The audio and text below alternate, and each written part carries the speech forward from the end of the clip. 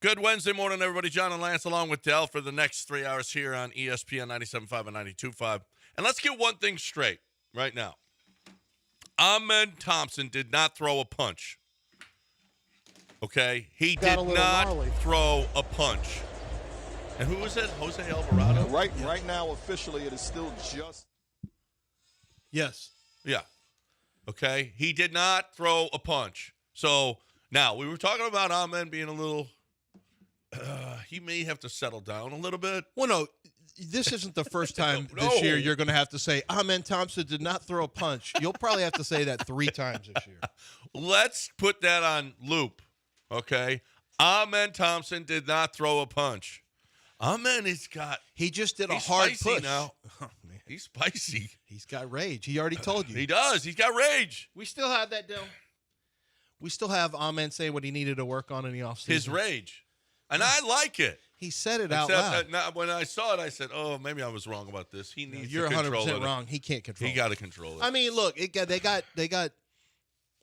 He grabbed the guy around the neck, on the rebound, and then it was a make, and so then they got entangled, and it was. And he pulled. But then Alvarado was holding him. Yeah. And Ahmed just can't turn the other cheek. If you mess with him, he's got to respond. And I think he's godly too, and he just hasn't learned that part of the. Yeah, he has. That's Old Testament. Well, I know, but he might just be a New Testament guy. Well, actually, that is a New Testament thing. Jesus said that, so it's a New Testament thing. Yeah, he's Old. Turn the other cheek. Yeah, he's Old Testament. I'm telling you. Oh, yeah. That's what I'm saying. He's not New Testament. He might be. What? Yes, he is. He looks like a turn the other cheek guy. When? No. But he looks like a smite. You could be a New Testament guy and not listen. He looks like a smite and not guy. Obey. Okay. Well, that doesn't sound like you're that guy then. Yeah. I'm on a diet, and then you eat whatever you want. You're not on a diet. Well, right. You know what? I'm we're sober. All, listen, I'm sober. Then you go get drunk. You're not sober. We're all sinners, though, okay? And Ahmed isn't perfect. Well, he's a perfect basketball player. He ain't going to get suspended. But, no, I'm hoping not. He's going to get suspended. You got people trying to suspend him. John was all upset because the Internet's trying to suspend. They are trying to suspend. I mean, stop already. And I've seen people putting this out and say, Ahmed Thompson threw multiple punches. He did not throw one punch. Have they ever been punched? No, they don't know. If you push somebody in the face, that's not you punching. can aggressively push with your hand. And he didn't even power slap anyone. No. It wasn't even a. And he missed actually. Yeah, pushing, even the pushes. They should let him have another shot. I think he wants to go back at it. Alvarado, now the biggest Tyler Hero. Yeah, Alvarado. All right. He had it with who else? Not Giannis. Who did he get into it with last year? No, he got thrown out of a game for flagrant 2 on Giannis. It was Giannis? Oh. I don't know if it was last year or the year before, but he's been thrown out of a game for hitting Giannis. Well, Giannis deserved it.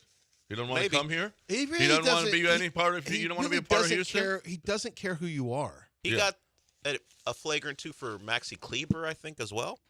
He hit him in the throat or something. Yeah, nice. Yeah, I'm just telling you. Well, there's no chance that there's absolutely no chance that Ime Udoka doesn't love this. He'll never say it publicly. He would never, and he doesn't want him to go over the top where it turns into a suspension. But oh my gosh, having a guy with this amount of, and this isn't phony stuff, and now listen, he's not Draymond Green because Draymond is dirty. Not yet. But I don't think Amen will ever be dirty. But if you want it with Amen Green, you can get it with Amen Green. He's got no problem bringing all the smoke into his life. He has it will never be any different.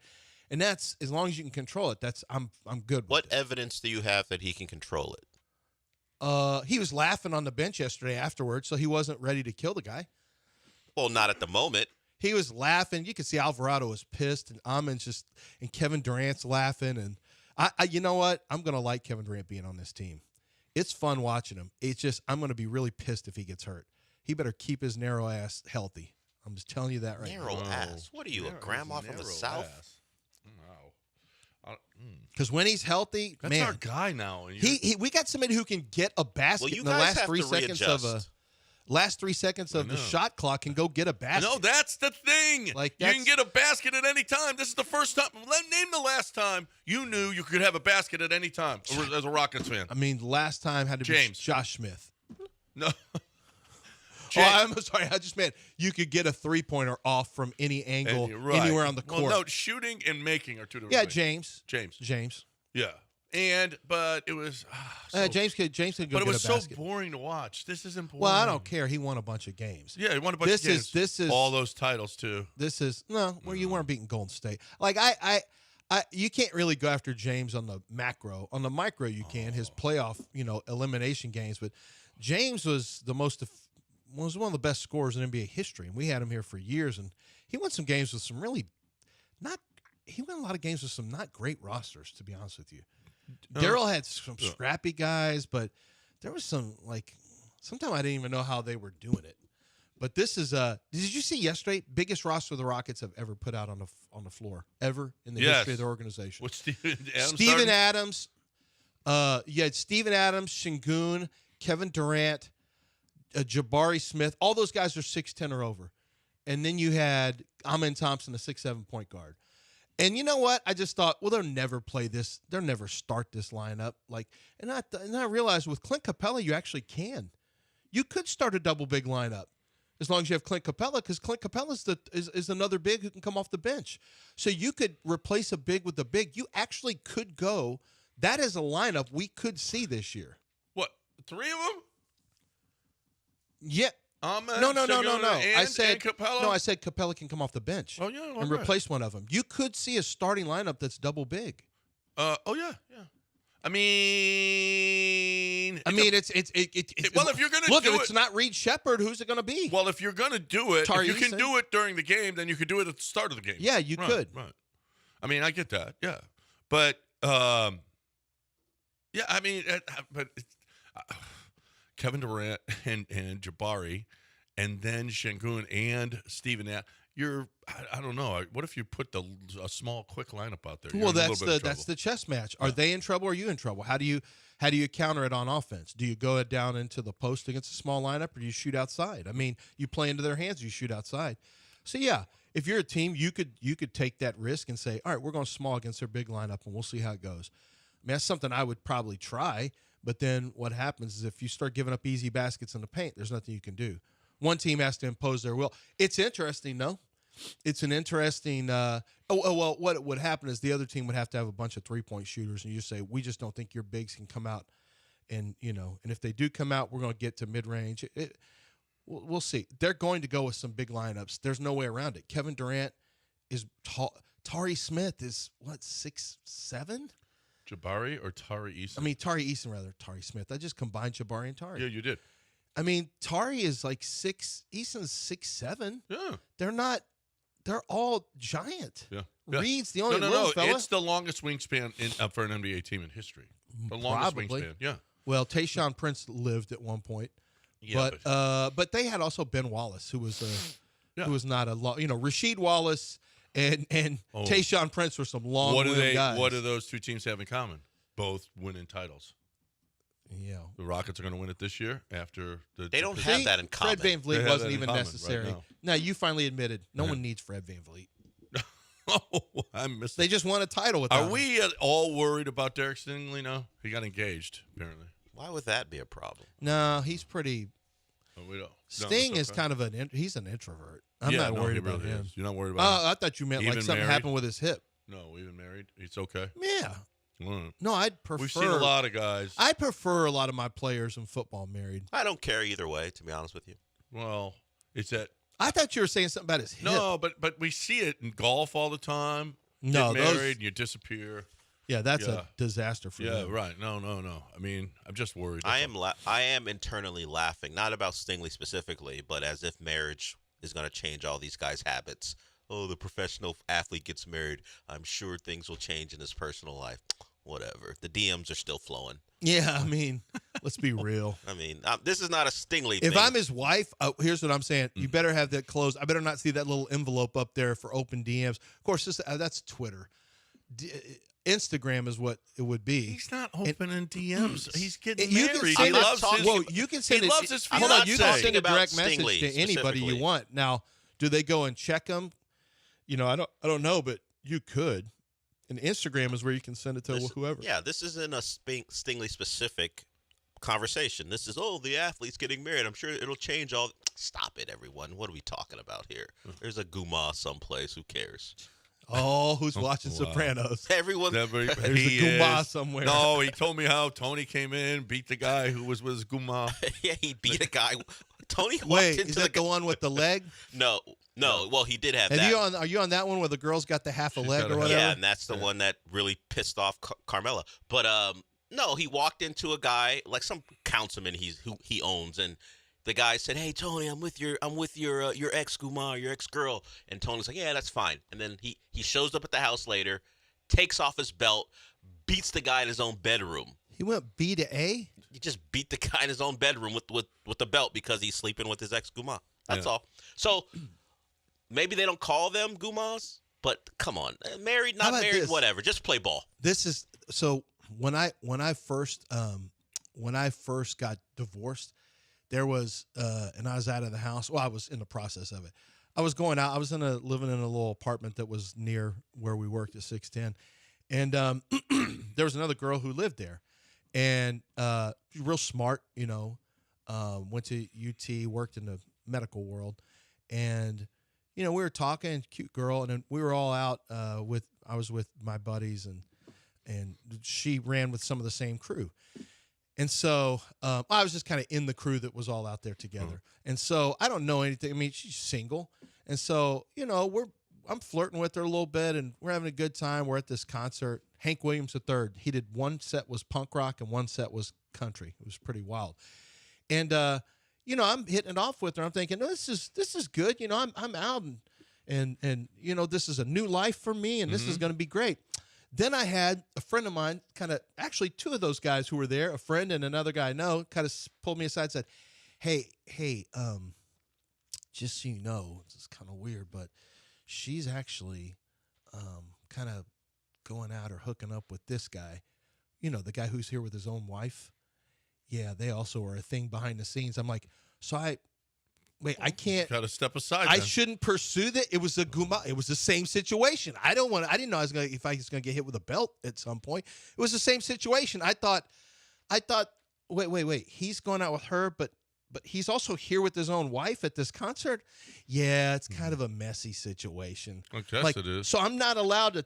So I shouldn't talk to her anymore. Mm-hmm. So I said, okay, this one isn't really worth it. And then it got messier. I found out years later.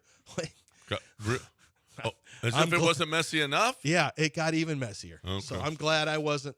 My name's Paul, and that's between y'all. Well, my name's Bennett, and I ain't in it. I was not in it. Let's get Elliot. I wanted to be at one point to be in it, but I said no, I'm not in it. Hey. Come Well, on. it's just- Wow. Come on. No, It's- in the it's in the seven- mix. situation. It's In the mix. 7-13. In the situation. The kids are on their the kids are on their way to school. In the situation. They're not yet. Yeah. No, not even Marty's on her way to school. No. They're and- fine. And she's probably there about a half hour early every day. She has to be there a little early. Yeah. Yeah. Yep. She is. She's my one kid that works hard. Hey, what are you doing up right now on your computer? Doing my work. She had babysat for 3 hours yesterday, then came home, was doing her homework at 9 o'clock. Good for see. And I'm like, wait, what does it look like to do homework? You did something right. Well, Oh, she favors job, Nicole. Nicole Yeah, she homeschooled. favors Nicole. Yeah, she homeschooled. That's true. All right. Well, Elliot, we're gonna have to wait. I mean, we could have taken a call in the first segment. Elliot wants to get on, but I almost had a guma. I didn't. No, No, I you know. would have had it. No, I didn't have a No, guma you almost got beat with a belt is what because you somebody almost else's guma. I almost was part of a guma situation. did. Yeah, guma situation. I didn't know that. For those of you who don't know what a guma is, so learn. And listen, do you ever go to Zadok Julius for your guma? No, I mean, You take her there on Fridays. I guess that's a you choice. You take the wife there on Friday and the guma on Saturday. yeah. Zadok doesn't ask a lot of questions, I don't think. But what they do is they want to know, hey, listen, we want to know, what is it that you're trying to say here? You want to celebrate an anniversary? You want to celebrate a a 1-year anniversary, but from when you're married, you want to celebrate. Some people celebrate when they were engaged, their engagement day, the day they met. There's different milestones that people love to, and we know birthdays, anniversaries, things like that, Valentine's Day. We know all of those, but whatever it is that you want to celebrate, one of the best ways to do it and show her how much you care is a gift from Zadok Jewelers. They have been the jeweler in Houston for over 4 decades on Post Oak, and they moved a few years ago to 1801 Post Oak Boulevard, which is an amazing location. Tremendous. It's huge, and they have so much to choose from. Unique pieces that you're going to find across the board, no matter whether you're looking for earrings, necklaces, tennis bracelets, diamond engagement rings, whatever it is you're looking for. They can even take your old heirloom, jewelry that has been passed down from generation to generation. They can melt down the metal and then repurpose it, recreate it, have a different design for it with that stone that you have, with that gemstone, and make it something brand new that's just as beautiful, but something brand new you're now passing down. So anything that you can imagine, they can do over at Zadok Jewelers. 1801 Post Oak Boulevard for every special occasion or just to say I love you, it's Zadok Jewelers.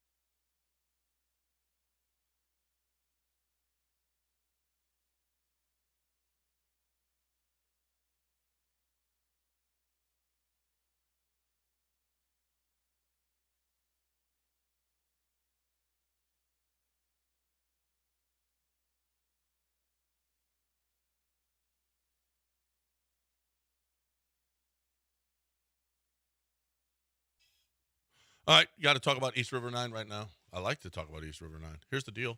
If you're looking for a great way to play some golf, okay? You can play at night, okay? If you work every day, I can't play. Yes, you can. You can play golf at night at East River 9. East River 9 is open. They got the lights on. They're ready for you to get on out there, day or night. Ready for you to entertain clients there or take care of your own. Get your own people out there, all right, your employees. If you get a corporate membership, it's really cool. We got one here, and it's really, really cool.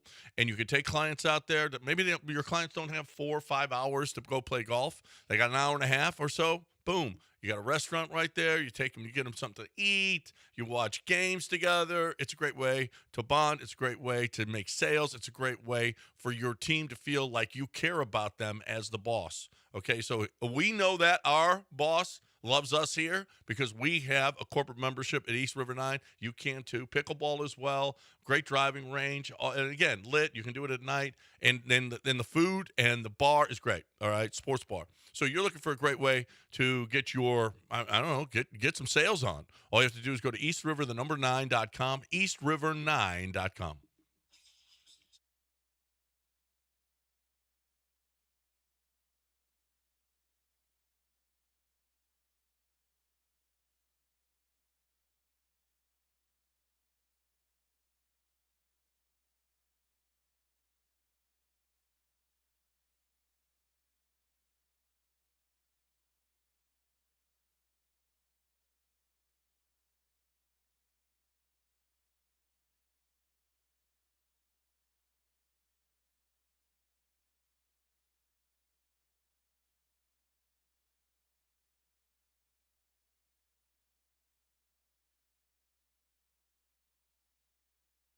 You're back in the Veritex Community Bank Studios with John and Lance. On ESPN 97.5 and 92.5.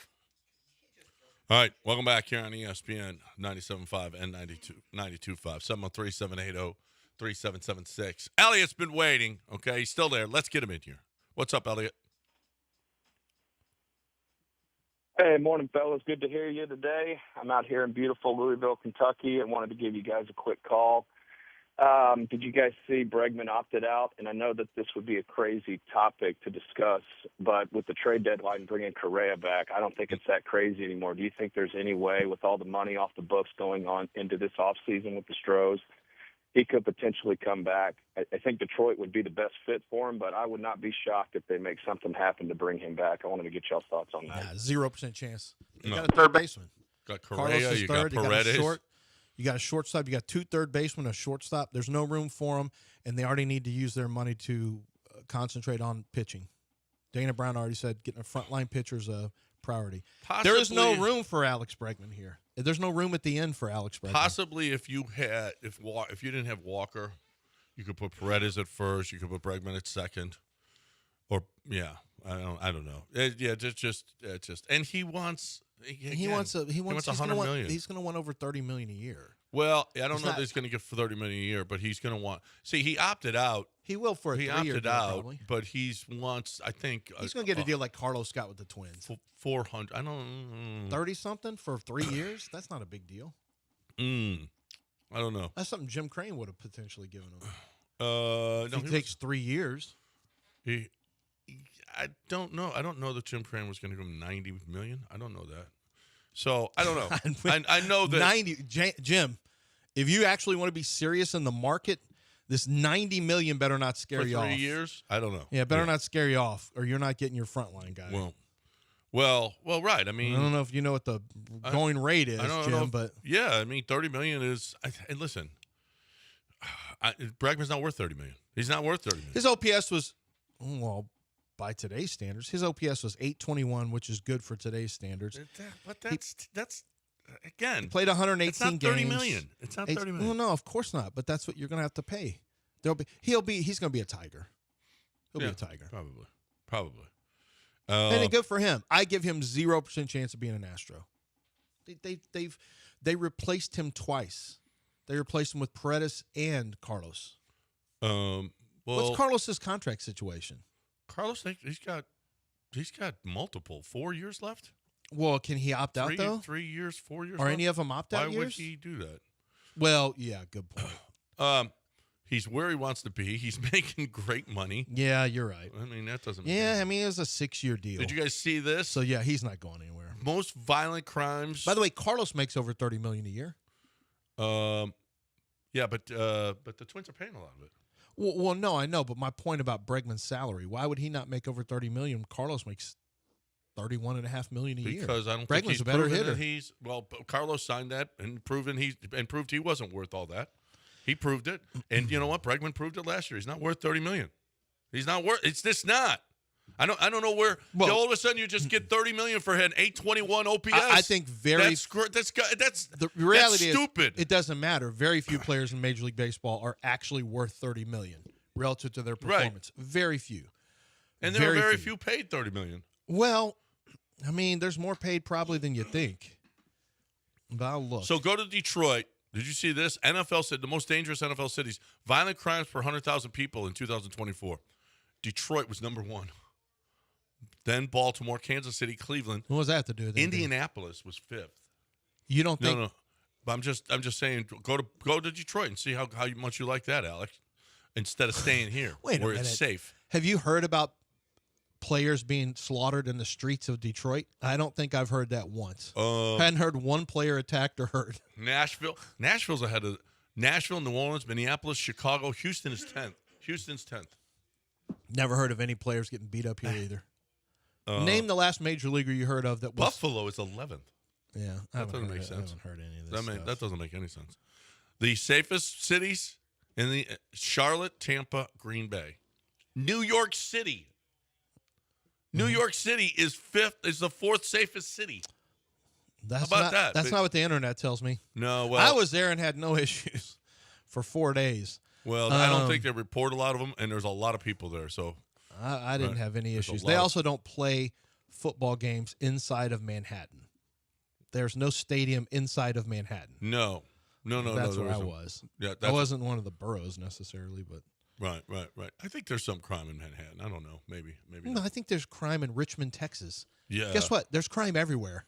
Yeah. This just in. There's bad people all over the country. No, I know. I'm aware that there's bad, but I know there's one of us is bad right here. I can tell you, I don't think Detroit's crime rate is bothering Alex Bregman. It should. Good luck. Why? Good luck being in Detroit. Like I said, when's the last Detroit player? Go to Detroit, Alex, instead of staying here. It's more dangerous than Cincinnati. What are you talking about? Discount. Cincinnati's way more dangerous. Hold Joe on. Burrow got all his stuff Didn't snatched up. Altuve's house get robbed here? That's Pearland. Nobody. Oh, Pearland's dangerous. Jose Altuve always is, yeah. Well, actually, Did his house get robbed? Yeah. So to tell you the truth, Bun B had to shoot somebody in his house. So crime happens. Yeah. Everywhere. You remember that? Yeah. When somebody held Buns. Houston is somebody up there, held above Washington D.C. But it wasn't in Houston. We sent troops in there. We weren't in Houston. It was in like Pearland, where Bun somebody had Bun's a gun to his wife's head. Really? Man, Altuve lives in Pearland? I don't know that he lives in Pearland. I don't know where he lives, actually. Well, somebody does because they keep Clearly. robbing him. Unfortunately for Joe him. Burrow. Joe Burrow lives in Pearland. He but got all his stuff robbed. He was lucky he had a house sitter at the time, so. He doesn't live in Pearland. Basically, those guys don't. Pearland for Joe Burrow's robberies. Those guys get targeted when they go out of town or have a game to get all their stuff stolen. They're not like, it's not like crime finds them when they're having dinner or something like that. It's like, oh, I know who's got a road game. I mean, it's kind of easy to figure that out. Yep. All you need is a schedule. Mm-hmm. Or a TV. To make sure. Look, I know the Bengals are out of town, but let me make sure Joe's with them. I'm going to go get Zach Turn on Short the TV. stuff. Zach Short's like, well, I don't even have stuff here. My stuff's in Sugar Land. I just make the drive in. I'm not moving all my stuff. I know I'm not going to be here long. My stuff's in Sugar Land. He was there and then no one knows that Sugar Land's on a road. Who is where? I know. Oh, yeah. He was here longer than we thought he was. He was there a little bit longer, yeah. Mm-hmm. That's true. 7:27. You don't think there's any chance Alex Bregman's back? Nope. Zero. Yeah, zero. So Zero. that's official. Officially, the show of record says 0% chance Alex Bregman's Zero. back. Less than zero. So if there's there no is a reason less to than call, zero, then we'll do that. Don't call any station nor the shows. And you know we're what? like the Supreme Court of shows. I'm so disgusted with Milwaukee. You know what? Go play for Milwaukee. Maybe you'll get a hit in the postseason for them. I mean, goodness gracious. Blake Snell and Yamamoto are freaking. It's just ridiculous. Get a hit. 3 hits and 1 hit. Alvarado's the first. What was he? The first National League pitcher since. He had a complete game last night. It was like since Justin Verlander had a complete game in the postseason. But one of them was Jose Lima. He did something that hadn't been done since Jose Lima. Yeah. and Roy Halladay. He had 3 different things that he had done hadn't happened since those 3 guys. And it's just I mean, Snell and Yamamoto back to back. Just put together just Milwaukee. Their fans have got to be thinking, well, this sucks. Yeah. What? We were all excited about this? Yeah. Y'all may go out like the Astros in the World Series. Yeah. 0-4, beat it. Like the 2005 White Sox series. I mean, it's just that's embarrassing. Get a hit. Move. I texted my buddy who's in Green Bay. He's a Brewer fan, obviously. The Dodgers. Again, the Dodgers and Seattle. I mean, it couldn't be worse. Like the Taliban playing Hamas. Who are you rooting for? Who are you rooting for? Wow. That's what this is? Oh, my gosh. I'm not rooting for anyone. I'm not rooting for either. Well, I'll have to root for somebody. I'm rooting two? for Seattle. Yeah. Which one are they? Hamas or Taliban? Which is Seattle? They're probably Taliban. Oh, Altuve lives in Memorial, close to St. Cecilia. If you guys... Why are you kidding? Run up on Why don't you just put his address out there? If you want to run up when on he's out of town. If you want to run up on his armed security, the hell? They say he's got snipers around his house now. They say? Who's they? Who are those Streets people? have said it. Oh. Streets are saying a lot of stuff now. They said Amen threw multiple punches and beat the guy bloody, that he needs to be suspended for the year. Those two guys hugged it out after the game. Alvarado and Amen? Yeah. Yeah, because Amen's a good person. He just has a anger management issue. That's all. All right, let's break. He's just a hyper-competitive guy. That's all. We had 3 guys in the top 100 yesterday. And in what sport? Tari Eason wasn't one of them again. No, he was not. So we'll talk about that on the other side right here on ESPN 97.5 and 92.5. I bet I can predict which 3. It's not that hard. It's really not that hard. You know what's easy too? Going to Allstate Windows and Siding. Allstate Windows and Siding it's super easy. You go to allstatewindowsandsiding.com, and once you're there, if you want them to come out and give you an estimate for what new windows would cost, you want to do the whole house, you just want to do a section of the house, you want to have your siding done. Maybe you got vinyl siding or wood, especially wood that becomes dilapidated. Water. I mean, we have moist air anyway, but then the water that we get, the amount of rain, and it will eventually rot wood away. And best case scenario, you're repainting. Worst case scenario, you have to make repairs to the wood. Well, what are we doing? Just have them take the wood off, have them put on the hardy plank siding. This is going to protect your home. It's going to beautify. There's no more painting. You're good. It's like you fix it permanently is what it does when you have siding. Windows, same thing. You lower your energy bills by up to 40%, and it adds a level of safety. It upgrades the look of your home, and it's so easy. When you go to allstatewindowsandsiding.com, the website, right there on the front page, it says contact us today. Put your information into the form, hit send. They'll get back with you, and they'll come out, they'll measure everything and give you an estimate. Make sure that you tell them you're an ESPN 97.5 listener for your discount. Make sure you do that. They also have discounts when you get 10 windows, when you do a complete siding job with 10 windows, if you're going to do a big upgrade on your home. If you are a veteran or if you are a senior citizen, make sure you talk to them about that as well, because they're going to give you a discount for that. 12 months, no payments, no interest. AllStateWindowsAndSiding.com, 832-204-1936.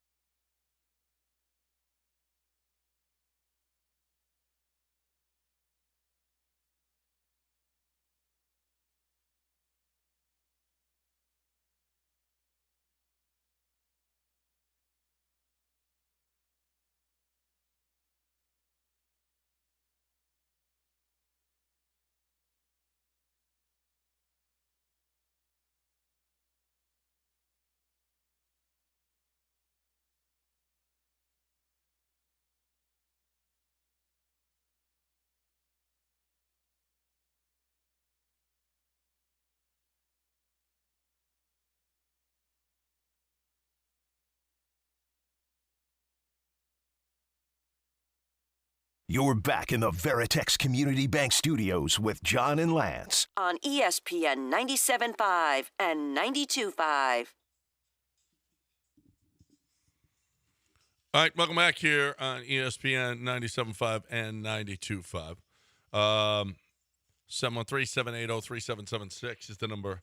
If you'd like to get in here with us, you're more than welcome to do that. So John Hollinger put out, and I think that it was, I don't know if it's Hollinger. There's a few different top 100 lists, right? Yeah, it's about that time right before the year start. The one I saw a couple days ago, and I think it's on the rundowns, it's the Mannix one, Chris Mannix of SI. Oh, Chris Mannix's? That one's funny to me because of where he put one of the Rockets. Like, Amin is, I believe, 48 on the list. Yeah, and Alpe's 38. Yeah, and Katie's 15. 15. And Amin is right below one of the guys he got into a fight with, like Tyler Hero's 47. I don't know if Mannix did that on purpose. I just hope he did. I'm just gonna put these two who had an altercation together. Now I want to ask you this with that list. Hold on a second. That's a good question, though. Would you rather have Tyler Hero Well, or you want Amin Thompson. I mean, as far You'd as rather have Amin Thompson. Tyler Hero's probably, because of his offensive game, a better player currently, but Amin, the trajectory says he's gonna. Yeah. Amin's got a chance to be a top 20 player probably if his offensive game continues to develop. So right now you want to give the All-Star deference because he had a big year last year. That's cool, but when it comes to 4 years from now, you're gonna want Amin Thompson. I was gonna ask you this because you guys were comping how the Rockets are a big basketball team, and we're talking about the Pistons. You wouldn't say the Pistons had a top 10 player at the time when they won their title. It's in the last 20 years or so, that's kind of how it's had to go. You've had to have a top 10 player. Now, wherever you see as Kevin Durant's ranking, whatever, he could be a top 10 player depending on the year. The Rockets, if they do it, would be kind of unique if we don't believe Kevin Durant's a top 10 player. Because if you look at the past champions, it's all been guys who are in the MVP conversation, who are first-team All-NBA type guys. Would he have to, though, be an MVP candidate for the Rockets to win it all? I wouldn't say have to. It's just the way it's gone over the course of the last decade or so. Generally, the champion is led by a guy who is in that I MVP think if race. they're going, well, Almost like last always. year they were the second seed and they didn't have anybody close. And they didn't get out of the first round. Right. I'm talking about champion, not regular season stuff. Well, right, exactly. And that's the point. But the MVP is decided before the but his point is if you don't have somebody who's that good, you're probably not going to win in the playoffs. Well, right. Because they didn't have an MVP. Okay, but Kevin Durant could be a 20-point-a-night guy Or more. and hit 22, 23, whatever, 23 points a night, 24 points a night, and not be in the MVP candidate. But he could hit the big shots that the Rockets need him to hit. And, but he doesn't have to be – and my point is he doesn't have to be an MVP for the Rockets to win it. Well, he needs to play like a top level. He has to play like a top level star. He has to play like Kevin Durant. He can't take a step back. Nobody said take a step back. But now we're getting into semantics. Like no. But he's got a better team around him now than he has had. Well, who's to say that Alperin wouldn't have garnered more votes than Kevin Durant potentially? Yeah, he's going to have the rebounds. I think his assist numbers are going to go up this year. I think Alpe could take a step. I'm actually excited. I thought his game kind of leveled off offensively last year, and so did he.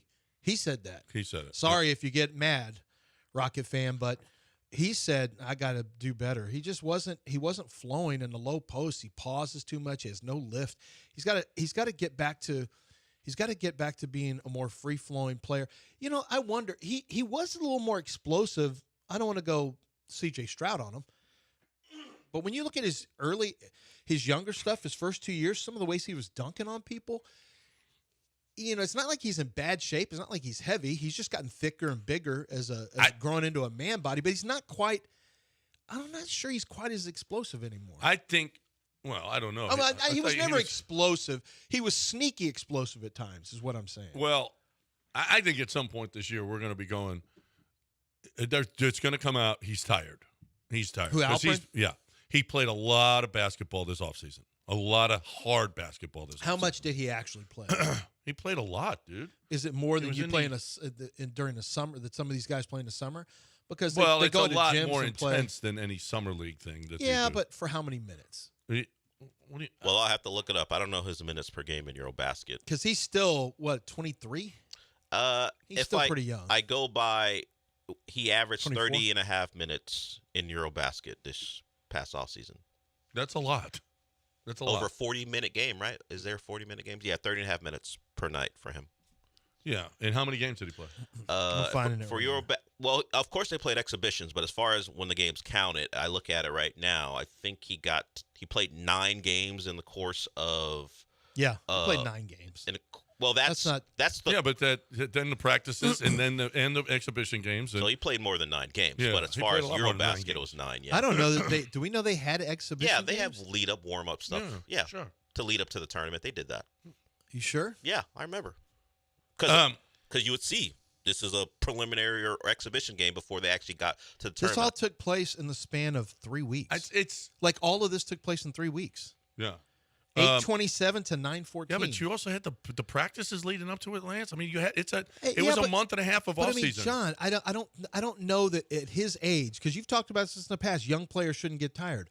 He's a young player, and these guys work out in the summer too. They have heavy workouts. They go play in different areas. He wouldn't have been. This is some of this stuff he would have been doing regardless. Yeah. To me, the whole thing was illegitimate because you didn't have an American team in it. Well, In Eurobasket. Well, I mean, you wanted Team if USA. you include America, then I it's don't think they want us legitimate. You want Team USA in Eurobasket? Well, yeah. No. If you want it to be legit. We're a No, little that's isolationists not- now. We're not going to Eurobasket to play. Okay. So John Hollinger put who? Okay, here is his top. Here's his top 10. See if you agree. Jokic is 1. Shea is 2. Giannis is 3. Luka is 4. Victor Wembanyama Is 5? is 5. Wait, what is this? The best players in the league? Best players in the He's league. making them 5 already? Yep. We'll see if he can Anthony stay Edwards healthy. is 6. Evan Mobley is 7. Woo. Jalen Williams is 8.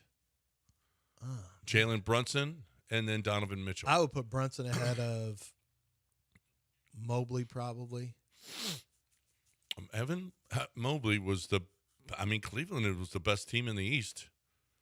Yeah, I know they were. No. But Brunson was, Brunson Carries was better that than team. Mobley. Yeah. Brunson carries the whole team. Yeah, right, he does. Yeah, Mobley gets credit certainly for his defensive player of the year That's stuff a deep too. team there. He's a complete guy on both sides of the floor. Now, you know who I'm not arguing with? Jalen Williams is legit. Jalen Williams is a legit really good. player. He really is. He's a legit scorer. Yep. He's a really good scorer. He's got who are the names missing from there? We have. well. That's kind of wild. Steph, Yeah, that's kind of wild. LeBron, Anthony Davis, Kevin Durant, Kawhi Leonard. Wow. Listen to the big names that are sliding out of there, because that's a pretty good list he put together. I mean, I would quibble with some of them, to be honest with you, but and Hollinger's a big PER guy, but the efficiency rating. But I would. There is a shifting. We already know the international game is having a massive impact and has for a while, but there's a little changing of the guard in here. A little bit. Some of these players, Kevin Durant's late 30s. LeBron is in his 40s. Steph Curry is getting into his late 30s. Or he's in his late 30s. This is, yeah. And Kawhi Leonard plays like Kawhi Leonard's basically a 46-year-old man who has a tree planting company. Yes. That he makes money off of on the side. 5. Those are the 5 who are hanging on. Here's 5 for the future. Cade Cunningham. Yep. Cooper Flagg. Amen's in here. Paulo Banchero. Yep. Amen Thompson. And Darren Reed Peterson from Shepard. Kansas. He says, I think I'm getting ahead of myself. But Not Reed? Reed didn't make this list. Damn it. I think he might have been 6th. Yeah, that's what I'm thinking. Right. Reed might have been 6th. How about already he's out of the starting lineup and we're only in the 3rd preseason game? He had there were some possessions I didn't love for Reed yesterday in terms of, what they're going to have to do? They're clearly going to use a lot of high screens. I mean, really high screens to kind of free him up. Oh, here we go. They're going to have to free him up a little bit with some high screen action. because I don't think he's going to just beat people cleanly off the dribble to where they back off of him. I think people are going to pick Reed Shepard up in the backcourt and make him really work as a ball handler. And to that point, I'm not sure he's going to bring the ball up a ton. But you don't have Kevin Durant's not a guy who he can bring the ball up. Amen Thompson can, no problem. But I'm still not sure that they know what they're going to do with Reed Shepard. I'm not convinced that they know exactly how they're going to use Reed. What did Reed end up with yesterday? Well, he scored 13, knocked down some threes, shot the ball well, but 4 turnovers. Yeah, after the first couple of preseason games, he was in that starting lineup, and then now Ime has talked about being matchup specific sometimes about who he's rolling out there, and then he rolled out a 6-7 and over league out there for the better part of for the first quarter and into the second. So and then last year, Reed started in the rotation and then ended up out of the rotation. Out of it, yeah. Well, ended up in the 4 turnovers yesterday. He didn't handle his handles, and this is what I'm worried about, getting into offense. You can't just assume, well, he's 6'2", he's a point guard, he's fine. All right. He's not a true All right, ball we're handler. talking basketball here, and your kids are going to be talking basketball because we have one of the best teams in the NBA, and we have the number 2 ranked team in college basketball here, which is stupid. They should be number 1, but they're number 2. But here's the deal. Is you're talking hoop. Your kids are going to be talking hoops. Your kids are going to want to play hoops. They're going to watch these great teams. They want to be out there. They want to be playing, and Pro Dunk is the place for you to get them out there. They will love the Pro Dunk goal. Dad, if you put up a goal that nobody plays, and it's 10 foot, you staple it to the garage, and it's like nobody touches it. It's going to rust. It's going to be bent. It's going to need painting. Okay, stop. They're not gonna play on that. They don't want that. They don't want the 10-foot goal from the box store where you score where you put in the sand on the base. That's terrible. They don't want that. It always moves. The rim always moves, and it's a 10-foot goal. Nobody wants that. They want to lower it so that they can dunk. They can have fun. They can have the other kids over. They're all dunking. They're hanging on the rim all day long, and that's fine because it's unbreakable. It's a breakaway rim, beautiful goal. Your wife will love it. You'll love it. Everybody loves it. Everybody loves a Pro Dunk goal. ProDunk.com. Tell Keith Tate you heard it right here. But if you're going to get your kids outside, it's Pro Dunk.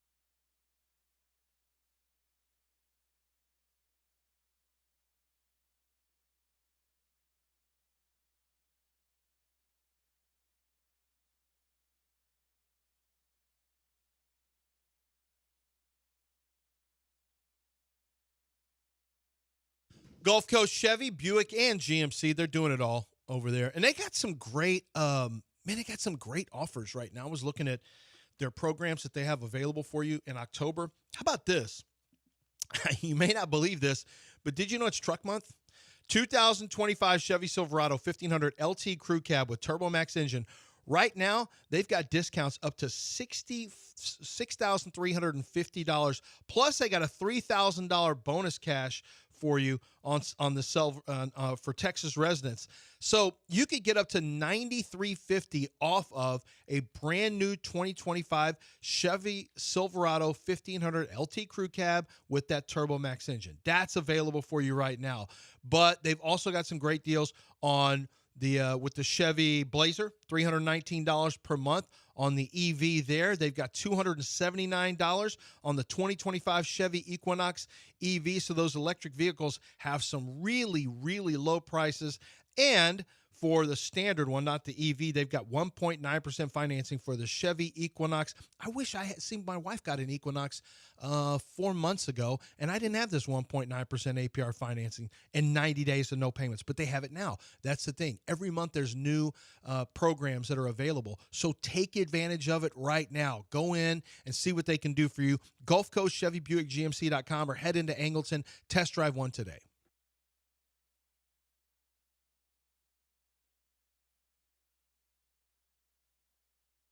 You are listening to Houston's longest-running sports radio morning show. From the Veritex Community Bank Studios, here's John and Lance. All right, welcome back, 752, ESPN 97.5 and 92.5. Alan said while you're bragging on Houston's only being 10th in the crime rate, don't Google the bodies that were all found in the city really downplayed it. They're like, this happens all the time. Yeah, people fell in. Yeah. It's like there's bodies It's like everywhere. we're Russia. Someone just fell in the bayou. Yeah. Like, hey, they just say, hey, don't make a big deal about this, okay? Right. Yeah, people falling in the bayou, whatever. They just, what is it, 26? What number are we up to? They tripped and fell. Yeah. That's old news. That body's from the 70s. I don't hear that. Yeah. It was still a living person at one point, right? Yeah, but it's from the 70s, though. Crazy That was stuff a long happened. time ago. Yeah, 50 years ago. When's the cutoff where it's not like a big deal anymore when something happens? When someone dies? I mean, I think it's a big deal 50 years later to their family. I saw this story. The reason I'm asking is I saw this story about some lady named Katie Porter, I think her name was, and she's a Democratic. I think she's running for governor of California or something. I don't pay attention. And there's a big deal because she had a viral video where she tells the staffer, like, get the F out of my shot. She's doing a Zoom. Oh, yeah, right. She's in the background, right? But the girl's got a mask on. And I'm like, huh. And she's in her shot. She's yelling. And so I guess this video went viral. Like, oh, man, look how she treated this girl. And then I saw the date, the timestamp on it, and it said February 2021. And I'm like, we can't go back 4 years and go get someone over a video, right? Like, I'm good for anything I did in 21, right? Like, there's got to be a time where we say, that was 4 years ago. No. That's Chris Berman yelling at people behind the scenes is still a thing. Yeah. That was in the that's true. 80s or Maybe 90s. He's grown. Maybe he's different now. No, probably not. It was in the 90s, I think. It was in the 90s. Bill O'Reilly. Yeah. We'll do it live. Yeah. You've seen that one. I know you've seen. Oh, he was not nice. He and Berman were two of the nastiest. But and listen, I did Sports Night Live, and nobody had more technical difficulties. Remember when you screamed at Wendy? Yeah. When you first met her? Oh, well, yeah, she was. Well, then I married her. Did she catch it? Then I married and now she holds it over you. Yeah. She even said it. We went to dinner with the first time John met me, he cussed me out. Did you? Oh no! Did you scream at her directly, or were you screaming about her I mess didn't up know and you didn't see her? And then I just said any idiot. Who's the idiot back there can't run a prompter. He didn't do it to her face. No, if I'd have known it was her, I'd have never done it. Yeah. Innocent. Walking out of here, free woman. D'Amico Ryans. Yeah. Okay. We got Seattle That's coming up. That's my head coach. And we got to listen. I don't love this. We're playing a Kubiak. So we're not going to run the ball. Clint Kubiak. Yeah. We're not. All I heard for years is Kubiak's offense is predictable and no good. I liked it, except the problem was Gary Kubiak didn't adjust on the fly very well. And when teams like played bare fronts against him, it struggled, the Giants most notably. But, the younger Kubiak seem to be – this Kubiak seems to have it – they're more of a mix and match mindset. And, I think this Kubiak's a good one. I think he'll be a head coach. I think he'll be a head coach within the next 2 years. He's on the fast track to becoming a head coach. Is this the one that went to Rice? Which Kubiak is this? Because there was another Kubiak that was is this coaching. Colorado State? This is a Kubiak that was head coach at. Was this the one that was a head coach at Strake Jesuit? is it? I don't know. I don't know that. I know he went to Colorado State. He was obviously. Yeah, right. Yeah, Clint Kubiak played at Colorado State. Right. And then no, this is the one who's been in the league forever. Yeah. He's been in the NFL. I'm torn forever. on this one. Do I play Kenneth Walker this week? Yeah, I think so. Over Javonte Williams? Who do they play? Washington. Yeah, I would play Kenneth Walker. Here's why. Now, Walker hasn't really gotten off with a bunch of has yards. not. I've got him 2 in one of the leagues. But I think that you can run it on the Texans better than you're going to throw it. But here's the other thing. I was thinking about this. So they've got Leonard Williams, Jerron Reed, and Byron Murphy up front. That's some manpower up front. They're not going to be shooting gaps and all that stuff. They're going to be more gap control. And Texans are going to have a hard time running the ball. I wonder if Nick Haley just comes out and says, "Screw it, we're gonna throw it. We're gonna throw it a lot, and we're gonna throw with short, controlled passing game, and we're going to really try to light you guys up to really and maybe work backwards where they throw early and then run it maybe a little bit later. This could end up being a big opportunity for C.J. Stroud to have his truly big coming out party for 2025. It really could, because I don't know that you're going to challenge that defensive line. I don't know that you're going to try to run at them a whole lot. I don't know what kind of success you're going to have running at them. The flip side of that is Seattle will run it some, and Kenneth Walker is going to give him and Zach Charbonnet. They're going to run the ball with those two.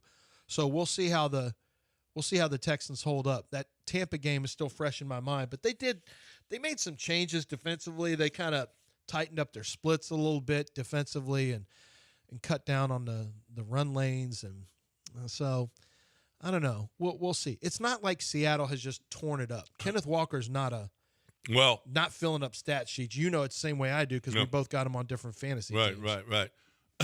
Yeah, I haven't played him in weeks now. He's had 34 his last 3 games, 81, 86, 34. I guess he did have 86. But here's D'Amico talking about playing a Clint Kubiak offense. For Seattle, they're good at the play-action pass game because, Kubiak's done a good job. Wherever he's been as a play caller, he's done a really good job of establishing the outside zone scheme, right? And with the outside zone scheme comes the keepers off of the outside zone action. So he's done a really good job of marrying both run game and passing game, meaning they both look very similar. So the play-action pass game works because of the offensive line and how they come off the football, right? How they make the run look exactly like the pass. It puts the second-level defenders in a bind where, are you stepping up to defend the run, or can you key it and diagnose it quick enough to understand that it's pass and now I need to drop in coverage? So they've done a really good job, starting with Kenneth Walker in the run game. He's a really, really good running back in this league, and he's done a really nice job. And when you have him running the ball the way he runs it, all right, guys are going to commit. And once you get guys to step up 2 or 3 steps off, and now Darnold's done a good job of getting on the edges, making good decisions down the field.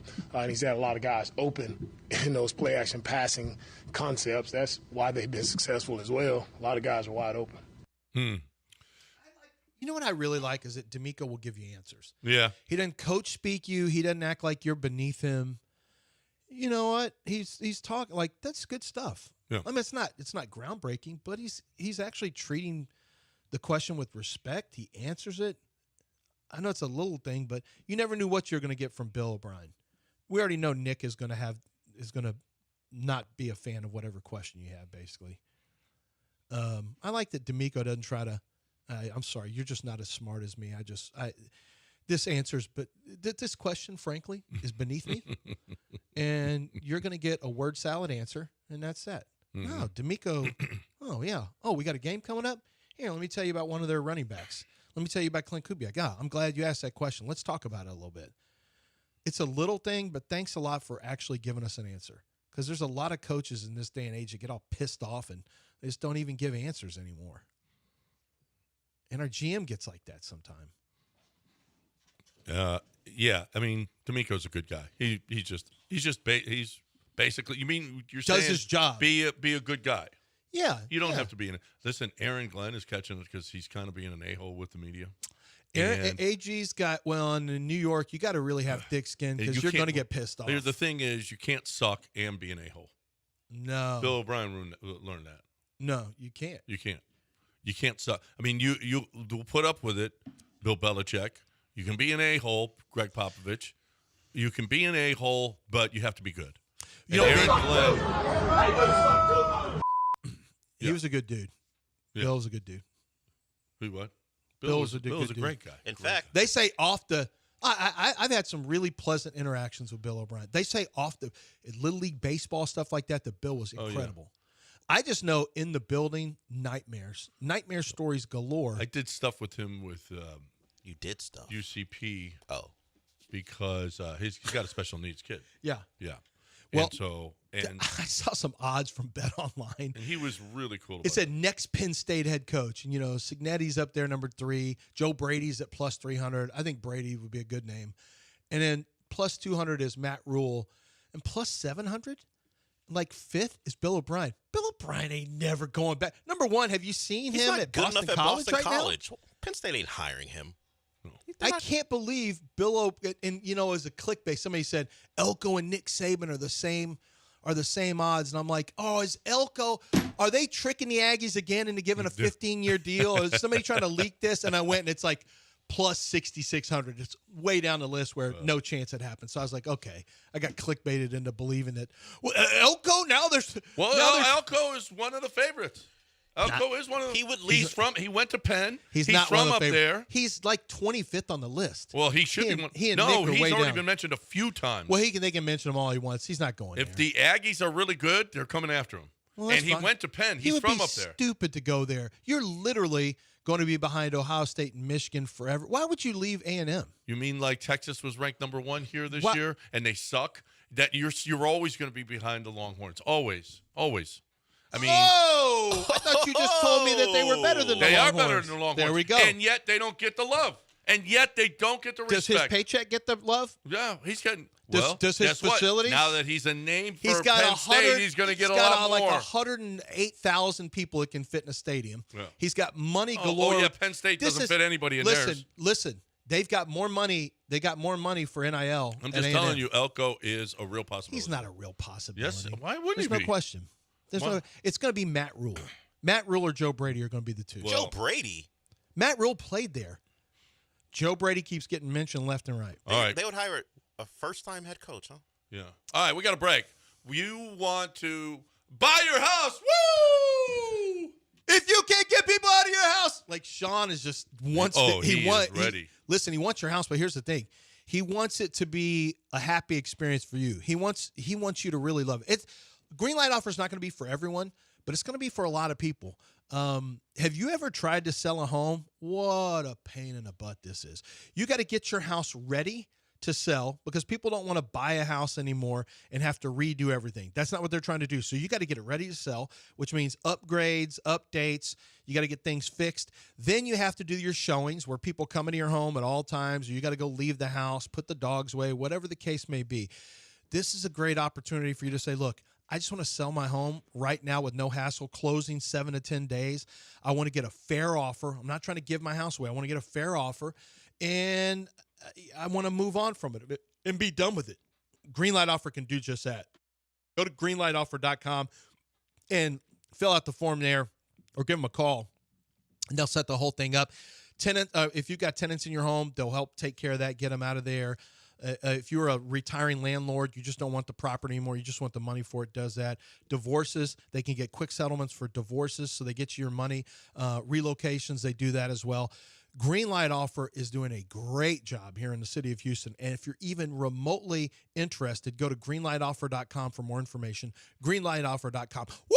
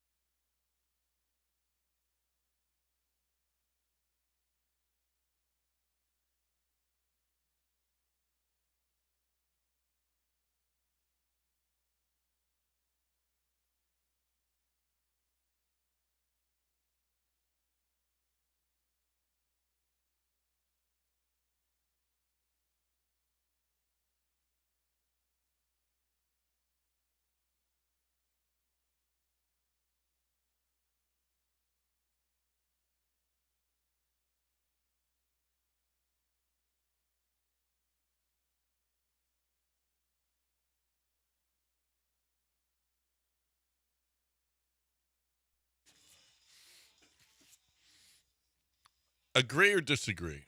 The new NFL power rankings. Tampa 1. Rams 2. Colts 3. Packers, Chiefs. And then the Lions. Say it again. Bucks 1. Rams, Colts, Rams 2. Packers, Chiefs. I just disagree. I disagree. There's no dominant team right now. I disagree. I don't. You can't come from behind that much if you're Tampa Bay and not have it catch up with you at some point. You know are we sleeping on the Falcons a little bit? I'm not a Penix believer, to be honest with you, but how good does he have to be when you have Drake London's good now. The defense is pretty good. Drake London's playing well, and Bijan Robinson's going to be the offensive player of the year this year. So how good does he even have to be, Michael Penix? You know, this just in, they got a pretty good record too over there. Aren't they 4-2 now? The Falcons are 3-2, yeah. They had a bye. They're 3-2. Yeah, they're 3-2. They've got them 15th here. I think that's going to be – so the Saints aren't a tough game. All of a sudden, 3-3 Carolina is not a layup anymore. Although they've had to come from behind too. But Carolina's not a layup. The reason I'm bringing this up is because Tampa, Tampa's going to have their hands a little more full than I expected in that division. But they're playing great.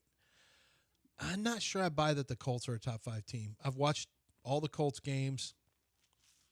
I just don't know that I'm buying they're one of the 5 best teams in football. I know what the record says. Well, so I still think the Bills are point one of the 5 differential best. this year by far the Colts. Oh yeah, 7 plus 78. 7 plus 78. Well, they played Dolphins and Titans. Yeah, and they whipped both of those teams. They lost to the Rams. They beat the Broncos in a come from behind game. And then did they play Jacksonville too? No, they played the Cardinals. Who did they just play? Who did they beat this week? The Cardinals. Yeah, Arizona. And they had to come from behind on that one, too. So they're plus 78. The Seahawks are plus 49. The Lions are plus 49. Let me tell you something. Fourth in the league, the Houston Texans. For run plus 47. Seems like everyone who's played the Titans. Has got, everyone you're mentioning, I think, has played the Titans. But, do you, by the way, is Seattle on your list, the top Seattle's 5? second. Okay. Seattle's second, Detroit's third. But the Texans are 4th in point differential. The team closest to them with a losing record is 16th. The Texans are everybody else with point differential. The Broncos, the Commanders, the Chiefs, all winning records. Patriots, Bills, Rams, Packers, Vikings, Jaguars, Buccaneers, Steelers. All when you get to Arizona, who's plus 3, they have a losing record. The Texans are 4th in the league, and they have a losing record. It just goes to show you what D'Amico said. Bounce here, bounce there. Well, Texans are undefeated. Well, yeah, if they don't fumble. No, but they'd be 3-2 though. Well, that's better than 2 and 3. Mm-hmm. Yep. So no.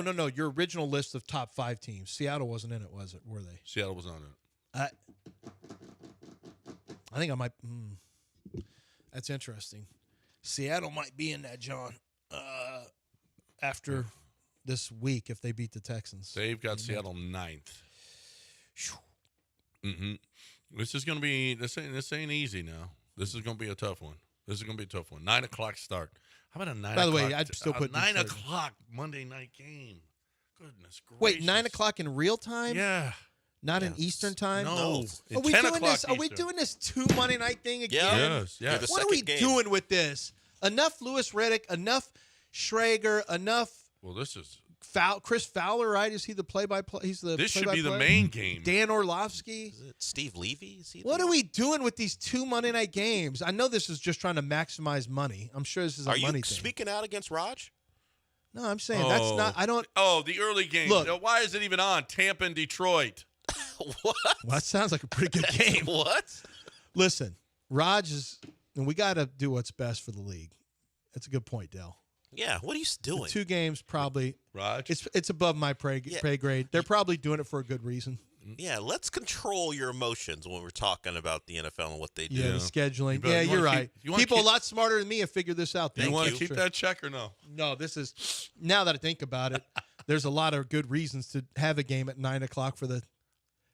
This is going to be like watching when Portland and the Rockets played in the playoffs in like 2014, and you got to stay up for super late to watch, that game's not in until 12. Right.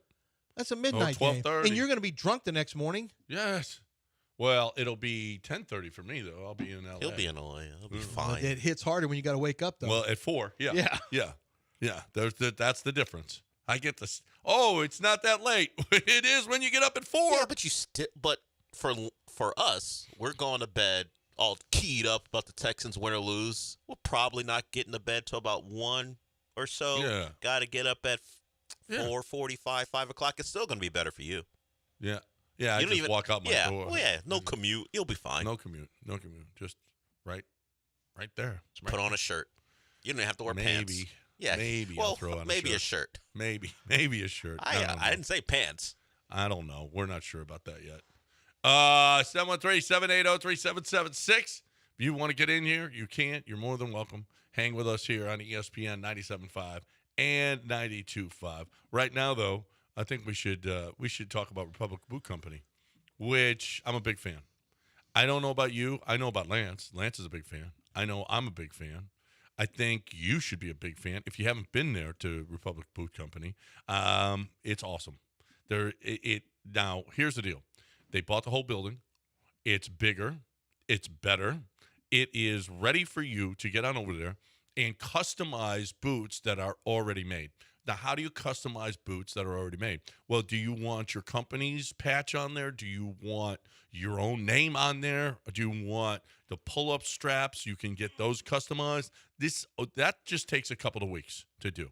So you can absolutely do that. Now, if you want to make your own boots out of whatever, and you can make it out of whatever, alligator, crocodile, hippo, elephant, shark, snake, turtle, sturgeon, rhino, ostrich. It's incredible the amount of different animals that they have ready. Yeah, and I want to tell you something. If you go to Design Center, if you go to republicbootcompany.com and go to Design Center, they show you, they got a video of how they do the designs, but they also have intel in there that's pretty important because it tells you how long it will take. So they've got stock boots, they've got made to order, customized 1836 boots, and then custom boots.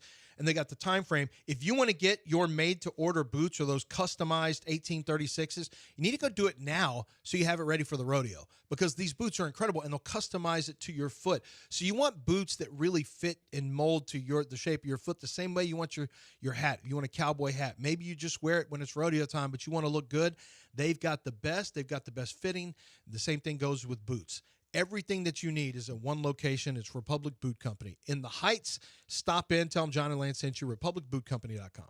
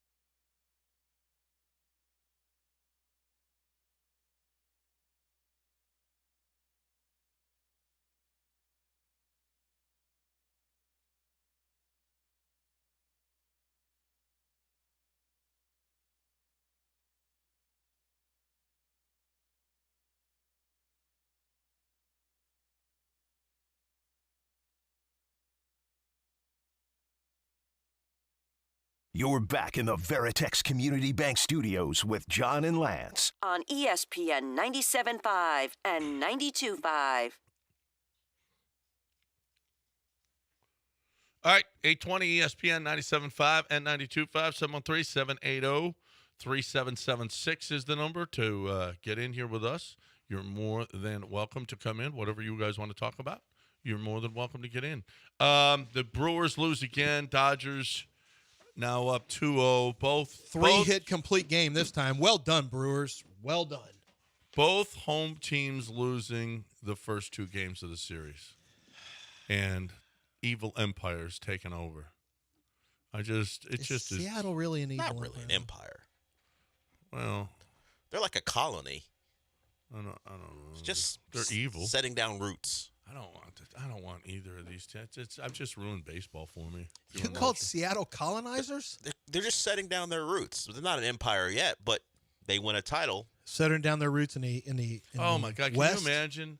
Can you imagine? As if Dodger fan isn't bad enough, but if Seattle wins it, who are you interacting with? That's a Mariner fan besides C.J. Stroud. I have some. Besides C.J. Stroud. No, my son-in-law. He already told you. My son-in-law's buddy is a Mariners fan, and all the time it's like the Mariners are better than the Astros. When do you have to deal? It's so stupid. Hold on a second. When do you see your son-in-law's friend? I get it all the time. You see your son-in-law's friend? I don't see him. No, I hear from my son-in-law about him, how he's lippy with me. He gets lippy with me. Well, you bring that energy on, I think.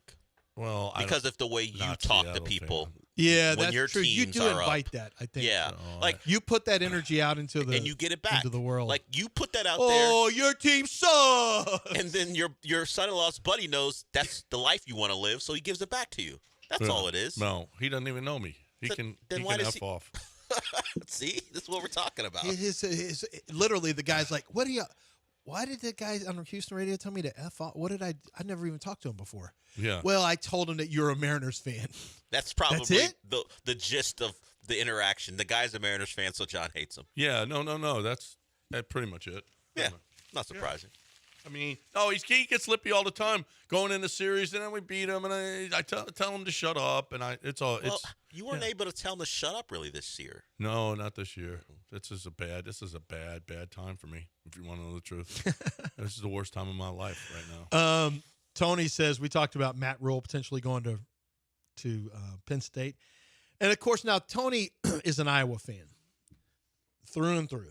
Longtime listener of the show. Yep.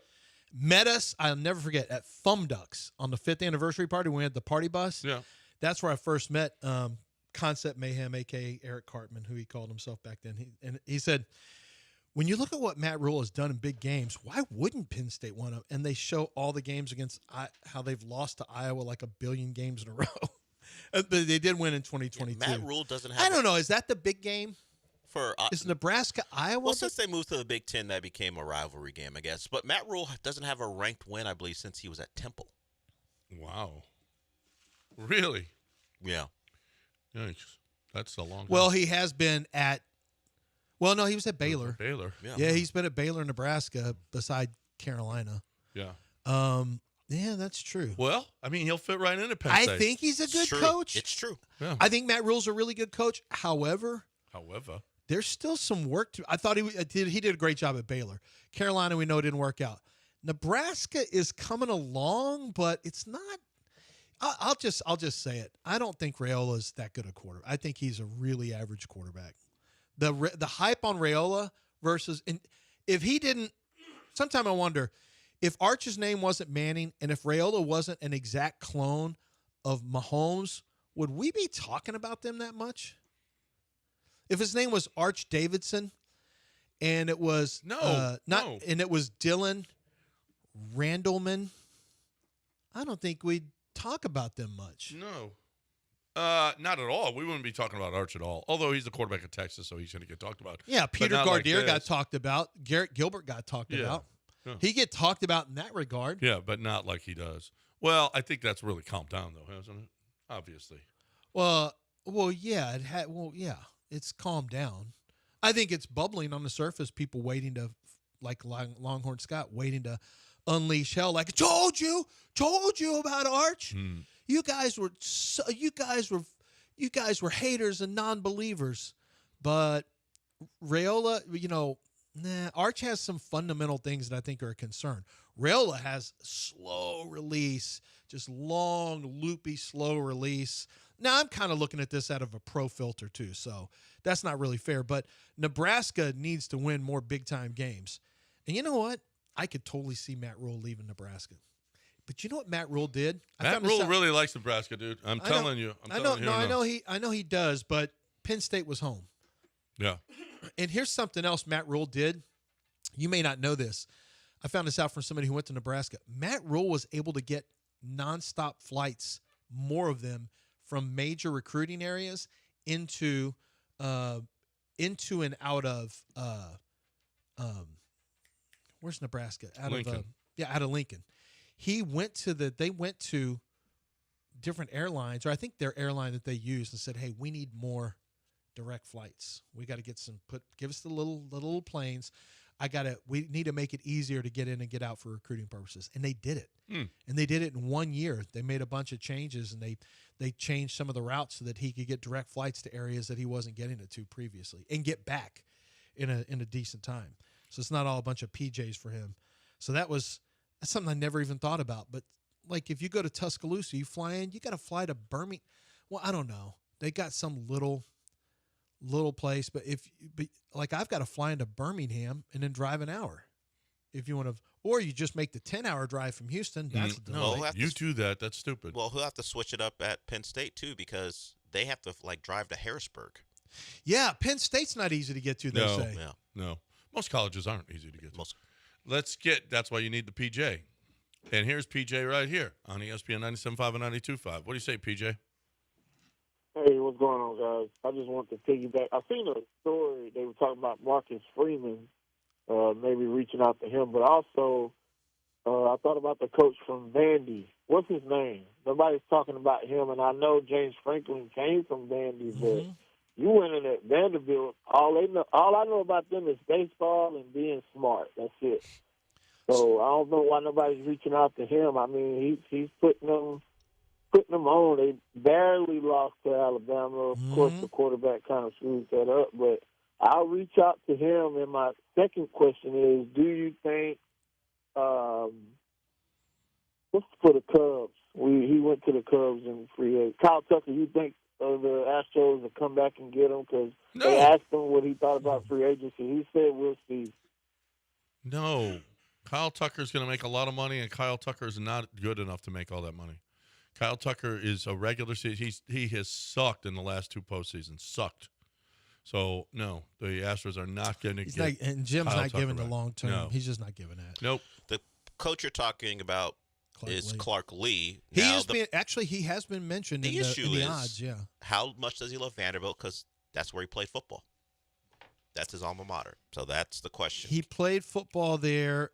It's funny. You look at his track his track is high school assistant, then GA in 2006 at Georgia, then South Dakota State, and he truly came up. Then he went to UCLA as a graduate assistant, probably making about $16,000 a year after coaching. He came up the hard way. Bowling Green linebacker coach, Syracuse linebacker coach, UCLA, Wake Forest linebacker, Notre Dame linebacker. Then he became defensive coordinator at Notre Dame, and he's been at Vanderbilt. But they've done a really nice job. His record is 21-34. But he took over. He was SEC Coach of the Year last year. He took over a Derek program. Derek Mason just kind of run that thing into the ground. Do we know of a time where a head coach voluntarily left his alma mater? What do you mean? Guys get fired. Oh. But hired away? I'm sure it's happened for Scott smaller Frost? schools. No, he went back to Nebraska. No, he went back. I know he went back, but he left. He got fired. Oh, they got fired. Voluntarily. Go take another job. Voluntarily leave their alma Doesn't mater. happen a lot. No. I wouldn't imagine it happens a Harbaugh. lot. It's true, but he took an NFL job. But yes, he did. Yes, he voluntarily Well, left. he ran out of there before sanctions before came sanctions, in. Yeah, but to keep his name clean. Yeah, but he was already talking about that. I already knew about that back in 23. But they were were not happy with him. 22? Remember, at one point before the cheating began, because they kept losing Ohio State. Yeah, but then he so, won the national title, and so that what all went the away. point is, for years he was on the cusp of getting fired. He had been building his exit strategy for years, and then they started to win, and then eventually when he got it, he decided, I'm done here. Yeah, first time I heard it was December of 2022 that it would, quote unquote, from somebody in the program, not be crazy to see Jim leave and take an NFL job. And then that's like, oh, wow. Leave and take an NFL job right now. That's kind of crazy. I thought it was crazy. And he was talking about the Bears, I think, is one of the ones he was looking at.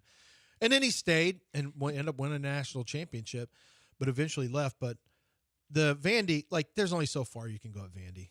That's a stepping stone. You're in the SEC, great. You get the financial and all that. But the reality is it's always going to be hard. It's always going to be really, really hard. And if you get a chance to strike while the iron's hot and your goal is to be the best football coach you can be, I know he went to Vanderbilt, and maybe that is his dream. Maybe he just loves Nashville and that's his dream. But if you aspire to be at the top of the food chain, you can't do it at And he was Vanderbilt. born there, too. He didn't just go yeah, there. I mean, He that was born makes there. it trickier. All right, 829 ESPN 97.5 and 92.5. Where's his wife from? 713-780. State College, maybe? I don't know that. Where does Miss Terry want to live? That's the question, right? Yeah. Does she want to live in Happy Valley? Do you know that we think we saw Nick? We were on a walk when we were at Tuscaloosa, and my daughter goes, "Hey, that's Nick Saban back there." I'm like, "What?" And I went back and looked, like, well, kind of, maybe. And I saw the woman sitting next to him, but he didn't have as much hair. It's kind of orangish. No, and then I that's saw him him. the next day, and I'm like, I think, because they've got hair stuff they can put in your hair. No, but he's got orangish hair. And no, he does now. He does. That's why I noticed on there. I'm like, hey, kind of orangish hair, and then they've got this stuff they can fill put. They it can up, fill it fill it in. up. You were And I'm there. like, this. I think my daughter saw Nick But you were Saban. there for the Vanderbilt game, right? Yeah. Well, First he was of all- well, game day was there, so he would have been there. First of all, what No, are he you was- doing? You're out on a walk. What's wrong with you? We're my wife, man. Walking the campus? Well, it was because it was nice. It was actually nice weather there. But they've walked. They've seen the campus already. No, we were on a It's little like walk. you're like your wife's dog. Let's go for a Wow. walk. No, we're walk Wow. easy. Kept man. Wow. Easy. You're an admitted kept man. That is highly, they have highly. they have a waterfront. No. I You know. insulted him a little bit. You got a little out of order What type of yourself. I'm the one who said I'm going back. I'm got to go to What the type of football dog office. is he, John? Yeah, but did she let type you of off dog? the leash? I'm a bad dog because she doesn't. I Like, don't really you're a do bad what she says. Like she would tell you he's the worst dog. Won't do what I say. Leave stuff all over the house. Yeah. 3 pairs of shoes are in the room. Right. Like, Do you chew the couch? and my dog Splits. All he does every day when he gets in trouble, he goes in the trash, gets stuff, tears it up under our bed. And he puts his ears down, goes in the corner. Then if you say, "What are you doing?" and he'll go and growl at you like, "Hey, you're in trouble." You're growling at me. Well, that's, Wait. Growling at me. see, that's Because he how- knows he did wrong, but he also doesn't want to hear You've it from been me. upset. My And Why? that's wife, kind of that's like how me. I argue. Whenever I do something wrong, I'm just always start. like, "Well, what about you?" So you've been. You kind of have the ability to let stuff What about his on your wife? roll off your back, Yeah. Lance. Yeah. You've been, and sometimes you don't. You get aggressive and angry at people. Well, if it's- it's about brisket. Yeah, sure. Yeah. But now people try to use brisket and they get upset because Yeah. I don't ever But- respond. It's, You don't. it's over. But has John ever said it's something as insulting as your life? You're like your wife's dog to you. But that's John. I don't care. See, you're just- trying I trying to poke. Well, No. I mean, Prod. and she takes him for a walk. No, look, I mean, listen to No, him. she wants. Look, I'll just give you. I'll He just tell probably you. poops in the wrong Does places. she hold my his wife- nose to it too? No. Here's the thing. My wife got married thinking her life was going to be one way. She was going to have kids who are just, and we all read together, and we all ate dinner at the table together, and we were all at Christmas time. We'd have wassail or whatever, and we'd all wear sweaters, and have the a same family sweater, tradition. all the same pajamas. None of it worked out. Just none of it. It was going fine for a while And then when the kids were the kids, and then as they got, and then it just kind of crumbled, and now she's come on, all of us, just me, you, Marty, let's go walk down by the river walk that they have. I'm like, okay, we got time to kill before I go in the football office because they couldn't go. Alec already told them, y'all can't go. Dad can come in here and talk to Coach Cap, the O-line coach, but it is smart. You can't have the rest of them in there. All right, we got a break. All right, I'm sorry, I got us distracted. This guy's with 43. the dog thing. This guy's 43 years old. We got a break. The head coach of Vanderbilt's 43. Man, That's an old Fred 43, Sanford, right? Fred Sanford was 43 when he was. I know. He looks like. To clean it up, Matt Holcomb said Jonathan Smith left Oregon State to go coach at Michigan State. He left his alma mater. Oh, how about that? Not going well for him there, but he did leave his alma mater. All right. Oh, wow. Hey, yeah. property tax bills are showing up right now. Right now, you're getting your property tax bill. Do something. Be proactive, okay? When it hits your mailbox, it'll hurt. It's going to hurt. I'm telling you. Time to set yourself up for massive savings next year with Ownwell, okay? Next year, make sure you're only paying what's fair. And Ownwell they've got the proprietary technology that is going to be able to figure that out for you and beat the government. 86% of the time they win. 86% of the time. That says two things. Ownwell is great. The other thing is, man, government, are you kidding me? You're wrong 86%. You're overcharging us 86% of the time? Holy crap. That is awful. Listen, you can do it. You can try to do it. You're not as good as Ownwell. You're not going to beat them like Ownwell will, okay? I've lost to them before. It stinks because then, it just compounds because the next time it's going up again and it's going up again and it's going up again. So you do not want this. What you want to do is save right now. Ownwell customers average savings of $1,100. 60,000 Houston homeowners switched to Ownwell and received, on average, better reductions than similar agents. Ownwell delivers, okay? Stop overpaying. Start saving with Ownwell. Sign up in 3 minutes at ownwell.com/Texas. That's OWNWELL.com/Texas.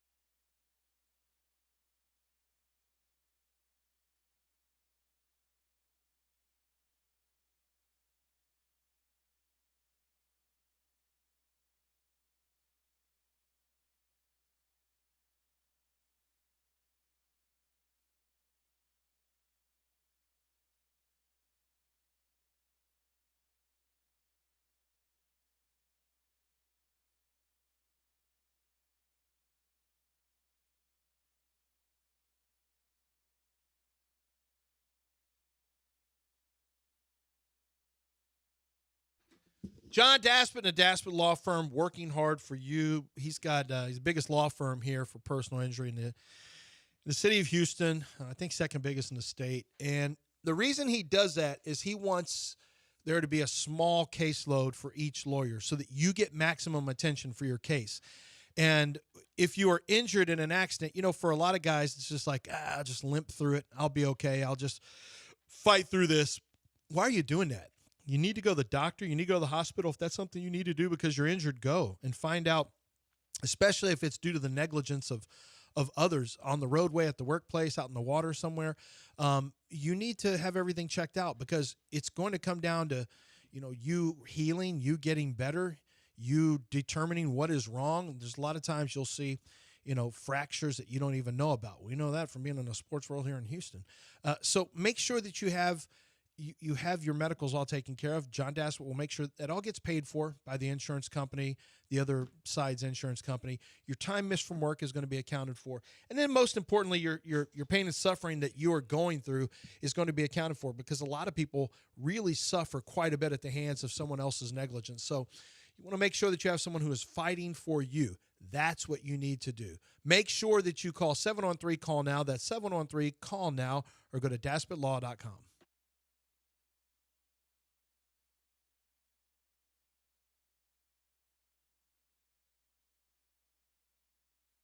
You're back in the Veritex Community Bank Studios with John and Lance. On ESPN 97.5 and 92.5. All right, it's 8:40. Let's get some calls in here. 713-780-3776. ESPN put out their quarterback rankings by EPA. Number 1 in the league right now is Dak Prescott. Number 2 is Pat Mahomes. Drake May is 3. Daniel Jones 4. Baker Mayfield 5. Where does CJ fall? EPA? I don't know. Not great. 18? 14. Behind the likes of Spencer Rattler, who's not playing bad football, right? I mean, here's the guys, and I don't know. Listen, if you're going to, I wouldn't put Spencer Rattler ahead of C.J. Stroud right now, but I also wouldn't have Lamar Jackson at 17th. I wouldn't put, as far as quarterbacks go, I wouldn't put C.J. Stroud ahead of Lamar Jackson. That's for sure.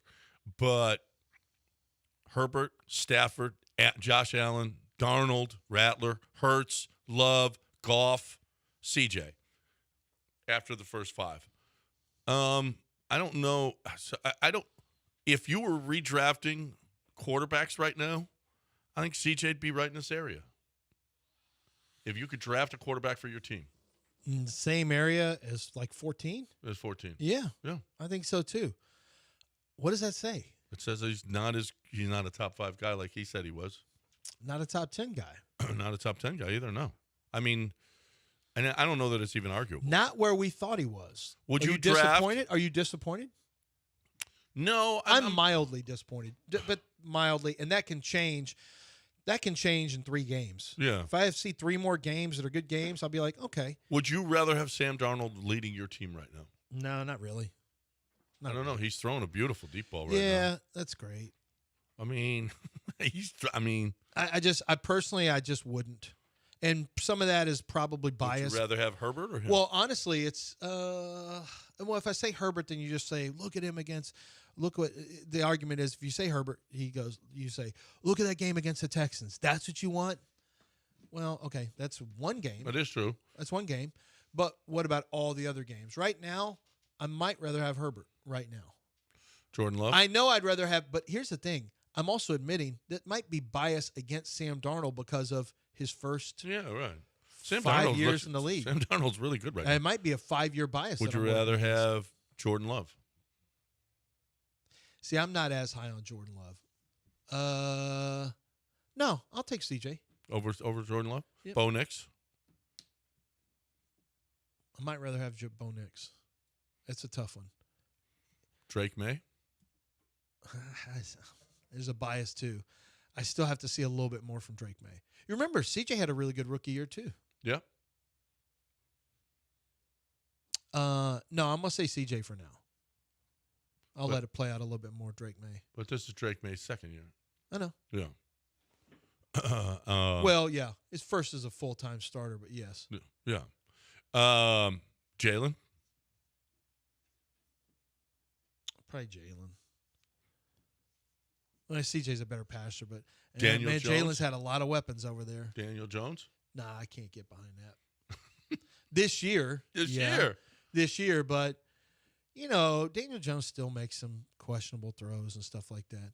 No, I'm not going to I'm not going to live in a world where I say yes. Well, has Anthony Richardson, once his skull fracture, once his orbital fracture heals, that he gave himself in a pregame warm-up? No, but he hasn't been good enough. Caleb Williams has been better than CJ. Yeah, he has. He has been better. Caleb Williams has been better than CJ. Would I take him? I'm not just going to work off this year, though. I'm going to do body of work. Well, even last year, after they met, He took a lot of sacks. Ridiculous sacks. He has a lot of negative plays. Right. But the fact that we're having this question is, it's not. I don't want to say it's alarming or concerning, but it is a far cry from where we used to be. And if CJ were 4-1, we wouldn't have it. If he was 3-2, we might not have it. At 2-3, kind of still having it. But it's been better for the last 5 quarters. Let's see how he does in Seattle. I think they won't run it a ton because there's a very good defensive line for the Seattle Seahawks. So I think we're going to see CJ throw it. He's got a healthy wide receiving core, right? Christian Kirk's going to be out there. So I think Kirk should be playing, yeah. So I think that this is going to be a good look for C.J. Stroud and the Houston Texans. He and Nick Caley are in Game 6 together. Game 6, they had 2 weeks to prepare for this. We got a healthy Christian Kirk. We got Nico Collins.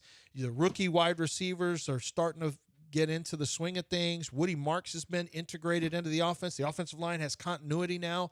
They've played together. There's really no excuses. This should be a good game for C.J. Stroud. Yep. Needs to be a good game for him. Well, it's a good defense. It's a really good defense. So, I mean, C.J. he's Stroud playing okay. Quarterback. They're moving up in class now. They've got Seattle coming up. They got San Francisco coming up.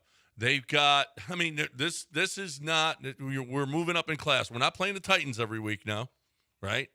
So this is not, it's not going to be, it's not the Titans. It's not Baltimore, right? They played 2 of the worst teams in the league the last 2 weeks. You got Seattle, San Francisco, Denver, you got Jacksonville at home, who you lost to already. You're still ahead. Buffalo, Indianapolis, Kansas City. Seattle's defense really is better than I thought. They got beat up a little bit by Seattle. Really good. Yeah. I mean, by Tampa. They're 6th in the league in points per game. In yards per game, they're 13th. In points per play, they're 4th. So it's bend but don't break. Some bend, not even that much bend. Yards per play, 6th in the league. Third down conversions, 17. Red zone scoring, 7th. It's going to be, yeah, you're right. I mean, it's going to be a challenge. Offensively, points per play, they're 3rd. Points per game, they're 5th. They're averaging 27.7. Yards per game, 10th. Yards per play, 1st. Well, Jackson Smith and Chigba's going bananas. Yeah. Third down conversion. This is one of the areas they got a concern. They're 17th defensively in third down conversions, allowing 39.5, which isn't terrible.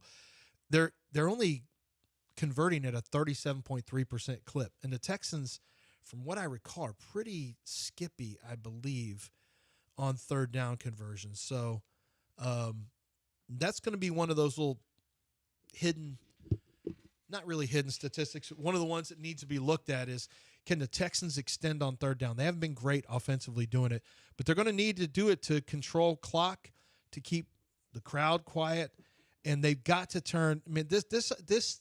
I am getting so tired of seeing Kai Fairbairn kick 50-yard field goals. Yeah. I mean, he's really, really good at it, but I am getting so tired of everything breaking down for a 52-yarder, 54-yarder. It feels like a 46-yarder is a short kick now. I mean, I'm used to him kicking a ton of 50-yard field goals. Can we maybe see something go all the way down the field and turn into 6? But I'd rather do that than a 19-yard field goal. Okay, that means you just bog down in the red zone. So, a 50-yard field, okay. You got stopped, and you got a guy who can kick a 50-yarder. It's better than a 22-yarder because that means you couldn't punch it in. All right, we got a break. We got to talk about the big game coming up on Saturday at 11 o'clock, TD ECU Stadium, Cougar Nation. We got tickets to give away. Let's do it on the other side here, Del. Let's give away these tickets on the other side here. And let's pick you know what? Then you got to keep on listening here because you're going to have Cougar tickets, and we're going to pick who's going to play Beat the Warehouse Live guy. We'll do that on the other side right here on ESPN 97.5 and 92.5. This is Houston's team. You need to create a home field advantage. Come early, be loud, wear red. Go to uhcougars.com/tickets or call 713-GO-COUGS. Get your tickets today. The Cougs are 2-1 in conference. This is a conference game. Arizona, I know it's weird. Arizona is in the conference, okay? I don't know. I don't care how many people they have showing up. Coug fans, you need to show up. This is homecoming. Time to get out there. Parade is the Cougs on parade is at 9:50 a.m. in Cougar Alley. Tailgating starts at 8 a.m. Homecoming court presentation at halftime. Go to uhcougars.com/tickets or call 713-GO-COUGS. Get your tickets today. We're giving away 2 on the other side, along with Warehouse Live. Let's go. uhcougars.com.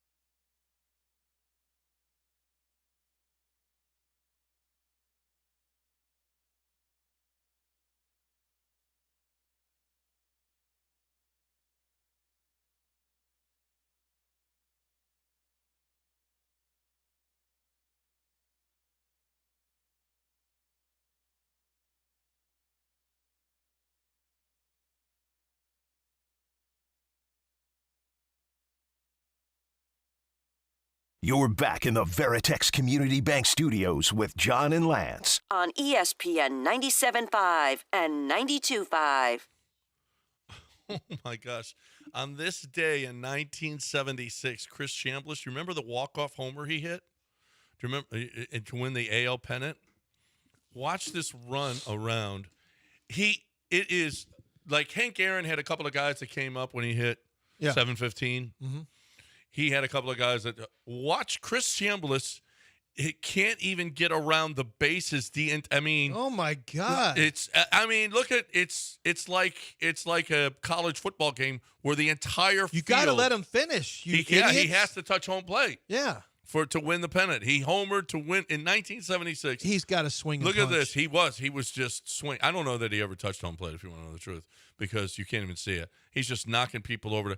It was the most chaotic home run ever hit. They stormed the field as the ball hit into the right field stands, and it was like a college football game where you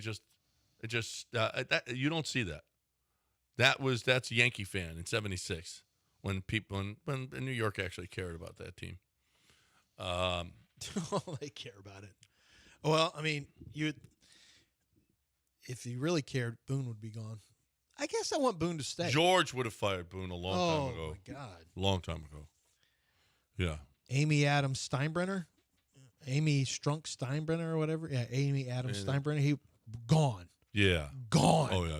Fired Billy Martin and hired him back, 5 times? Stupid. It was just that was so dumb. That was so fun. That time, boy, that was fun. I mean, it was always a circus. It was like a little like the Cowboys. Only they won. 8:53 ESPN 97.5. Get back to the Rockets played preseason game yesterday. Massive lineup. Wait, we got to give away tickets first. Okay, because we promised we'd give away tickets. Well, today's Wednesday. Yeah, tomorrow is the. We got to do giveaway. at exactly 9:00. You call in. First caller gets 2 tickets. 2 tickets to the Cougs versus Arizona. 11:00 start. TD ECU Stadium. UHCougars.com/tickets. UHCougars.com/tickets or 713-GO-COUGS. Fourth caller is going to play Beat the Warehouse Live Guy. Fourth caller is going to play Beat the Warehouse Live Guy at exactly 9:00.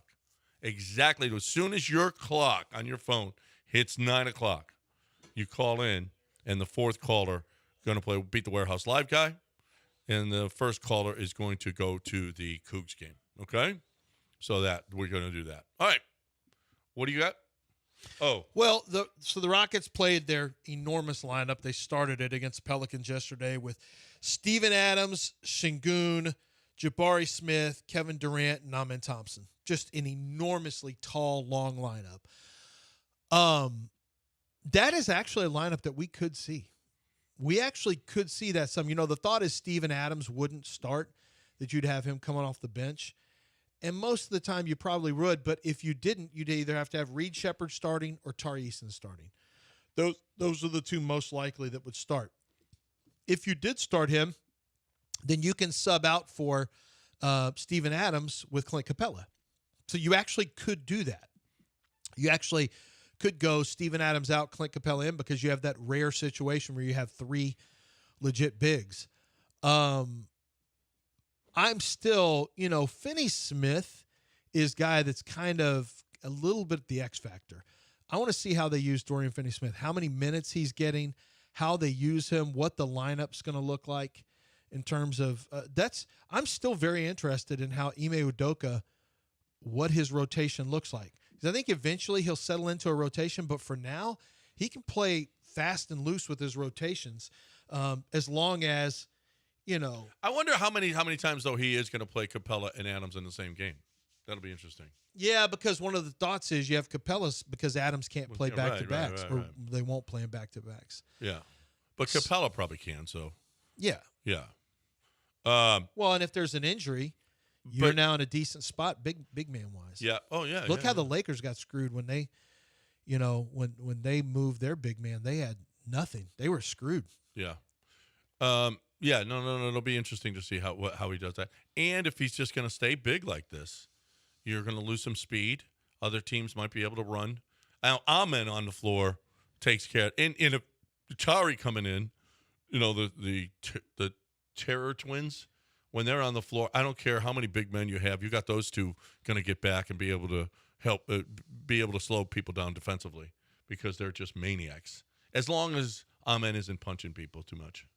By the way, he did not punch. He did not throw one punch. He got into it. There were some sharp, strong pushes, but there was no punches. There was no punches. And you can't find a punch on.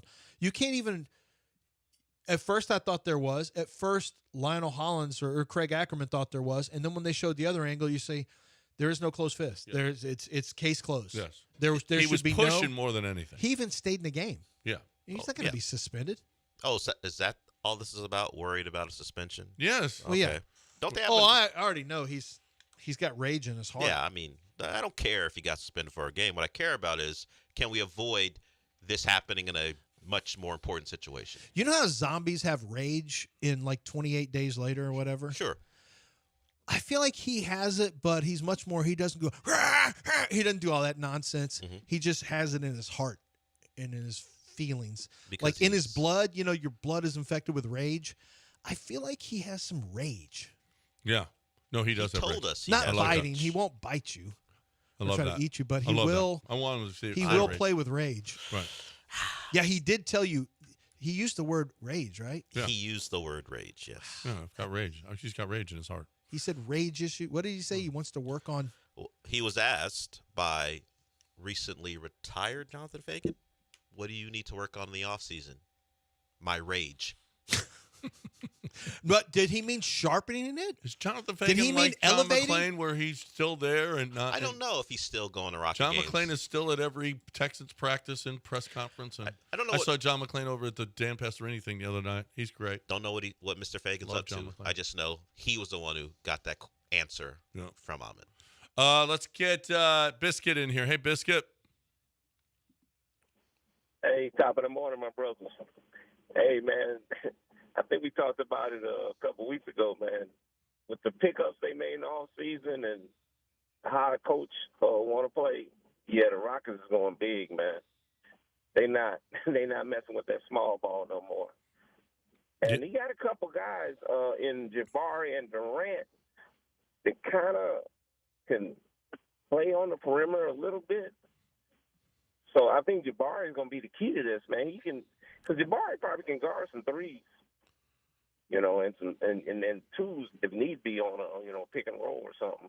Yeah, Jabari can fill it up now, and he can defend multiple positions due too. For a breakout season. Yeah, I do too. Yeah, I do too. I think Kevin Durant. Is there enough basketballs for Alperin, Amen, Durant? And for Jabari? Well, this is what I love. And the answer is Jabari, yes. But Jabari, because Jabari doesn't have to have it. He can get it when he gets it. He doesn't need to stay in the game. You know that, he's unhappy. He's not getting enough touches. No, that's what you love is Jabari's not that guy. Yeah. Yep. Right. And now Shepard is the one that's kind of the question mark. I think from what they did in the offseason, they're expecting Shepard to take a jump too. But if he don't, look for him to make a move maybe around about January or something. But Shepard, I think they're hoping that Shepard takes a jump. I'm high on the Rockets, man. I think the Rockets, as long as health doesn't become a problem, man, the Rockets going to be a team to reckon with this year. With you. I'm high on them too. And I just think, I love teams that have young guys that are all still headed upwards, and that's what the Rockets have. They don't have people who are tailing off. The only guy who'd be tailing off would be Kevin Durant and Steven Adams. And Steven Adams isn't relied on to do a ton offensively, and he still can leap. He's still a rebounder. He's still tough. And Kevin Durant doesn't really show signs of tailing off. I mean, Kevin Durant may not be as quick, or you may find little things that look different than when he was younger. Still scores. Still gets to his action whenever he needs to. I mean, it's hard to find negative stuff to say about Kevin Durant in that regard. Amen's his game is filling out and getting better.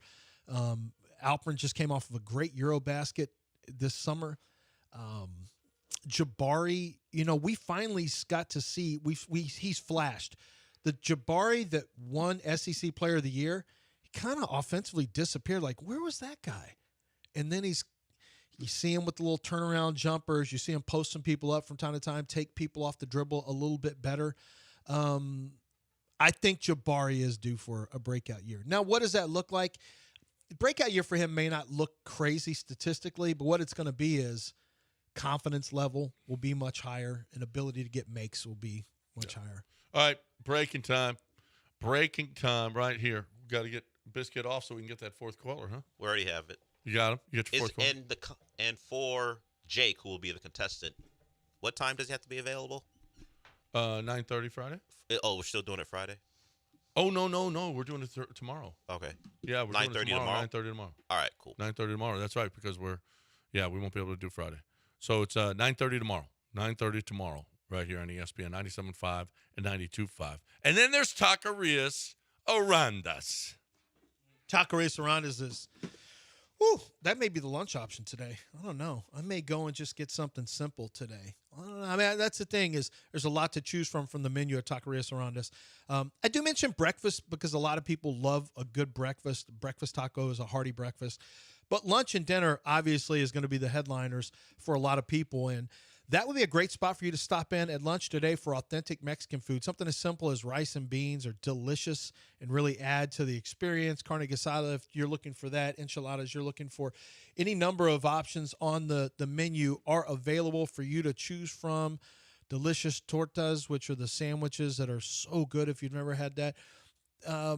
Go in, stop in, and grab yourself a lunch that is going to fill you up authentic Mexican food at prices you can completely afford. And that's one of the cool things is I've even seen Mexican restaurants across the city where their prices have skyrocketed to make it harder for people to afford it. Taqueria Sarandas is staying true to the game. So I want you to stop in to one of the locations near you and enjoy it for the first time or for, the 10th time. Go grab yourself Taqueria Sarandas for lunch or dinner or anytime. It's Taqueria Sarandas.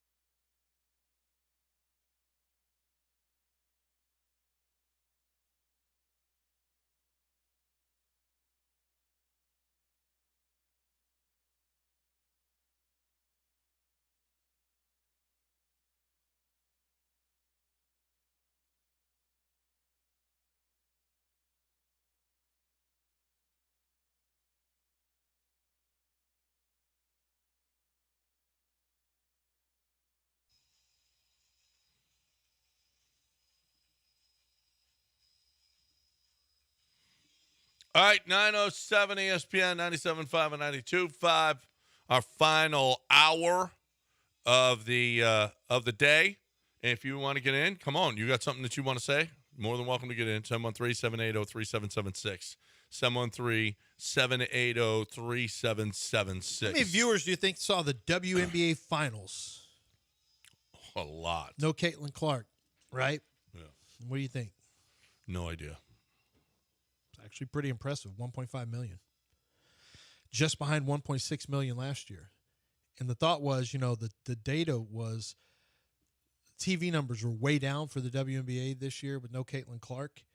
But these numbers were very, very, made the WNBA very, very happy and ESPN. So that's considered a big win at 1.6 million or 1.5 million. Okay, by a perspective, what was last night's game? Or last night's baseball game? I don't know. I haven't seen that. I mean, baseball's going to be higher than WNBA. It's TBS versus ESPN. Yeah, but still, it's baseball. I don't know. You sure? You think how many people do you think watch the WNBA? I have no idea. I don't know who have it in consideration. I don't know. That's what I'm asking. I don't know. What was 1.5 million people watched the WNBA final. And that was a sweep, right? And 1.6 was last year. So viewership for the playoffs overall is 4.33 through the division series. That was leading into the championship series. Three times higher. For example, last Friday's 15-inning game between the Mariners and Tigers had 8.72 million viewers. Oh, so okay. Game 7. I mean, Game 5. It's Game 7 on a Saturday. So they're very happy. Wouldn't it? Oh, okay. I'm sorry, Game 5. If Caitlin was in it, it'd be a lot higher. Yeah, probably about 2.4 million. Would be my guess. Yeah, or maybe more. I mean, if baseball's getting 8.7, of course, and it's on ESPN, right? The women's and WNBA. Yes. Correct. No, they still got, but the series between Toronto and the Yankees. They're good. Had 4.33 million people, a 30% increase over last year. So what does that mean? What does that mean for their pay? Or you mean the deal nothing. that They're going to have to redo the But TV their deal. argument about we want NBA money. They don't want NBA money. They don't. Well, they have said they want percentage. They don't want NBA money. Just to clear it up for people, they don't want the NBA package. They want something that's more similar to the 52, 48, whatever the NBA owners and players have. They want a more even split. But they don't basketball-related But they don't income. want NBA money. They want a more even split. The BRI. But here's the thing: is that on profit or on? Well, this is the thing. Just on no, revenue? basketball-related income. BRI. Right. Simple. The BRI is going to be a lot higher because the TV deal, and they're going to get a new TV deal. I think they're going to redo the TV deals. They just did the TV deal. They did one previously. Yeah, right. I think it's going to get redone. I think they will redo it again so that they don't have any kind of. I don't know why, if you're the television network, why you would do it again if you're ESPN. Well, because you're on the come. I mean, it's coming up. Caitlin Clark's going to be there. Paige Beckers. I think that women's basketball, the ratings are going to. I think we have seen a shift where it is going to go up. Well, it is going to go up. How much? I don't know. I'm not here to fight with people about you lot should be making sandwiches. I'm trying to have a sports discussion about value of the league, and I think that you're going to have more people watching it, and the TV deal is going to represent that. They're going to see more people, and I think their salaries are going to go up.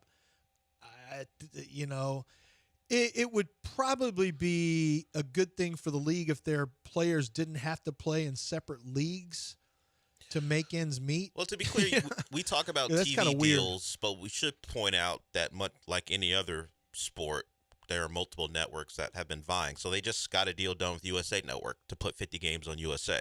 That they announced that deal a couple weeks ago now. So that's included in what's coming. And I don't think a new deal. I think it's a negotiation with the league, the players, as far as split. Like, all right, we are very low as far as what we get compared to what the league gets. We want to change that. I think that's what the big negotiation is. I don't know if you can rip up a TV deal a year after you sign it. I thought I had read that they can opt out. Maybe they set that up, but they're like I said, they have the deal with ESPN. They've got a deal with USA Network now that they just announced. I think the players' beef is with the league itself. So WNBA, after signing an 11-year media rights deal with Versant to show regular season games and portions of the playoff beginning next year on USA. Okay, that's the one that you were talking about with that one. But I don't think this – I think that they will look to do a different deal. And their salaries are going to go up. And the interest in the league is going up. And with Caitlin Clark there, you can say whatever you want. Caitlin Clark is going to be the reason. I mean, Asia Wilson is phenomenal. They have some great players over there. Paige Beckers might be better than Caitlin Clark. But the eyes from Caitlin Clark that she brought and the attention from advertisers and marketing, it could fundamentally change WNBA. Not in the same way that Jordan did. I'm not making it. But you know how Jordan turned the league? Even with Magic and Larry there, it wasn't until Michael Jordan where the shoe contracts became a thing with Nike. Michael Jordan brought marketing to a whole new level with the WNBA. Caitlin Clark is going to, Tiger did a lot of that for golf. And we've made the comparison of Caitlin Clark to Tiger Woods in terms of eyes and attention, being a unique person in that sport. She didn't even play this year. And TV numbers were hurt in regular season, but then in the postseason, I guess they did pretty well. When Caitlin Clark's there all year next year, I was talking to Ballard about it in Indianapolis because, he's in Indy, obviously. He said, oh, it's crazy. Caitlin Clark here, the amount of sponsorships and everything, the money that comes in there, it's bananas there. So if the league can capitalize that on in general, they'll make more money. They're never going to rake it in. because they have to make a profit. Like the TV deals are going to help make profits, but until they become more profitable, it's never going to be crazy. But I do think you'll see salaries doubled pretty quickly. So as you look at it, recent reports say 9 to 10% is the revenue share that the players get. How much? 9 to 10%. Wow. They only get 9 to 10% of rev share. While the NBA players get 50. So when you say NBA money, sure, that sounds crazy. You're not as profitable. It's simply, hey, this league gets 50. Can we get above 9 to 10? Can we change that number? So while we understand we ain't MLB, we ain't the NFL, but maybe the revenue split should be more in line with those leagues as opposed to less than UFC. I mean, good luck to them giving you more than 20 to 25%. Well, I don't think they're going to get 50, but they just simply want it upped up. Again, okay, so want 50% of the revenue, but does the other 50% cover all the costs and make it a profit? I don't even know that they want 50%. Who cares? They just want an increase. Either. Teams lose money and have who cares? The owners care. Teams have to. When you're talking about big numbers like the NBA is doing, then it covers the cost and it's still profitable. Why do we care? I end up caring, but then I'm asked why. Well, it's not your money. It's not your money. But here's the thing: is they're saying how unfair it is when in fact the owners are going, why should we take a loss for you? Oh, I'm the one who says it's unfair for soccer teams to have to borrow money to pay off debt and to stay in debt forever because, well, it's just too bad. Well, once you cross a threshold, this is what terrifies me about the PIF and capital. Once you pass a threshold of this is the norm, the new norm, it's hard to go back. International soccer teams, many of them have to borrow money because it's expected that they lose money. That's just part of doing business. That shouldn't be part of doing business. No. You should be able to make a great living as an athlete, and the ownership should still be able to turn a profit. That's not crazy. What's crazy about that? It's better for the health of a league if all parties involved are benefiting. Yeah, right, exactly. And that includes ownership. And by the way, that includes ownership owners too. That's right. Because ownership is what makes the leagues go. Is having people who are willing to foot the bill for a lot of that stuff. It shouldn't just be only players get advantages or only owners. It should be mutually beneficial. Coach Reed. Only this. You just screw the fans are the ones who should get screwed, not the players and the owners. You screw the fans over. They're the easy marks and easy targets. Yes. Let the fans foot the bill. Coach Reese, I ain't watching the WNBA finals unless women watch it. By the way. My wife never mentioned the WNBA finals, by the way. My wife didn't either. No. And I didn't watch my wife it either. didn't either. But to well, be she fair, had games on but her I station. saw like, Asia Wilson won again. That's how many in a row is that? And what is that, Del? We learned last week they've won 5 or 3. I think it's 3 out of 5. Something like 3 that. out of the last 5. Something like that. Yeah. Well, like anything, some things just aren't for some people. So I don't. Well, if your wife or you didn't watch, doesn't really matter because some people are watching and the deal and the ownership groups, the value of their teams keep going up.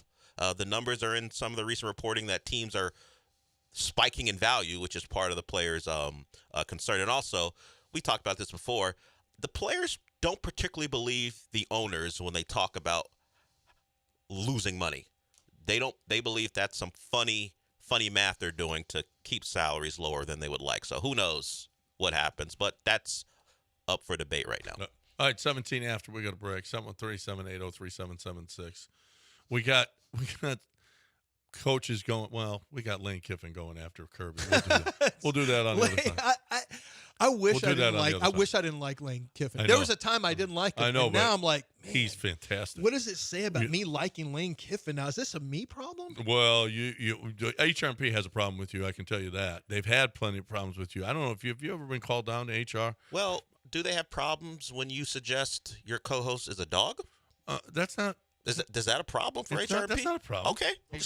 I'm calling Chris Fisher. Yeah, I don't know if he's a furry. I don't know. I don't know what he is. I'm calling Chris Fisher. In his spare time. I don't know what he does. All I know is that HRP is here if you have issues with your employees like we've had with ours. We've had some issues, okay? We've had some guys saying stuff they probably shouldn't have said, okay? We've had some we've had to, had to let some guys go because of stuff. That happens. It happens at a business. It happens at every business. But you got to make sure that you do it right, right? You don't want to have an HR, and then all of a sudden the EEOC is after you. And you're like, oh, goodness, we're getting sued and blah, blah, blah. You don't need that in your life. What you need is HR&P because they have expertise in what? Yes, they got HR expertise. You know what else they've got? They've got payroll expertise. That's what they do. Tax expertise. They've got experts in the Affordable Care Act so that they can help you get through because you still have to navigate that, okay? And you know what? It's so simple. We have a one-person payroll department, Laura. That's it. One person, and she takes care of everything for I don't know how many employees we have. We were up to 75 employees at one point. It's incredible how good HR&P is. The proprietary technology that's second to none. Your business needs HR&P. You need HR&P. Save money. Do it right. Do it perfectly every time. HRP.net. 281-880-6525 or HRP.net.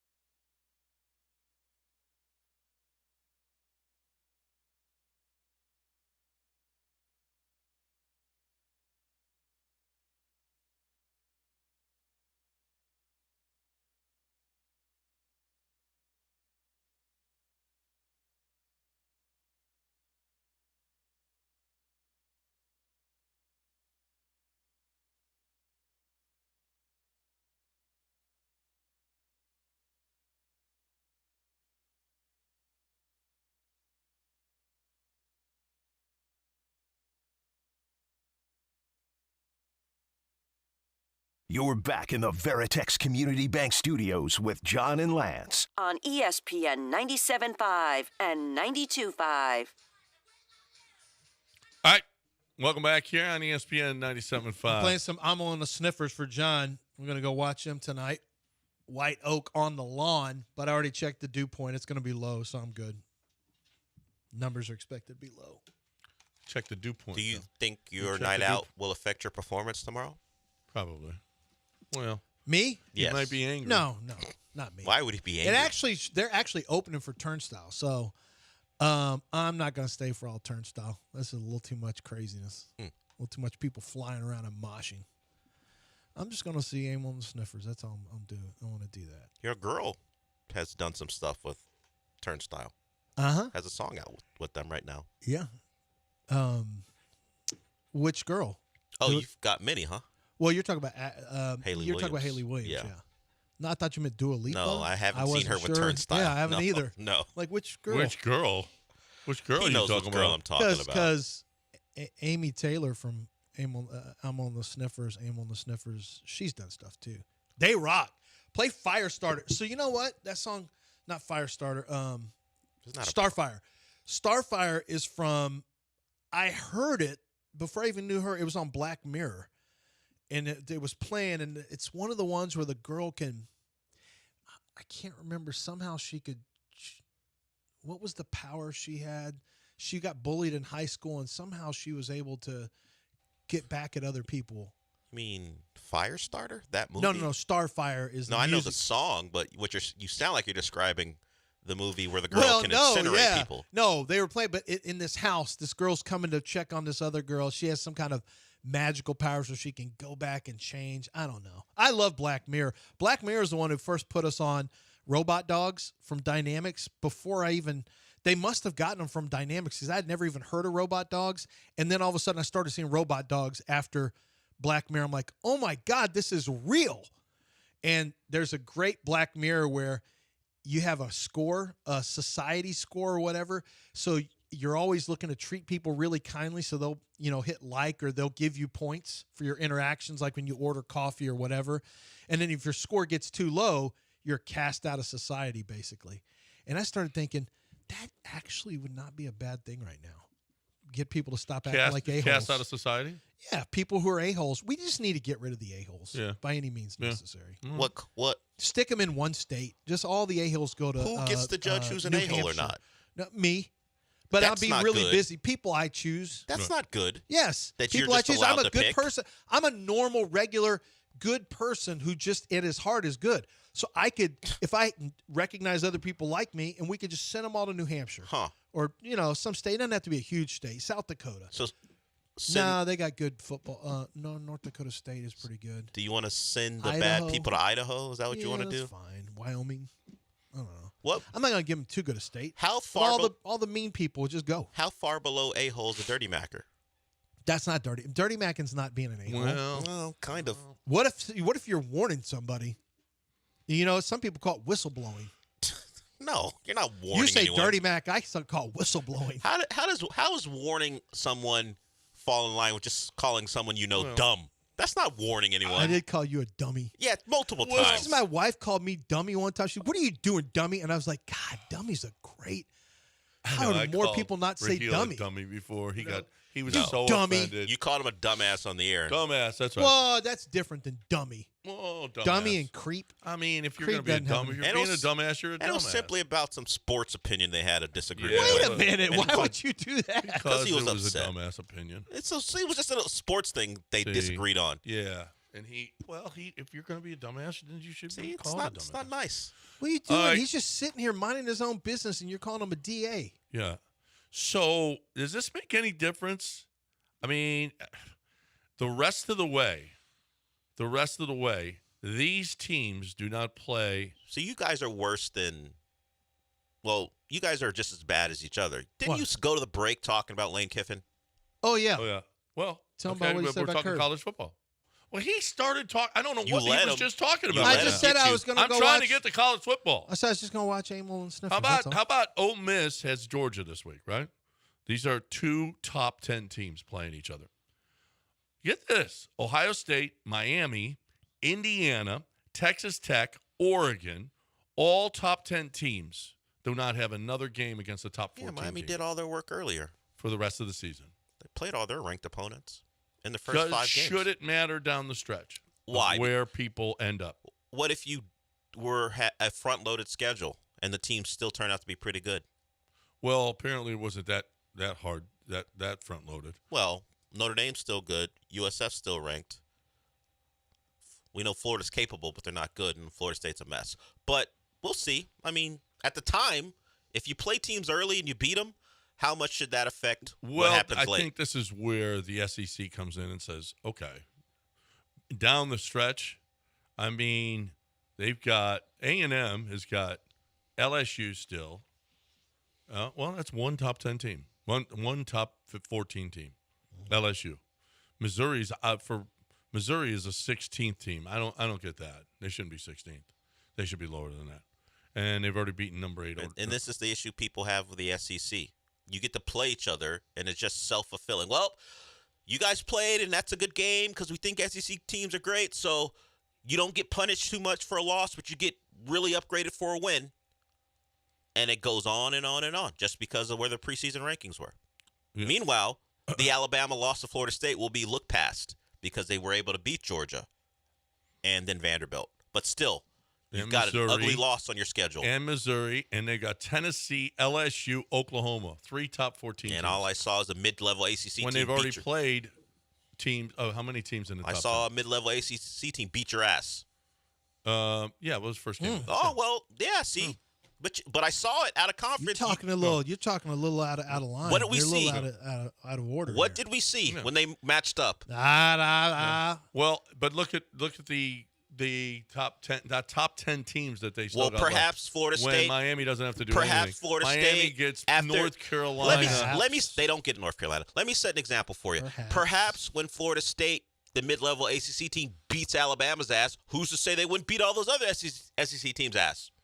Louisville, who's to say? Stanford, Louisville, SMU, Syracuse, North Carolina State, Virginia Tech, and Pitt. All I know this is the gauntlet you face. All I know is that's the gauntlet you face. The alleged best team in the SEC can't beat an ACC team who hasn't won an ACC game since early September of last year. That was before they started using Proctor.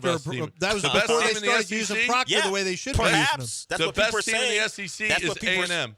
We'll see. Thank you. We'll see, but all I saw was the great Alabama go get beat by almost three scores. Before Proctor was running, before they started using him as an offensive weapon. Got it. What's happened ever since he started being used on God, that dude. Maybe wide receiver screens and from what I can tell, Pitt would beat Alabama.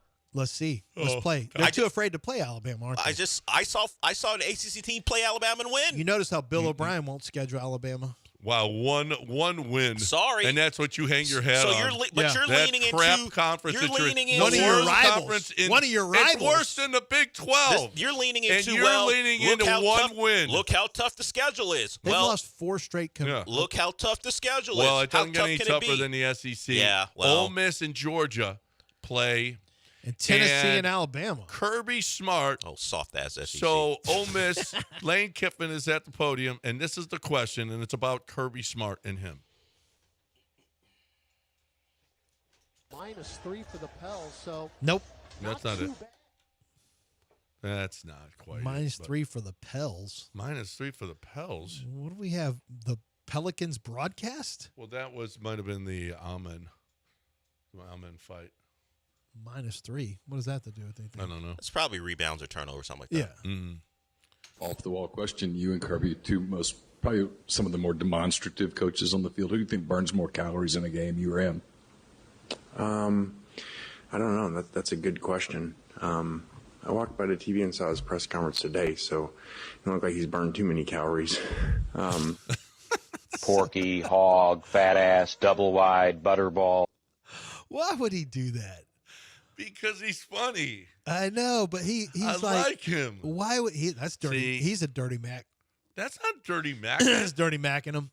That's not dirty Mac. Because he's not trying to. He said it right behind Kirby's back to other people. No, but dirty Mac is about women. You're saying in front of a woman about. He's saying in front of female. Kirby's married. Writers. Right? Kirby's married, right? Well, isn't that the deal? He's not trying to keep Kirby from getting some. Yeah. He's just trying to point out that Kirby. He's a little heavy. I like it. Listen, give it up. If you can come up with a cut like that in just a matter of seconds, what? I mean, there's something to you. I like Lane.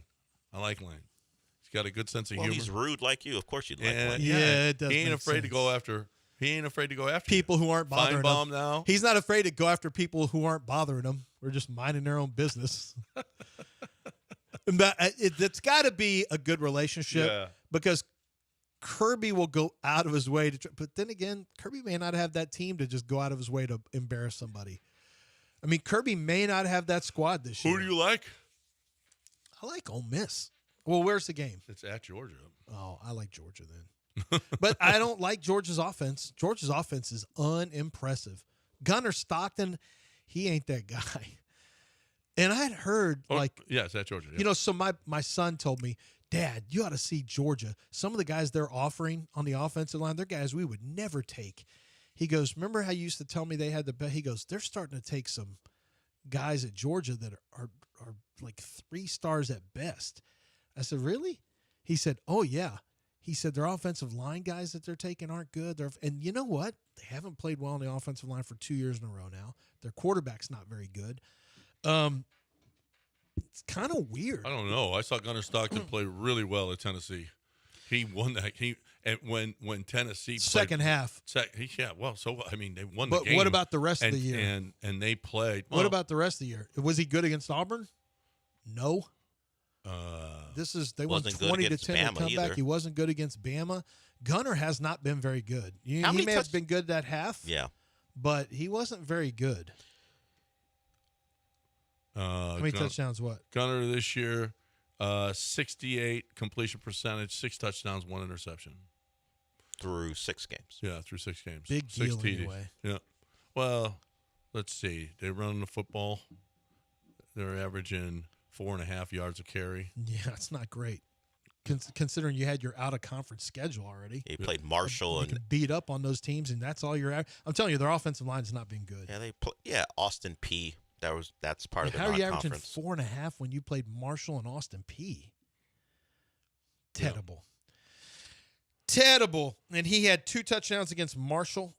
He had 1 against Bama, 1 against Kentucky, none against Auburn.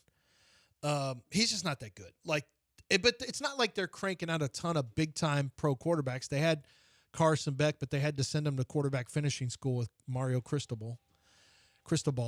And I don't know. I wonder if Georgia has cranked out some massive talent on the defensive side. I wonder if maybe Georgia's slipping a little bit with some of the personnel stuff because Ole Miss has a shot at them this week. They really do. This has not been the same Georgia team, and they got a real shot. Ole Miss has got a real shot if they can get consistent quarterback play, and they got 2 talented quarterbacks on their roster. Doesn't matter who wins and loses. They're playing an SEC team, so it's like a win even if you lose. Who cares? It is. It doesn't hurt you when you lose to an SEC team. No, it shouldn't hurt. As long as you play an SEC team with a quarterback named Gunnar Stockton, if you lose to them, who cares? Let's listen to Brent Venables talk about how difficult it is to play the SEC. And did you see the Big 12 respond? I mean, the Big 12 officially responded through their Twitter. I guess it's not official. Their Twitter account responded. What did they say? They pretty some 23-year-old responded. I think it was Brent Venables has lost 8 games in his 8 conference games over the course of his first 2 seasons in the Big 12. They're like, oh, it's so easy to play in the Big 12. You didn't play well in the Big 12. Yeah, but that was when he took over. You mean Bob Stoops' team? No, Lincoln Riley's team. Oh, Lincoln Riley's team. That's and right. Lincoln did go to the playoffs. Lincoln Riley. He went to the playoffs a few times. By the way, everyone was done with Lincoln Riley, and now they're back on the Lincoln Riley train. And they'll get off it if he loses to Notre Dame. That's true. I don't think they like Lincoln Riley. Lincoln Riley has been a good coach. So I know things weren't working great, and they say it's really dysfunctional. I know somebody who was in line to be the GM over there, and he said, "Oh my God!" After the interview, he said, "It's not great here behind the scenes. You got people just saying, hey, if you need to get rid of Lincoln, go ahead. What are y'all hire me to be a hatchet man? What? What's the problem with I don't think they like Lincoln over there." So this is the quote. This isn't the old Big 12 days where Oklahoma destroys everybody every single week except one game of the year, referring to Texas there.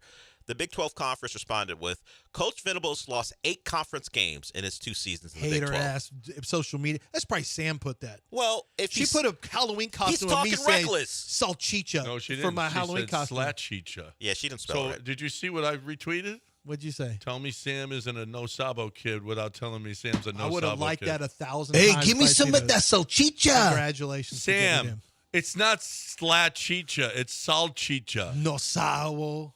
No Sabo. All right. You, Sabo, about underdog. I do. You'll say underdog is underdog's got underdog's got some baseball for you. What are you doing with underdog fantasy? What you do is you take a look at their statistics. You pick higher or low. I'll give you an example, right? So you got George Kirby is pitching tonight for the Mariners. They've won 2 out of 2 so far. And they're going in the next game up against the Blue Jays. The Mariners have Kirby on the mound. Higher or lower, strikeouts 4.5. Let me give you an example of what you can do. What if I say, I think George is gonna get after it. I think he's gonna get 7 strikeouts here. I can change the stat to 6.5, higher or lower, and now my multiplier has gone to 1.61. So now I make even more if he goes higher than the number I said. So you can actually lower and raise a lot of these statistics to where you make it either easier to win or tougher to win, but with a higher payout. And this is a way that you can change what your payout's going to be. Pick between 2 and 6 players. You got a chance to win 500 times your original play. But this is a great opportunity for you to take your sports knowledge, your love of sports. You're going to be watching it on TV. How about watching it and sweating it a little bit? Go higher or lower on the statistics that you think are a little bit soft that you could take advantage of. And pro football, college football, baseball. Soon enough, you'll have basketball rolling in. You have so much to choose from. They got profit boosts, and they've got basically easy winners. They give you automatic wins where you go higher than 0.5 rushing yards for Bijan Robinson, for example. They make it so easy for you to have the best opportunity to win real money completely legally here in the state of Texas. Use promo code Lance when you download the app. On your first deposit, use promo code Lance. They're going to give you $100 in bonus funds when you play your first $5 at Underdog Fantasy. It's Underdog Fantasy. Use promo code Lance.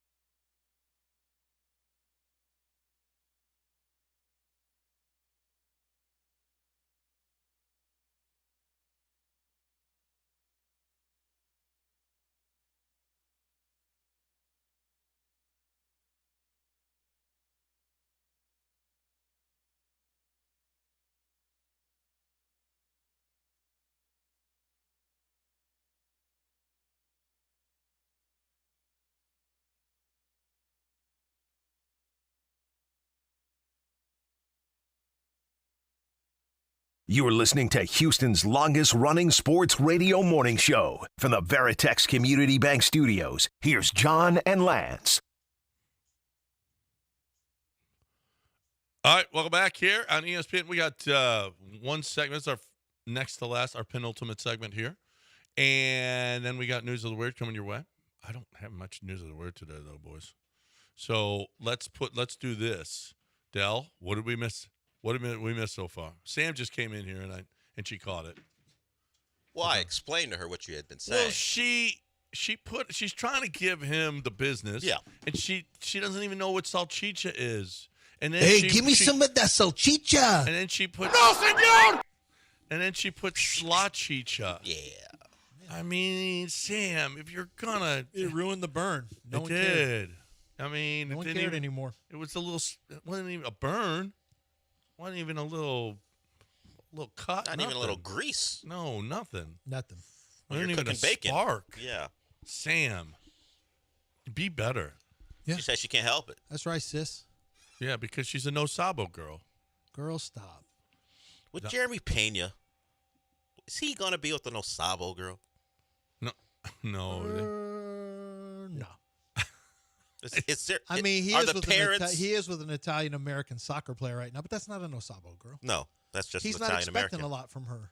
Like if Sam walked in with her and he introduced her to the parents, is the mom going to be happy with a no sabo kid? No. You think she'd be able to read her right off the bat? You think she would know? Yeah, she can immediately. Tell. She can tell. Probably. Yeah, I mean, it's kind of embarrassing. No sabo means it's a term. It's a slang term. Means a Mexican or Spanish speaking, Hispanic person who doesn't speak any Spanish. Right. I didn't know that. Back in the day, they used to call people coconuts. Brown on the outside, white on the inside. It's supposed to be, but now it's called no sabo. You don't even know. My wife, not really Spanish speaking. No, no, she's a no sabo girl. Yeah, I mean she's some, just like I do, just learning in school, So yeah, she knows some, but I know more.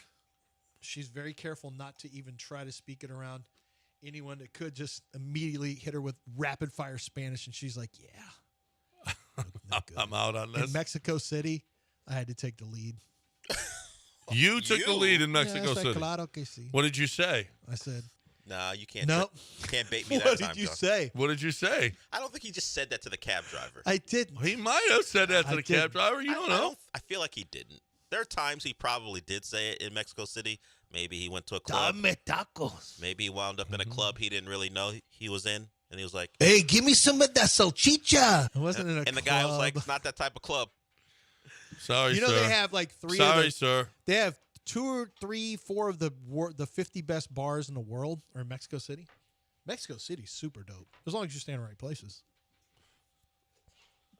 Yeah, it's really not like it's amazing. I remember John said, "Why would you go there?" It's like it was like being in West U. What do you mean? There's there's the Heights, there's the West U part, there's that, and then there's if you go too far out, it's like. Yeah, there's some parts of our great city. And they city. tell you, oh, yeah, there's some parts of every city. Every city. Yeah, Mexico City was no different. But their bars were awesome. Are you guys going to sign the petition to get George Strait halftime show? No. I don't care enough about any of that halftime to show for sign what? anything. A Super Bowl. Replacing Bad Bunny. Has anyone asked George? George is old they have now. Thousands of. That's the. Why George Strait? Why was he? I don't know why George Strait. I don't know why they picked George Strait. World? George Strait might be in his 80s now. Oh, he's 73. Yeah, he's still performing, right? George doesn't want to mess with that. There was a suggestion for Lee Greenwood. What? He's got one I'm song. proud to be an American.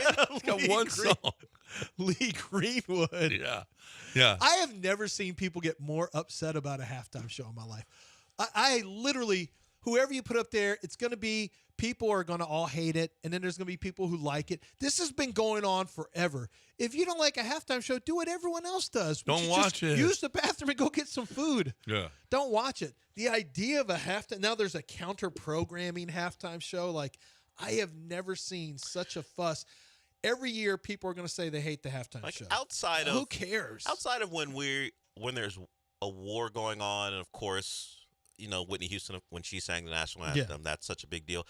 I know it's an American sport, but I don't just think of the Super Bowl as a patriotic event where if someone says something that you find controversial about America, then we got to ban them. I don't think of the Super Bowl the way. It's just the game that ends our football season. Is it a statement to the world about? Well, the halftime show has become iconic. I mean, it's why the casuals Is it iconic? watch it. What? It's why the casuals. Wait. Is a that, lot of? Yeah. But the casuals have been watching Super Bowl for years and years before the halftime shows. Well, not like they do now. I mean, I don't think most people turn in to see a halftime show. Well, I really don't. Well, I think if you're at a Super Bowl party, your interest may be more on a halftime show. I get that. There are but if you have the Prince, if you have a weekend or whatever, those fans are they're very interested. But the people who are more likely to do that are going to be more likely. The ones who you want to keep with you for a long time are going to be more likely, I think, some to like Bad Bunny. There's U.S. kids who don't even speak Spanish who love Bad Bunny. Love Miguel and all these others. This is a weird thing, actually. Well, I think it's his politics and his lack of love for America. Well, he is an American. That's the thing. He's actually an American, by the way. Yeah, but he won't. I don't care.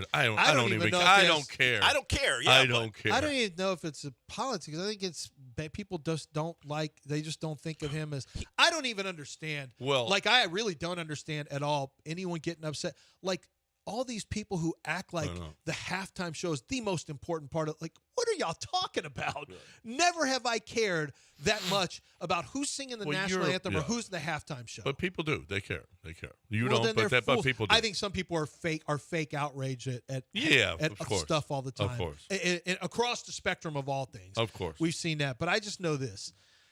Halftime show, I don't care who you put on there. People are going to say they don't like it or they like it. Kendrick Lamar, people thought it was the worst thing they had ever seen. I liked when Missy Elliott was on. Remember when we had, was it Super Bowl when Katy Perry had that one shark that didn't know any of the dances?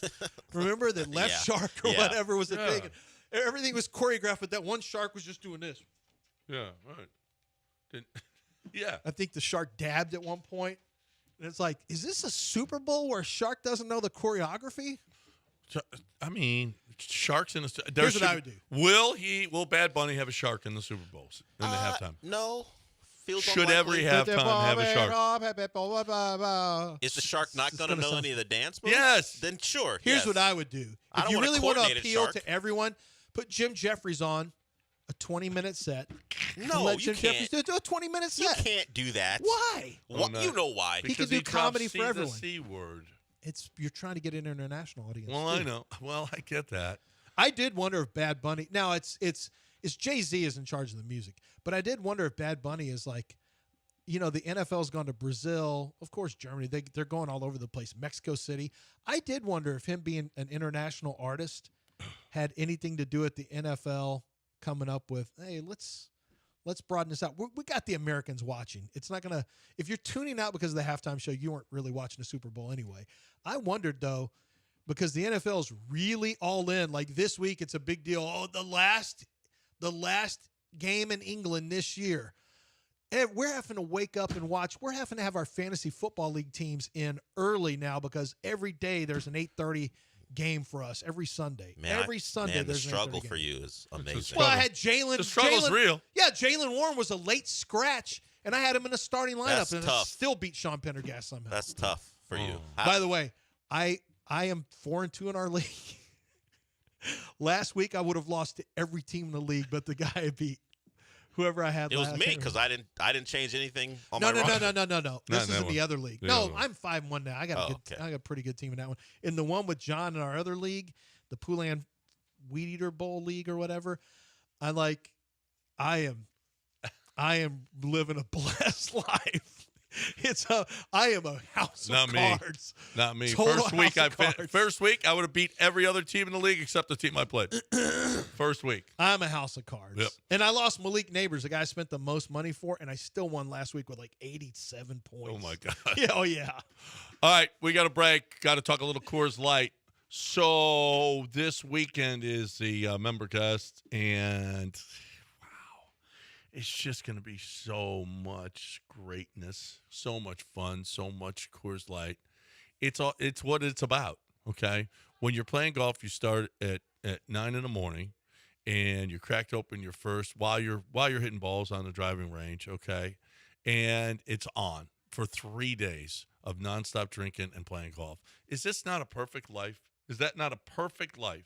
It is for me. I hope it would be. I was hoping it would be for you too. If you're looking for the best way to enjoy your life, it's with a cold, clean, crisp, refreshing Coors Light. You could have, I don't know what it is you're doing, but if you don't have a Coors Light, it's just not as good. I mean, there are situations in life where it just is going to be better. Is even as good as it gets. It's just going to be better with a cold, clean, crisp, refreshing Coors Light.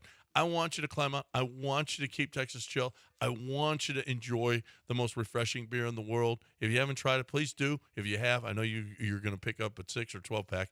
Get your Coors Light on this weekend with cold, clean, crisp, refreshing Coors Light. Climb on, brother.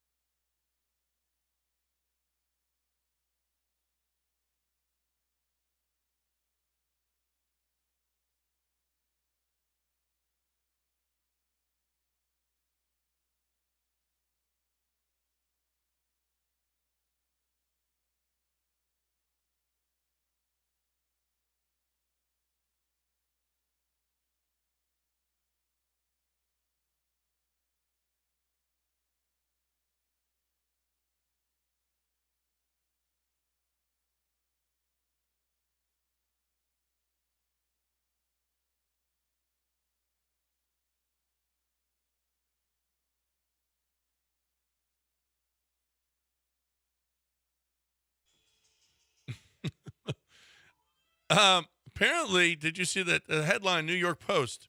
LeBron James will crawl, scratch, bite to protect his marriage as NBAers deal with ruthless ass bitches. That is the headline. Oh, didn't he use? Aren't those his words? Ruthless ass. That's ruthless ass bitches. Yeah. Wait, bitch. Yeah.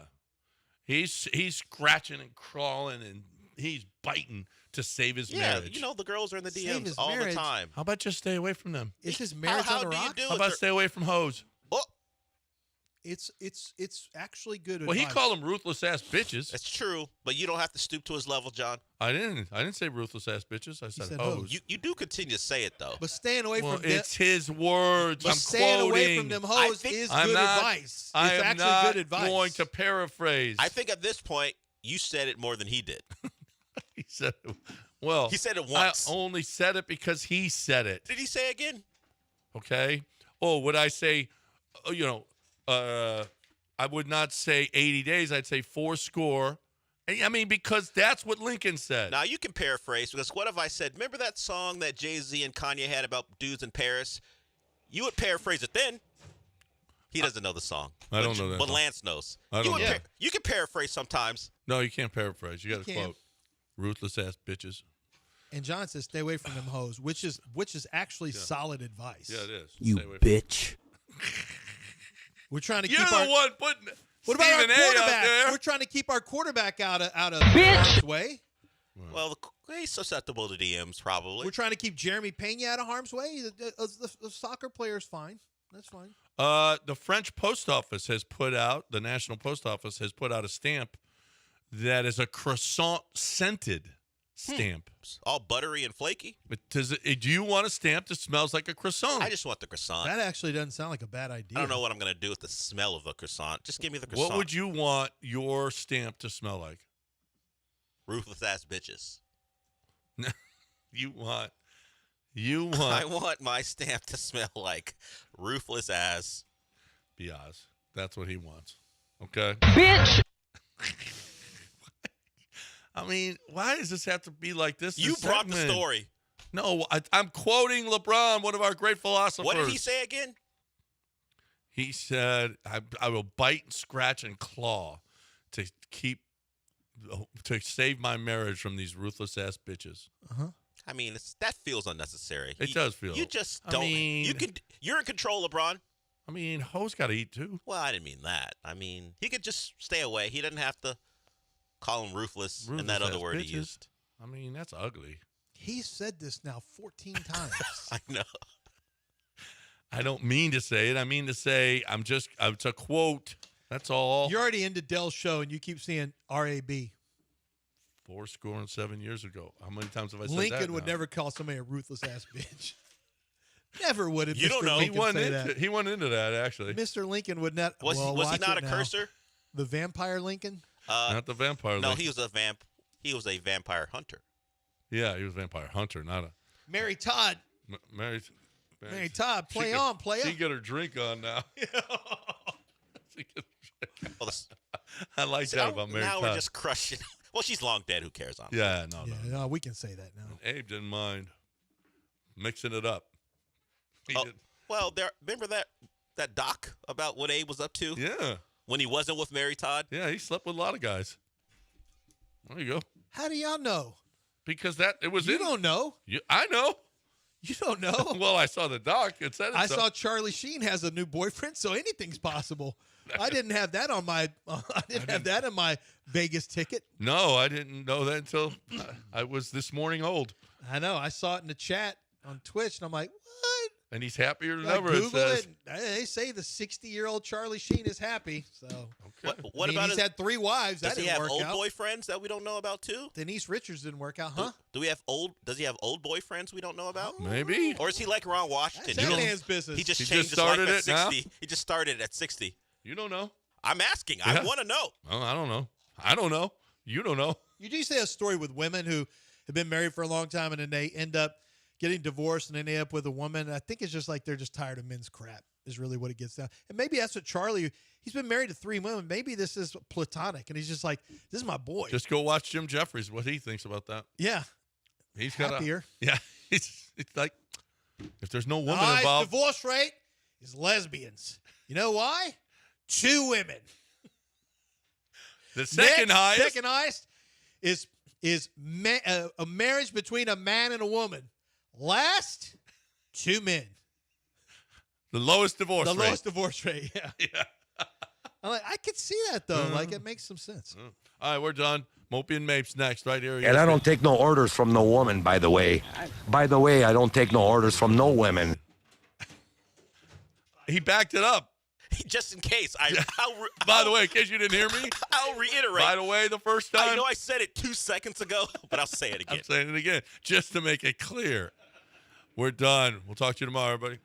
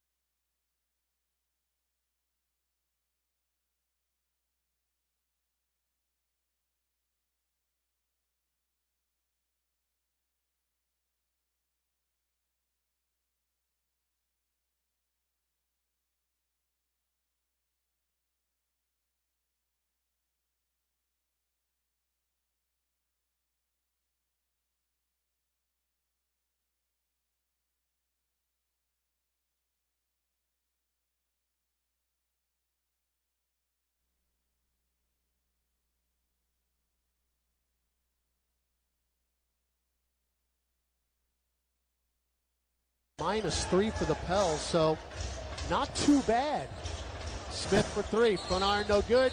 Loose ball foul. We got to fight. Jose Alvarado, Ahmed Thompson. Thompson just threw a right hand as Thompson and Alvarado got tangled up. And now, quickly, they are separated. But I saw a punch thrown. That's going to take a review or two. Ahmed Thompson definitely swung his right hand. Definitely. Now, I did not see what happened prior to the tussle.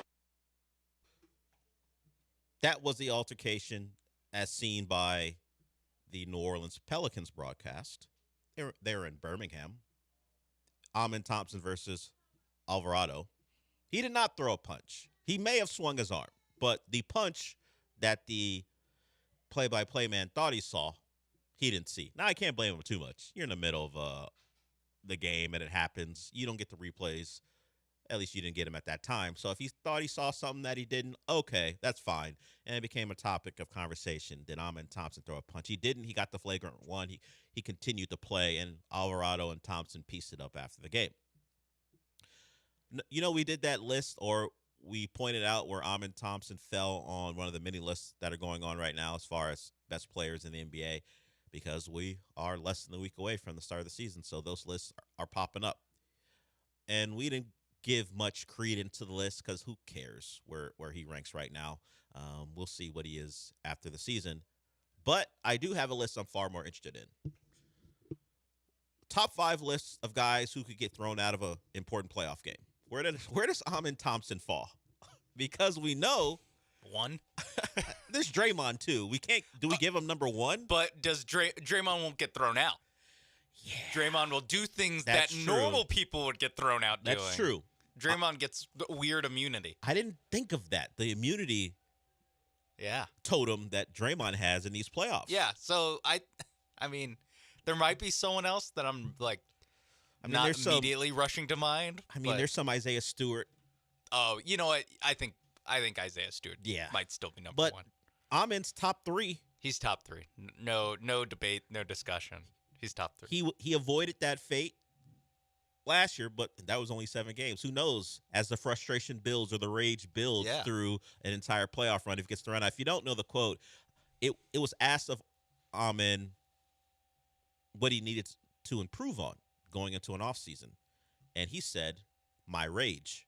I think this was after. It was after his rookie year. He was asked about, hey, had a good rookie year. A lot of people like what you did, but what do you need to improve on? He said, my rage. So I don't know how much work he's done on it.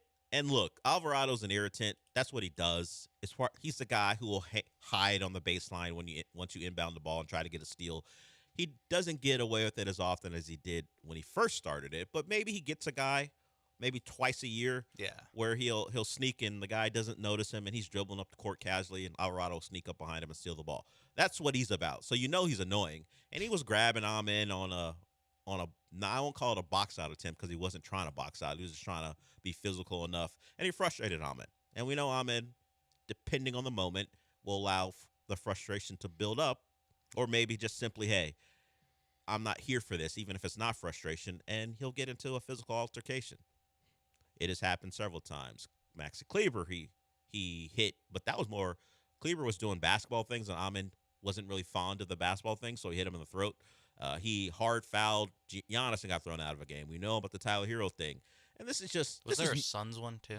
Well, the Suns and the Rockets had a thing for a while. Yeah. So Ahmed was a part of that. I think Jabari Smith might have been a part of something. Nothing that rose to the level of anyone getting thrown out of a game. And this didn't either. But this is part of what I think we're going to have to bake into the Ahmed Thompson experience. When's the last time... Like, Dylan Brooks is an agitator. He was for the Rockets and across his entire career. Yeah. But I was never really worried about Dylan Brooks getting thrown out of a game. Like, a technical could happen. Okay. But he's not looking to get into a physical altercation. He is just looking to be irritating. Yeah. He didn't. I don't know if he got thrown out of a game because of something like that as a Rocket. Well, I looked up because I was like, oh, there's also a DeMar DeRozan Rockets thing. Yeah. DeMar DeRozan, Dylan Brooks ejected. Okay. For on-court stuff. All right. So it has happened. Yeah. And not surprising. He also got tossed from a Suns game late last year where they were up by like 30 and didn't matter. Didn't matter anymore. Yeah. But I think that one was also like ticky. It was like the opposite of the Draymond Green thing, where it's like his reputation with the refs is just like, get this guy out of here. Yeah, we don't want to deal with you. It's a blowout. Yeah. Get out of here. So we've had it here. I expect Amon to be here for a long, long time. I don't remember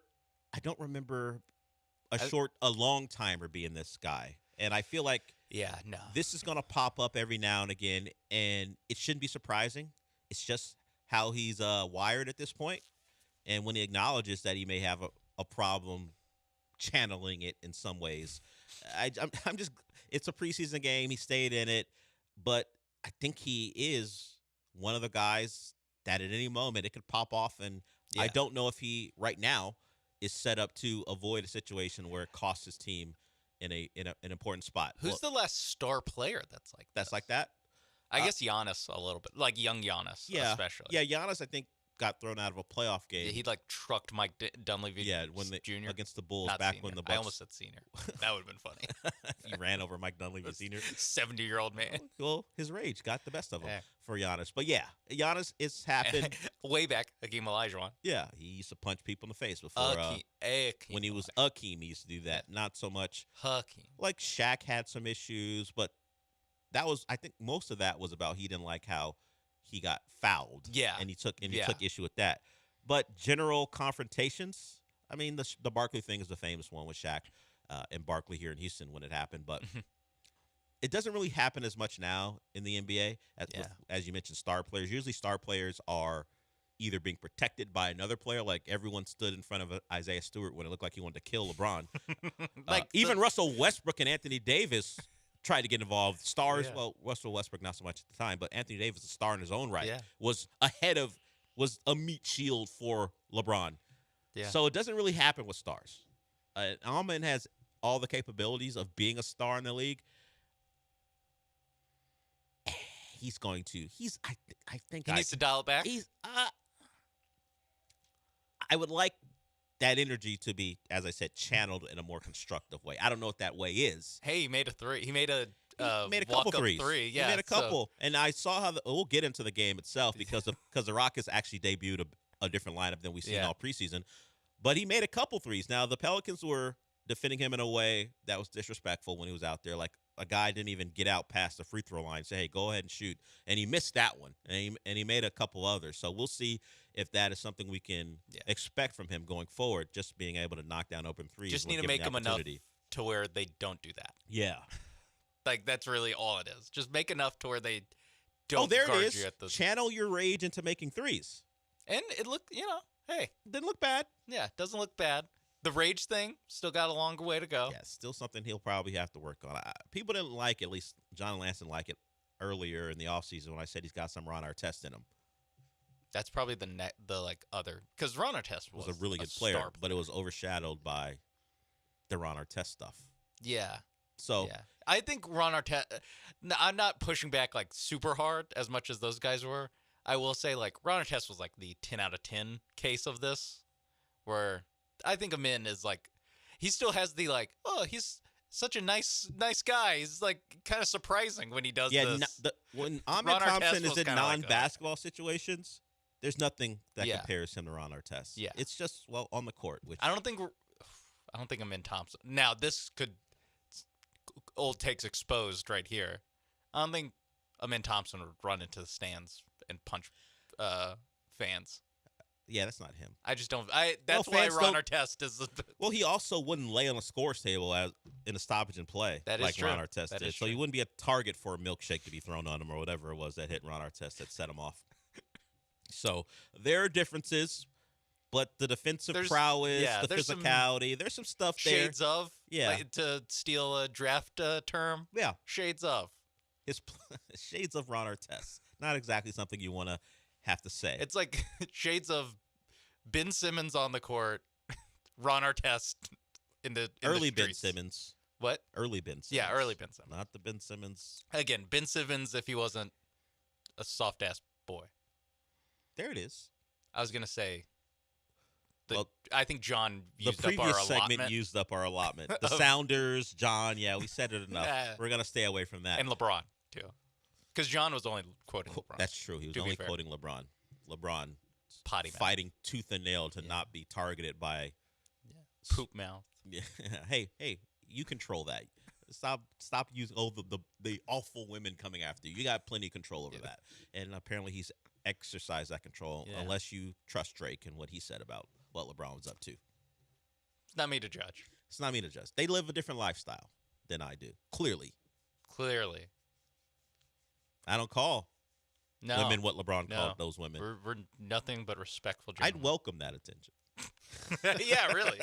I'd welcome that. The stuff that LeBron doesn't want, I'd welcome some of that. Come on down. All right. Hey, you want to be like that? I'd welcome it. A step down from LeBron, I will admit. A giant one. In fact, a canyon wide step. Almost a full foot drop. Yeah. Oh, in actual height, yes. But in stature, much more than that. I get it. But hey, if you can't get LeBron, probably go after Austin Reeves. That's probably next. All right, we'll go. Well, if you can't get Austin Reeves, there's much more between us than just Austin Reeves. All right, we'll go to break. We'll actually talk about what happened on the court as far as what the Rockets ran out there. The game itself, the score, not that important, but we thought, and maybe it still will be the case, that Reed Shepard is your fifth starter. We'll talk about what happened as far as the lineup, and maybe just remember what Ime said about what he will do potentially depending on the situation. So we'll get to that. We'll certainly hear from D'Amico Ryans as the Texans are back to practicing, as they're going to get ready for a game against the Seattle Seahawks on Monday night. So we'll hear from D'Amico on Jalen Petrie and also what he thinks of the offense he has to face in those Seahawks because of Kubiak's at the helm. So we'll talk about that. And if you want to join us, the number is 713-780-3776. We'll also give away a couple things. We got Dewberry Farm stuff to give away. We didn't get to it on the John Lance show, so we'll do that. And we'll also give away some Cougs tickets with Arizona in town on Saturday. So a lot to get to. If you want to join us, 713-780-3776. We'll be back.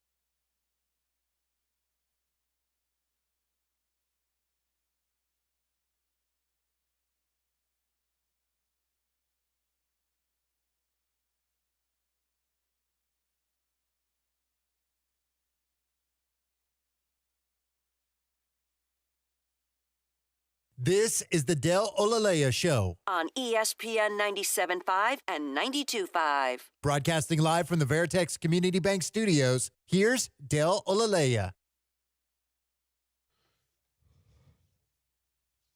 So the actual basketball stuff that came out of the Rockets preseason game was they went with a big lineup. Double bigs to start, Steven Adams, Şengün, Amin, and Jabari. Along with Katie, of course. So Ime decided if you're 6'7" or under, beat it. Or maybe I'm in 6'7", 6'8"ish. So I think the cutoff was anyone under 6'7" wasn't going to start. Amin's listed at 6'7". So anyone under 6'7" wasn't going to start for them. And it's an interesting lineup to watch on the floor because they go back and forth about who's bringing the ball up, who's initiating offense. Alpi had 6 turnovers, so that wasn't great. And, of course, when Reed Shepard came in, you look at it and go, oh, that's a more traditional point guard as far as size is concerned. He's not really a point guard at this point. He turned the ball over, I think, 4 times. So don't know if turnovers will be a concern if they're going to just start big, particularly if Alpi's a little loose with the basketball. But matchup problems for anyone facing them. And Jabari looked really good. My questions about him this year will be, can his offensive game grow? And I did like the fact that it wasn't, this is an offense, at least last night, that's just simply centered around KD and Alpi. They allowed Jabari to attack mismatches. When he saw Jordan pull on him, he went after him. Of course, it helps when you're knocking down outside shots, which he did at a good clip yesterday. So it was a good night for Jabari Smith, and what could be a role that changes depending on just the matchup you see. Because when they roll out there with Amin Thompson as their smallest guy, we were talking about what they might do with Reed Shepard against the Thunder in Game 1. Well, if it's Amin, maybe just roll this lineup out, particularly if the Thunder are going to go double bigs with Hardenstein and Holmgren, and of course you've got their wings, one of the better wing units in the league. When you throw in Shea, Jalen Williams, and of course Lou Dort, maybe you just size up and go. We don't want to have to hide Reed Shepard on Lou Dort. We don't want to deal with you picking on him in screen and rolls or just setting the pick and having Shea go after Reed Shepard. We're just going to be big, have wingspan, and we'll see if you can deal with us. Can you keep us off the boards? Can you run with us? Because the Rockets, sure, even with Steven Adams, you would say being the most slow-footed of them, they can get up and down a little bit with that lineup out there, particularly if Amin's rebounding a basketball and pushing the pace. And, of course, the big benefit of not just the lineup, but the guy they acquired out there is anytime you need a bucket when things are bogging down, there's one of the top 10 players of all time just waiting to take advantage of anything out there. That, to me, is like the biggest. I mean, in all these games, it is 3 preseason games. So, 3 preseason games. I know. Rockets scored 122, 140, 130 points. That is something new for these Rockets to have 3 straight nights of over 120. Like that is, so again, preseason. It is preseason. I know. And it was only 3 games. But watching it, there is an element of, A, they seem very comfortable playing through Şengün, and 2, what you said, they can just, at the end of the day, hey, we need a bucket. Kevin Durant, get us a bucket, please. And he can generate maybe not a open great shot. He can generate a makeable shot for Kevin Durant. And hey, if you just need to keep your head above water, which this team did need in the playoffs, you can do worse than Kevin Durant ISOs or Kevin Durant go get us something. I talked about it last week with the identity of the team change as far as what we see them as. I think there's a real shot they're going to be looked at as an offensive team. Not that their defense will slip into the 20s or anything, but they could be a pretty good offense. They're going to be a really good offensive team. Especially mix in the turnovers that they're going to generate, and with the Terror Twins, with even Reed Shepard, like they're going to be able to push the ball in transition a little bit. Again, less so with Steven Adams out there, but you're still going to be able to push it pretty well with Steven. I mean, long rebound to Şengün. Şengün can push the ball down the court. So I do think I think this offense is going to be pretty solid. Yeah, maybe it's simply about pace, because I haven't looked into it, because as you say, it's preseason. Yeah. I'm not looking into pace of play in the preseason. It's fine. It's fine that we don't do this. Yeah, but they are giving up a lot of points in the first half. I'm not talking about when we get into the garbage time and Aaron Holiday has to make a shot to win the game in the fourth quarter. They're giving up a lot of points in the first half with their starters, no matter if Reed Shepard starting or in this case yesterday you go with the big lineup. So does their identity change? Because to be honest, they're going to have weaker defenders. Jalen became at least a competent defender as he got more and more in teammate system. Of course, you know about Dylan Brooks as a defender, Fred VanVleet as a defender. Kevin Durant can, depending on the time and place and the matchup, can help you get a stop, but it's not going to be something where he's going to be such a dogged defender for 35 minutes a night. I think, to take a football term, he's not an every down back when it comes to defense. It's like, hey, he can ramp it up in whether it's key moments or it's, a help side block or help side contest. But he's not going to be Dylan Brooks, where Dylan Brooks, when you played Kevin Durant, Dylan Brooks was the one who guarded Kevin Durant and did a mostly fine job. When you play against the best wings or even the best guards, you'd put Dylan Brooks on them and to slow down their offense. And for the most part, they did that. Obviously, you changed your lineup there. So I kind of think that the regular season defense probably takes a step back. I'd also be interested in like the no KD days where, we all kind of know that you're going to get like at least 15 games where it's just like, oh yeah, no Kevin Durant, where that's due to injury or rest, whatever. I kind of wonder if they like go back to last year's Rockets a little bit more in those games, but it definitely feels like, especially with the big lineup. I saw something from Nate Duncan. He said that Houston started their double big lineup today and outscored New Orleans 73-47 in 22 minutes with Adams and Şengün together. And a lot of that is also with Durant. And I think adding Durant to this lineup is just like, oh yeah, because the double big lineup was they'll kind of throw the first shot at the rim and then offensive rebound and get a better shot. But now that first shot at the rim can just be Kevin Durant do something. That's going to be a really good lineup. Yeah, so I'm looking at what they might be defensively, at least to start. And there's just a box score that's confusing me, because I'm looking at what they did against Atlanta, and like the first and second quarter numbers don't add up to 47. That's what they say. I don't remember what it was at halftime. It says the Hawks scored 47 points at the half. Well, the box score says by quarter, first quarter was 23 points, the second quarter is 37. That's not 47 points. No, so that's a lot more. So if that box score as far as quarter by quarter is correct, the Rockets have given up at a minimum 59 points in each half so far, which, once again, caveat, preseason. I don't remember how that game went. I just know that when I look at play-by-play, it says they only gave up things are just flipping. It's weird. I think because it's preseason, the stats guys just screwed it up as far as what actually happened. They have an intern doing it. Yeah, I don't know.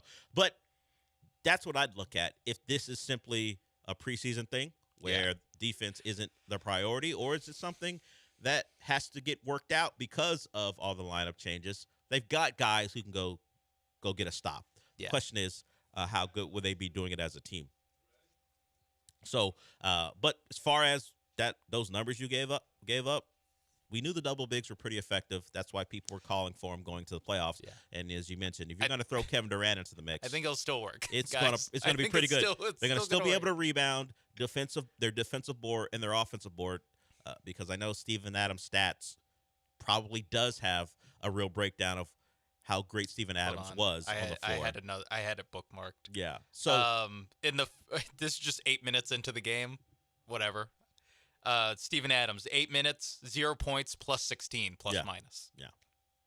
That's going to be a thing. Was this full game plus he minus. has been probably also awesome. Since he has been able to stay on the floor. He had kind of the acquisition year when they brought him in, he didn't play. But since that point, as they've managed his minutes, he's been nothing but positive for the Rockets. 26 positive last night. It's kind of how it's been for him since he's been here. One of the more impactful. That's why he gets Connor McDavid money. One of the more impactful players in the NBA, if you actually go look at the numbers. Okay, we'll go to break. We'll hear from D'Amico Ryans when we come back. He spoke about the matchup, his defense against that Seahawks offense and what they do well and what the Texans are going to have to contend with. We'll hear from the coach when we get back.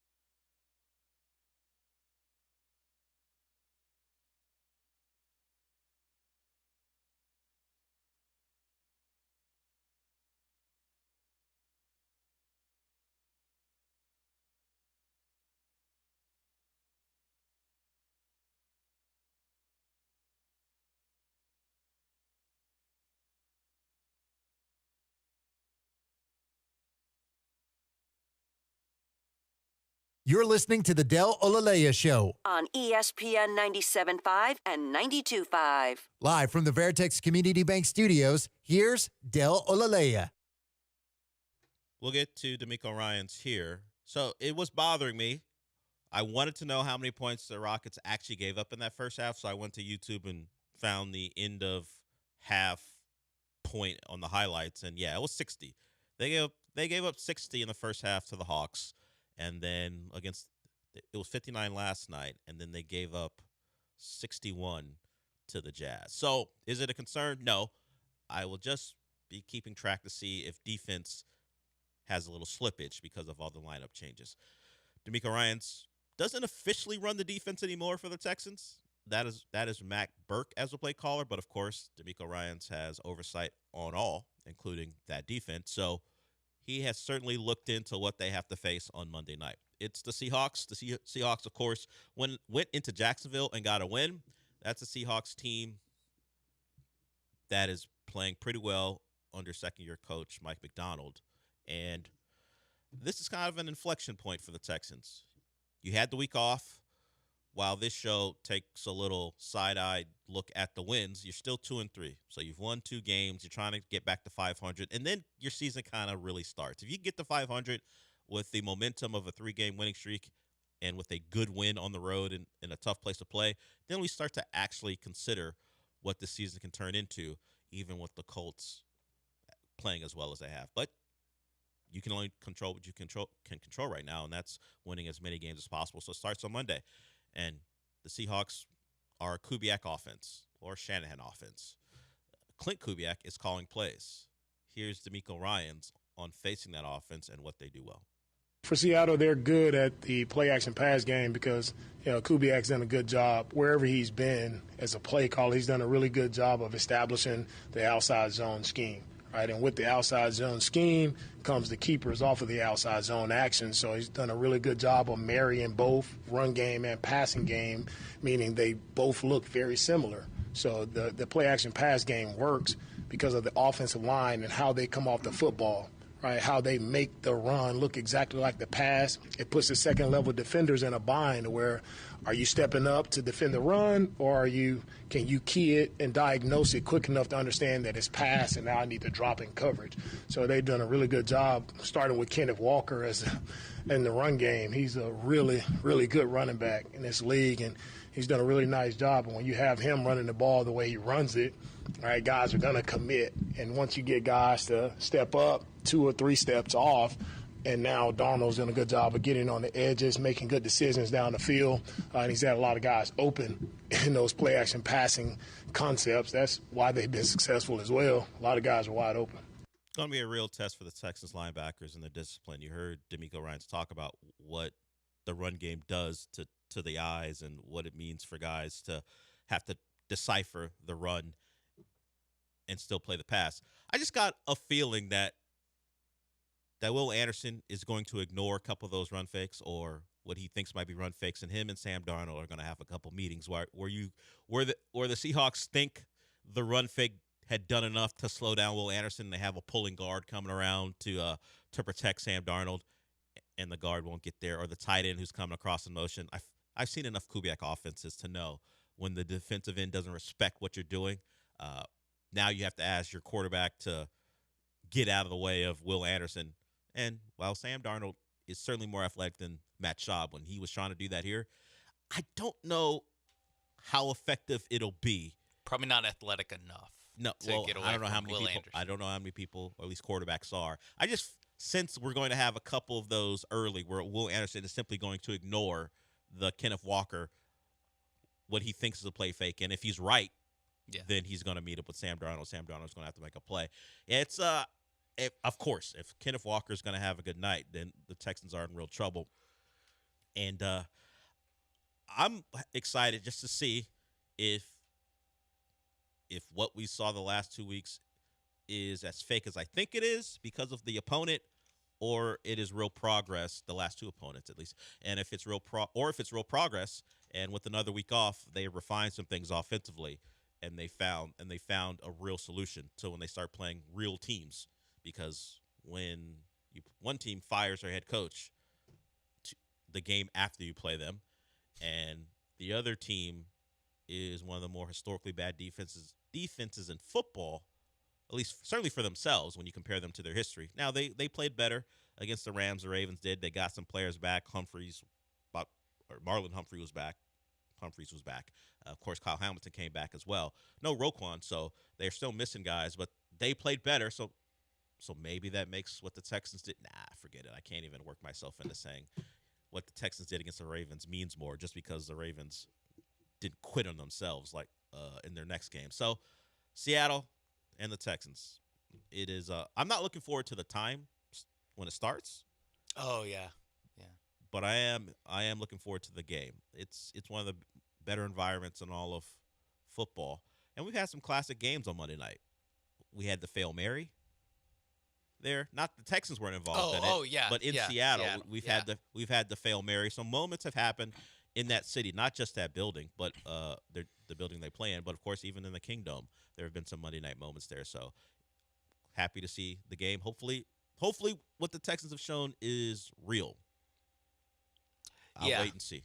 Yeah, I also wonder about the familiarity that D'Amico Ryans has with, I mean, not straight up the Kubiak offense, but, Kubiak adjacent with working with Kyle Shanahan to start his career in San Francisco. I just looked up Clint Kubiak did he spend time? No, that was Clay Kubiak that was on the Niner staff when D'Amico was there. And Clint Kubiak, the offensive coordinator for Seattle, was the passing game coordinator for the Niners in 2023 when D'Amico Ryans had already become the the head coach for the Texans. So he hasn't actually coached on the same staff as Clint Kubiak, but there's so much similarities and familiarity with that I do wonder if there's going to be a little bit of I know how to go up against this. I hired Bobby Sloak, who was trying to run a version of this. So the Texans are going to face two Kubiak coordinators because Clay is the OC now in San Francisco. Yeah. So Clint and then Clay. Oh, wait. Is Clay currently the... He's not the play caller because, of course, that's Kyle Shanahan. But Clay is the current OC in San Francisco. There's another one, too? Yes. I'm aware. I don't know where that one... Klein. Let's see. Klein Kubiak. They're all... So Gary's one of those guys... Well, maybe it's a combination of Gary and his wife, Gary Kubiak and his wife, who decided we're going to name all our kids K. Well, Triple K. That is the case. I don't know if they have any other kids, but the ones that are currently in football that we know of are all named K. He looks like he's a scout. Yeah, scout for the Cowboys. Klein Kubiak is a scout for the Cowboys. Receiver for Rice. There we go. Clay played, at least he went to TCU. He played quarterback at Colorado State. There we go. So the Kubiaks aren't really known as one of the royal families of football, but they probably should be. Like the Shanahans, of course. Yeah, I feel like they're a coaching family. Yeah, they are. Of course, Gary played in the league. He was a backup to John Elway for a long time. But yeah, they're a coaching family. The Shanahans get a lot of that, of course. Although it is just two of them. Yeah. Right? It's just Kyle and Mike. I don't know if there's a cousin anywhere. The Mannings, there's three of them. Yes. Like that. There's three. And then there's maybe a fourth one at some point as well. The Belichick's is just Bill, but Steve has been his OC. Steve. Yeah, and I think there's another one. There's another one on the UNC staff, but I can't probably going really give them too much credit if you can't get a job outside your dad. Like at least the Kubiaks, sure they had an in, but they were hired by others. Of course, Clint Kubiak has been an offense coordinator for like 3 years. Yeah. Now Clay happens to be the OC for the son of Gary's mentor. Yeah. And Mike and Kyle. So it all connects. Listen, there's some. It's all incestuous in some way. Nepotism. Sure. Because it's all there. Kyle Shanahan was an offensive coordinator for Gary Kubiak, and it's all there. It all ties. They're like the English royal families from back in the day. There's always a cousin who's related to you, and you might marry them at some point. It's all like that. I was gonna say like the Lannisters and Game Targaryens. Yeah, it's all the same. Or the girl with the big eyes that was in the show who had the gay brother. Where she was going to marry Joffrey. Tyrell, yeah, and then Joffrey, spoiler alert, Joffrey dies, and all right, then you just married the brother then. Yeah, Tommen. Why re-enter the pool, the dating pool here? Well, you're trying to be the queen of Westeros, so just marry the younger brother. Yeah, Cersei didn't love that. We found out didn't how that love worked it. out. Didn't Yeah, love so while no one's marrying each other in the family, it's almost like that. There's no proof of that. We don't know if they have daughters. I'm sure some of them have daughters. I don't know that a Shanahan is married to Kubiak. We know the Rooneys have married the Maras. Yeah. And have produced 2 actresses, Rooney and Kate. So it happens. I just don't know that the Kubiaks and the Shanahans are doing that. They might as well. Just a super offensive coordinator. They make a super breeding. baby. They're breeding offensive coordinators. That's what they want to do.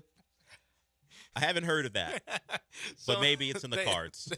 That could, you know how you'll hear about, and I think most of this is just like PR and stuff, how college football teams will offer an 8th grader a scholarship. Sure. Do you Baby think Gronk? Yeah. Do you think that would happen if there was a hypothetical Shanahan Kubiak baby and just that kid turns 6 and wins a game of Madden? The Atlanta Falcons are you know what? You're our OC. When you're ready, you'll be our OC. We're dibs on you being our offensive It's very coordinator. difficult to do that.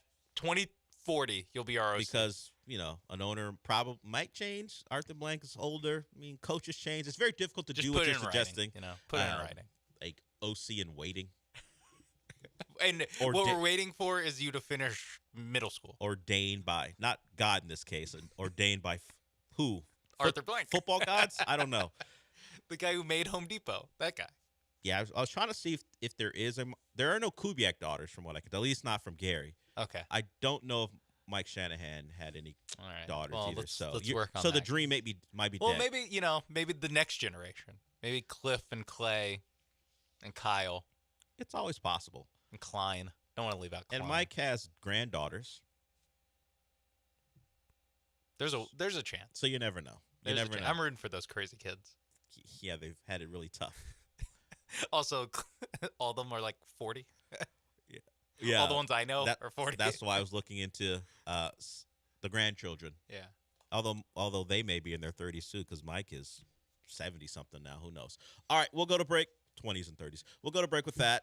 If the Kyle Shanahan, Kubiak royal family breeds an heir, we'll let you know. We'll be the first. We'll be the first to tell you. Show to be on top. Certainly looking forward to the king of the NFC West. That'll come from it. King of the outside zone. Yeah, exactly.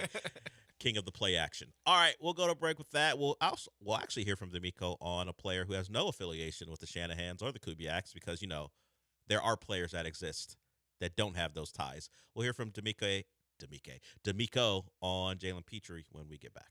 But first, I want to talk to you about Prize Picks, America's #1 daily fantasy sports app. And if you believe in that Clint Kubiak offense, you can put in some early player projection mores on some Seattle Seahawks, or if you believe that D'Amico Ryans, he's been inside the belly of the beast and he knows how to stop a Shanahan Kubiak based offense, then you take some lessons, or you take a more on a Will Anderson sack, or more on a Daniil Hunter sack, and maybe a more on a Sam Darnold interception. Whatever you want. There's plenty of ways to make money if you know your stuff. And hey, listen, you're listening to this show. Of course you know your stuff. You're listening to 2 of the biggest ball knowers there are on the station in the middle of the day.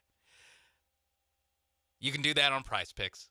Unfortunately, you'll have to wait until Monday night for Texans Seahawks, but you won't have to wait very long for Mariners Blue Jays. The series moving to Seattle. Seattle up 2-0, commanding lead. Give me a more on Cal Raleigh, the big dumper. Hits, runs, RBI. I'm feeling a Seattle coronation happening.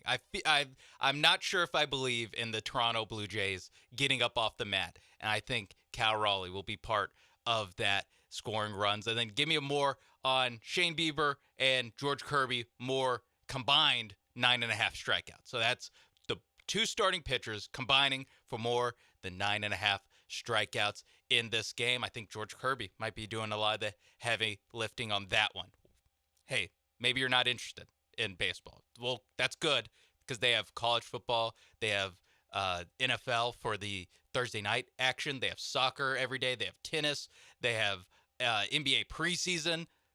Whatever you want. It's on Prize Picks. Download the Prize Picks app today. Use promo code MAPES when you sign up to get $50 in lineups when you play your first $5 lineup. That's promo code MAPES on Prize Picks to get $50 in lineups when you play your first $5 lineup.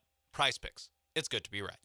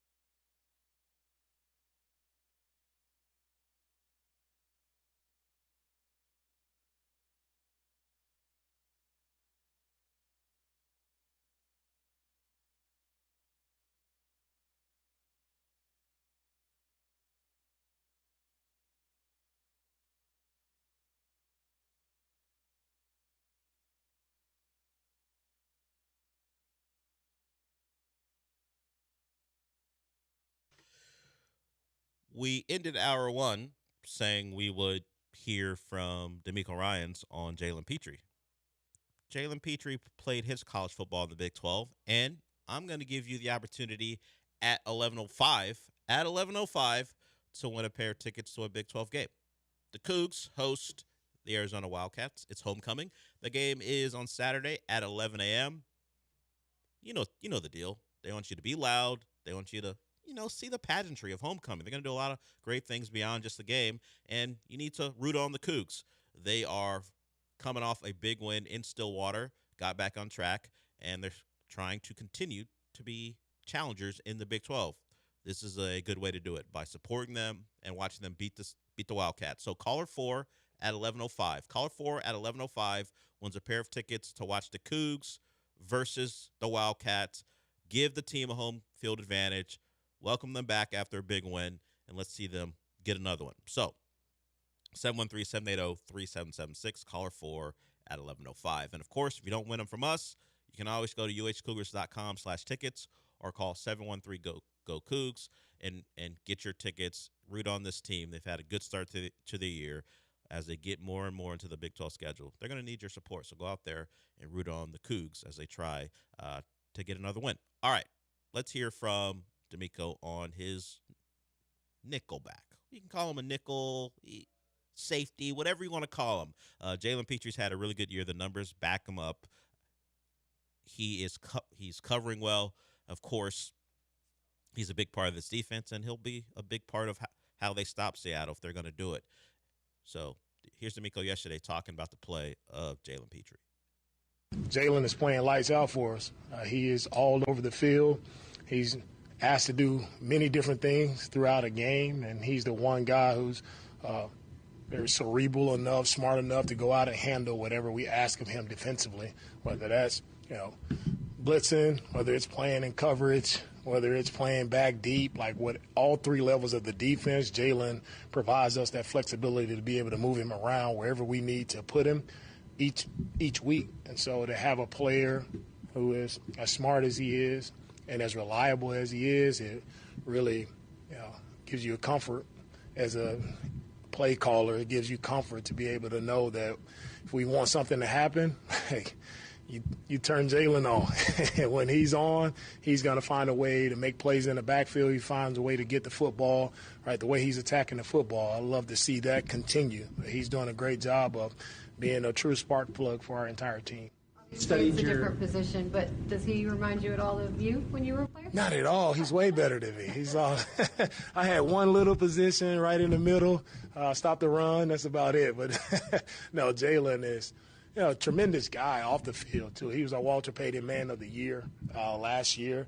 He was that recipient because of the great things he's done in the community, just all around. Talk about a great guy. On the field, off the field, like that's what it looks like in Jalen Petrie. I'm proud to say that I'm able to coach Jalen Petrie. And I could never be a Walter Payton Man of the Year. We're so different. That's not how I get down. That's D'Amico Ryans on his guy Jalen Petrie. When he got his deal in the offseason, it wasn't a giant one, but it was like, that guy's been injured a lot. Are we sure about him?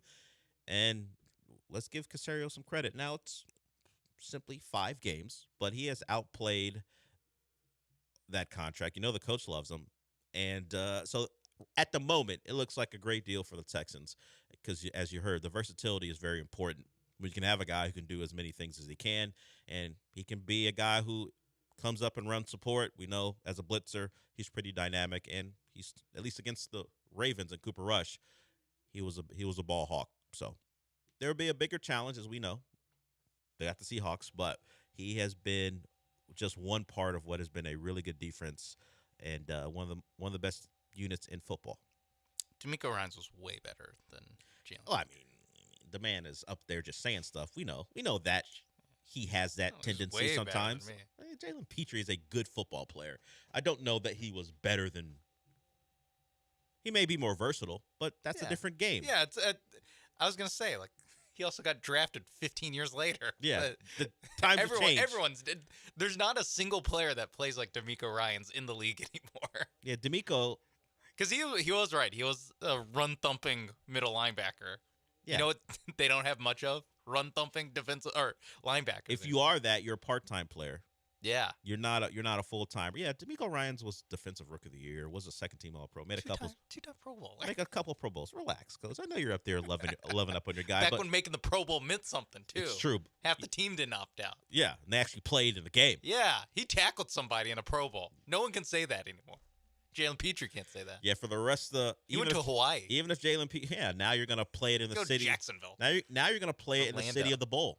That's apparently a proposal that you're going to play the... Play. There's no game. It's just like flag football and like super and like and whatever like field day games. It's not literally punt pass kick. Yeah, but it's basically. It might as well be. Actually, that would be more entertaining. If I just because that'd be football stuff. What they're doing now is like what you do, like when an elementary school does on a field day. Yeah. That's what they do. That's what they're doing now. And then they had the flag football game. And they try to do the like sickest catch competition, where I'm like, please, what are we doing? It's just guys jumping and catching, which is cool. But it's even cooler when you're wearing a helmet and pads and doing it against another player. Defense. Yeah.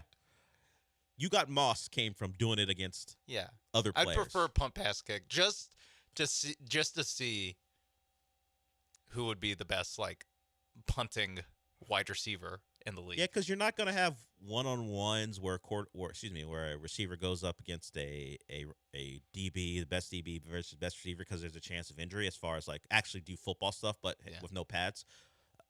But yeah, I prefer.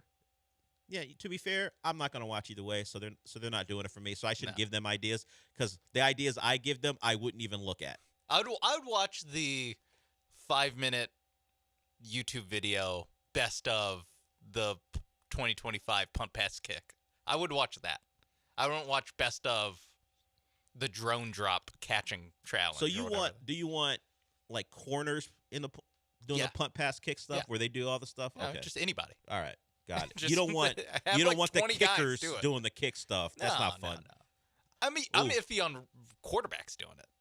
I'm iffy because they would just dominate the throwing part of it. Yeah, you do things you maybe would do it by position group or something. I don't know. Roger, I best I can give you is this kind of, half cooked idea. I can't really give you the like final thing. Can I have Kaimi guarding Nick Sly or Joey Sly in a DB versus wide receiver drill? Yes, do the thing like that football teams do in practice. Something just hey, let's mix things up. Let's just mix around the positions a little bit, and have Jamar Chase throwing a go route to Kaimi Fairbairn. Who doesn't want to see that? I actually would tune in if you just oddball punt pass kick. I'd watch that. It could even be oddball flag football, and I'd just sure. Give me I don't know. Give me Jamar or Justin Jefferson, throwing passes. I don't know. Throwing them to Dak. Yeah. Whatever it takes to make it more fun. But either way, Jalen Petrie hasn't reached the level where he can be in a Pro Bowl. Doesn't have to worry about this. Well, at some point, maybe this year. But hold off on he's a much better player. Yeah. We got the internet to look up stuff. But D'Amico Ryans, he's loved Jalen Petrie. He's spoken very highly of him for a while. Petrie has been really good this year. Yeah. And he had that Not better than D'Amico, though, but he's been really good. He's been a good player on a good defense, and at this point, that's all we're looking for. Comparisons to what your coach did 20 years ago. Not something I care that much about. That play into my nostalgia. Yeah. A guy who was sick when I was 10 years old. Yeah. Not a big deal as far as what's going on now. Go shut down the Seahawks tight ends and tackle Kenneth Walker on Monday night. Don't get switched on to JSN on a I'm not looking for that. 6. I'm not looking for isolated Jalen Petrie in the slot against Jackson Smith and Jigba. Not a fan of that, but other stuff. That normally ends poorly. He's good. And he's been good all year long. All right. So before we go to break, and we do have our winner for the Kook tickets, we'll also give away something. If you guys love Dewberry Farms, we got to give away for that. So do that before we wrap it up today. The Dodgers continue to accomplish things with their pitchers, historic things.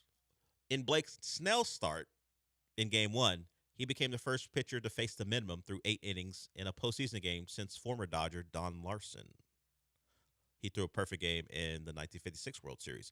And then they followed that up with Yamamoto, who tossed the first playoff complete game in 8 years. So the Dodgers deciding, hey Brewers, you're not getting hits, you're not scoring runs, and now they're up 2-0, just like the Mariners are. So for some of you, baseball apocalypse continues to hurtle forward, and we're going to get Mariners and Dodgers unless there are collapses by both teams. You know what? I've made my peace. Yeah, I've come to terms with it. Yeah. Make this baseball apocalypse even worse, which I don't know if you can make the apocalypse worse, but yeah, it feels like it's the apocalypse for a reason. Yeah. I don't know. The last guy, you said 8 years ago, or the first playoff complete game in 8 years. Do you know who the last person to throw a playoff? And I want to clean it up. I said former Dodger. Don Larson's played for multiple teams, but he's most known for being a former Yankee. And he played for the Giants, but he's not a Dodger. In fact, he was an Astro at one point. I just misspoke. He's not a former Dodger. The last playoff complete game, Justin Verlander against the Yankees, 2017. And Yamamoto said, erased from the record books. Yeah? Oh, yeah? There was a chance. Now, less so because it's the postseason. There was a slight chance where I was like, that might be just the last one, like, ever. That might just the way be the game is played today, yeah. Yeah, that might just – because Snell only went 8. And he was cruising through 8. So, yeah, again, it just gets worse. It's just terrible. Baseball sucks now that the Astros aren't good. I said it yesterday. The Astros have a responsibility to keep things like this from happening because no one else is capable. Like the Yankees aren't capable, clearly. The Blue Jays appear not to be capable, and no one in the National League can stand up to the Dodgers for multiple reasons. It would just be better if like the Blue Jays or like Orioles or like the teams that that weren't conquered people, the teams that weren't conquered people, the teams that didn't spend a decade getting shoved in a locker by the Astros and now they finally are out. It would be better if those teams were winning. If like the Padres finally got it together. Just teams that I don't have. You don't like the baggage uprising with. What? You don't like the uprising that's occurring? No. Because that's what happens. When the uprising happens, against a power, a well-entrenched power, it's normally not great for the power. Ask Mussolini. That's human history. It's not great. At some point, not great. At some when they point, take to the streets, yeah, or worse. When they got the palace surrounded, that's not great. When you're under siege, not great. And right now, Astros fandom, at least the fans of that team, under siege, watching what's going on in baseball. Come on. Bring back Bregman. Let's. Oh yeah, if you missed get this going. Bregman opted out. We did get a call about that on the morning show. And where's he gonna play? Like, even if you wanted to entertain that the Astros would give him the money he wanted a year after they didn't give him the money he wanted. I didn't even think of that. I just said bring him back. Yeah. I just don't care. Don't care. Doesn't matter how. Just do it. Doesn't matter who you have to trade. Doesn't matter how much money it's going to cost. Trade some of these guys for a pitcher, and let's keep it and rolling. Bring Bregman back. So you want Altuve, Correa, and Bregman. What's Yuli up to? Yeah, exactly. Pena. Where's everybody going to play if you bring Bregman back? Second base. Altuve left. Back in left? Yeah. Okay. And Paredes at first. Christian Walker. Get ready to learn, I don't know. What? NL Central, buddy. Canadian, buddy. Get ready to learn Pittsburgh because we traded you for Paul Skeens. Yeah. Good luck. So while the Bregman thing is funny because they did reacquire or just bring back Correa, I'm going to say probably not happening. We're not having a real discussion about it at any point. It will be in this tone where we just say, I don't care about the logic of it all. Let's just get it done. Bring him back. Yeah, so for anyone who was wondering, there's just a lot of things in the way. Most notably, the Astros ain't paying Bregman what he wants. That too. I think that's most in the way. Second most, the current roster construction is in the way. Where you're desperate for pitching. Yeah. And it's going to cost you. Have a former pitcher they can bring back? Well, did Charlie Morton did Verlander finish well? I think he finished better than he started. Yeah, he was but I don't know not great. If it was like awesome. I know he had one game where he threw like 120 pitches to go 5 innings and get a win. So in his final month, ERA just over 2. There we go. Bring it back. Went 6 or better in 4 of his 5 September starts. Huh? 1 year, $10 million. It's not my money. Do it. I don't care. Whatever. Do it. It's not my money. Who cares? If he wants to come back, do it. We get the Ben Verlander stuff though. I'm taking that into account when I make decisions now. What do I have to deal? What do I have to deal with? Like the Bucks have to take into account the Alex and Thanasis of it all. We're getting Ben Verlander. We're getting to Verlander. I would rather Ben Verlander be like the 4th outfielder, but it means he never tweets than the current setup. Less Zach Cole. I'd rather him bat 150 or whatever he would bat. And he'll talk, and people have attacked him because you're your brother's backpack, and he'll talk. Well, hey, play baseball too. Yeah, I wasn't great, but yeah, he'll show that clip of him hitting a home run off of him in spring training. Yeah, stuff like that. Cool. You know what, Ben Verlander, I respect that's a cool moment for you and your family. But for the rest of us, we don't really care. So you're talking 40-man or actually on the 26-man? I mean, I'd prefer 40-man. Yeah. Verlander actually isn't good enough to where one of the 25 he's not Giannis. He's not Verlander from 10 years ago. Yeah. 2017 Verlander, sure, whatever. Take Nori Aoki's spot. I don't care. I dealt with a lot of light-hitting infielders for the Astros the last 20 years. Let's have another one. Who cares? Or Can he run? Take Derek Fisher's spot. Wherever he played. Are you fast, Ben Verlander? Yeah. Take Derek Fisher. We don't get a lot of package deals in baseball. No. In fact, we don't get them in basketball unless you're LeBron or Giannis. Yeah. J.R. Smith got one with Chris Smith, his brother, in New York. That's how low the Knicks were. That J.R. Smith was someone who could get a package deal going, of all people. I guess Jalen Brunson with Rick Brunson. I mean, Rick was already on the staff, right? And Jalen Brunson is the second guy who came in. So I don't even give that I don't give that package deal type. I think it's a little bit of hiring the recruit's dad to be an assistant. Yeah, but he's an assistant. He's not a Michael Porter Jr. did that. It did happen. Mizzou didn't take up a roster spot, but the Knicks were so desperate for any light. For an off-ball shooter. That they gave his brother a chance. Yeah. For J.R. Smith. Yeah. Think about what we're talking about. The Lakers, to keep LeBron happy gave his son a spot. LeBron, top 2 all time.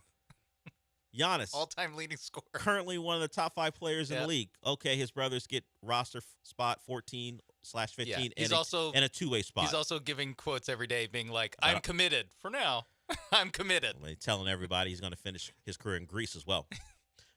But the Knicks, J.R. Smith could demand. Yeah, J.R. Smith was a good player. He was decent back then. But what are we talking about? It would be like the Rockets giving like Eric Gordon's brother a roster spot back in the day. Or a Capella brother. Well, just being like, hey, he's a key piece to this team. But also like, do we have to bring his brother?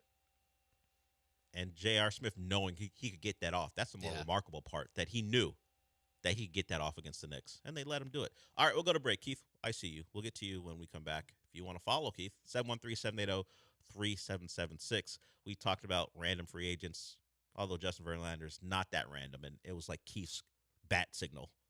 You're talking baseball free agents? Yeah. He's gonna be like, hey, have you thought about bringing in Wade Miley? Bring him back? That's a name from the past. We will get to Keith and anyone else when we come back.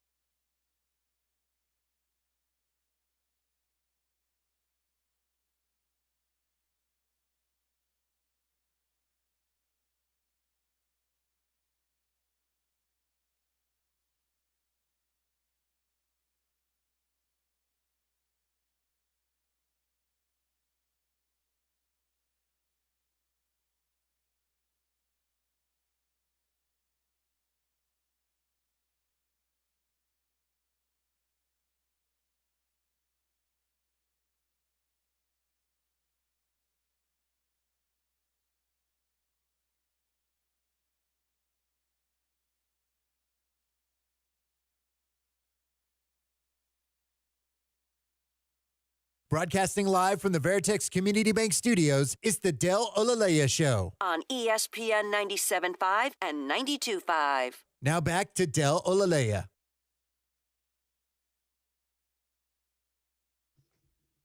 All right, let's get to Keith here. Oh, we have breaking news in the NBA. What's the news? I don't know if he's anyone's brother or cousin or luggage for a more popular or important player. But 9-time NBA All-Star Russell Westbrook has signed with the Sacramento Kings. The 2017 league MVP enters his 18th season. I skipped over the part that Shams put about his agent. I knew that was Shams. When I heard the 2017 league MVP, I knew that was a Shams tweet. They maintain communication all offseason as Sacramento search for point guard depth. Westbrook has bonds with Domantas Sabonis, with DeMar DeRozan, and Zach LaVine. History with B.J. Armstrong on the agency side. How long and is shared this tweet? Respect for How long is this thing? Shared respect for Scott Perry and Doug Christie.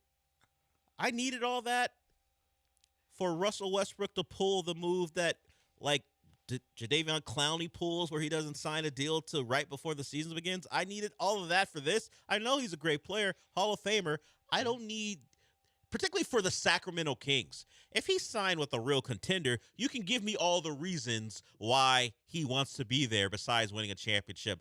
But his connection with Sabonis, what did they spend, like a year together in OKC? Yeah. It was, I think, literally his rookie year where Sabonis. Yeah, you think of how Sabonis plays now. What they had him doing was standing in the corner, shooting threes. Sean's put too much sauce on that. That was the year. That was the year Russ won the MVP. So how can you argue with the results? It was a great year. So you believe having Sabonis as a bystander led to Russ's MVP year? Yeah, he was out of the way. He couldn't get any rebounds. Couldn't steal any of Russ's rebounds. I remember those conversations. God. So, yes, Russell Westbrook finds a team. And it was always rumored to be Sacramento. There were just some things standing in the way. I didn't know that there's so many connections that made this deal come together. Yeah, I mean, the respect that he has for Scott Perry. Who was Scott Perry again? The GM. Oh, okay. And Doug Christie. I know who that is. Long, Kings legend. Sure. But there it is. Russell Westbrook finds a home. I'm sure it'll be a great experience for all as he spends the twilight of his career in Sacramento. Yeah, still gets to be in California. Like 6 hours away from where he grew up, but still in California. Kind of tough. When it'd be quicker to get to Arizona. Like, he'd be closer to home in Phoenix. It'd be closer to home in El Paso. Yeah. Yeah, what are we talking about? All right, we'll hear from Keith here. Like, the Russell Westbrook signing is right up Keith's alley as well. But what's up, Keith? Hey, guys. Definitely love the Russell Westbrook signing. I love when a veteran free agent who plays as hard as Westbrook gets to join a team that is going to be in contention for that play-in game. So I do appreciate that signing. Love Westbrook. I didn't appreciate Sean leading the tweet by Shams saying that is Westbrook's last name Antetokounmpo or James. This is a Hall of Fame player. He's not a 15th man on a roster. I said he wasn't. He's not Bronny or Alex or Thanasis or one of these add-ins. This is Russell Westbrook. Pay your respects. He played great for the Nuggets last year. He will be backing up Dennis Schroeder. That's tough. But he's a good player. So here's my question, guys. So father, son, Brian Callahan, Bill Callahan, both let go by the Titans this week in the, basically a combinations firing from one of the worst teams in football. But taking it a step further, Brian Callahan, a very good offensive coordinator, led the Bengals to the Super Bowl. Bill Callahan, a very good offensive line coach, former coach of the Raiders, an NFL longtime head coach, and a very good coach in the system.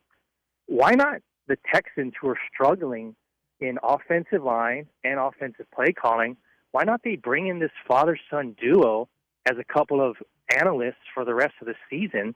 Surely that would make a lot of sense, right? Brian and Bill Callahan, a little father-son action coming to Houston to help that team.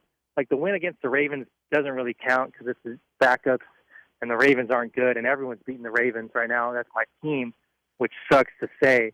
But why not bring in those two guys, Dale? What are you thinking there?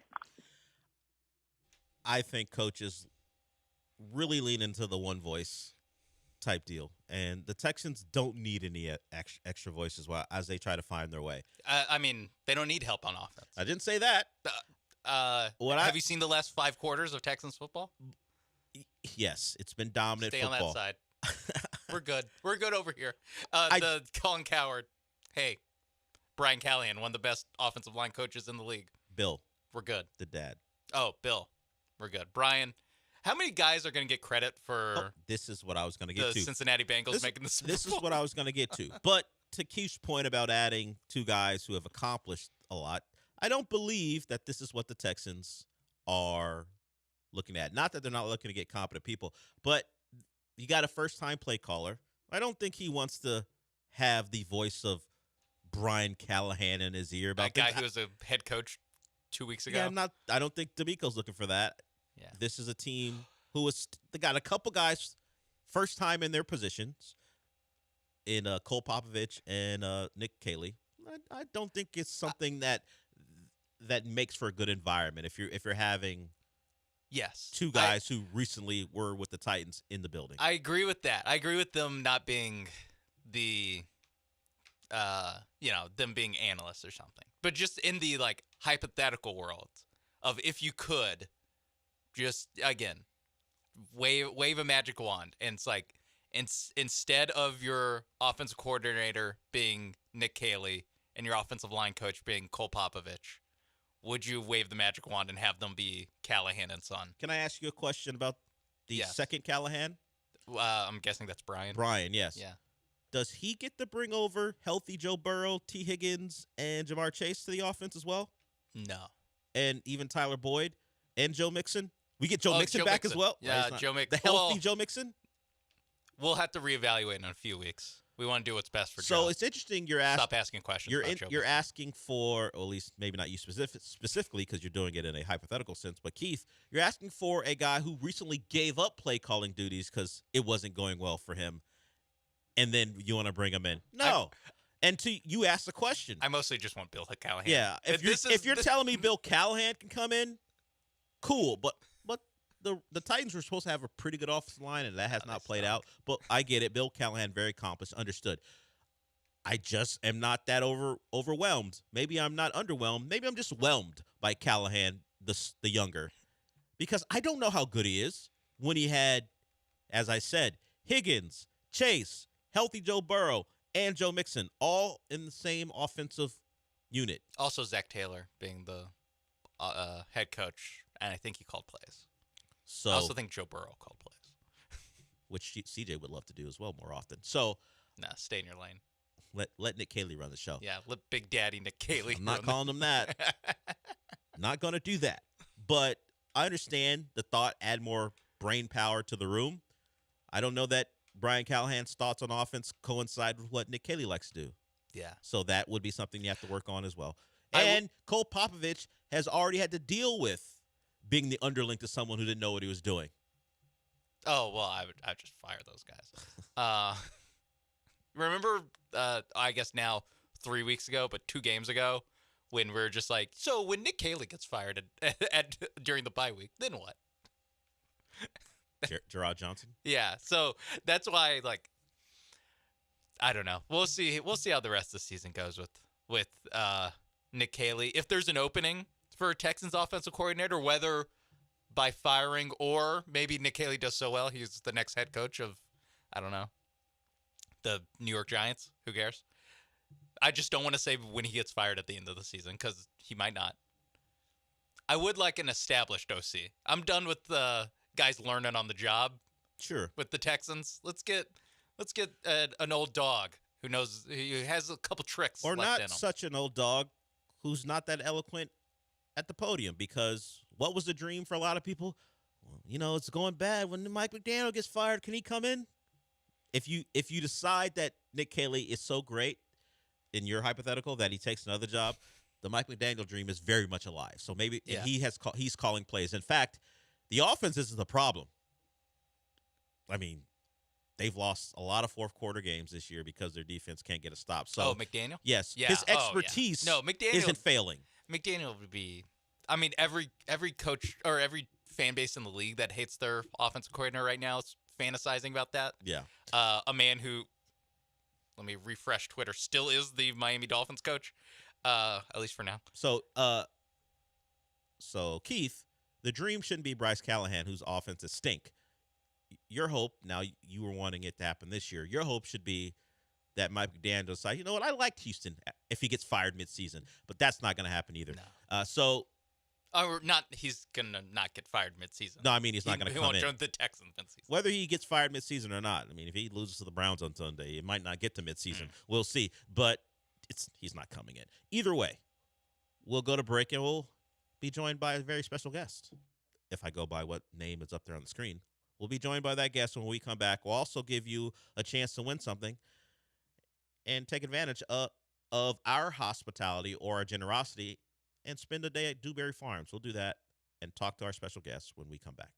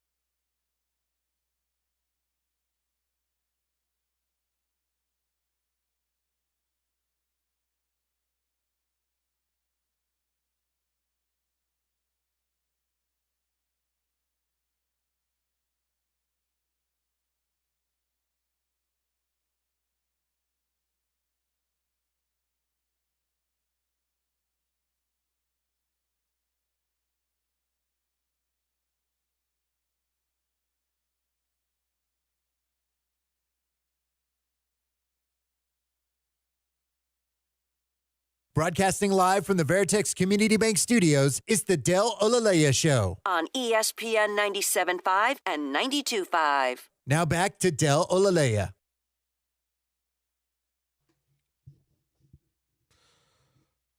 Okay, let's do this first before I tread into what could be some treacherous waters. I'm not sure about our special guest, if even the name he's under is real. But we'll get to that. But before we do that, let's go caller 4 now. Right now. Caller 4 right now wins a family 4-pack of VIP tickets to the Dewberry Farm Fall Festival.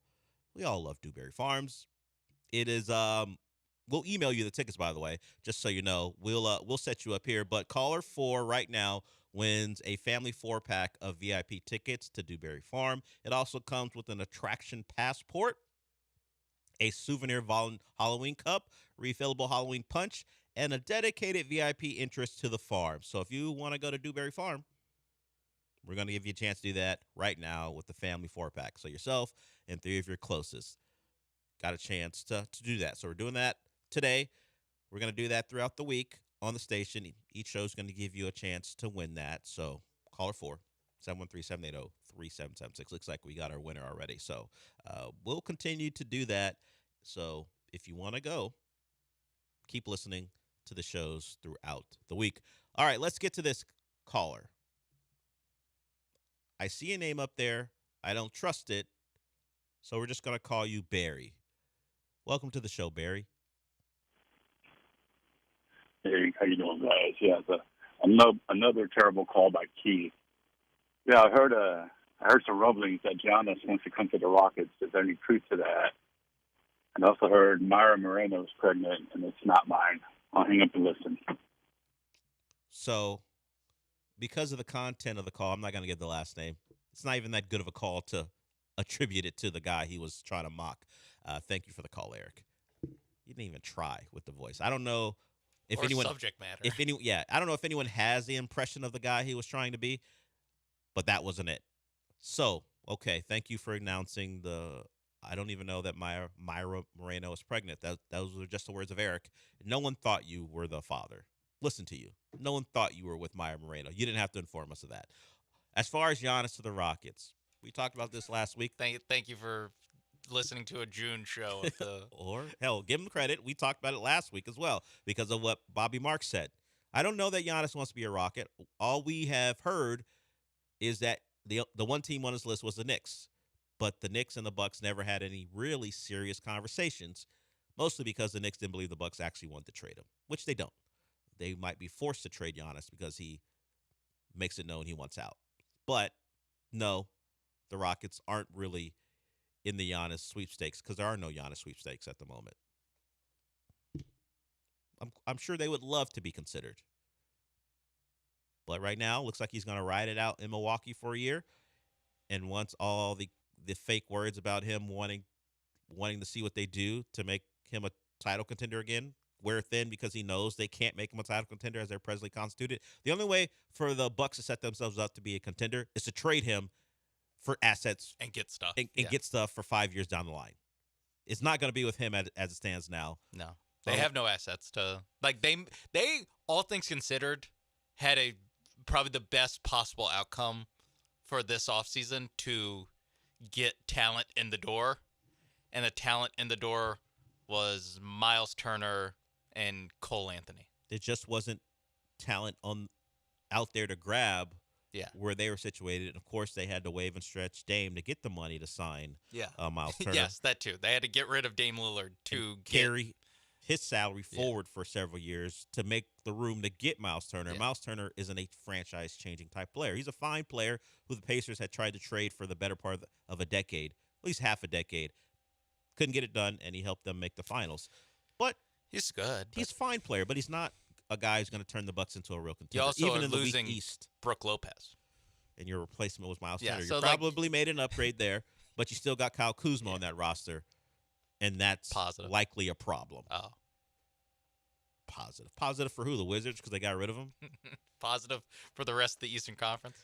Yeah. I mean, no, I mean, yeah. The Giannis thing, I think it's reasonable to assume that opening night in October of 2026, he won't be a Buck. He'll be playing for someone else. Yeah. There still has been actually zero real reporting or real rumors that he would be interested in Houston. It's just people looking at the amount of assets that the Rockets have and how good they currently are and going, well, that would make sense. That's really it. That's the only connection. That assets can get it done and the Rockets will Are still be good. That's all. And Nikos. That's it. Sure. Meanwhile, Giannis is talking about the end of his career and how he's going to go back to Greece. Didn't hear anything about a pit stop in Houston yet. We will see if that comes to fruition. Yeah, well, it is the Athens of America. No one has ever said that. What would be the Athens of America? I don't know Athens, enough Ohio? About I don't know enough about Athens to weigh in. The only Athens. Yeah, Athens. It's between Georgia and Ohio. Yeah. And I'll lean. What do you think is more like Athens, Greece? Athens, Georgia, or Athens, Ohio? If you had to guess. Well, you are guessing. So which one would it be? I guess Georgia. Or Athens, Texas. I guess Athens, Georgia. Definitely not Athens, Texas. I would go Athens, Georgia because there is a school there. There's a school in Athens, Ohio. That is true. And Parker Navarro goes there. So, it's a little bit. Is he more philosophical? Does he remind me? Is he more like Socrates than Kirby Smart? Than Gunnar Stockton? Well, Socrates was a bigger guy, right? So is Kirby. I don't know what Socrates was up to. I've heard the rumors or seen the rumors written down, but I don't know what he was up to. Yeah. Plato. I guess that would be. I don't think any of this matters. I don't think Greek philosophers are why Giannis wants to stay in Athens. Is Plato? No. No. I don't think there's any real comp. Maybe Aaron Murray. Who knows? He seems pretty insightful on television. Actually, is one of these former Georgia mediocre quarterbacks coach? Because that'd be Mike Bobo.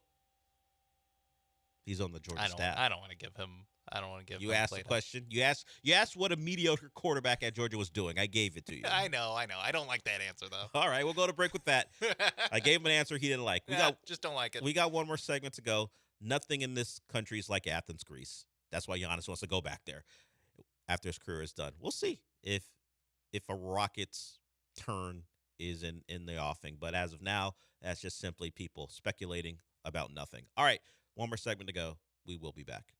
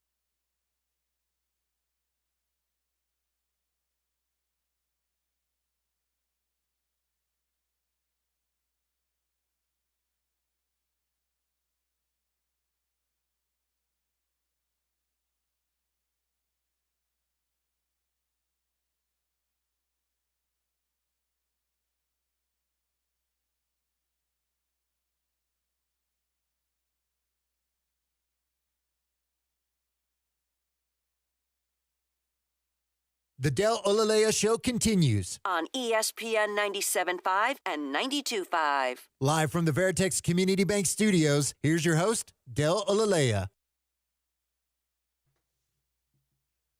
Couple things happened U.S. soccer-wise yesterday and today. The U.S.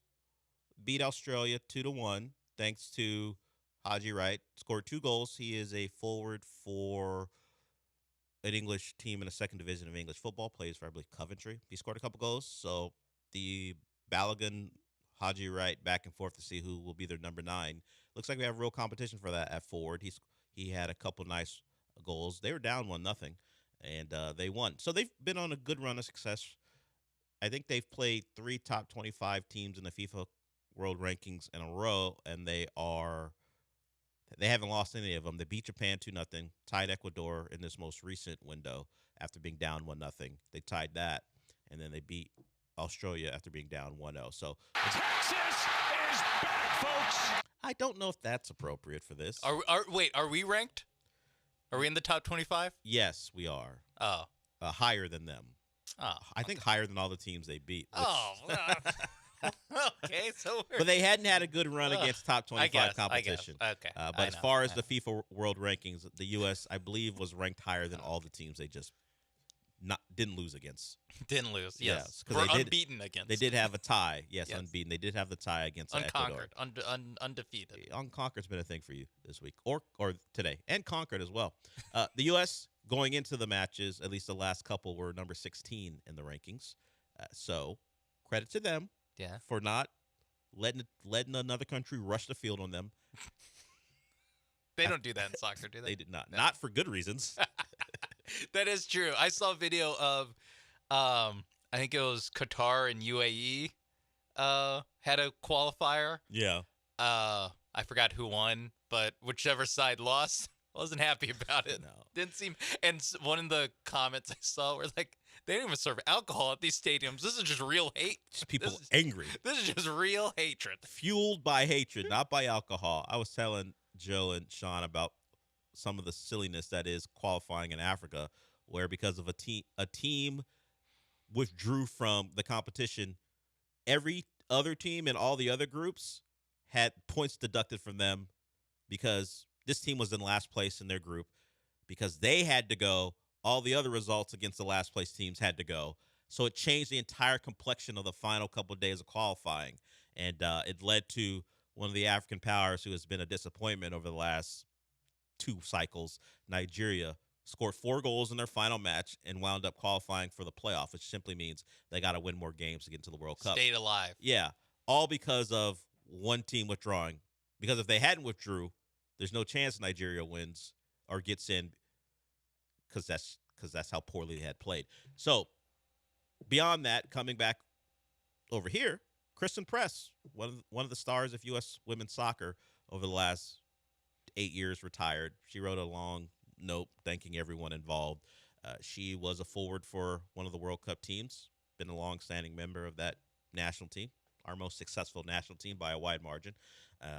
And she retired. I think she was playing for Angel FC, which is the LA team in the NWSL. So Kristen Press wore number 23 if you watch any women's soccer and didn't know the name, but you were watching because of the World Cup. She was number 23 on those teams. Had to deal with some injuries over the last couple years of her career, but she said, I'm done. I think she retires at 34 or something. So that is what happened in soccer news over the last 24 hours. Is the U.S. going to move up in their rankings after? I don't know how the FIFA World Cup rankings work, honestly. I'm not sure if it's a week-to-week thing, and if you beat Australia, who was ranked 25th, you get to rise up a couple spots. Do they have a ballot? Like, is Taylor Twellman putting in a I can't tell you anything about it other than they exist, and they're sponsored by Coca-Cola. Oh, okay. That's all I can tell you about it. Okay. I don't know who actually determines who rises. I don't know if it's beat writers from across the world. Yeah, I don't know if it's like number, like the BCS where a lot of computers are involved, or the guy who writes for whatever London paper you want to use has a real part to play in how the U.S. is evaluated. Got no idea. Lexi Lawless is in there. They took away his vote. Sorry. He's like that girl that covers USC who had what, Florida, didn't drop Florida after they lost to UCF or USF. Because where she lives, the Gainesville's in the Bermuda Triangle. She doesn't know what happens in that stadium. Yeah, whatever happens in that stadium. She also didn't drop Texas or something for losing. Whatever happens there, she doesn't know anything about. International waters. Yeah. Gainesville is like a different country, jorts and all. And we end the show with a shot at Gainesville, Florida, and rightfully so. In fact, I don't know. I curse you with 10 more years of Billy Napier. I don't know. Doesn't sound like they're gonna have 10 more days of Billy Napier. Yeah, I'm not a witch, so my curse isn't gonna work. But if I could do that, I would. I have nothing but respect for Billy Napier and the program he's built. Yeah, I've watched my team dominate them over the course of 2 seasons. I have nothing but disdain for the Gators. Really, they look pretty good to me. I don't know. Yeah, I mean, I think they're figuring stuff out. What happened in College Station? That's a good team. It's a really good team at College Station. So does that mean Texas isn't a good team? Well, they had to go to the swamp, and no one comes out of the swamp alive except for Gators and the South Florida Bulls. Yeah, them too. That happened. Nothing but respect for Billy Napier. Well, at least shout out to you. At least you respect your betters, because they smacked you around for the better part of 3 quarters, and then you try to get it together. All right, we're done. That music certainly means that. Since we're done for the day, Sean, but beyond the music telling you that, what else does it mean? Hey, give me some of that salchicha. No, sir. You can't have any of my sausage. I'll talk to you tomorrow.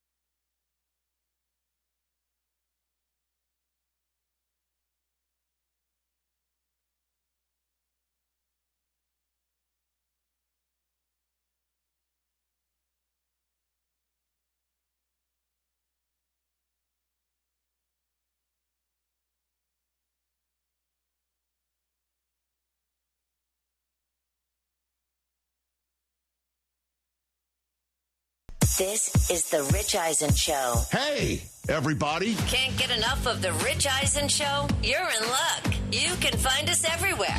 Watch us weekdays on Disney Plus from noon to 3 Eastern.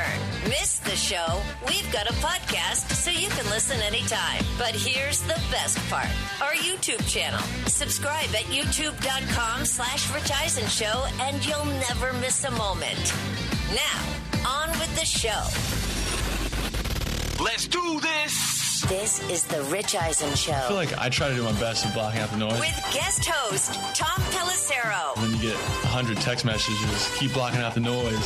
Live from the Rich Eisen Show studio in Los Angeles. Today's guest, Good Morning Football co-host Jamie Erdahl, NFL Network insider Ian Rappaport, plus latest news and more. And now, it's Tom Pelissero.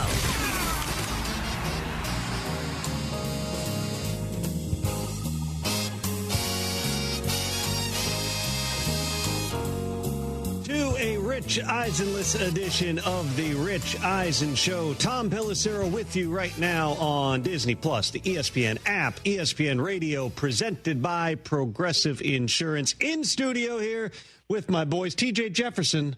The candle is lit over there in the corner. Make sure you blow that out before you get on the plane to London. Oh, yeah, because that would be bad. After the show. Yeah, for sure. Yeah, don't. Yeah. Mike Del Tufo is here. What's up, folks? Amazingly enough. Brockman also rolled in a suitcase. I feel left out. I'm wearing the Beatles shirt. We're going to London. Yeah, let it be, baby. Look at that shirt. You were there for 72 hours, not even? Oh, no, I'm there I'm coming back Saturday because I'm a great father. I'm there for Why are you really coming back? I'm there for about 60 hours. It's a quick turnaround. So what is the plan? Again, you rolled in with the suitcase. I assume it was empty, and then you just filled it with the shirts you keep under your desk. Factual.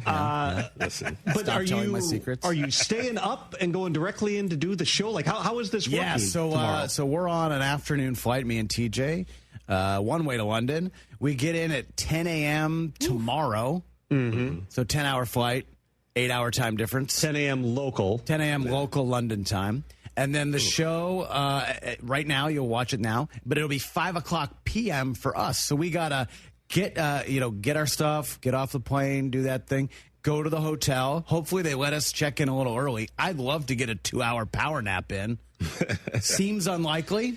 You're banking on, after an international flight, a hotel in London just being like, oh, yes, you can check in 5 hours early. Listen, Tom, due diligence, I sent an email already about see, my this. man hooked it up. I alerted them to That's what you do. The fact that I'd be there early. They said, too bad. So, but the thing is, I did ask, though. Oh, they said no? They're not going to let us check in? You've already been rejected. No. They said they'll try to accommodate if they can. If worse comes to worse, they can just store the bags for us. I love the early check-in. You can sleep on the couch. You check in, it's like, you were confirmed early check-in, then you get there and they're like, what? It's not 3 o'clock. What are you talking about? It's like that. It's like that commercial with Nick Saban. Check-in's 3 o'clock. It's 2:55. I know. 5 minutes early, baby. Hook it up.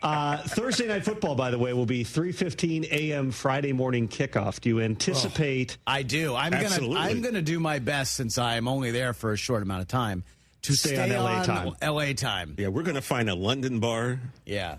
Like last middle year, of the night. Last year, we need to find a London breakfast spot for the 3:15 a.m. kickoff. If you want to cruise all the way through the end of that game, I want some bangers and mash. I don't even know what that is, but I know they say that over there. Here's the other thing, too, Tom.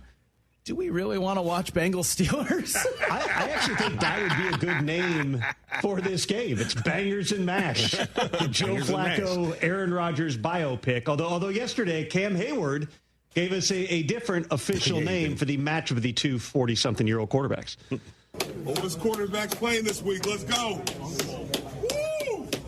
Icy hot ball. I love it. Icy hot ball. As a big proponent of icy hot from my youth baseball playing days, when sometimes you didn't put the icy hot on your arm. Let's be honest, on the bench. Icy hot ball. I love it.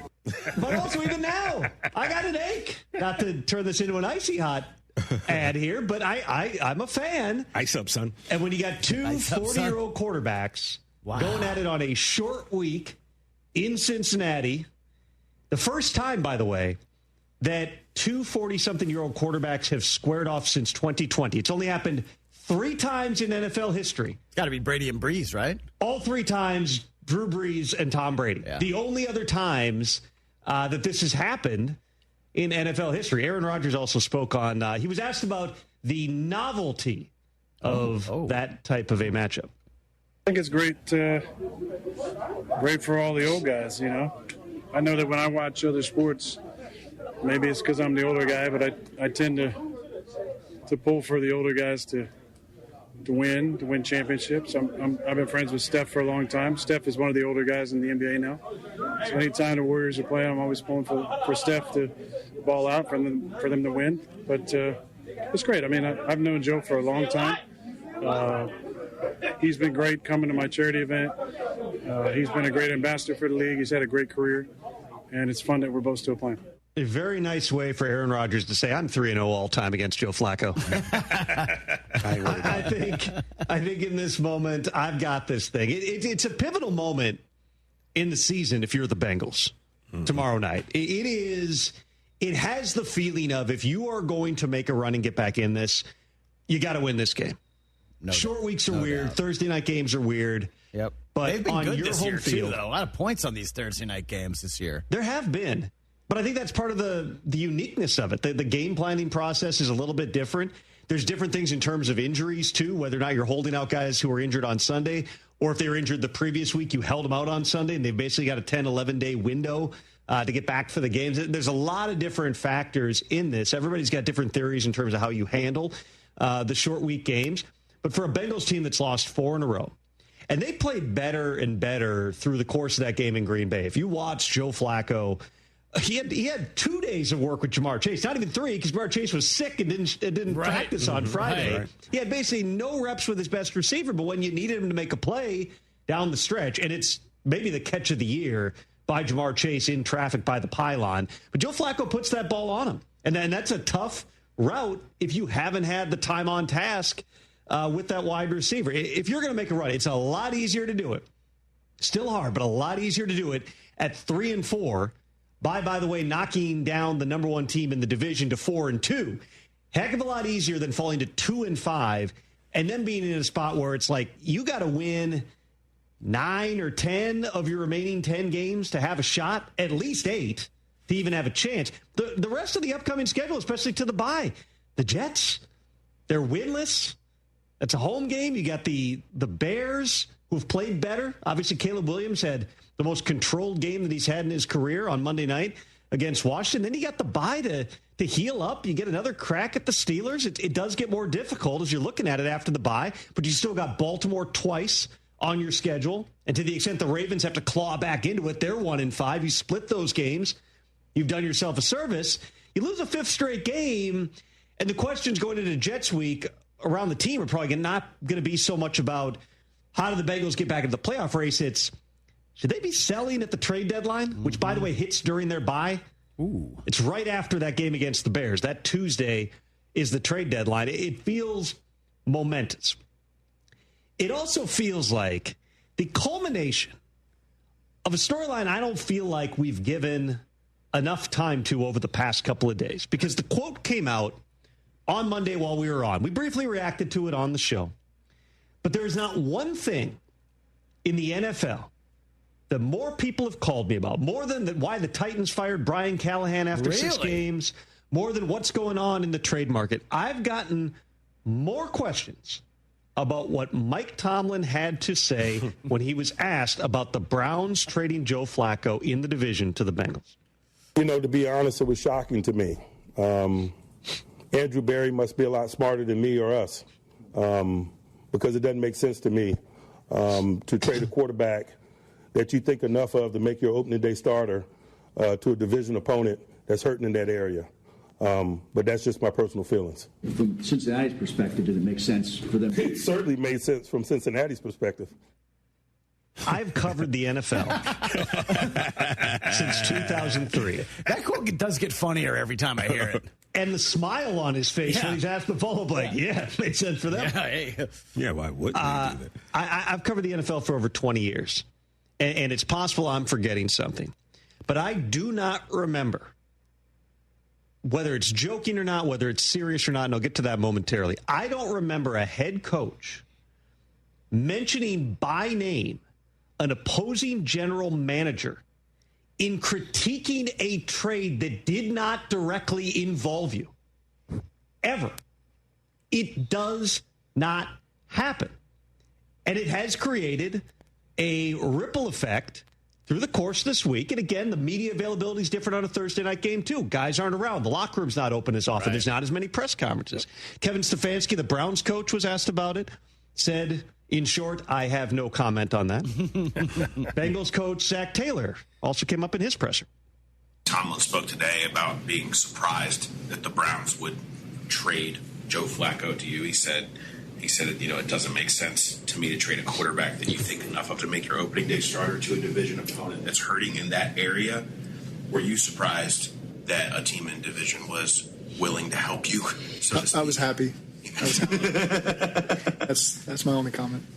I love that as Zach is hearing that question unwind, and whether he knew about the quote or not, I'm guessing he did, but he's almost trying to hold back laughter by the end of it, and you can see him kind of biting his lip about it. Yeah, you're happy. Now, again, we'll see what it means. They could get blown out by the Steelers on Thursday night. But at a time that Jake Browning, who you had counted on to be able to fill in if Joe Burrow were out, is turning the ball over at an unbelievable rate, this gave you a glimmer of hope. There's only one position at which you can make a sea change, and that is quarterback. The one spot where you can go, we brought this guy in, now everything's got a chance to be different. Whether that's real or not, there's more than a placebo effect. If Joe Flacco finds it, if he gets on track with one of the best receiver duos in the entire NFL, they've got some hope. Joe Flacco, not surprisingly, also was asked about Tomlin's comment. I don't know. I didn't see it. I didn't get to see how upset he was. But, I think he's probably just playing the game a little bit and, doing whatever he has to do. Here's what I would say.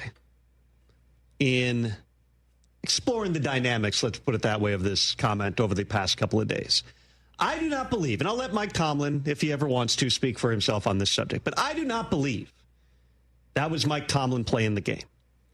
Every week, the Steelers, Tomlin has his press conference normally on Tuesdays, and he will go through talking about how great every player on the opponent is, the challenge they present. If you were facing the 0-6 Jets this week, he would talk about, Justin Fields is a problem. We had him here.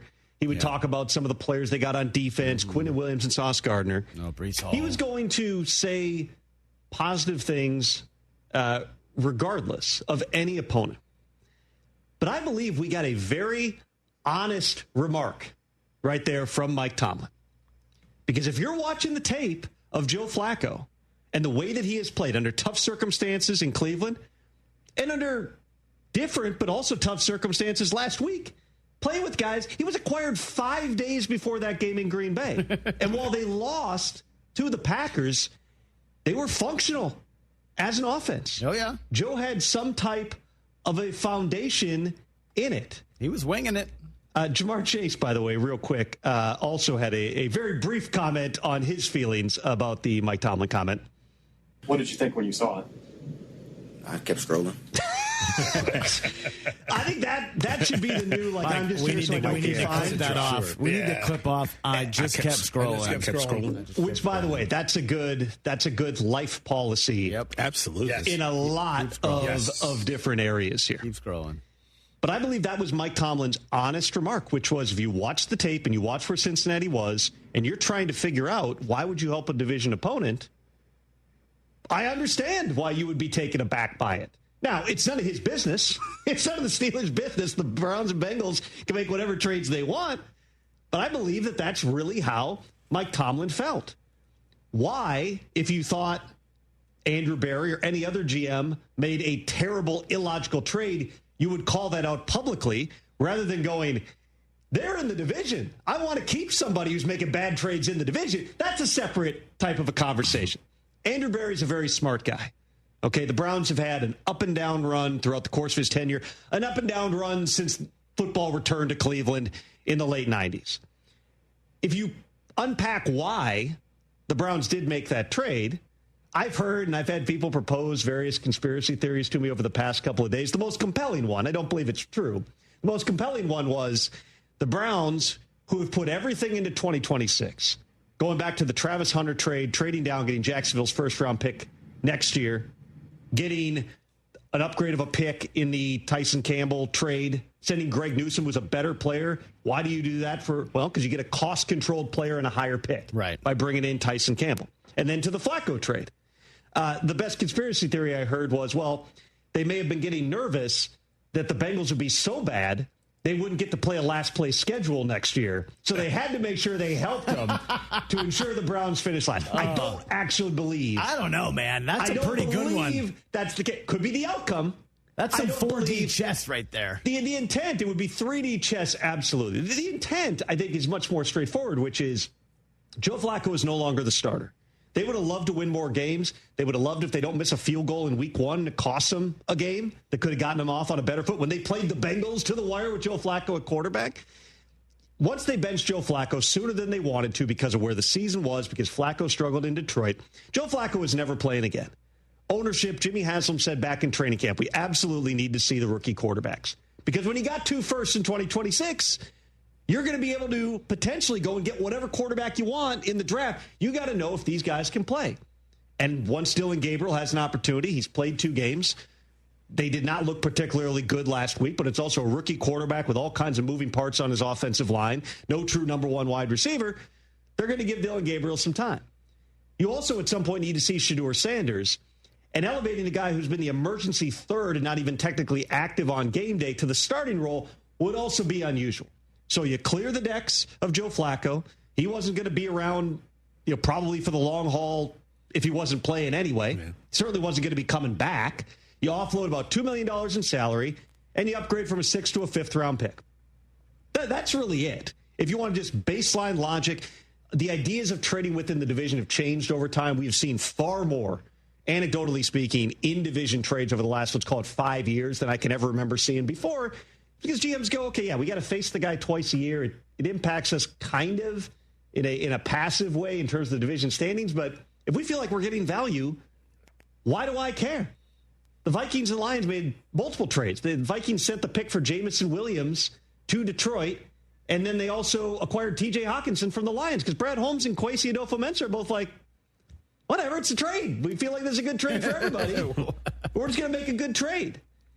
But the fact that you had Mike Tomlin come out and mention Andrew Berry by name, this is not the last we have heard of this. This is certainly not all you're going to hear about this in terms of the broadcast tomorrow night.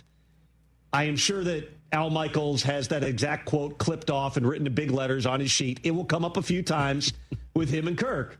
Never say never, but never.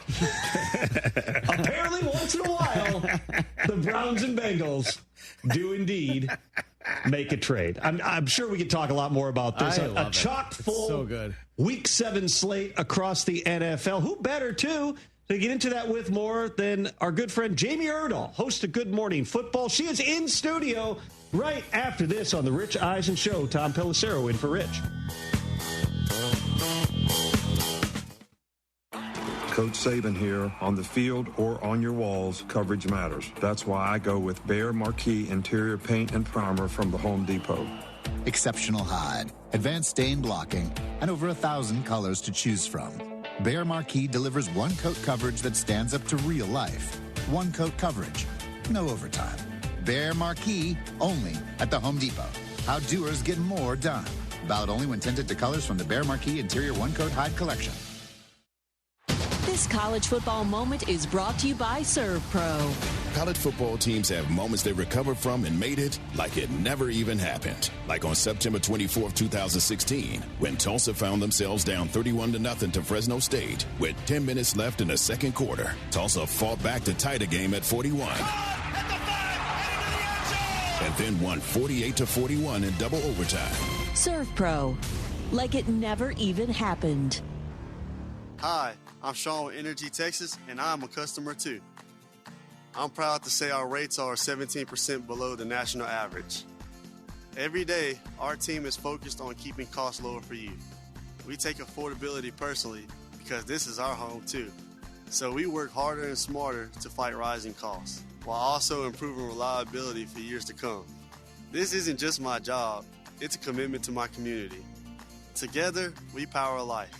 Entergy. Join us at Houston Small Business Expo on Wednesday, November 5th at the NRG Convention Center, America's biggest business growth event. It's free to attend. Network with thousands of business owners and entrepreneurs. Over 20 free business workshops, speed networking, exhibitors, and keynotes by leading industry experts. Houston Small Business Expo is free to attend on Wednesday, November 5th at the NRG Convention Center. Register online at smallbusinessexpo.com. That's smallbusinessexpo.com. Friday Night Lights means one thing, high school football. And with football comes the homecoming game and the homecoming dance. Make sure you look sharp with Giorgio Dante suit separates at Suit Mart. Jackets start at just $89.99, vests from $29.99, and pants from $39.99. Choose from black, midnight navy, or charcoal gray. Then finish the look with a marquee slim fit dress shirt starting at only $22.99. Be ready for the big night with homecoming style from Suit Mart. Let's hydrate. Grab a Rambler Sparkling Water, the official sparkling water of ESPN 97.5 and 92.5. A Texas mineral blend available in original lemon lime, grapefruit, satsuma, blackberry, and now wild cherry. Get Ramblin', Houston. Get in on exciting gaming action at La Berge Casino Resort Lake Charles. Introducing our new exclusive statewide table progressives. We've linked our table game progressives between 4 pen play destinations in Louisiana. That means our big payouts just got bigger. No matter which location you choose, you have a shot at these combined jackpots. Get to La Berge Lake Charles or Baton Rouge, Boomtown, New Orleans, or Margaritaville, Bossier City, and get ready for big payouts. Must be 21 or older. Gambling problem? Call 1-800-522-4700. Hey, why do people always put off minor plumbing problems? Are they afraid a dishonest company is going to try to rip them off? Don't be scared. We all done this. So work with Aqueduct Plumbing. They're straight shooters and take care of the 97.5 listeners. Listen, plumbing problems usually start out small and get bigger and then more expensive. So have Aqueduct Plumbing come out to your home at the first sign of an issue. Check them out at aqueductplumbingcompany.com. That's aqueductplumbingcompany.com. Are you size conscious? We can make you bigger. At the Erection and Enhancement Center in the Woodlands, get more girth with HA fillers starting at $2,500 or PMMA filler for $59.99. Gain 1 to 2 inches in girth. Financing available. Go to erectioncenter.com. That's erectioncenter.com. Or call or text 972-355-3771. That's 972-355-3771. Get started today and get results immediately. McGrath Pest Control kills pests so you don't have to. Right now, their vigilance is directed at termites and mosquitoes. It's termite swarming season. These little fellows can cause big problems. Let McGrath bring their wrath to would-be termites around your home, especially if you're buying or selling a home. And when it comes to mosquitoes, their mosquito murdering system keeps your outdoor living space skeeter-free. It's completely safe for you, but not for mosquitoes. Rest in peace. Keep your home pest-free. Get started. McGrathPestControl.com. Tell them you heard it right here. Attention taxpayers. If you owe $5,000 or more in back taxes to the IRS, don't wait for the October 15th extension deadline. Your problems will only continue to grow. The IRS is using advanced AI tools to identify and collect unpaid taxes faster than ever, meaning tax debt collections will become increasingly aggressive. Call Priority Tax Relief now. Their experts fight back fast and are saving their clients millions in tax debt every month. After speaking on my behalf with the IRS, my entire debt of $25,000 will be eliminated. I owed over $50,000 and they settled it for pennies on the dollar. These guys are as legit as they come. If you miss another tax deadline, you're stacking more debt on top of what you already owe with increasing penalties and interest. You now owe more today than you did yesterday. Call for your free consultation. Priority Tax Relief. Let's make your taxes our priority. Call 800-418-1404. 800-418-1404. 800-418-1404. Priority Tax Relief. John Granado here with Robin Orlando from Houston Powder Coaters. Robin, if I want to do my patio furniture, get it Houston powder coated, I need to do it now. Yes, because it is a standard 4 to 5 week turnaround time, so don't delay. Call me today. 281-676-3888.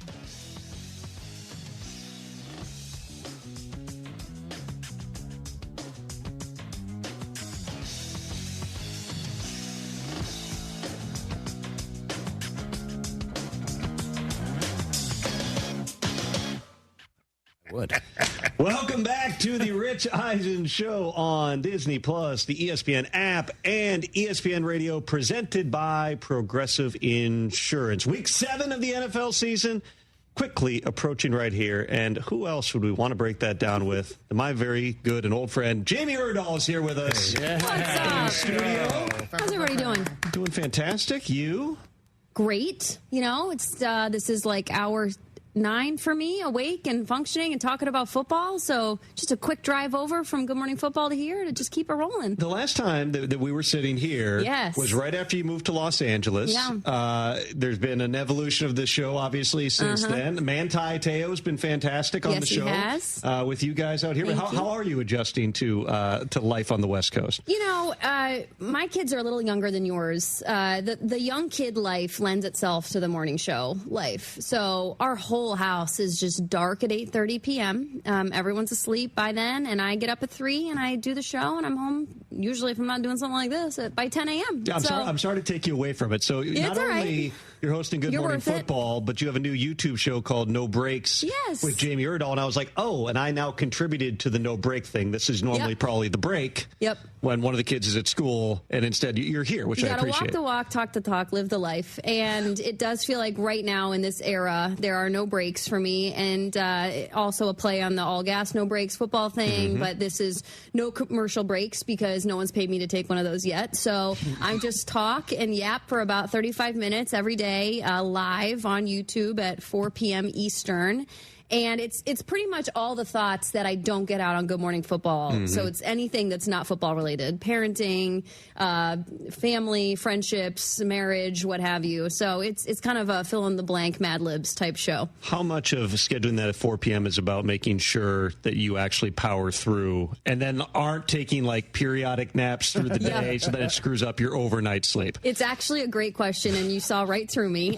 So it is locally done at 1 p.m. And if I didn't have something to do at 1 p.m. I also had this realization the other day as I was walking to the little studio that I built into the house for it, which was I walked right past the treadmill and the exercise bike that I had, and I was like, you know, it's weird how I've fully carved out 45 minutes of my day to do more talking and sitting and not, like, what could I do for my cardiovascular health instead? And I just was like, no, I'm going to go do that YouTube show instead. So and today you're talking and sitting. And more sitting and more talking. Which we greatly appreciate you coming by. You got to know what you're good at, you know? We're a third of the way through the NFL season. What's the biggest surprise to Jamie Erdahl so far this season?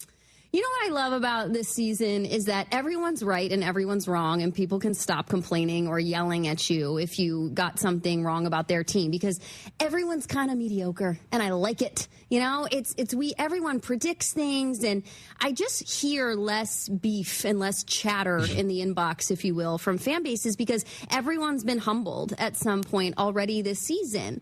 We were talking this morning on Good Morning Football, 11 4-win teams. And I like it like that. I personally think that it's more fun if you don't have the juggernaut, because then we kind of are really all focused on the juggernaut. And I like the fact that teams are demanding us to talk about them in normally a term that we wouldn't, like a Seahawks team, like a Jaguars team. So I like spreading the wealth because at least editorially it makes it more interesting for us. 11 4-win teams. There's also, I looked this up yesterday, 20 teams that are 3-3 or better. Yeah. So right now, sitting here, we're 20 days out from the trade deadline. And to the extent that in talking to and texting with GMs yesterday, everyone's like, yeah, it's really quiet. It's like, because there's not many teams that yet can convince themselves, much less their owners, like, hey, we should trade everybody right now. Or sell. Everybody, except maybe the Jets and the Titans, are kind of in a spot where it's like, well, we still got an opportunity. There's a path for us to get back into this thing. And then you just got done talking about like the Tomlin, the weird AFC North triangle, which I was really enjoying that conversation. And just like, we always look at the Cowboys and Jerry Jones as he says things to kind of stir the pot. And I fully think Tomlin doesn't take that approach. I just think he says things to say them that's on his mind. And it's not to stir the pot. It's how he actually feels. So it's, you know, I was wondering that about the trade deadline. First of all, it's odd that it's so late. It kind of bugs me that it's into November. I kind of put Halloween as like my trade deadline. And they bumped it a couple of years ago. Yes, trade deadline was on Halloween 2 years ago. Yes, it was. We had trades. I felt great getting past it. We did our show. I went out trick-or-treating with the kids. woke up to approximately 47 missed calls and text messages about Josh McDaniels being fired immediately after the trade deadline. One of it's the short list of like 3 firings I've ever slept through. But that was a case where I'm like, all right, we got through the deadline. I'm checking on it, but it's like, they're not going to fire him on Halloween night after the trade deadline. And they did. And you never know when that's going to occur. No, you do not. I thought you were going to say you slept through it because, like, that Raiders team was just one that you were sleeping on, if you will. No, but I had my AirPod on. It's trick-or-treating in Minneapolis. Do you sleep with AirPods in? It depends. I sleep with AirPods in if there's a specific piece of news I'm waiting for. And what does your AirPods say to you? Is it a voice that's like, wake Siri. up, Tom, things are happening? No, Siri, though, will be like, you got a text message for this person said this. Okay, wait, no. You can't. Stop down. So then when Siri says, Tom, you have a text from Mom, you're like, go away, Mom, I'm not going to respond right now. But if it's like text. from Andrew Barry. It reads the whole text. Stop it. And your brain is processing it through osmosis or something? I mean, I will sort of jolt awake. And then if it's not important, I'll click the little thing and it'll go away. I don't think people knew this about insiders. This last year, it happened. I don't think this is healthy. I did it last year.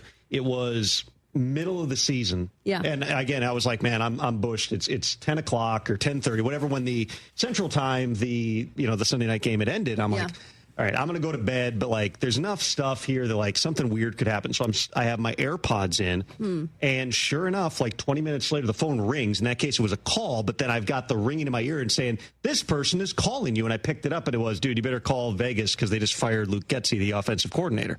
If I hadn't slept with the AirPods in, and that was literally from that Halloween experience, ever since then, if I think there's a faint chance of something happening overnight, AirPods are in. What is playing in the AirPods? Do you want to sit here and interview me? No, kind of. Yes. No, bring it on. I am all for this conversation. People are always wondering how you guys get this stuff done. And frankly, I've never heard of this before, and I've never had the audacity to ask. And that was really fascinating to me. And now it makes me feel a lot less productive than me having like 3 television shows that I'm trying to manage. Well, you have, and I feel it when I'm here. 2 years in a row, I've been here hosting this show when the first head coach firing of the season happened. Oh. Last year, it was Robert Saleh on a Tuesday, which happened right before because Rich this Kurt show. and I had just done that Jets-Vikings game. Correct. And I came back, and it was like I was on the Jets sideline for that game, just staring at the back of Aaron Rodgers, like sad body language the entire game. I will always say it. I covered Aaron, from early in his career. His first year as the starter in Green Bay, and I was at the Green Bay Press Gazette. I have never seen him play a worse game than that one. But my thinking was Aaron is done. It wasn't Robert Saleh is gone. Though in hindsight, you looked back, and there was just kind of this sinking vibe around the team. Woody Johnson had already kind of decided he didn't want Saleh to be the coach. But usually, if you're going to do that, then you fire him on Monday, not waiting until Tuesday. Right. And then this year, live on this show, Brian Callahan is fired via press release in the middle of the show. So, I mean, my point is, when you're doing those shows, you are so ensconced in it from 2 hours before the show, prepping for GMFB, through, in your case, a 4-hour show, including Good Morning Football overtime. That is a little bit different than me popping on your show for 90 seconds, making a wisecrack about Kyle, delivering you some injury news, and then going back to making calls again. You do it so beautifully, though, and we appreciate the effort that you do. I do appreciate that. What do you think of your Vikings right now? You got to see them over there? I did. I'm still holding out judgment on it. It's a weird season. And honestly, I'm glad that what's happening to them, again, is kind of happening to everybody right now. And it's he who manages the injuries the best is how this season's going to go.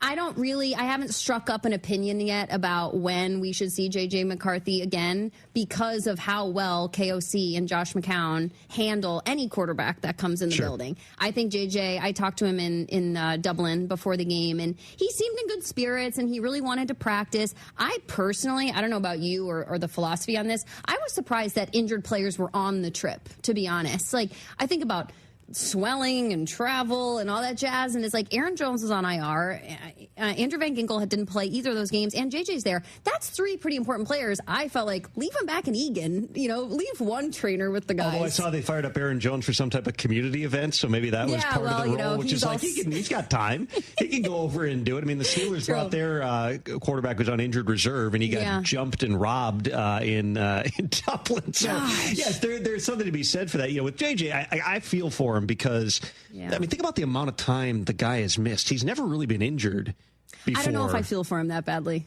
Honestly, it's a lot for a young guy.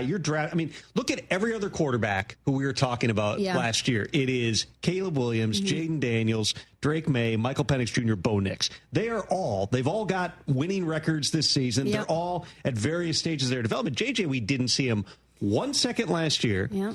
We see him for 2 games this year, but one of which is on a short week. Plus, he missed the day because he had a child born. Gets hurt. Now he's right back to being injured. From what I'm told, I said this on Sunday morning on Game Day Kickoff, he's not 100% yet on the ankle. Yeah. They'll see him this week. They'll see his mobility is, but this is a ton of time. Guys don't miss a year of football and just bounce right back. And so I pumped the brakes on anybody who's like, JJ clearly like this is not going to work out. He's played badly. It's like, he hasn't had time on task, and that's hard. Oh, yeah, that's what I meant, I guess, by holding out judgment. I'm going to hold out judgment on their current decision-making about the quarterbacks and about long-term decision-making about JJ. What I said, I don't feel badly for him, is that I didn't see that going well the month of September. I think, honestly, sometimes you start driving on a road trip and, like, you get the flat tire and then you run out of gas. And you're like, you know what? I think I need to stop the night at a hotel. Like, I think this day needs to be done. Just take the break for a second. And I actually, not that I wish injury upon anybody, but I do feel that him having the 2 games experience, and then even if it is a long break, now he can actually conceptualize what it means to be a starting quarterback. When he's sitting in meetings last year, he had no concept of what the speed of the game felt like, what the IQ demands were of the playbook. He was thinking it could be explained to him. Now he's got 2 game sample size. I think he needs to be like 110% healthy before and then add another week and then get him in there. But they've got 2 games in 5 days next week coming off of a bye. So I think we see Carson for a little bit, and I'm okay with that. The easy thing to do would be just say, all right, there's all this pressure on us. We got to prove that we got to prove we picked the right guy out of the 6 quarterbacks. Let's push him back out the moment he's healthy. There's a difference between healthy and ready, which is where I give Kevin O'Connell credit for doing the hard thing. And again, we'll see whether or not he might look great in practice this week. And Carson, who's got a bad left shoulder, might not look good in the course of practice here. Maybe he plays. But the hard thing, which is what Kevin's going to do, is just go, I don't need to push the guy. I don't care what the media is saying. I don't care what the fans are saying. Like, I'm going to wait until he's in a groove. Operationally, he's got everything here, but it does put the Vikings in a spot where, I don't think anybody drew it up as let's have a Carson Wentz revenge game against the Eagles in week 7. Especially because he wasn't even on the team until late August. It's a sweet story and all, and I feel like we're really gripping for some revenge game storyline sometimes. Like there's not enough. I'm always up for a good every revenge week game. You can find it. It's like enough. I feel like there's only 5 authentic revenge games in a season, and like we're already at max capacity just because of all the movement that goes down. But I hear you on the Carson Wentz thing. I just think I would rather rely on Carson Wentz the way a Joe Flacco is. Like, the guy's got experience. He knows what's up. He knows what he can and cannot handle. And I just don't think you can say the same about J.J. McCarthy right now. He doesn't know what's what. And that's okay. You're allowed to be like that in your second year. What was Dublin like? The game aside, the first time the NFL has been there. Yep. Unique city. I don't know if you had visited before, but what was it like? So I've had the unique experience in the last couple of years, too. I was in Munich for the first game and then Dublin for the first game. So I kind of understand, and I'll be in Madrid next month, I kind of understand what it means like for the first touchdown, regular season game and whatnot. So what I felt in the city was they couldn't have picked 2 better organizations, I feel like, in terms of fans willing to travel, kind of like genealogical connection to the region of the world, if you will, of like Vikings fans and Minnesotans and then just the Steelers. I thought the city was 50-50 in terms of fans. Then you get into the stadium and it was like 70-30 in favor of the Steelers. Like, it was wild in there.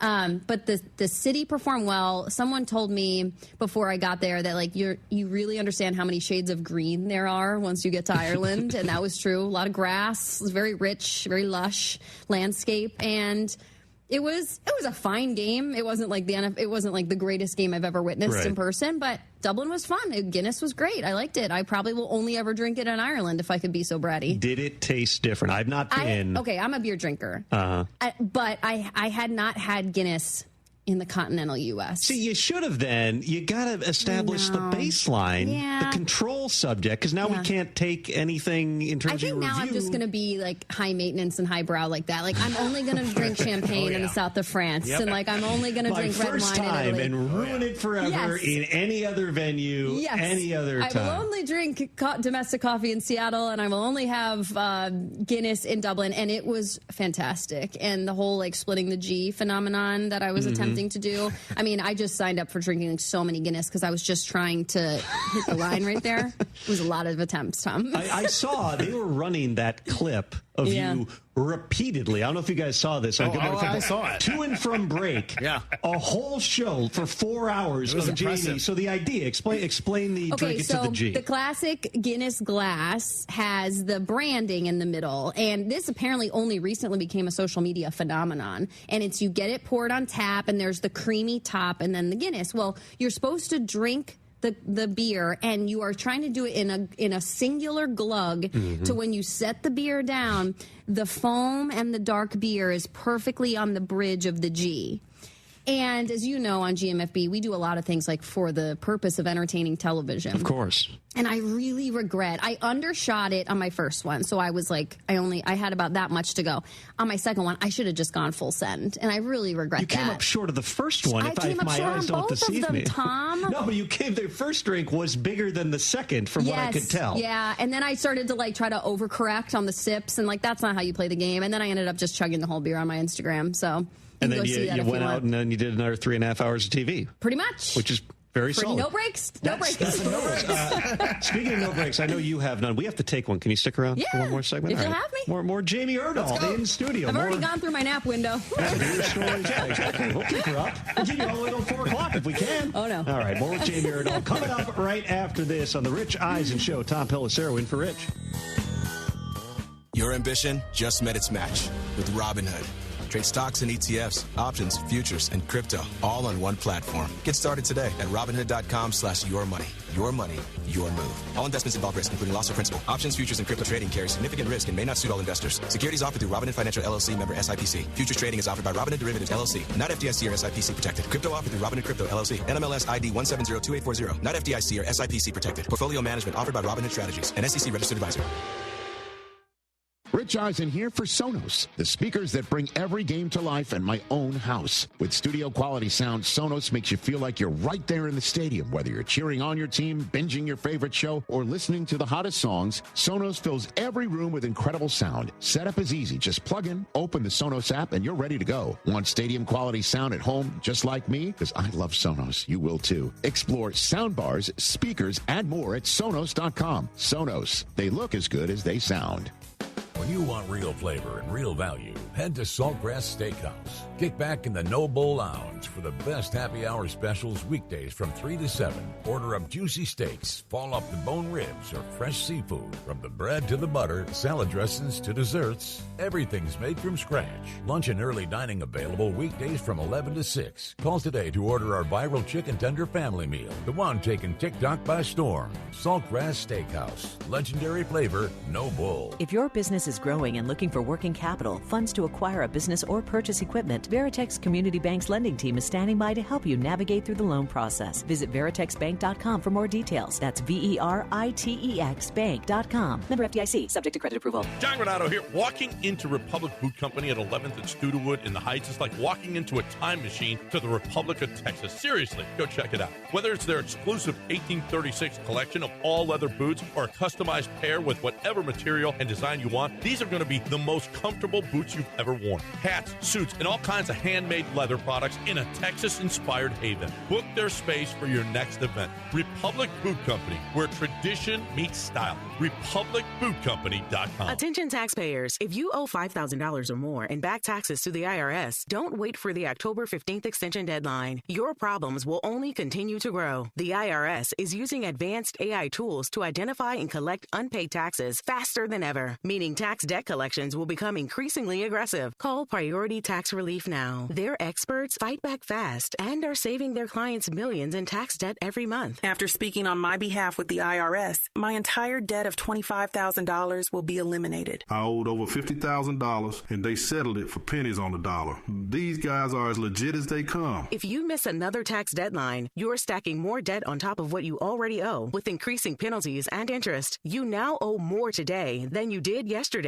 Call for your free consultation. Priority Tax Relief. Let's make your taxes our priority. Call 800-418-1404. 800-418-1404. 800-418-1404. Priority Tax Relief. Monument Chevrolet has extended truck month.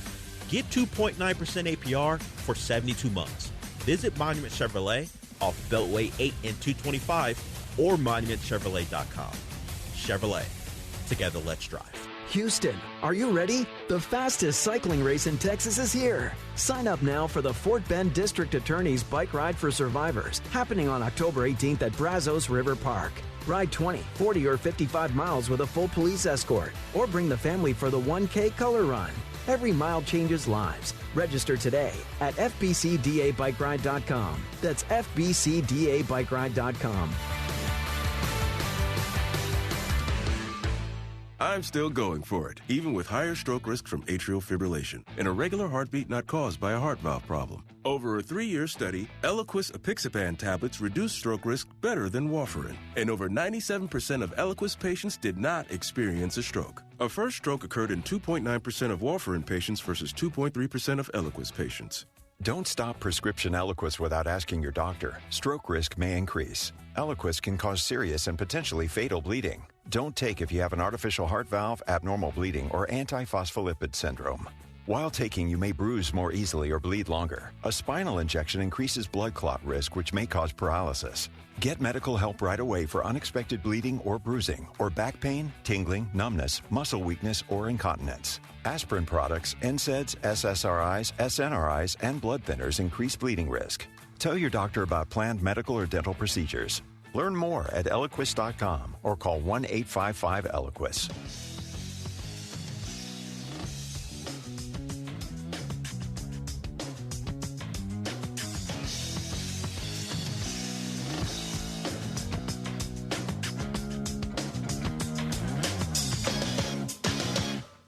Welcome back to the Rich Eisen Show on Disney Plus, the ESPN app, and ESPN Radio, which is presented by Progressive Insurance. Progressive Insurance offers 24/7 protection when you bundle home, auto, and motorcycle.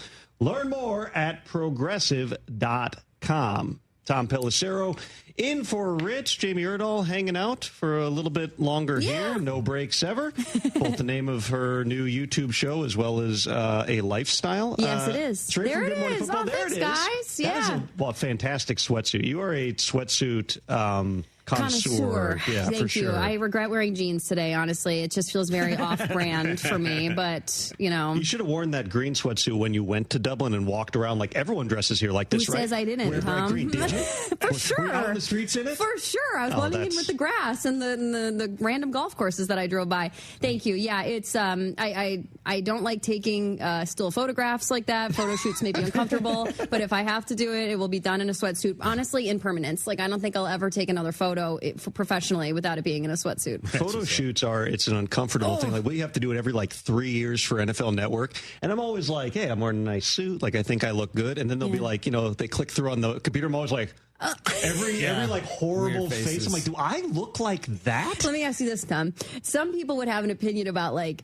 oh, I should be like holding a microphone in my professional headshot, and like the former players got to be like spinning the football. Do you hold like the pen and paper or the cell phone in yours? No, they give me the football, and then that's another thing where I'm like, hey, what do I I've do never with seen this? a football before. I'm like spinning it, but I'm like dropping the ball. So somewhere there are hundreds of proofs of me, like the ball spinning off my hand, me having just dropped it. Your photo shoot should be sleeping with the AirPod in your ear. Totally. That would make quite the profile photo on social media, like this. right there.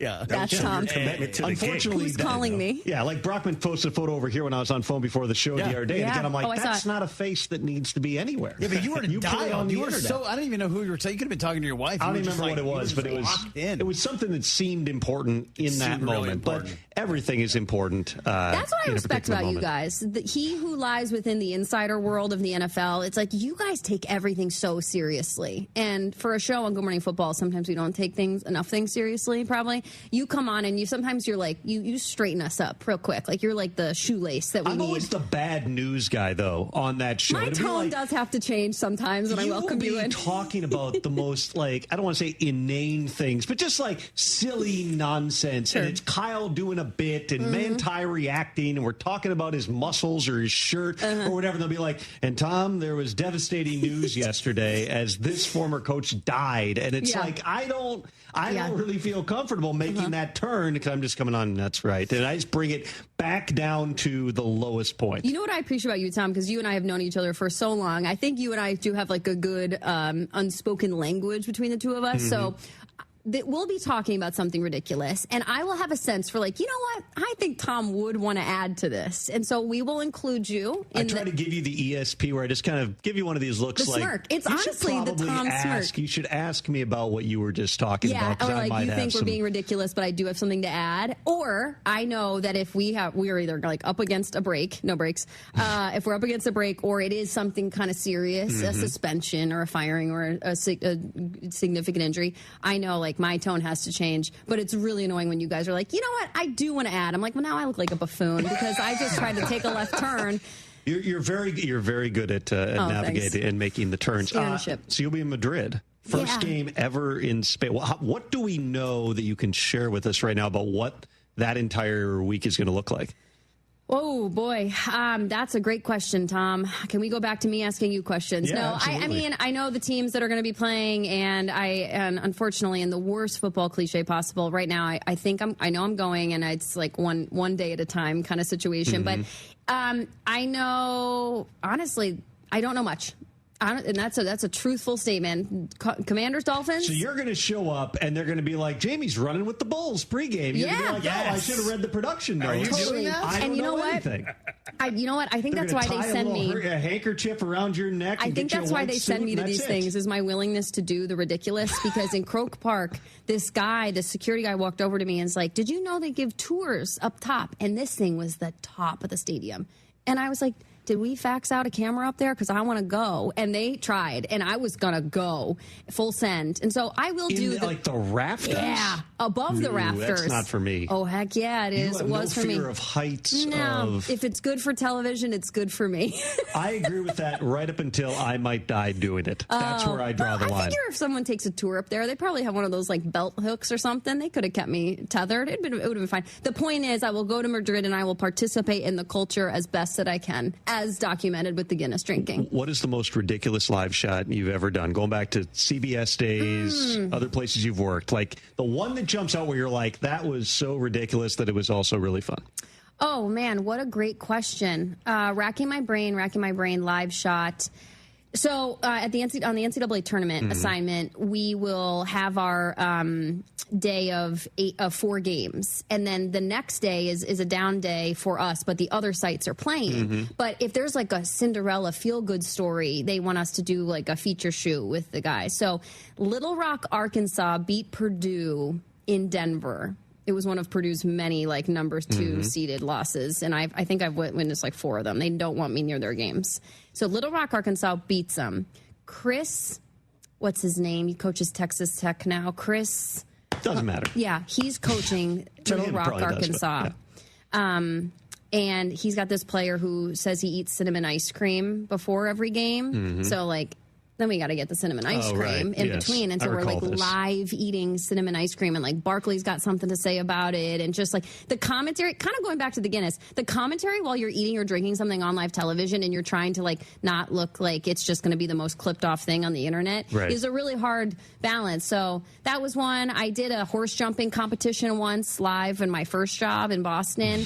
And that was just like, honestly, the horse jumpers, the athletes would come over to me, and I'd be like, what am I supposed to ask you right now? I didn't know. Boy, that horse jumps really high. Yeah, I'd be like, exactly. It's how I used to handle it with hockey players in games. I'd be like, what am I supposed to ask you right now? Like, that's how you learn TV sometimes, how to do it. So horse jumping and cinnamon ice cream eating at the NCAA tournament. I'm also a fan of eating on TV. It has to be contextual. It can't just be, I'm going to hoon down a hot dog in the middle of every show and ta-da, great TV. I don't think there's a time that a hot dog's ever contextual. What do you got over there, Brockman? I have a cinnamon roll. Where's it from? Our bakery across the street. Tell me why I should eat it. It smells delicious.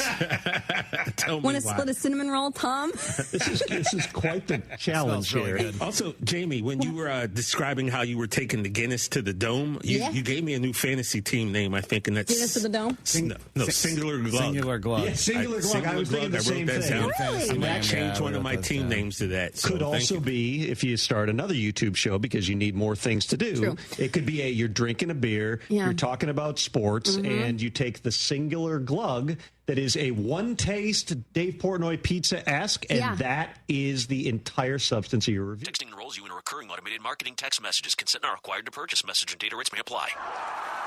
The team's looking good this season. I think so. Man, I miss playing football. Being young with unlimited energy to burn. Ever since I turned 40, I just can't find that fire I used to have. Think it could be lower testosterone? What do you mean? All guys lose their edge when they turn 40. The body has less testosterone. That's why I take Nugenix Total T. I've heard about Nugenix. That really works? Since I started taking Nugenix, I'm lifting like when we played for Coach Carter. I feel more energized at work. It's even spiced up things between me and the missus. Are they still giving out complimentary bottles for people to try? Yep, send a text. It's that easy. Text FORCE to 42424 right now for your complimentary bottle of Nugenix Total T. It's the #1 selling testosterone boosting brand at GNC and Walmart. Do it now and they'll also send you a bottle of Nugenix Thermo X, their newest, most powerful fat burner ever, absolutely free. Text FORCE to 42424. That's FORCE to 42424. These statements have not been evaluated by the FDA. This product is not intended to diagnose, treat, cure, or prevent any disease. This is Lisa Zadok from Zadok Jewelers.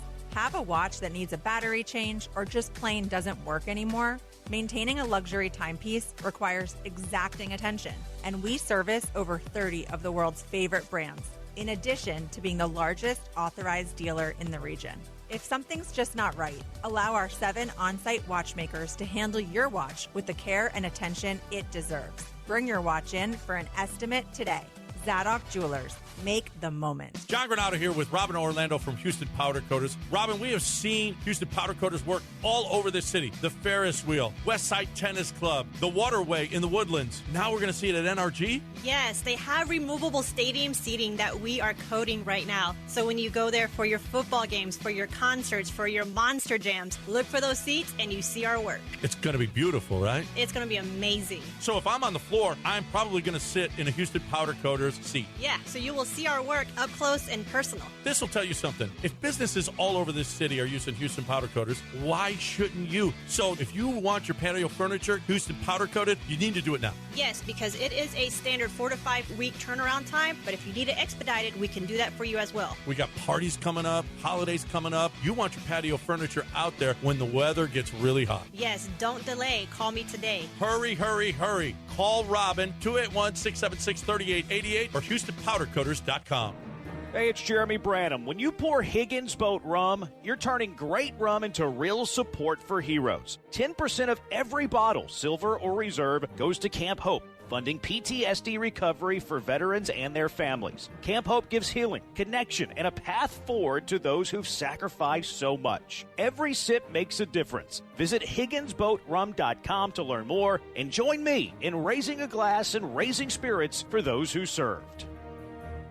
Hey, Houston, Lance Zerline here. Listen, if you're craving authentic Mexican flavor, head to Taqueria Surroundus. Since 1981, they've been serving up mouth-watering tacos, sizzling fajitas, and fresh tortas that hit the right spots. Family-friendly vibes, bold flavors, and prices that will not break the bank. Whether it's breakfast, lunch, or dinner, Taqueria Surroundus has you covered. Find a location nearest you and taste the tradition. Taqueria Surroundus, Houston's go-to for real Mexican food. Vamos, let's eat. Born in Austin, Texas, Rambler Sparkling Water's signature limestone mineral blend and crisp carbonation creates a unique flavor for a premium sparkling water without the sodium. Available in original lemon lime, grapefruit, satsuma, blackberry, and now wild cherry. Grab a case today at your local grocery store Learn more about Rambler at RamblerSparklingWater.com. Get Ramblin', Houston. Contact Tax Relief Helpers for details and restrictions. Attention, anyone that owes money to the IRS. If you filed for a tax extension for the 2024 tax year, your extended deadline to file your federal income tax return is October 15th, 2025. This deadline is quickly approaching. Every day, your unpaid tax debt gets bigger and bigger from daily interest. If you owe $10,000 or more, now is the time to settle your debt. Call Tax Relief Helpers right now. We'll help you file, put a stop to penalties, interest, and avoid liens, levies, or other hostile measures by the IRS. I got behind on my taxes and owed $48,000. I called and they got my debt lowered to just $3,500. I owed $87,000 in taxes and it was scary. I got the amount I owed down to just $3,500. I saved $83,500. If you owe money to the IRS, don't wait another day. If you miss the October 15th deadline, you could face penalties of 5% of the unpaid taxes for each month that the return is late. The call and consult are absolutely free. Call 800-743-8419. 800-743-8419. That's 800-743-8419. This is ESPN 97.5, brought to you by Zadok Jewelers. KFNC 97.9 HD2, Mont Bellevue, Houston, a Gal media station. This is the Rich Eisen Show. Hey, everybody. Can't get enough of the Rich Eisen Show? You're in luck. You can find us everywhere. Watch us weekdays on Disney Plus from noon to 3 Eastern. Miss the show? We've got a podcast so you can listen anytime. But here's the best part. Our YouTube channel. Subscribe at youtube.com/Rich Eisen Show and you'll never miss a moment. Now, on with the show. Let's do this. This is the Rich Eisen Show. I feel like I try to do my best at blocking out the noise. With guest host, Tom Pelissero. When you get 100 text messages, keep blocking out the noise. Live from the Rich Eisen Show studio in Los Angeles. Earlier on the show, Good Morning Football co-host Jamie Erdahl. Coming up, NFL Network insider Ian Rappaport. Plus, latest news and more. And now, it's Tom Pelissero.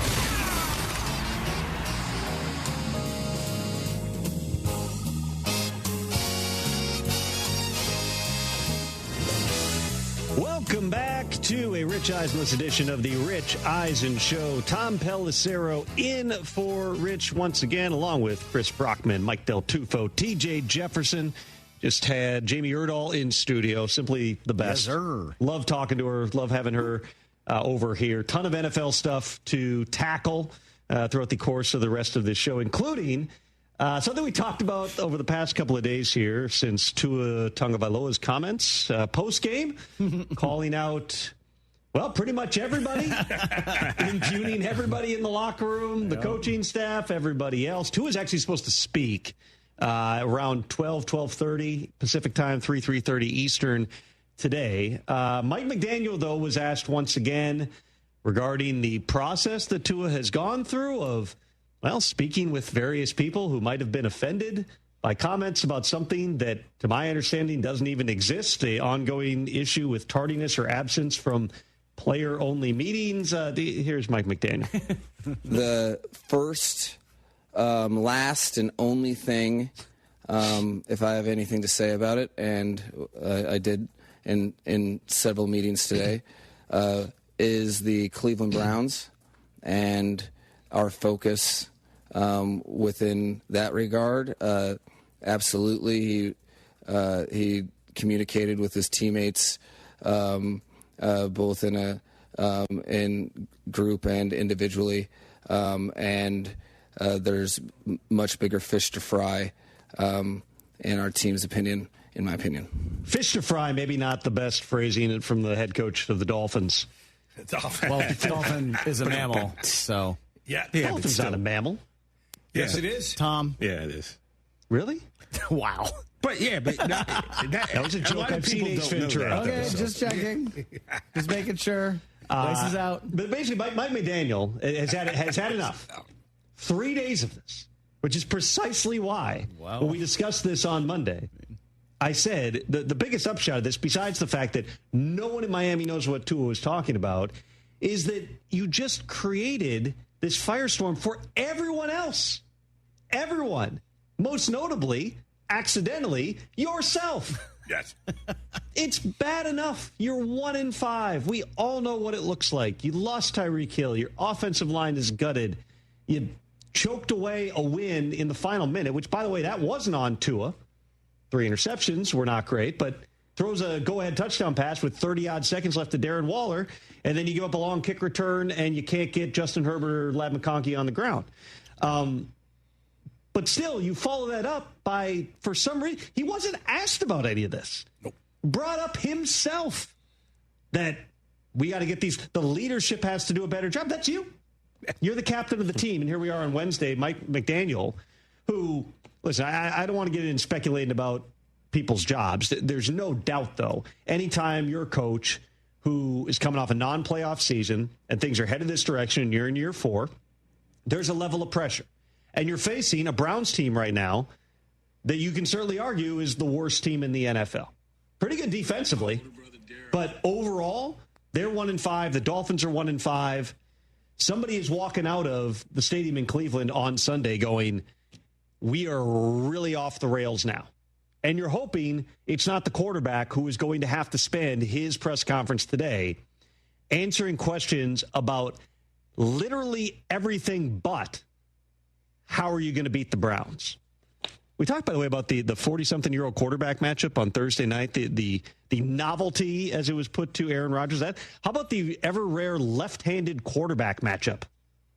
You have Dylan Gabriel going up against Tua Tagovailoa. That is not something that happens very often. So a big game for both those teams, and Mike McDaniel, Tua Tagovailoa trying to redirect the focus. We are also right now 20 days out from the trade deadline.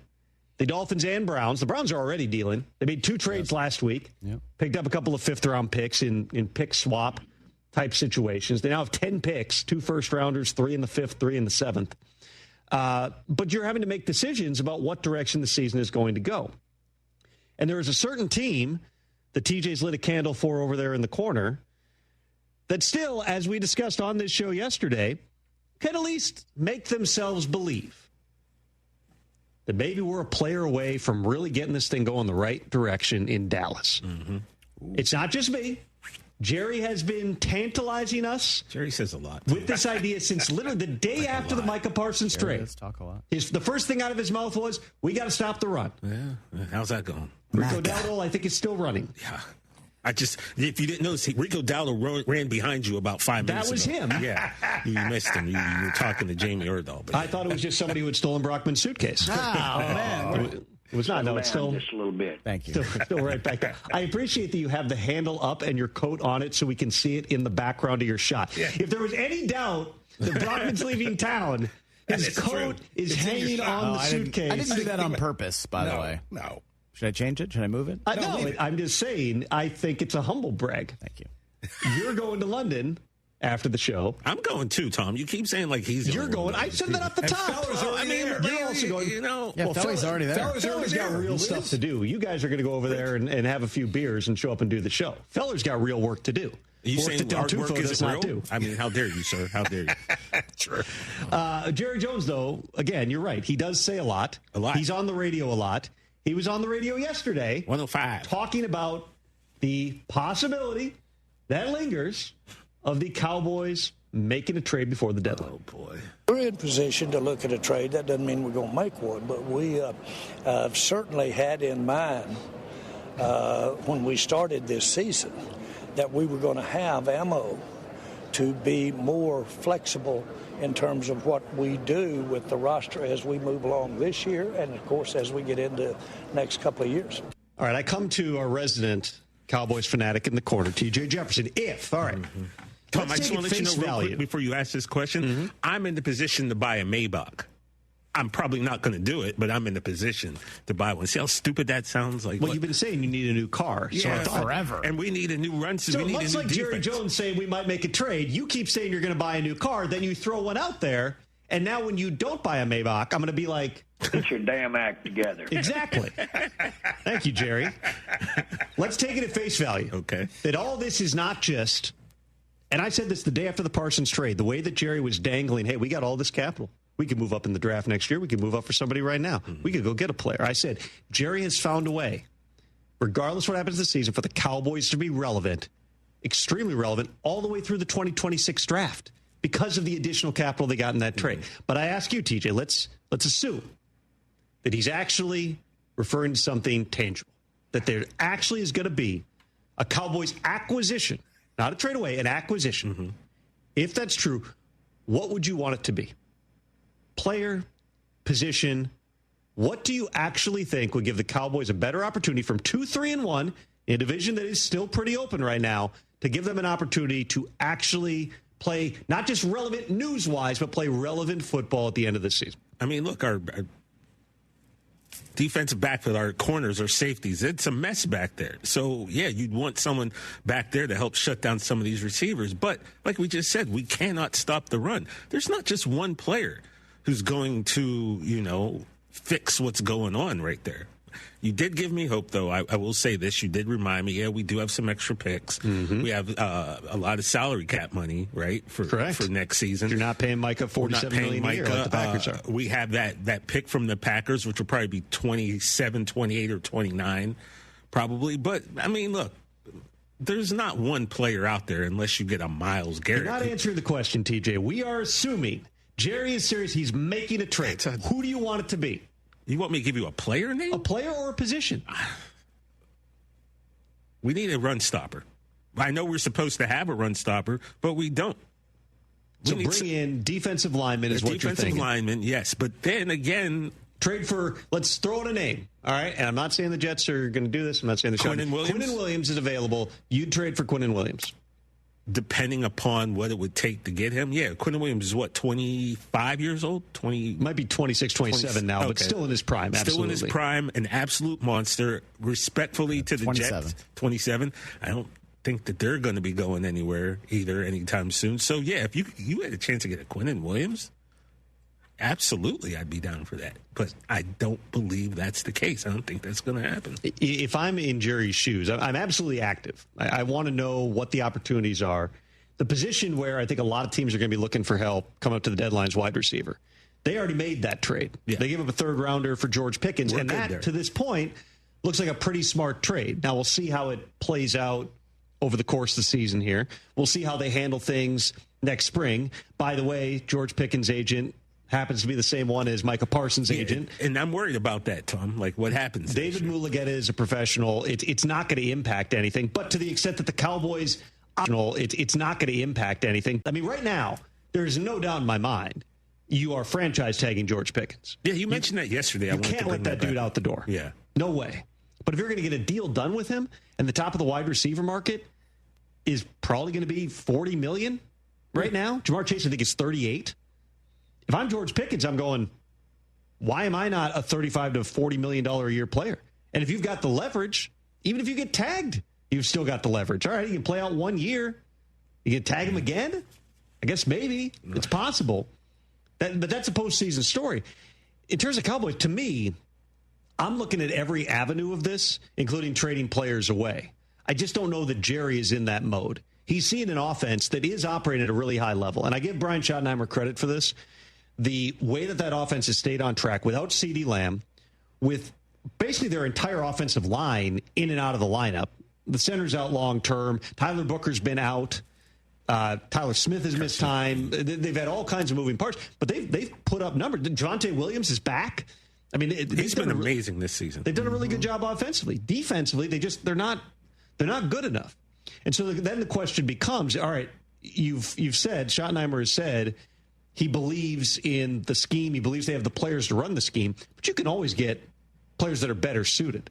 It's not Matt Eberflus scheme is not a corner dominant type of scheme. There's a lot of zone involved. You can get by with different types of players. So is there a scenario where maybe there's a different corner that's a better fit? Maybe you're looking at somebody want Trayvon Diggs. I'm not saying any of this is going to happen, but I would be looking at critically if this is the direction you're going to go. Remember the last time that you had a new head coach, Mike McCarthy fired Mike Nolan after 1 year. Mm-hmm. So I've got no reason to believe that's going to happen with Matt Eberflus. But realistically, to get the correct personnel in place, it's going to take some time. And you might have to think outside the box of, hey, let's bring in one player and sneak into the playoffs, and that's going to be enough. There were some injury updates, by the way, on that game on Sunday, Cowboys-Commanders, which feels like a big game, especially sure with the does. Eagles stumbling right now.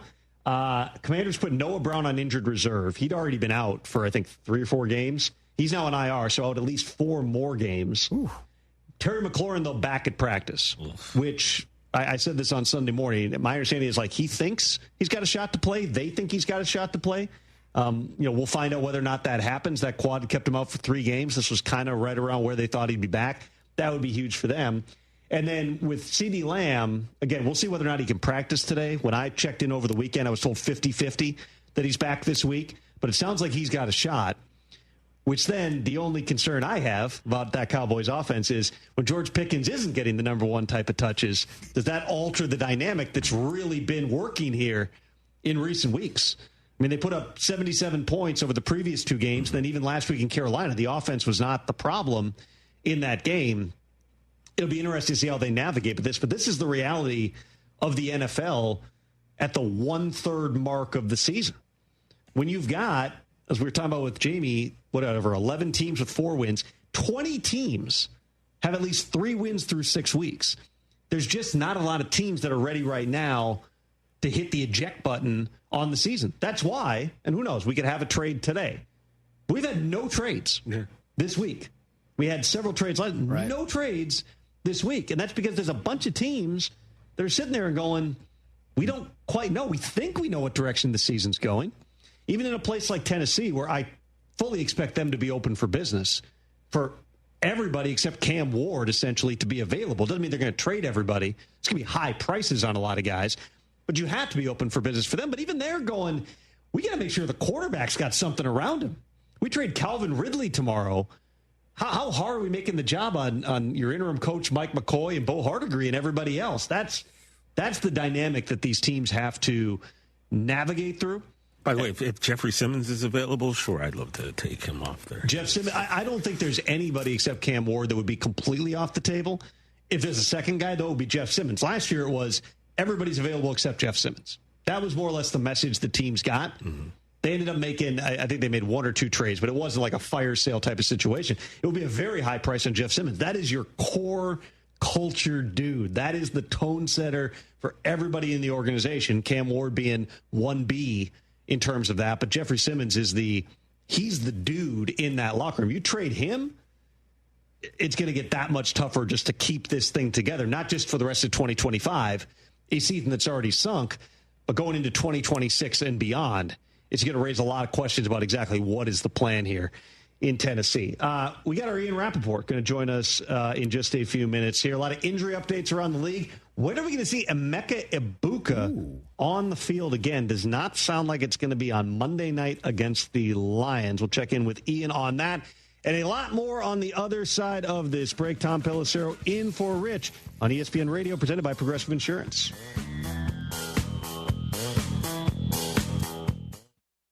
What is it that makes the all-new Hyundai Palisade hybrid an incredible SUV? Is it the spacious interior that's comfy for the whole crew? Or the capability to go off-road? Maybe it's up to 600-plus miles of range. Is it the driver behind the wheel? What if it's all of that and more? What is it then? The all-new Hyundai Palisade Hybrid. So much more than just another SUV. Visit HyundaiUSA.com or call 562-314-4603 for more details. That's 562-314-4603. Progressive knows there are 2 things RV owners love: to travel and relax. And they like to take both nice and slow. Just like this commercial. And what's more relaxing than the peace of mind knowing their RV is protected by Progressive? Now here comes the fast part. Progressive Casualty Insurance Company and Affiliates. Last year, we bought over 54,000 cars from your friends and neighbors. Why did they sell us their cars? Because we pay more at GiveMeTheVin.com. And why do we pay more? Because you and I both know that your car is worth more than others will offer you. And your time is worth more, too. I'm John Clay Wolf, and I created GiveMeTheVin.com. Sell me your car faster and hassle-free because you're worth more. Sell us your car. GiveMeTheVin.com. So easy you can do it in your underwear. Blue Star Tequila, the world's first and only night-harvested tequila. This is tequila at its natural, unfiltered best, made with 100% blue agave and totally additive-free. Smooth, vibrant, and full of character. It's tequila the way it was meant to be. So whether you're chasing championships or celebrating the moment, raise your glass to bold beginnings and taste the Blue Star difference. Find it near you at bluestartequila.com. Hey, Lance Zerline here. If you have low water pressure, dirty or bad tasting water, call Aqueduct Plumbing Company. They're Houston's premier repiping company. If you have a water heater that's over 10 years old, it may be time to look into a tankless water heater. Go to aqueductplumbingcompany.com. That's aqueductplumbingcompany.com. They are the local plumbing experts, and you can trust that they are going to take care of ESPN 97.5 listeners. Make sure that you keep the name aqueductplumbingcompany.com in your phone and ready for action. You've heard me talking about Two Creeks Crossing Resort. What a beautiful, relaxing place. We took the family when school got out, and we had a fantastic time. We stayed in the treehouse. You know, the kids love that. I drove up after I got off work and was there in 90 minutes, which is pretty close to my normal commute. The family took it all in, from exploring their 92-acre property to fishing in the creeks and their catch-and-release pond, which the kids loved. Everybody had a great time, and we can't wait to go back. Book now at twocreekscrossingresort.com. Attention taxpayers, if you owe $5,000 or more in back taxes to the IRS, don't wait for the October 15th extension deadline. Your problems will only continue to grow. The IRS is using advanced AI tools to identify and collect unpaid taxes faster than ever, meaning tax debt collections will become increasingly aggressive. Call Priority Tax Relief now. Their experts fight back fast and are saving their clients millions in tax debt every month. After speaking on my behalf with the IRS, my entire debt of $25,000 will be eliminated. I owed over $50,000 and they settled it for pennies on the dollar. These guys are as legit as they come. If you miss another tax deadline, you're stacking more debt on top of what you already owe with increasing penalties and interest. You now owe more today than you did yesterday. Call for your free consultation. Priority Tax Relief. Let's make your taxes our priority. Call 800-418-1404. 800-418-1404. 800-418-1404. Priority Tax Relief. $5,000. That's the average amount of money people in the U.S. are now spending on gas in a year. $5,000. That's crazy. If you drive, you have to download Upside, the free app that gives you cash back every time you get gas. That's right. You can earn real cash back with Upside just by buying the gas you're already buying. You can literally start earning cash back today. I use Upside every time I fill up, and I've already made around $200-$300. You're putting gas in your car anyway. Why not get real cash back? If you like free money, download Upside. I'm saving the cash I earn from using Upside to help pay for a vacation later this year. Download the free Upside app now to earn cash back every time you buy gas. Use promo code COOL to get an extra 25 cents per gallon on your first tank. You can cash out anytime right to your bank, PayPal, or a gift card for Amazon and other brands. Just download the free Upside app and use promo code COOL for a 25 cents per gallon bonus on your first tank. That's code COOL for a 25 cents per gallon bonus. With the new IHOP value menu, $6 is all it takes to go to your happy plates, where stacks of pancakes with bacon and eggs are just $6 every day. French toast, sausage, and eggs are, you guessed it, $6. And fluffy omelets come with a side of pancakes and only cost $6. Go to your happy plates every day at IHOP. $7 in some locations. Available every day for a limited time at participating restaurants in the U.S. Hours may vary. No substitutions. Not valid with other discounts or promotions. Prices may vary. Protect your home and auto with a bundle from Progressive so you can stop worrying about them and invent new things to worry about, like snakes in your bedroom. Sure, that sounds incredibly irrational, but now that we've mentioned it, you are a little worried. The odds of one snake, let alone snakes plural, are so slim. But you might want to check. Oh, you're not near your bedroom. Guess you'll just have to sit there and worry about it. So let Progressive protect your home and auto, because you've got enough to worry about. Progressive Casualty Insurance Company, affiliates, and other insurers. Not available in all states.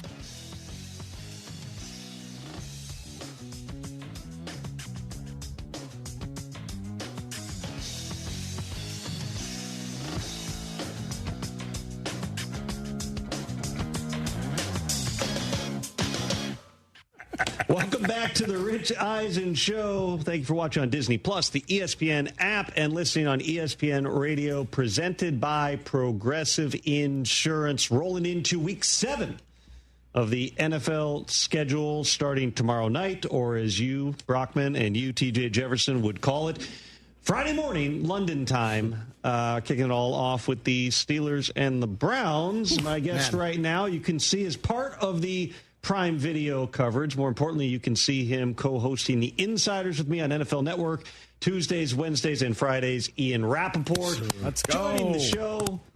You got like a golf clap, which I think is enough. What you want? It's sufficient for you. Let's start out here. Injury updates, Ian. Emeka Egbuka, one of the best stories in the NFL so far this season. Great guest too when we've had him on the Insiders. Really cool kid. Hurts his hamstring, which Bucs fans are looking at and they're like, yeah, at this point, sure, why not? Everybody else is out too.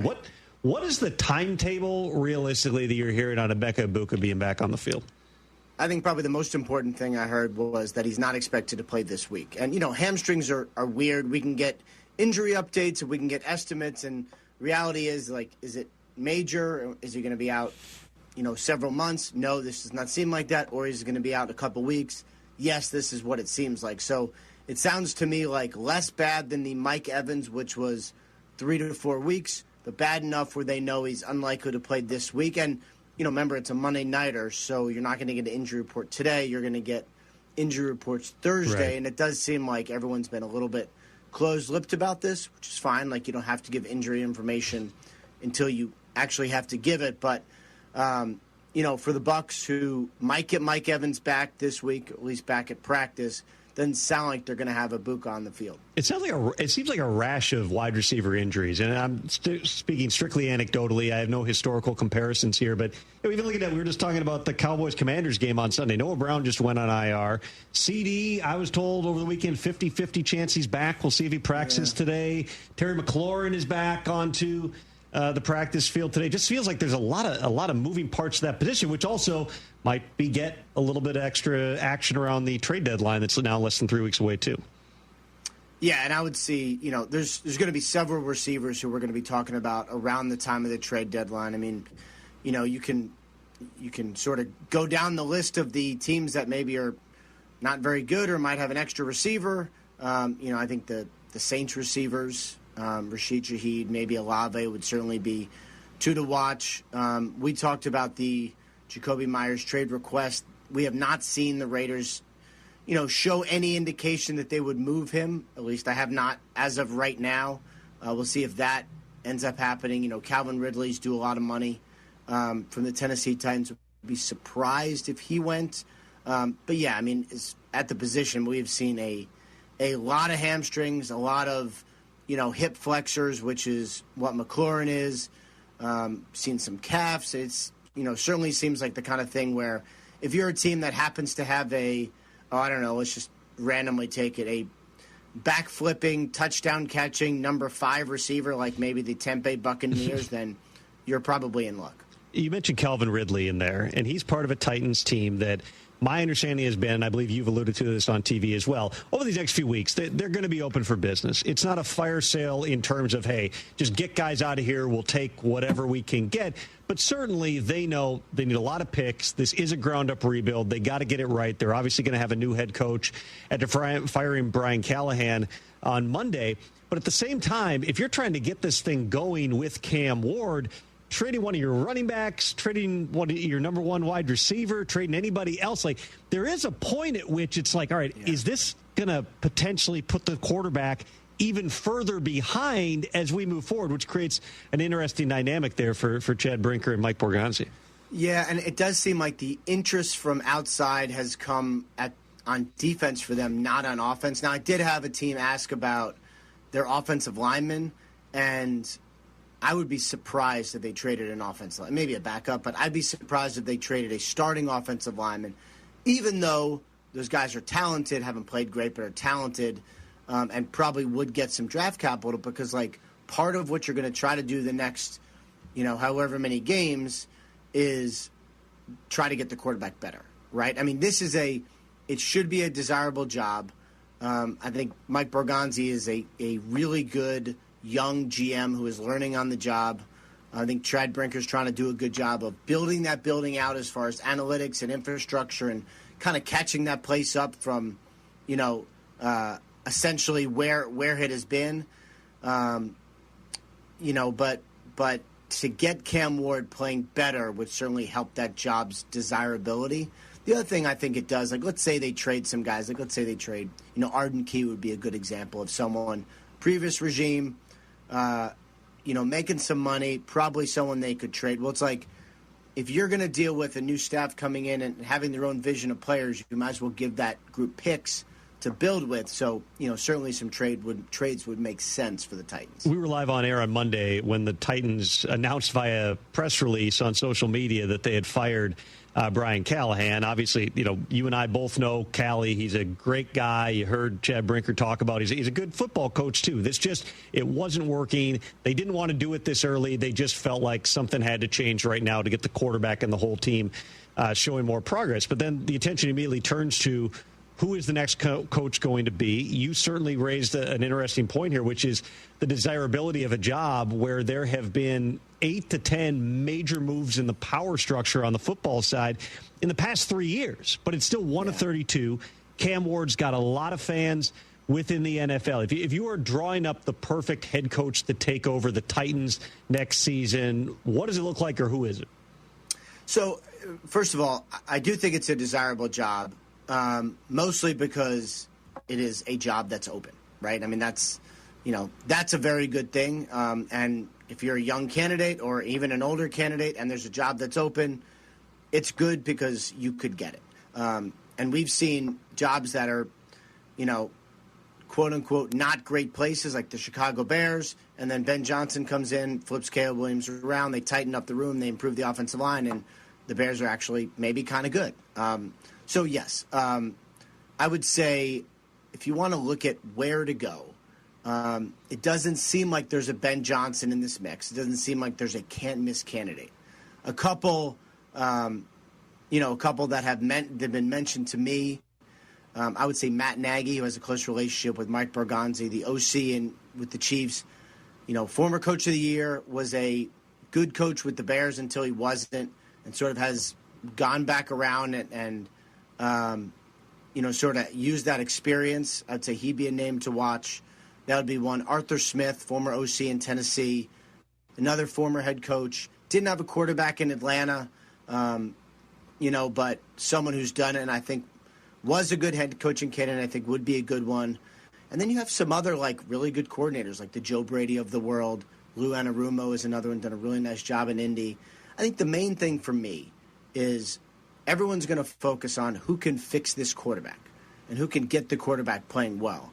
There are plenty of examples of really strong defensive coaches who have turned places around because they just hired good coordinators, built infrastructure around them. Like Dan Quinn is not a quarterback guru, but the Commanders are doing just fine. I would more focus on leading and who can get the room better as opposed to who's the sort of quarterback guru. Well, and they had that guy in Mike Vrabel, obviously, for a long time. There were various issues, a lot of them generated by Vrabel himself, that ended with him leaving Tennessee and now going to New England, who, by the way, they go into Tennessee this Sunday to face Mike McCoy in his interim coach debut. It is an interesting point, too, because there are not a lot of, just talking to people within the league, as I know you do, there aren't a lot of those clear, dialed-up, hot candidates. Joe Brady is probably the closest thing to a Ben Johnson, but Ben Johnson was the guy for 3 years. And then finally last year was the first time he was like, okay, I'm really going to do this. He had a big offer from the Raiders. He ends up choosing the Bears. You also mentioned Dan Quinn. The biggest hire he had was Cliff Kingsbury, who only became available because things went sideways in his contract negotiated with the Raiders, as you remember, to be the offensive coordinator. Cliff is an interesting one. Because if you think of where Cam Ward had his success going all the way back to Incarnate Word, he was running the air raid offense. It is a very similar type of a scheme to the one that Cliff Kingsbury runs. You could see him fitting in that town. I wouldn't rule that out. I also wouldn't rule out if you want to get back to just, hey, we got to establish a core competency here. Mike McCarthy's a guy who has done it in multiple different places, had a relationship with Chad Brinker going back to Green Bay. It's just a matter of, hiring a 60-year-old coach isn't going to be for everyone. Some people want to hire the younger coach here. It's a really interesting thing to navigate. But in terms of, who the hot candidates are going to be, it's a short list. And I also wonder, as much as we can speculate, Ian, about, what happens in some of these places. Obviously, Miami has been talked about plenty through the course of this season. That's another one. Whether or not the potential paucity of clear-cut head coaching candidates might make some of these owners go, you know what? Let's just give another year to somebody because there's just not a guy who we are convinced is a clear upgrade. Yeah, and, I would say 2 years ago that kind of happened, right? Was it 2 years ago when they're just like, I think it ended up being 4 or 5, right?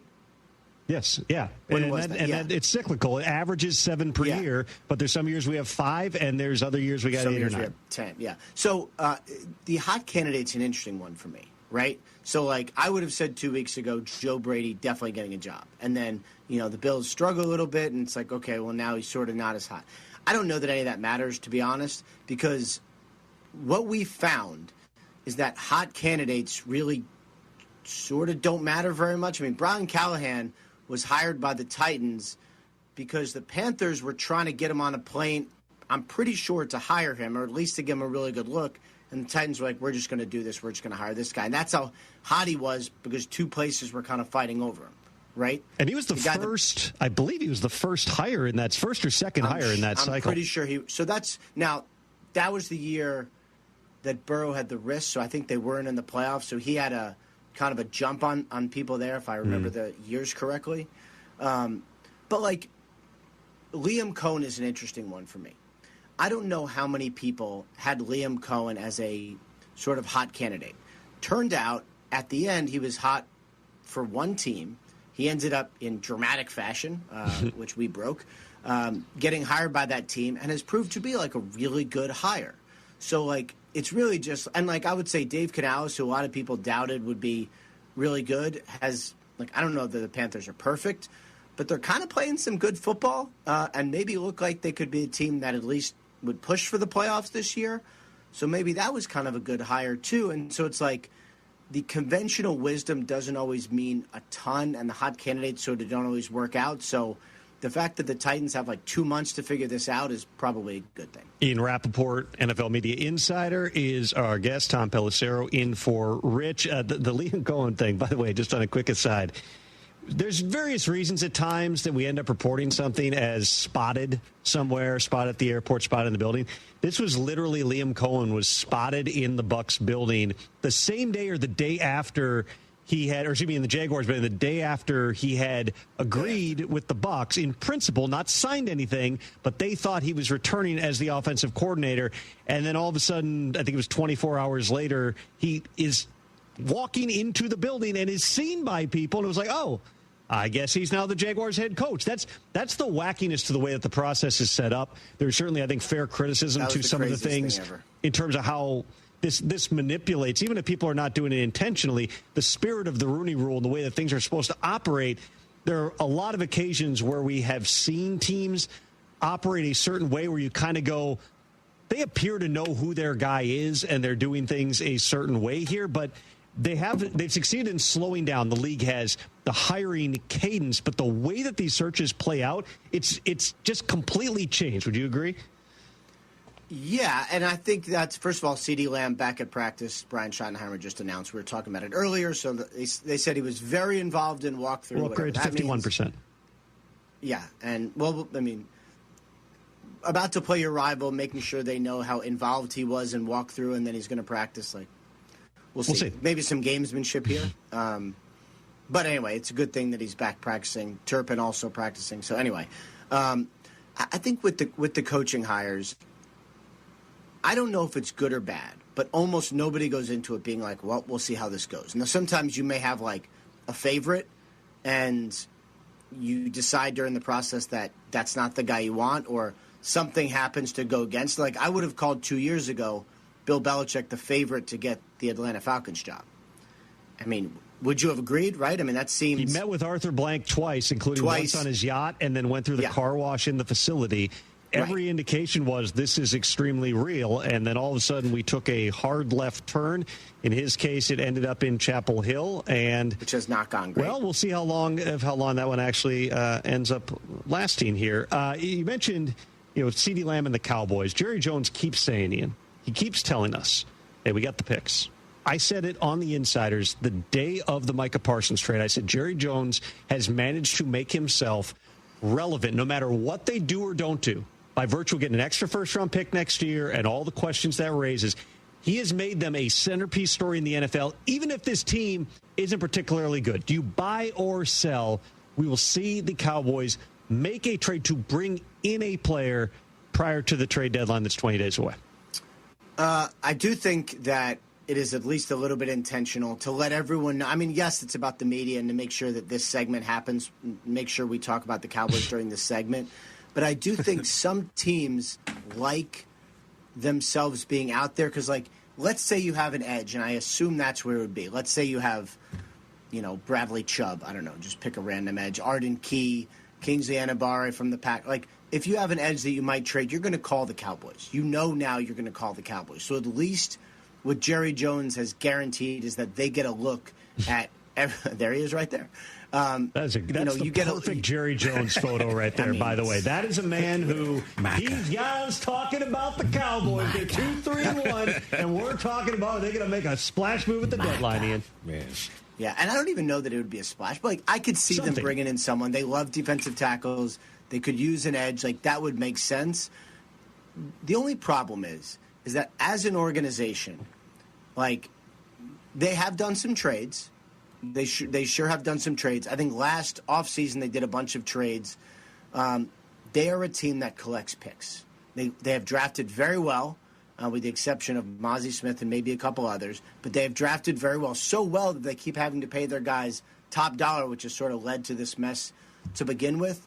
I could see them doing some trades, but I can't see them giving up a ton because they're not a team that likes to just go all in because there is no going all in the NFL, right? I mean, you always sort of have to collect the picks and make sure that you're investing in your future and all that. So I could see them doing something. I just don't know how. I just don't know that they're going to say, all right, we got an extra one for Micah. We're just going to trade that for whoever. I don't know. The all-in or not thing is also interesting as it pertains to what the Jaguars are doing right now, because obviously James Gladstone and Liam Cohen were with Les Snead in the Rams. They saw the bleep them picks, Les Snead. They also saw because we did that for a long time, we now need to get rid of all these older, expensive players and get a bunch of draft picks and then have one of the youngest roster and kind of start the process. And hit on all the picks. The Jaguars appear to be in bleep them picks mode. They appear to be willing, by virtue of giving up the next year's one to go get Travis Hunter, by virtue of a really different deal, the Greg Newsome swap for Tyson Campbell, where they're going, we're going to get rid of the cost-controlled guy for the next several years who doesn't really fit for a guy on an expiring contract who we think does fit. I know this. I will say, James Gladstone has certainly been in contact with other GMs, basically letting them know, hey, whenever you're ready, you got any ideas? I want to talk trades. I mean, he told me that in August. He was like, I can't believe nobody's trading yet. I'm like, it's August 7th, dude. It'll get going. Don't worry. I would not be surprised at all if we see the Jaguars do something else before the deadline that makes us go, they really are going in to win right now. Yeah, and I would say, they have a couple areas of focus. I would say defensive line probably makes sense for them. So, there are some defensive linemen who certainly have been in focus and discussed. I could see them adding there. But you're right. I mean, they got a quarterback, and I think Trevor is playing well enough now for them to say, all right, we don't need a number one pick for a quarterback. And my theory, and who really knows, but my theory has been if you have a quarterback, you don't need a number one pick. You can use that for whatever you want. Whereas while the Cowboys, they traded Micah for a couple ones, I'm kind of all right, are they building up a stack of ones to go get a quarterback after Dak? That was kind of my first thought when I found out about this trade. So I think if you're the Jaguars, it's actually a pretty good team. You got a quarterback. You got all sorts of players at the skill spots. You have edge. You have some corners. You can use picks to load up because you kind of don't need anything, right? There's nothing where you're all right, we have to have a one for this. So they actually have some picks to play with, and I would agree. They've made 2 trades so far, I could see at least one more before this all stops. You got my wheels spinning. I think you got TJ smiling over there in the corner. Yeah. Can't you wait right now, TJ, for the storyline in the offseason when Dak Prescott wins the NFL MVP, the Cowboys roar forward and make the playoffs, and then they trade up to take his replacement in April?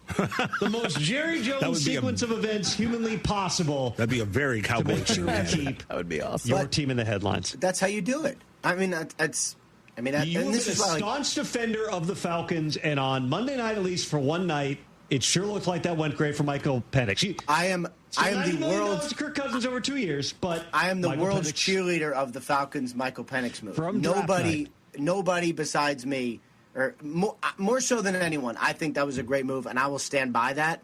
And the Cousins situation emphasizes that. And when this is a success, I will take all the credit. And when it's not, I'll pretend that it never happened. Ian, great stuff. That is your MO. Absolutely. I appreciate the candor. Thank you very much for being here. I will see you tonight on The Insider, 7 p.m. Eastern Time on NFL Network. Boy, you were, I could see you. Every time the Cowboys came up, I just saw TJ straightening up a little bit in the chair. Well, it was interesting. He looked like he had an NBA Jam shirt on there. I was trying to see what he had on before he left. But, yeah, that sounds great in theory, Tom, but is that really any of that going to happen with Jerry? Well, I mean, starting point is, does Dak keep playing at a level? We had Chase Daniel on yesterday, and he was saying he's playing quarterback better than anyone in the league. Yeah, but if they were thinking about drafting the next quarterback, do they really do it with Dak playing like this? I don't think you can, right? I mean, if the Falcons can give Kirk Cousins $100 million guaranteed and draft Michael Penix 6 weeks later, moments after Kirk is waving a towel on the stage and getting all the Falcons fans excited, yeah, I would say anything is possible. Still more to come here on the Rich Eisen Show.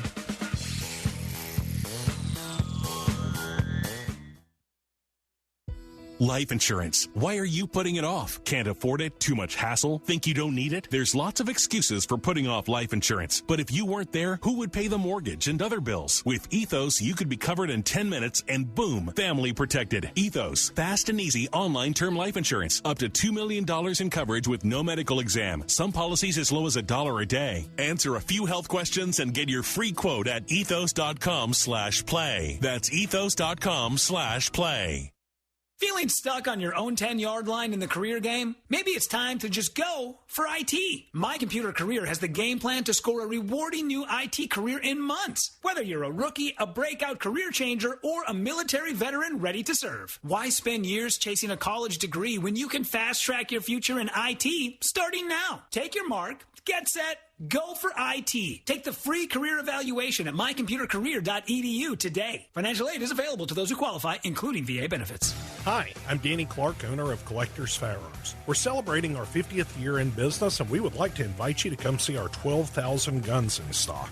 Don't let the name fool you. We carry all the latest and greatest guns, in addition to the antiques and collectibles. We even have a tank right out front. Have you been putting off cleaning your guns? Bring them to us and we will give you a basic cleaning free of charge while you wait. Come see us at Westheimer at Voss, CollectorsFirearms.com. That's CollectorsFirearms.com. What's up, Houston? Lance Zerline here. Listen, if you're looking for a spot to catch a game, hit up Aranda's Sports Bar, ice-cold beers, killer tacos, and big screens blasting every home game. Since 1981, Aranda's has been bringing that authentic Mexican vibe, now with the sports twist. Cheer with friends, savor the bites, and feel the energy. Plus, stay late with epic drink specials that keep the party going. Aranda's Sports Bar, your Houston spot for epic sports and bold flavors. Head on over and get loud today. Ride fast, give back. That's what it's all about at the fastest cycling race in Texas. The 5th annual DA Bike Ride for Survivors is happening Saturday, October 18th at Brazos River Park in Sugar Land. 20, 40, or 55 miles of all-out, law enforcement escorted racing, plus the family-friendly 1K color run. Your registration fuels the Expose Excellence Youth Foundation and gives hope to survivors of violent crime. Sign up now at FBCDABikeRide.com. Texas's fastest bike ride for a purpose. Hey guys, Lance Zerline here. Everybody knows I'm a numbers guy, but I don't know plumbing. That's the one thing I don't know that Aqueduct Plumbing does know. That's why I put my trust in Aqueduct Plumbing Company. I've had them do so much work, whether it's the first sign of a minor problem or if you're doing a kitchen or bathroom remodel, why don't you reach out to Aqueduct Plumbing Company? Make my plumber your plumber. I trust them, and you can find them at aqueductplumbingcompany.com. No matter how big the job or how small the job, you're going to get great work every single time from AqueductPlumbingCompany.com. Attention taxpayers, if you owe $5,000 or more in back taxes to the IRS, don't wait for the October 15th extension deadline. Your problems will only continue to grow. The IRS is using advanced AI tools to identify and collect unpaid taxes faster than ever, meaning tax debt collections will become increasingly aggressive. Call Priority Tax Relief now. Their experts fight back fast and are saving their clients millions in tax debt every month. After speaking on my behalf with the IRS, my entire debt of $25,000 will be eliminated. I owed over $50,000, and they settled it for pennies on the dollar. These guys are as legit as they come. If you miss another tax deadline, you're stacking more debt on top of what you already owe, with increasing penalties and interest. You now owe more today than you did yesterday. Call for your free consultation. Priority Tax Relief. Let's make your taxes our priority. Call 800-418-1404. 800-418-1404. 800-418-1404. Priority Tax Relief. Finding great candidates to hire can be like, well, trying to find a needle in a haystack. Sure, you can post your job to some job board, but then all you can do is hope the right person comes along, which is why you should try ZipRecruiter for free at ZipRecruiter.com/free. ZipRecruiter doesn't depend on candidates finding you. Its powerful technology identifies people with the right experience and actively invites them to apply to your job. You get qualified candidates fast. So while other companies might deliver a lot of hay, ZipRecruiter finds you what you're looking for. The needle in the haystack. 4 out of 5 employers who post a job on ZipRecruiter get a quality candidate through the site within the first day. ZipRecruiter, the smartest way to hire. And right now, you can try ZipRecruiter for free. That's right, free. Just go to this exclusive web address, ZipRecruiter.com/free. That's ZipRecruiter.com/free. ZipRecruiter.com/free.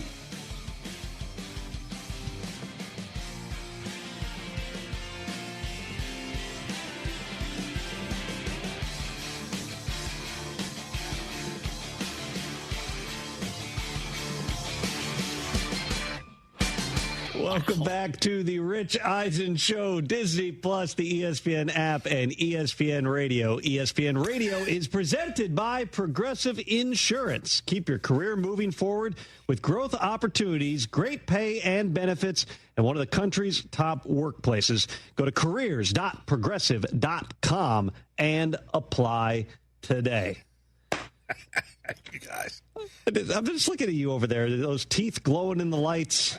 It's a pleasure actually having you here, Del Tufo. Worth every penny, right, Mike? Worth every penny. I had bad teeth.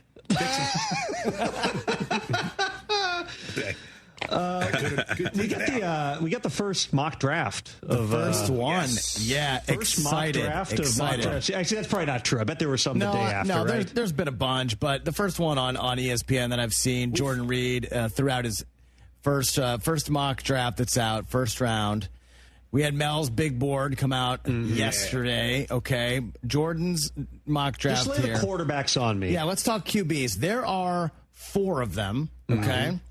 Fernando Mendoza from Indiana, Dante Moore from Oregon. You got Lenoris Sellers, South Carolina, and Ty Simpson from Alabama. Now, are you curious where our ESPN colleague has these quarterbacks I'd be very curious. slotted? Who's taken whom?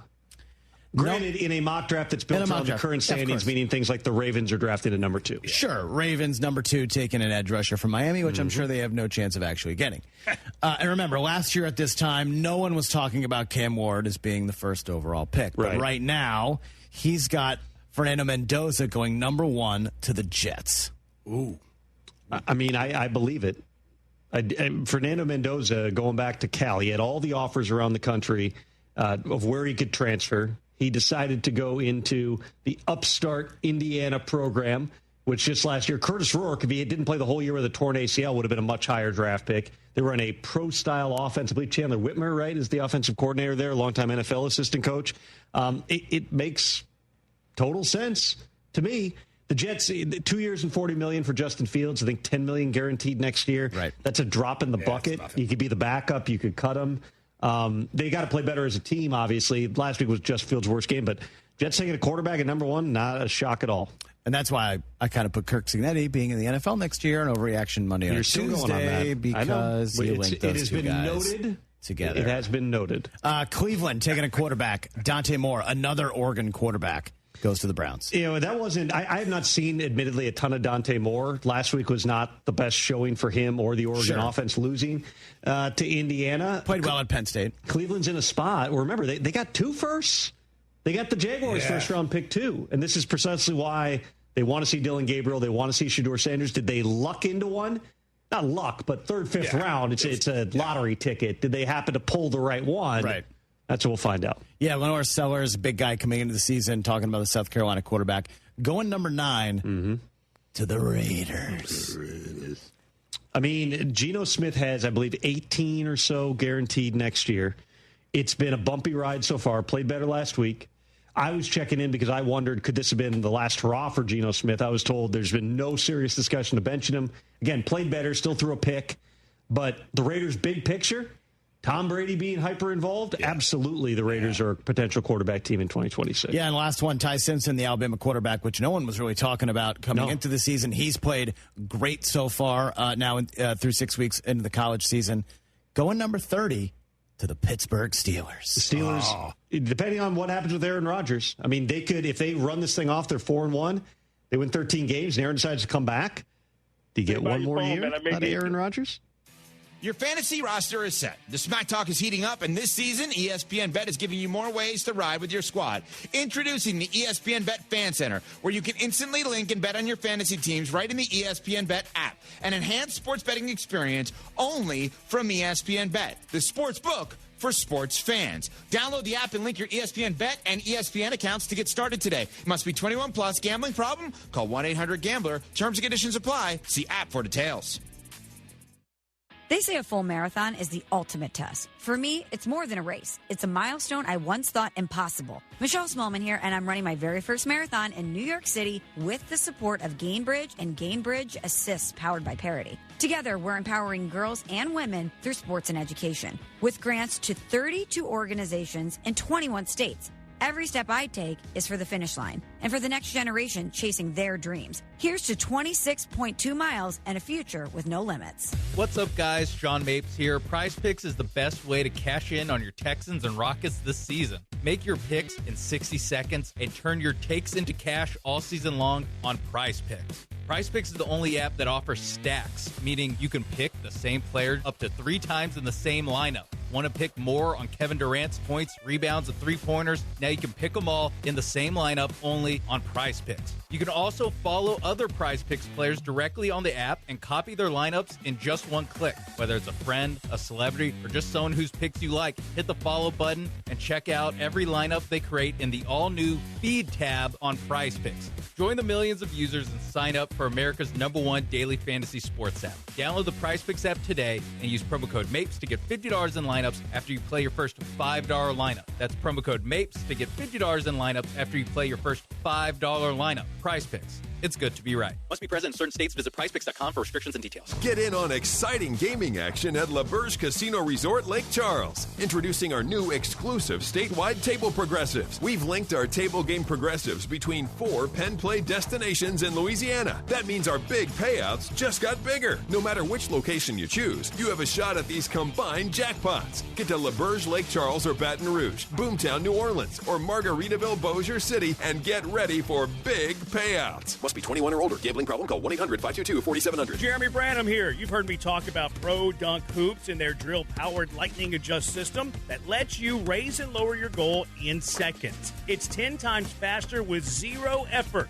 Right now, with your new Pro Dunk basketball goal, you can get the lightning adjust system for free. That's a $249 savings. But you have to call. You won't find this offer on the website, so call Pro Dunk at 281-351-9822 and mention ESPN. That's 281-351-9822. I just bought another house for cash. Sell me yours at greenlightoffer.com. Cast your line and relax at TwoCreeksCrossingResort.com. Your fishing getaway awaits. Contact Tax Relief Helpers for details and restrictions. Attention, anyone that owes money to the IRS. If you filed for a tax extension for the 2024 tax year, your extended deadline to file your federal income tax return is October 15th, 2025. This deadline is quickly approaching. Every day, your unpaid tax debt gets bigger and bigger from daily interest. If you owe $10,000 or more, now is the time to settle your debt. Call Tax Relief Helpers right now. We'll help you file, put a stop to penalties, interest, and avoid liens, levies, or other hostile measures by the IRS. I got behind on my taxes and owed $48,000.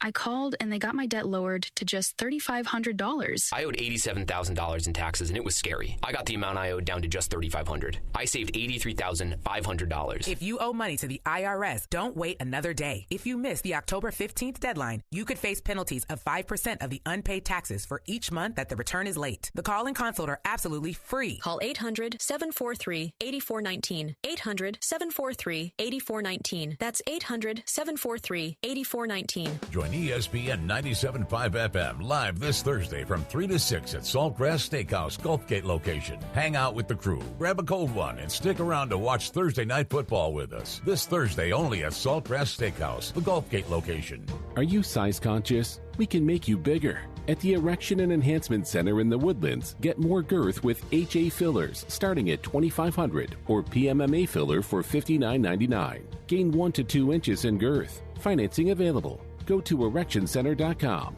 That's erectioncenter.com. Or call or text 972-355-3771. That's 972-355-3771. Get started today and get results immediately.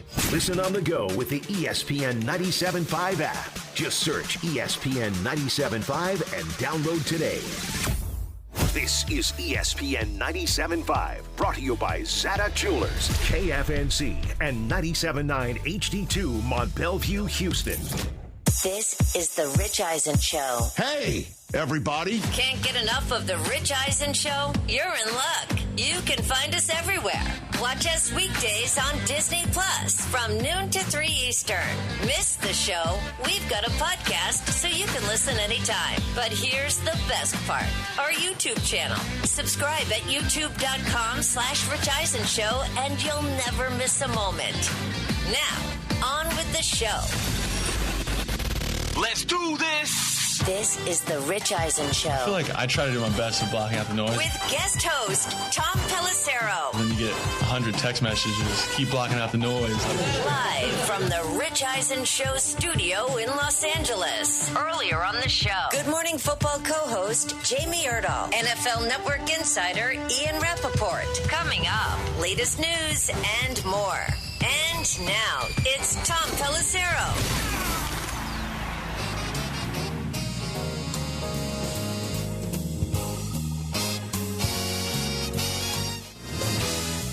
Welcome back to the Rich Eisen Show. Tom Pelissero in for Rich for one more hour before, well, not me, but two of the other members of our crew here in studio, Chris Brockman, TJ Jefferson. Join Rich tomorrow in London. Yeah, buddy. Which will be afternoon tomorrow, 5 p.m. local time, kickoff of the show, 5 p.m. I believe. local time, yeah, 5 to 8. Be very time. solid. And then you'll be getting dragged out of some type of a breakfast buffet around 6:30 a.m. Friday when Thursday Night Football ends. Yeah, Thursday Night Football, I think, kicks at 1:15 local in the morning? 3:15. 3:15. According to Google and my math, 3:15 a.m. No, because it's a 5-hour time difference from the East Coast, and it's an 8:15 East Coast game. Can you guys do math? Yeah, 8 hours after 8:15. No, 8 hours from 5:15. Come on, guys. All right. Well, anyway, it's late. It's 1:15 in the morning. Not going to be too bad. I thought it. Okay. Well, hold on. That was my issue. Was I was calculating it. You were calculating it from L.A. From L.A. I have no hope. 5 hours on the East. I have East no Coast. chance. I'm here for you, man. To figure this out. 660 math SAT score. You know what I'm saying? You can go home now. Oh, 660. Come on now. That's nothing. 660. Not that great. I definitely beat that. I think that was my total. Math? Oh, yeah, 100%. Wow. I had like a 710, 730, somewhere in there. Look at you. That was my total. That's why I went to you can't tell time. went to finance major to college until I got there and was like, oh, it's a lot harder here. And then I transferred to communications, which is a phony major. Don't Took a say bunch that. of classes about, editing SVHS tape and making Macromedia Flash websites.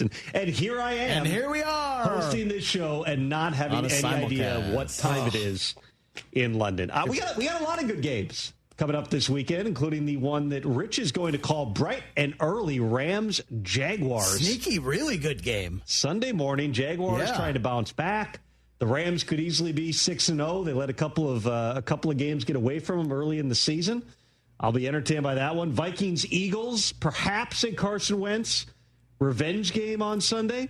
Colts-Chargers, a game that nobody was circling preseason that has, heavy playoff implications. The winner of that game could be in the number one seed as we come up on the halfway point of the schedule. Of course, we've got Bucks-Lions on Monday night, part of a doubleheader with Texans-Seahawks. And then we've got the Patriots-Texans game. Ooh. This was always going to be a sneaky one throughout the season. Mike Vrabel's first trip back. Titans, Tom. To Nashville. What did I say? He said the Texans. Patriots-Titans on Sunday. It was always going to be... Buckle up. It was always going to be an interesting dynamic from a storyline perspective. Mike Vrabel back for the first time since he was fired after the 2023 season in a move that was shocking to, I think, a lot of people. But when you unwound the dynamics and even being familiar with what was going on for months there, it did make more sense, as much from the Titans' perspective as Mike Vrabel's perspective.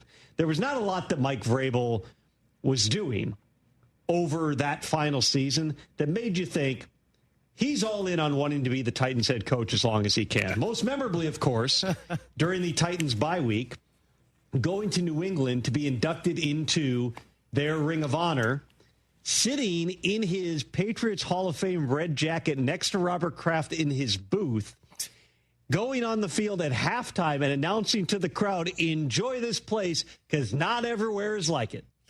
And I am only mildly paraphrasing that. And then coming back to the Titans building, and from everything I was told, never addressing it. Never being like, hey, yeah, maybe that was a little much. Just never brought it up.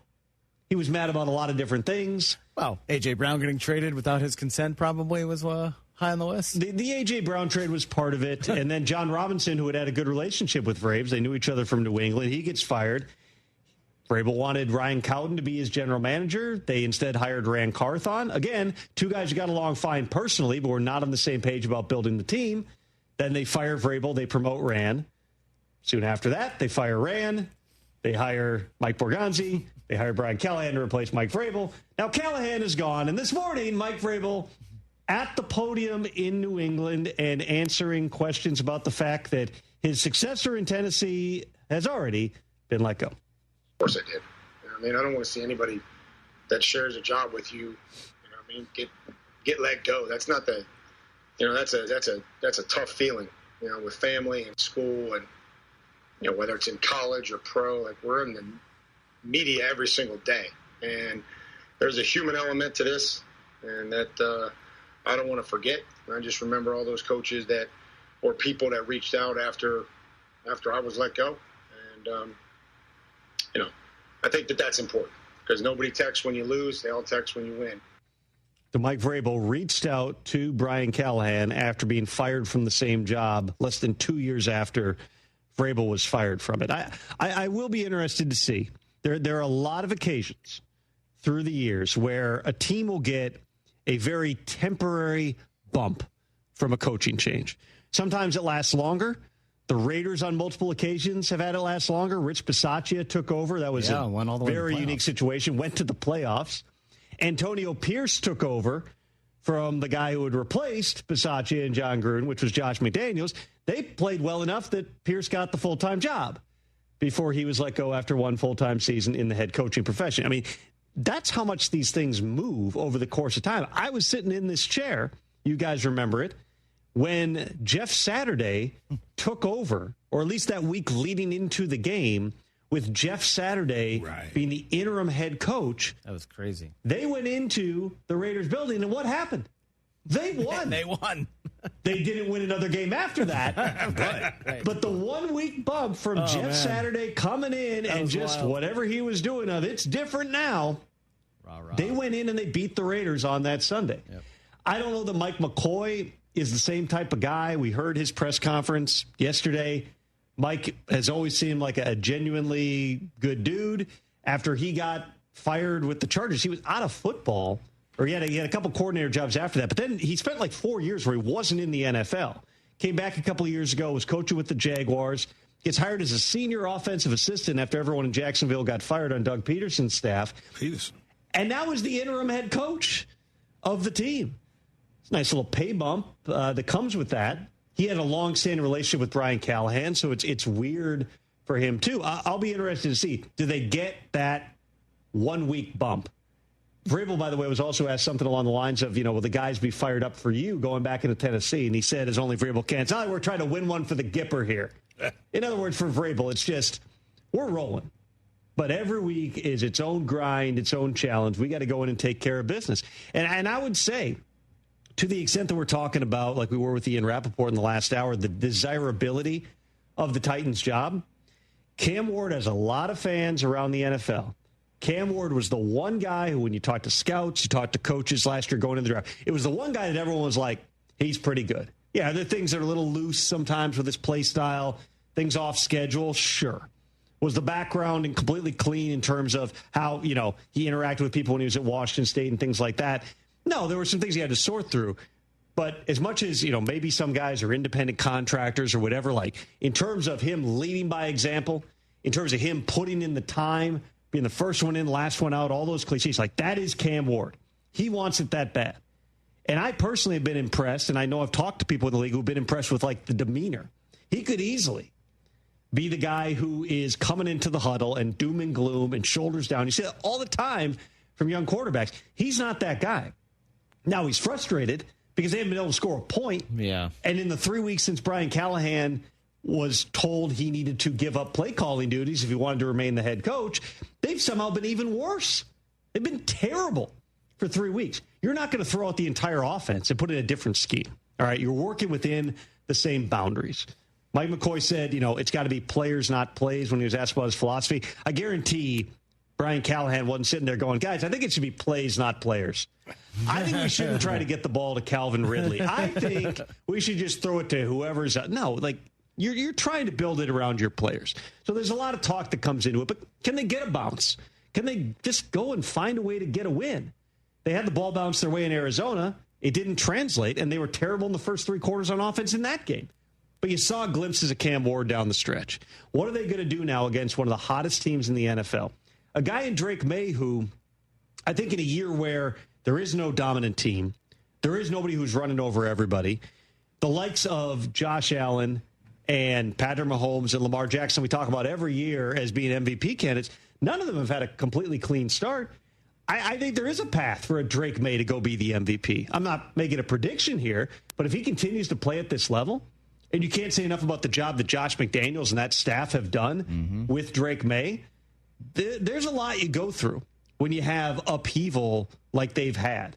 Even going back to Mac Jones, his first year when Josh was there in New England. Mac Jones, Brockman, you watched it closer than anyone. Oh, man. Where did you think, off year one with Mac Jones, where did you think he would be, rank him in the 32 starting quarterbacks? What type of quarterback did you think you had with Mac Jones? Oh, man, you remember top 100 list that year, he was in the 80s. Yes. So even his peers thought he was one of those players who, wow, great rookie season, year two, look out, player on the rise. You're thinking he's going to be in the top 12, probably. Right. Top 10 upside, quarterback. Right? Yeah, top 10 upside. Maybe get a weapon or two and see what, you remember his year at Alabama. He absolutely cooked, Heisman Trophy finalist, and you thought you were getting that type of player. Year one looked great, Pro Bowl, playoffs, and then it was the opposite of all of that. And that's part of the reason that even before they knew for sure that they were going to get Mike Vrabel as the head coach, I can tell you the Crafts were very interested in Josh McDaniels coming back. He'd obviously been there several times, going back to when he was there with Bill. Despite how it went in Vegas, despite how it ended in Denver, Josh is a really smart football mind, and he has a way of tailoring the offense to a young quarterback. He's done it at a really high level, and you're seeing that right now with Drake May. So it's Drake May versus Cam Ward. That's one of the matchups you need to look forward to in Week 7, coming off of a Week 6 that began with us getting a national TV look at a bunch of those quarterbacks that went up high in the 2024 draft, the other ones. besides Drake May. I will open this up here real quick. We got to break in a few, but is there anything you guys want to throw at me? I've been here for 4 days now. Oh, yeah. Is there anything, football or otherwise, you really want to know here, Brock? Otherwise, too. We can go off the football board. You can hit whatever you want. I want to go football first, and I want to stay with New England, obviously. TJ, you can get to the Cowboys in a second. I'm giving him a lot of Cowboys. A lot of internet chatter about trade possibilities, deadline in a few weeks. Could a wide receiver be on the move, headed to Foxborough? Are the Patriots looking at wide receivers right now, Tom? I don't view wide receiver as a spot that they're looking because Stephon Diggs has come on. I know the production wasn't there. You know, he had the big game against Buffalo, then not so much last week. But Diggs looks like Diggs again. Kayshon Boutte is one of the undertold stories in the NFL right now. He has played really well, and he's had some really productive games, and he's got the height, weight, speed you look for. And then Pop Douglas is a really fun weapon. I don't personally, based on what I know, I don't believe that that's a target. Now, could the Patriots potentially upgrade other positions?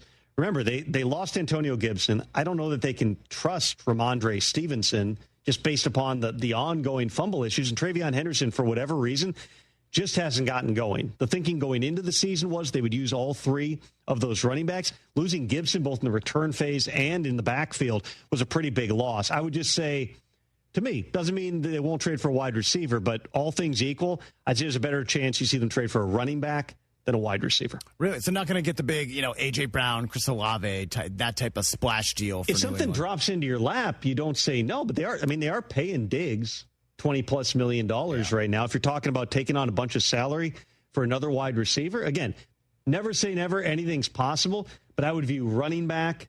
I'd probably view edge. Those as being more pressing needs if the Patriots are looking for an upgrade than wide receiver. You mentioned Mac Jones. He's played great with San Francisco. I think we can all agree with that. Suffered his first loss over the weekend, but 3-1 as a starter filling in for Brock Purdy.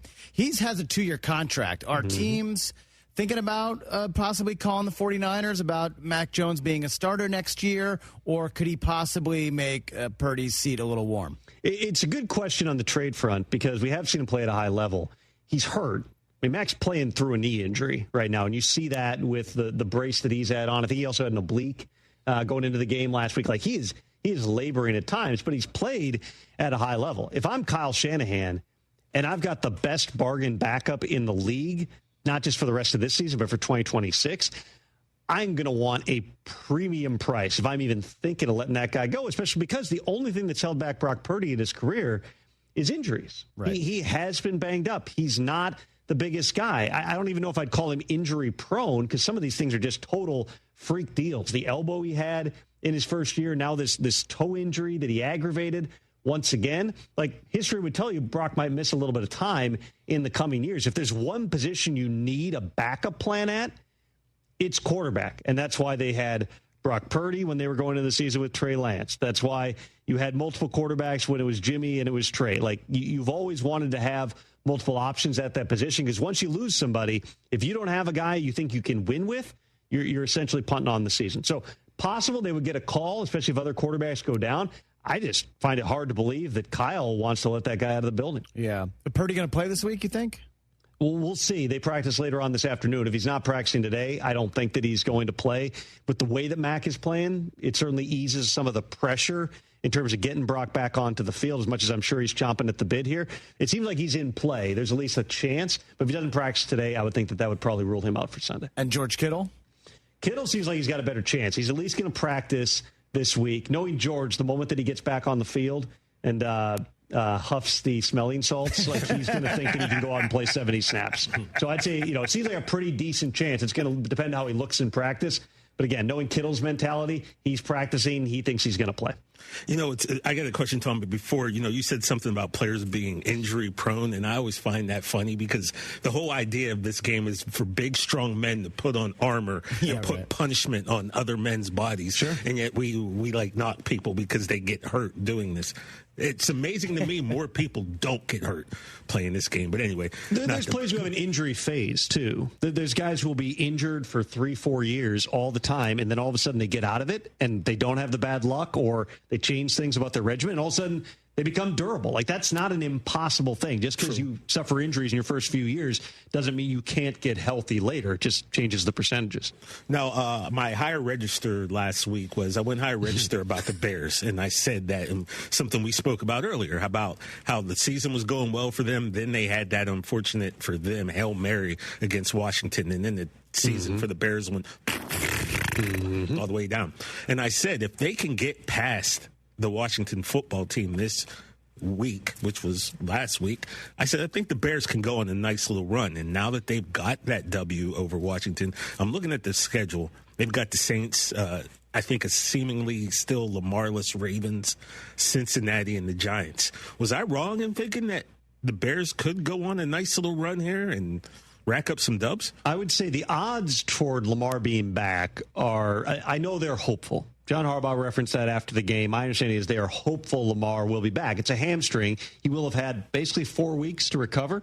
It's Lamar. Things are always a little bit different with Lamar, but it seems like it's pointing toward him being back for that game. You're right, though. I mean, the Saints, we'll see how the Bengals look after Thursday night. If they lose that game tomorrow night, the calculus their whole season maybe changes a little bit here. But, yeah, the schedule seems to be set up fairly well for the Bears. I would also just point to they're winning a lot of close games.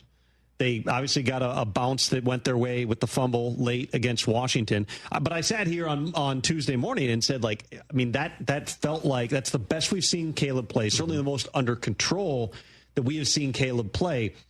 That portends a lot of good things moving forward because it appears he's buying into what Ben Johnson wants to see his quarterback do.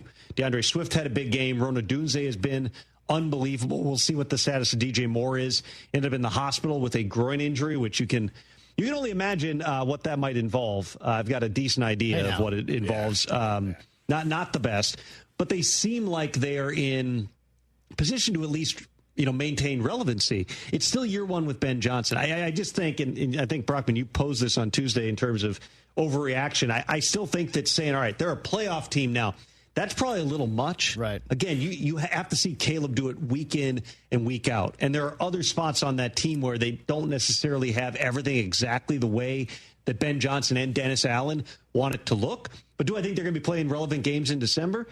I do. And that alone is a step forward for the Bears. All right. And this I don't know, this topic may be, not really in our realm of, what we do, but when we look at old sitcoms and old movies from back in like the 80s and 90s, right, guys, we see people and we look at them and you look at them now and you think, man, they look like they're 50s. And then you realize that, no, they were 35. They were 40 at this time.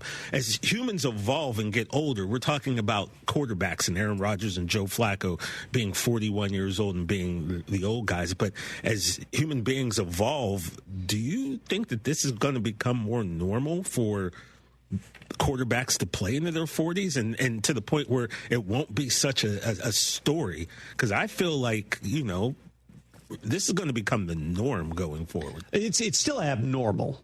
Tom Brady normalized it to a certain degree, playing until he was 45. It's still not a lot of guys who do it, and we see, the Derek Carrs of the world walk away when they're in their 30s. But for a long time, if you go back, and I remember looking at this when Brett Favre retired the first time after the 2007 season, almost every Hall of Fame quarterback for a generation retired at either age 37 or 38. Like, you could go back. They all, Elway, Montana, Steve Young, they all retired at basically the same age.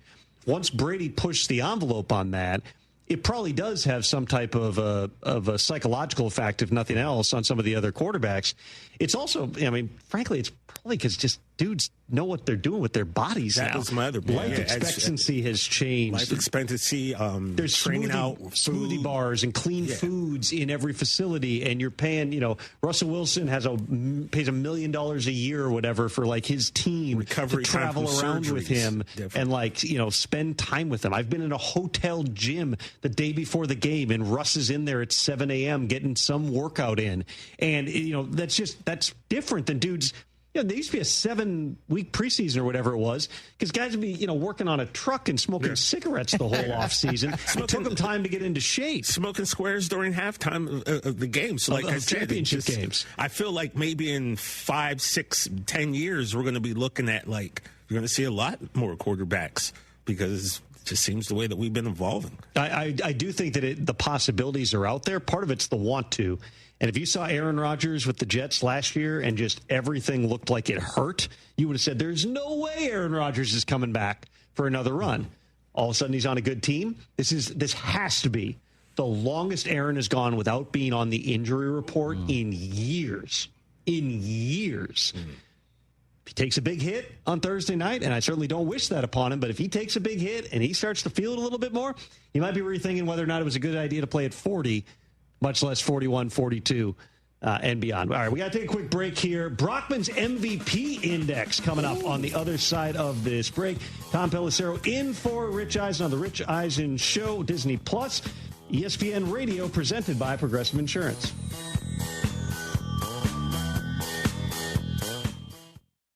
Every great team has its core players, but when the season gets tough, adding the right free agent can make all the difference. The same goes for business. At Robert Half, we found that 67% of companies surveyed plan to increase their use of contract talent to handle workload peaks and backlogged projects. With Robert Half's specialized recruiters experience, combined with our award-winning AI, you can quickly find the skilled candidates you want. At Robert Half, we know talent. Discover how we can help at roberthalf.com/talent.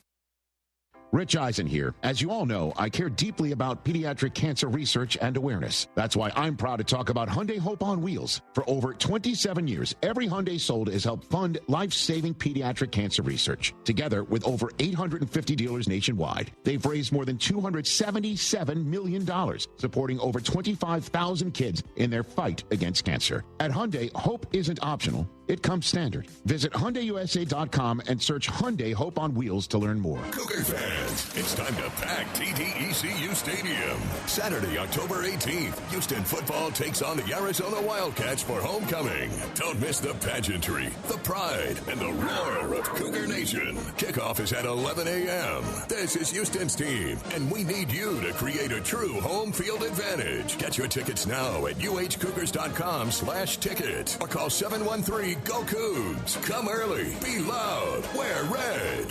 For premier recreation, dining, and entertainment, head to East River 9, located 1 mile from downtown Houston. East River 9 is the only 9-hole par 3 golf course, driving range, and pickleball facility in town that features night golf under its LED stadium lights. The venue boasts a tremendous view of the Houston skyline, which is perfect for sunset gazing while enjoying your favorite cocktail or River House restaurant menu item. Go to eastriver9.com to book a tee time, pickleball court, or sign up for our annual membership. You'll be glad you did.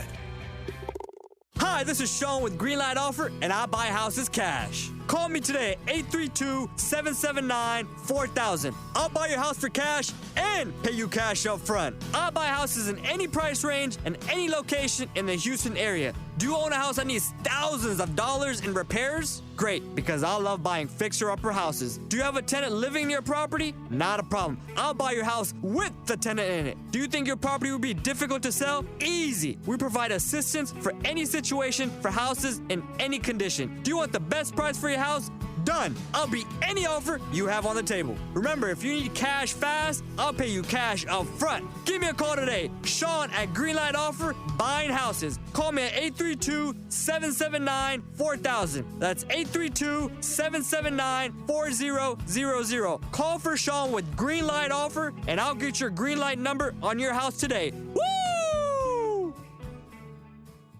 Hey guys, it's B-Mac, and I'm excited to tell you about Burger Chan and their great new promotion to celebrate football season. Every Monday after the Houston Pro Team wins, Burger Chan will be giving out a free side with your entree. Just tell them B-Mac sent you, mention ESPN 97.5, or say Go Texans and it's yours. And they've expanded their hours with dinner service until 9, Wednesday through Saturday, so more time to try their curly fries, tots, and the best burger in town made any way you want it. Burger Chan's got you covered on every Victory Monday. Check out their full menu at BurgerChanHTX.com. Attention taxpayers, if you owe $5,000 or more in back taxes to the IRS, don't wait for the October 15th extension deadline. Your problems will only continue to grow. The IRS is using advanced AI tools to identify and collect unpaid taxes faster than ever, meaning tax debt collections will become increasingly aggressive. Call Priority Tax Relief now. Their experts fight back fast and are saving their clients millions in tax debt every month. After speaking on my behalf with the IRS, my entire debt of $25,000 will be eliminated. I owed over $50,000, and they settled it for pennies on the dollar. These guys are as legit as they come. If you miss another tax deadline, you're stacking more debt on top of what you already owe. With increasing penalties and interest, you now owe more today than you did yesterday. Call for your free consultation. Priority Tax Relief. Let's make your taxes our priority. Call 800-418-1404. 800-418-1404. 800-418-1404. Priority Tax Relief. McGrath Pest Control kills pests so you don't have to. Right now, their vigilance is directed at termites and mosquitoes. It's termite swarming season. These little fellows can cause big problems. Let McGrath bring their wrath to would-be termites around your home, especially if you're buying or selling a home. And when it comes to mosquitoes,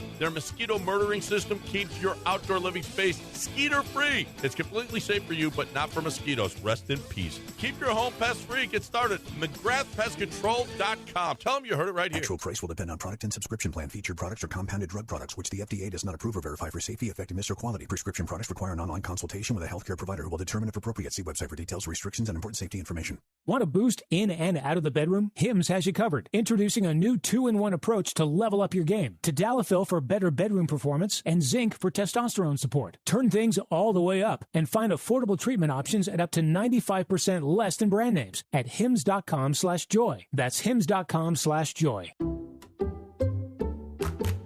You like saving money, right? We all do. That's why Allstate just lowered the price of car insurance. Not, but wait, there's a catch. Lower. Actually lower. So if you're shopping around or just want to see how much you could save, check Allstate first for a new lower auto rate that could save you hundreds. You're in good hands with Allstate. Not available in every state. Only applicable for new auto insurance business. Rates will vary by several factors, including how you purchase the policy. Potential savings vary. Allstate North American Insurance Company and Affiliates, Northbrook, Illinois.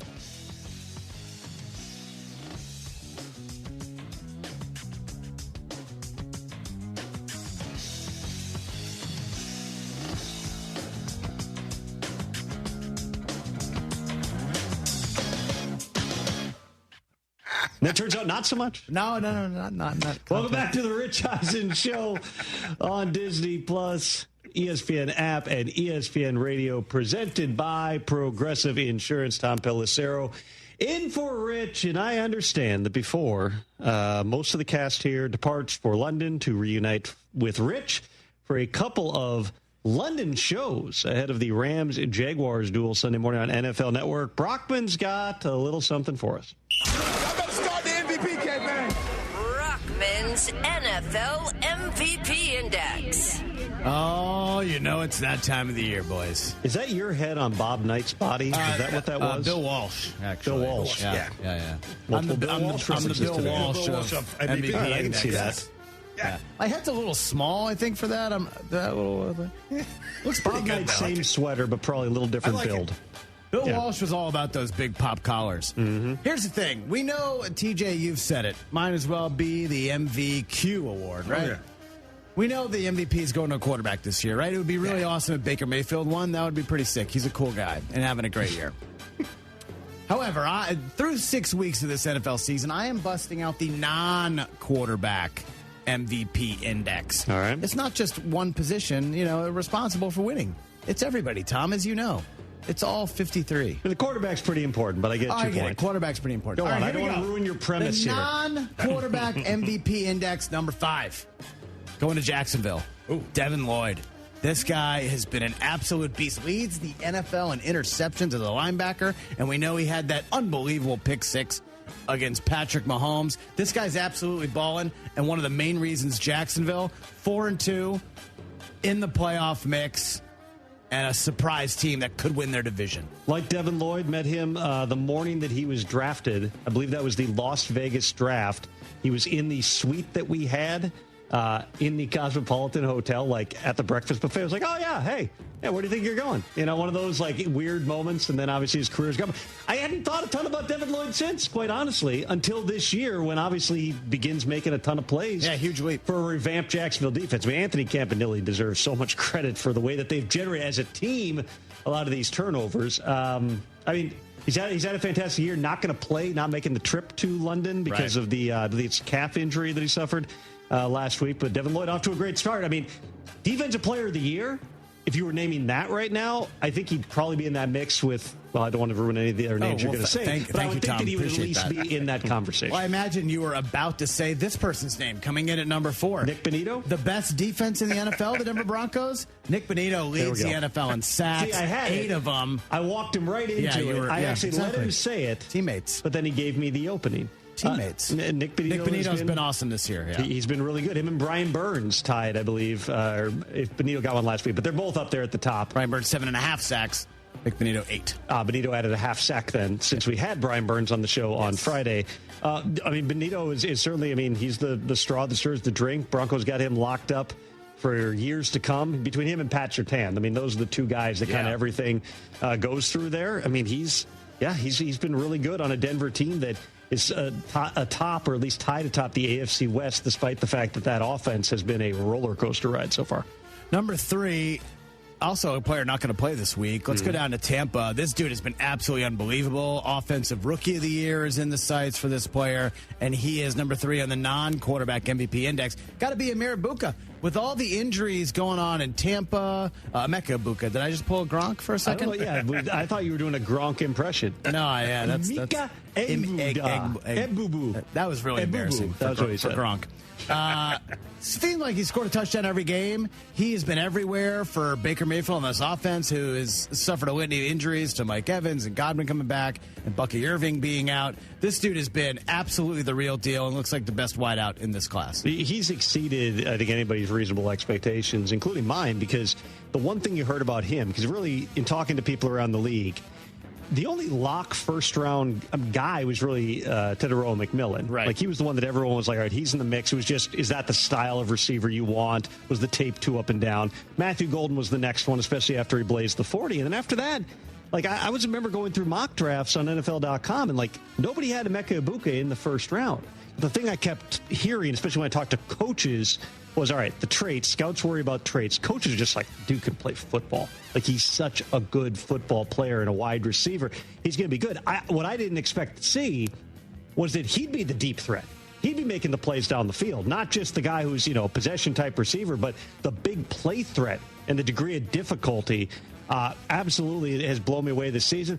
MVP, probably a little strong, especially because, again, that hamstring, that could be a few weeks. Yeah. Hamstrings can take a little bit here. We'll see whether or not he's an IR guy by the end of the week. A lot of times those moves aren't made until Saturday. But in terms of most impact rookie receivers in recent NFL history, there's not a lot of guys who have come out of the gate the way that this guy has. Justin Jefferson, week 1 was down his first year. Week 2, he got a whole lot better. After that, he certainly made an instant impact on the game. Jamar Chase had a good rookie season, but I mean, this guy's unbelievable. Number 2, I'm going a little off the board here. Maybe you guys aren't thinking about this player, but you really should. 4-2 for the Seattle Seahawks. I'm talking about Jackson Smith-Njigba. This guy has been absolutely unreal. Top 5 in catches, leads the NFL with almost 700 yards. He's on pace for an absolute monster season. It seems like he gets every single target from Sam Darnold in that offense. Sam Darnold having a great year. Seattle looks like a playoff team. It's mostly because of that guy right there, 11, number JSN. I've seen some of those photos of the Ohio State receivers on the bench back when these guys were all in college, because they were all together. You mentioned a bunch of them, along with Marvin Harrison Jr. Marvin Harrison Jr. was supposed to be the one who would make the instant impact, and while he's played better the past couple of weeks here, hasn't been, that guy right out of the gate. Instead, we're talking about Ibuka, and we're talking about Jackson Smith-Njigba. You're right. I mean, I give John Schneider all the credit for the way that they have totally revamped that team. When you think about it, a year ago, and obviously Smith-Njigba was on the team, but it was Geno Smith throwing the ball to DK Metcalf. That was the primary receiver. Tyler Lockett was still there. All 3 of those guys are gone. They get Sam Darnold for less than what Geno wanted, plus get a 3rd-round pick. Ship off DK Metcalf, and cut Tyler Lockett, which opens up all the floodgates for Jackson Smith-Njigba to become the high-volume receiver that he's capable of being. He has been excellent so far through the course of the season. Lastly, number 1, Probably the most surprising team in the league, 5-1 Indianapolis Colts. Yeah, TJ, I'm talking about your boy, Jonathan Taylor. Leads the NFL in rushing, leads the NFL in rushing touchdowns. This guy has been an absolute monster. Looks like the offensive player of the year right now. And I know I said, Bijan Robinson is the best, player in the NFL last year. I mean, look, let's be honest. Jonathan Taylor is playing like that dude right now. Gotta love JT. He's number one. Jonathan Taylor at number one and Bijan not making your list. That's bold. that might get aggregated. Make sure you post that since you run the X account, Brock. Of course. What? Kidding, we need one more. I mean, I've seen some of the stats. Just jump the gun on the one more, Mike. Sorry, yeah, I've seen the stats with Jonathan Taylor. I thought he was done. Sorry, Tom. I thought you were done. Sorry. He has been as effective when he's been healthy as anybody in terms of consistently producing on a week in, week out basis. He's a huge part of what they're doing in Indianapolis right now. I think that everybody realistically is wondering, is Daniel Jones going to be able to do this for all 17 games and in the playoffs, or are we going to reach a point where those bumps in the road come? Well, having Jonathan Taylor there, even when your wide receiver group is a little bit beat up, Alec Pierce didn't play for a couple of weeks there, having that guy and Jonathan Taylor you can count on definitely helps. Jonathan Taylor should be in the conversation. Hasn't been a running back winning the MVP since Adrian Peterson, 2012? Adrian Peterson. You have one more. I did not know this. I wasn't even done. Jonathan Taylor is the highest running back on the MVP odds list. Figure me out, these guys. Joe Flacco had better timing after 5 days on the Bengals than you've got on the soundbar today. I wonder if Brockman has one more. Jonathan Taylor's 100-1 for MVP. Now, I can't give gambling advice. And we never asked. But he's on pace for how many yards right now? He's got, let's see, I just had it up. I think he's got, over 700 yards? Yeah, it's in that 2,000 neighborhood right now. I don't know if it's slightly under or slightly over. He's got 600 yards in 6 games. He's averaging 600 yards. So he's, on pace for 1,800 yards. If he's in that category and the Colts go 14-3, maybe I'm wrong. I find it hard to believe Daniel Jones is going to eat up a bunch of MVP votes. Didn't even come close.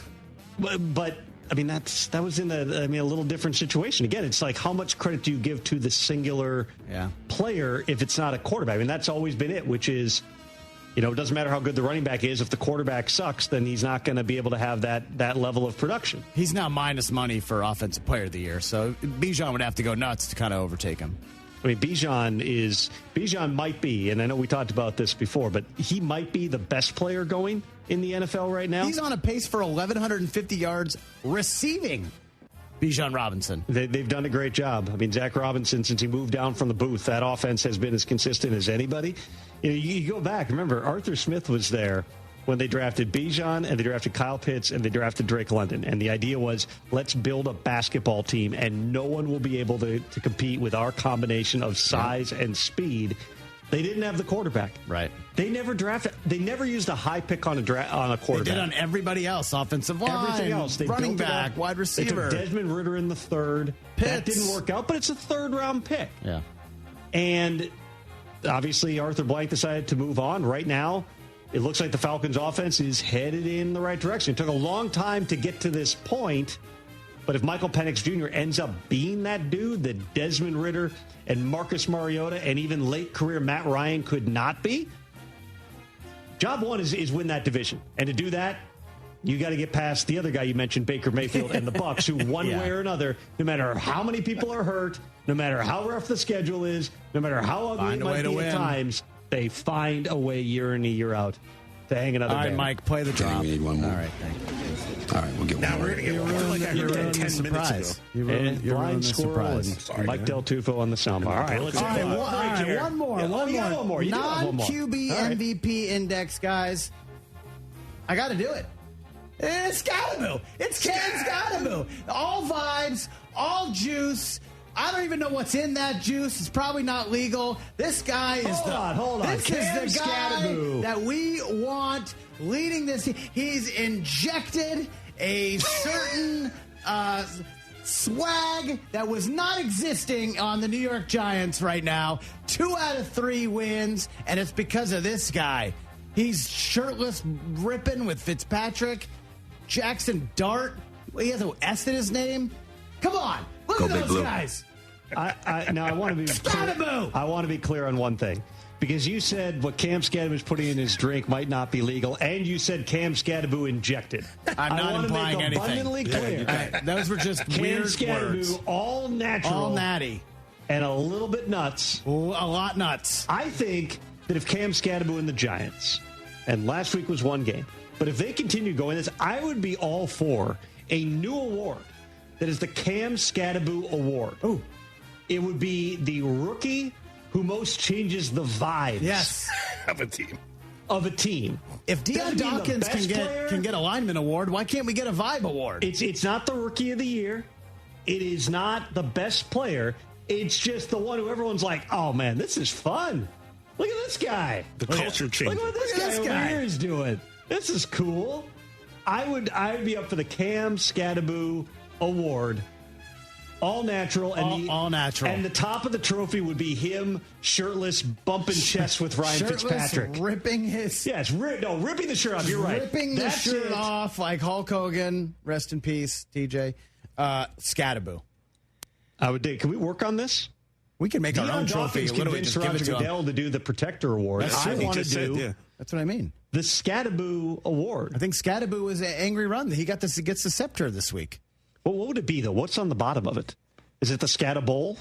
the Scadabowl, and inside the bowl is Scadaboo ripping off his shirt? Scadabowl. He did go to Arizona State. I don't know. We'll workshop it in the break. Scadaboo. All right, more of your questions, too. If anyone's got anything they want to chime in on, 844-204-RICH. That is the phone number. One more segment. Tom Pelissero in for Rich. More of your NFL questions next. At AT&T, we guarantee our network so you can talk college football with your BFF while taking Buster to the vet.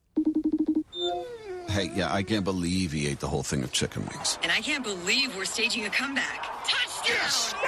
Staying connected matters. That's why in the rare event of a network outage, you'll automatically get a bill credit for a full day's service. For wireless downtime lasting 60 minutes or more caused by a single incident impacting 10 or more towers, must be connected to impacted tower at onset of outage. Restrictions and exclusions apply. See att.com/guarantee for full details.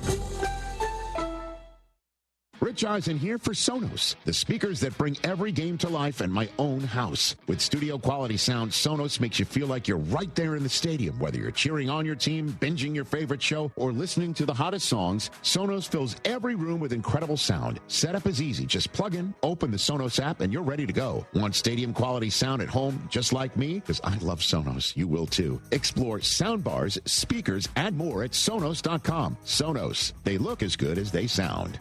You've heard me talking about Two Creeks Crossing Resort. What a beautiful, relaxing place. We took the family when school got out, and we had a fantastic time. We stayed in the treehouse. You know the kids love that. I drove up after I got off work and was there in 90 minutes, which is pretty close to my normal commute. The family took it all in, from exploring their 92-acre property to fishing in the creeks and their catch-and-release pond, which the kids loved. Everybody had a great time, and we can't wait to go back. Book now at twocreekscrossingresort.com.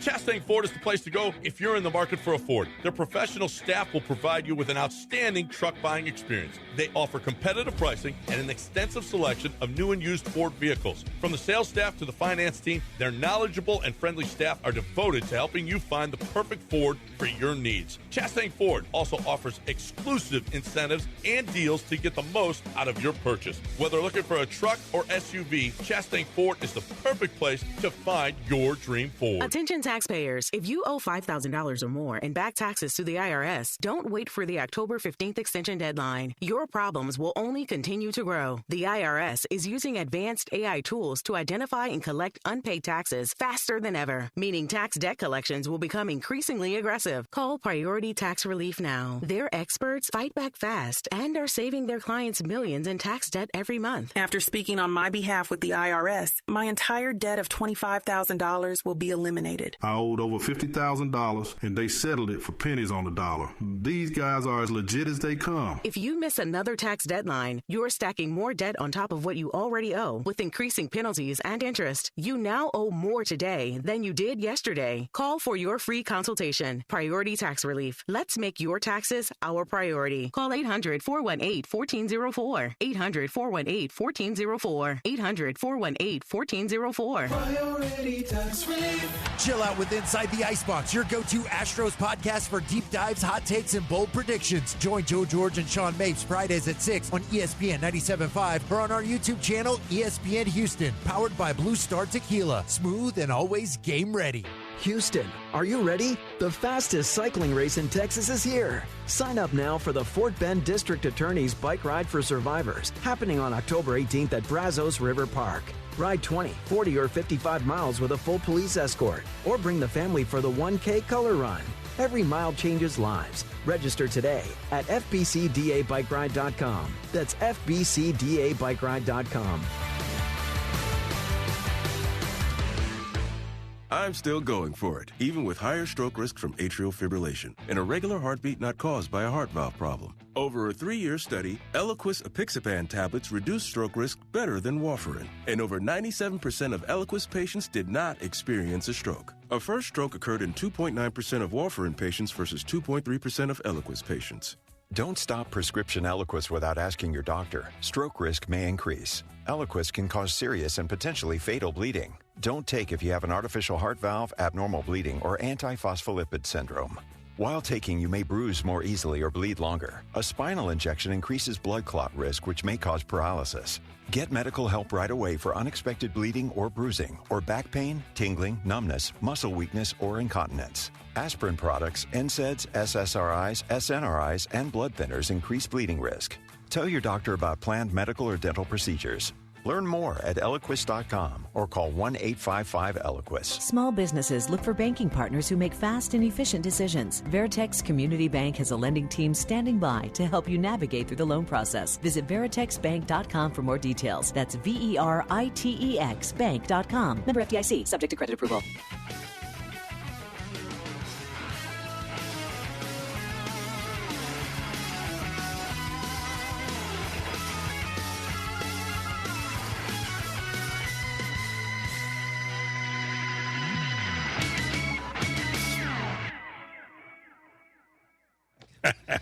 Welcome back to the Rich Eisen Show on Disney Plus, the ESPN app, and ESPN Radio, presented by Progressive Insurance. As you all know, Rich cares deeply about pediatric cancer research and awareness. That's why we're all proud to talk about Hyundai Hope on Wheels.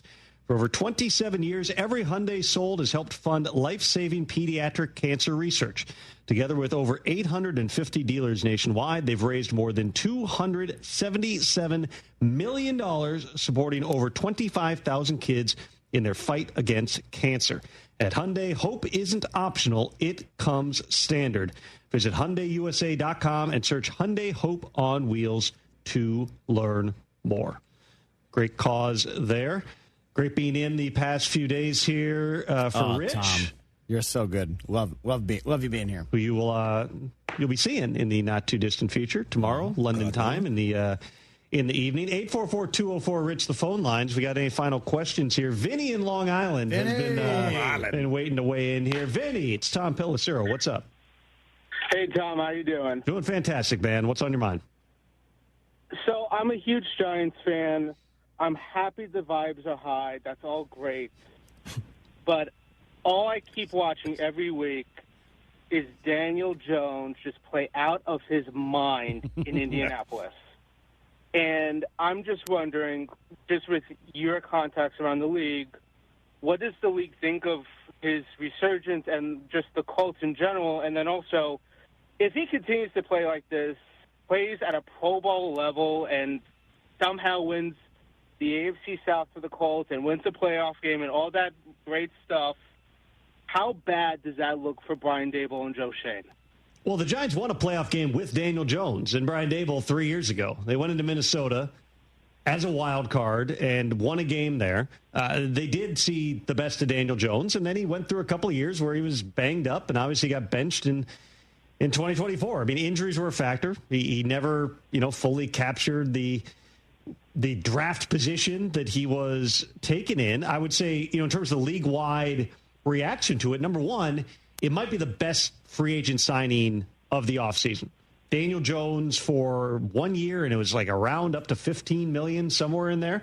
The Vikings had a similar type of an offer, but when they realized Daniel Jones really didn't necessarily want to be back in Minnesota. They pulled the offer, said good luck in Indianapolis. It's worked out, certainly well for Daniel Jones and the Colts, and the Vikings still, even though J.J. McCarthy's not on the field right now, they believe in the long run it's going to work out for them as well. I think that the other part of this in terms of the league reaction is just how long is this going to go? At some point, are we going to see the bad Daniel Jones? Because there has been the good and bad Daniel Jones through the years, which is why he was in this position. I think that the bigger picture here, Vinny, is if Daniel Jones does the things you said and gets the Colts into the playoffs and wins a playoff game and performs at this level, how much money is somebody paying him in March? Because he's a free agent. Ooh. The Colts could franchise tag him. That would be another option. That's a big old rock sitting on your cap. That's if you do that, like $40 million or so. Yeah. But is Daniel Jones suddenly a $50+ million a year quarterback? His last deal was 4 for $160, I believe, and people lost their minds about it. Yep. That was as much a leverage thing as anything because it was him and Saquon. I appreciate the call, Vinny. Him and Saquon, they tried to get the Saquon deal done. Saquon ultimately wanted more money, so they went, well, all right, we got to get the Daniel Jones deal done then because we want to tag Saquon. This is all coming off of that playoff season, and that's the direction that it went.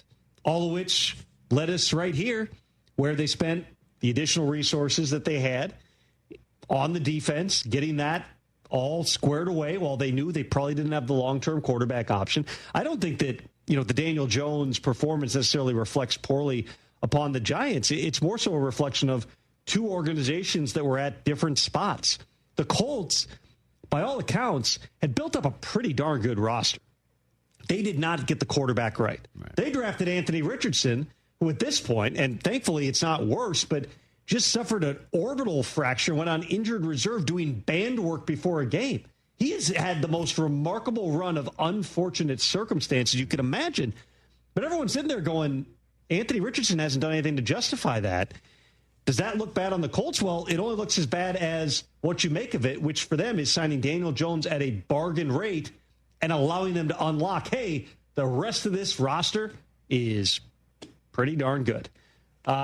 Been great to be with you guys all this week. Thank you to everybody who's been listening on ESPN Radio, Tom. Presented by Progressive Insurance. Rich and the boys back tomorrow live from London. Lowe's knows that free makes everything better. That's why our rewards members get free standard shipping on the things they want and need to get the job done every day. Savings for rewards members add up fast, so why wait? Join for free today. Lowe's, we help, you save. Not available in Alaska and Hawaii. Exclusions and more terms apply. Loyalty program subject to terms and conditions. Details at lowes.com/shipping terms. Subject to change. Tire care shouldn't come with extra costs or surprise fees. It should be simple, straightforward, and stress-free. So at Midas, they're rolling out the limited lifetime tire guarantee, included with every tire purchase with paid installation. You'll pay nothing for flat repairs, nada for flat replacements, zilch for tire rotations every 5,000 miles, and zero for other preventative maintenance. So with this limited lifetime tire guarantee, you'll pay a whole lot of nothing compared to what the other guys charge for tire care. That's the limited lifetime tire guarantee, only at Midas. Hi, I'm Danny Clark, owner of Collectors Firearms. We're celebrating our 50th year in business, and we would like to invite you to come see our 12,000 guns in stock. Don't let the name fool you. We carry all the latest and greatest guns, in addition to the antiques and collectibles. We even have a tank right out front. Have you been putting off cleaning your guns? Bring them to us, and we will give you a basic cleaning free of charge while you wait. Come see us at Westheimer at Voss, CollectorsFirearms.com. That's CollectorsFirearms.com. When you want real flavor and real value, head to Saltgrass Steakhouse. Kick back in the No Bull Lounge for the best happy hour specials weekdays from 3 to 7. Order up juicy steaks, fall off the bone ribs, or fresh seafood. From the bread to the butter, salad dressings to desserts, everything's made from scratch. Lunch and early dining available weekdays from 11 to 6. Call today to order our viral chicken tender family meal, the one taking TikTok by storm. Saltgrass Steakhouse. Legendary flavor, no bull. It's your guy, Sean, with Greenlight Offer, and guess what? We are still buying houses at fair prices. If you own a house and want to sell it fast in the most simplest way, I'm your guy. Call me today at 832-779-4000. We buy houses in any condition, any price range, in any location in the Texas area. Every single month, every single weekend, every single day, we are doing two things, Houston, and that's helping homeowners like yourself with their property problems and buying houses. In 2024, we bought 138 houses, and we want to buy more. We buy inherited houses, vacant houses, pretty houses, not so pretty houses, behind in payment houses. We even bought my tenant won't pay me the rent houses. We buy them all. We will buy your house in as-is condition. No repairs needed, no clean out, and we will pay for movers to help you move. Call me at 832-779-4000 for a same-day offer. That's 832-779-4000. Call for Sean with Greenlight offer, and I'll get your Greenlight number on your house today. Woo! Howdy, Ags. Bucky Richardson here from my friends at HR&P, a proud partner of Texas A&M Athletics. Winning 2 Southwest Conference championships required protection up front and a wrecking crew defense. And that's what HR&P provides for Aggie-owned businesses. HR&P protects and defends Aggie businesses from the burdens of HR compliance, benefits administration, and payroll. If you're an Aggie-owned business, let HR&P customize a plan for you. Visit hrp.net/AGS. That's hrp.net/AGS today. For premier recreation, dining, and entertainment, head to East River 9, located 1 mile from downtown Houston. East River 9 is the only 9-hole par 3 golf course, driving range, and pickleball facility in town that features night golf under its LED stadium lights. The venue boasts a tremendous view of the Houston skyline, which is perfect for sunset gazing while enjoying your favorite cocktail or River House restaurant menu item. Go to eastriver9.com to book a tee time, pickleball court, or sign up for our annual membership. You'll be glad you did. Contact Tax Relief Helpers for details and restrictions. Attention, anyone that owes money to the IRS. If you filed for a tax extension for the 2024 tax year, your extended deadline to file your federal income tax return is October 15th, 2025. This deadline is quickly approaching. Every day, your unpaid tax debt gets bigger and bigger from daily interest. If you owe $10,000 or more, now is the time to settle your debt. Call Tax Relief Helpers right now. We'll help you file, put a stop to penalties, interest, and avoid liens, levies, or other hostile measures by the IRS. I got behind on my taxes and owed $48,000. I called and they got my debt lowered to just $3,500. I owed $87,000 in taxes and it was scary. I got the amount I owed down to just $3,500. I saved $83,500. If you owe money to the IRS, don't wait another day. If you miss the October 15th deadline, you could face penalties of 5% of the unpaid taxes for each month that the return is late. The call and consult are absolutely free. Call 800-743-8419. 800-743-8419. That's 800-743-8419. The 12th man lives here. Feels nice. Winning in this conference feels nice, though you got to earn them. This is who we are. Digga, baby! Touchdown, Aggies! Battling that they're getting better, and they got another big game next week. Join us Saturday. Texas A&M visit the Arkansas Razorbacks. Our coverage begins at 1:30 on your home for Aggie football. Texas A&M versus Arkansas, Saturday at 1:30 on ESPN 97.5 and 92.5. ESPN 97.5, presented by Zadok Jewelers. KFNC 97.9 HD2, Mont Bellevue, Houston. Houston standing by, over. Jeremy and Joe starts now. On ESPN 97.5 and 92.5. Live from the Veritex Community Bank Studios, here's Jeremy Branham and Joe George. Hello, Houston. He's Joe. I'm Jeremy. We're Jeremy and Joe. Brian's back. It's good. Lots to get to today. It's less uncomfortable than yesterday was. I was Why was it uncomfortable yesterday? I was asking Ryan if he was single and if he was like in the dating field. Why were you asking that? Which then turned into if he was into men or women on the show. That wasn't me. That was a junkie on the text line. You're right. I just read it. Yeah. I'm just followed up. Well, I'm just a medium. I thought for you the wouldn't text Oh, read line. those sort of texts. 713-780-3776. I don't do that. I was trying to decide if I wanted to blast your parking job or not. It's the first time that we've seen each other in a while. I feel like by asking the question you already are, but I will admit, because I noticed when I pulled in, There you go. I will admit you're right on this one, but I just didn't care to fix it. Do I ever miss whenever you park Yes, poorly? you have. All right. I have the pictures to prove it. So there's times where you're like, yeah, that wasn't a good parking job. I wonder if Branham's going to get me today, and I don't. Well, there are other times where I pull and like, you know what? I'm going to redo this because I don't want to hear it from Brandon. But today wasn't one of those days. I was like, I'll just hear it. I don't care. He parked funny. He looks like a Slash. Sorry, I've seen Brian. I think I saw Brian sleeping in his car one day. Oh, it was like 2 weeks ago, yeah. You did. Well, I wasn't asleep. I was just eyes closed. But, Yeah. Joe, are you wearing a quarter zip with nothing underneath? Yeah. I think that's weird. Why? I think you're supposed to wear stuff underneath a quarter zip. I don't think so. 713-780-3776. Am I really? You don't go raw dog under a quarter zip. That's fine. No, it's not. Why not? We don't want to see the chest hair. No, you don't go raw dog under it's a pretty quarter zipped zip. up. No, you can't go raw dog under a quarter I think zip. it's fine. No, it's not. Why not? It's not fine. very financial No. energy, bro. You need you need at minimum a t-shirt on underneath I just probably grabbed a it 'cause polo. I knew it was going to be cold in here at some point, so I grabbed something that was warmer today. So you wore nothing underneath a quarter zip because it was going to be cold in here. It's warm That's enough. Your reasoning. It keeps me warm enough. Should you wear something underneath the quarter zip? 713-780-3776. Absolutely should. Yeah. Oh, well. Yeah. I look over, I'm like, whoa, he's raw dogging a quarter zip. For next time, I don't guess. know how I feel about that. I think I was going to hear the term raw dogging a quarter zip today. I might not ever look at you the same way. That's mean. That's really uncalled What do you have for. a bigger problem with, my parking or him raw dogging quarter zip? I think the raw dogging the quarter zip. No. Yeah. No, because That's a victory for me. Disagree. Yeah. I can fix it. I can go get a T-shirt for the T-shirt bin. Steal a shirt. Let's move on. I'm uncomfortable. 713-780-3776. Lots to get to today, though. Hot seat rankings in the NFL. Which college football job is the best job? We'll discuss that a little bit later. Will a bit, probably. Trade stuff is starting to kind of like gain some steam in the NFL. Rumors of receivers being on the move, Jacoby Myers, Chris Olave. The Texans haven't really been rumored to be in on receivers, but Dan Graziano threw them out as a team that could kick the tires on a running back. So we'll discuss that later. Mailbag on a Wednesday. But how about the Houston Rockets, preseason champions? The lead from this game, in my opinion, though, was Amin Thompson, Jose Alvarado going toe-to-toe. There were some thoughts on the internet that Amin Thompson threw a couple of punches there. I didn't see a punch. I didn't either. I didn't see a punch. The close-up videos weren't, I feel like, super crystal clear. Maybe there was a slap there.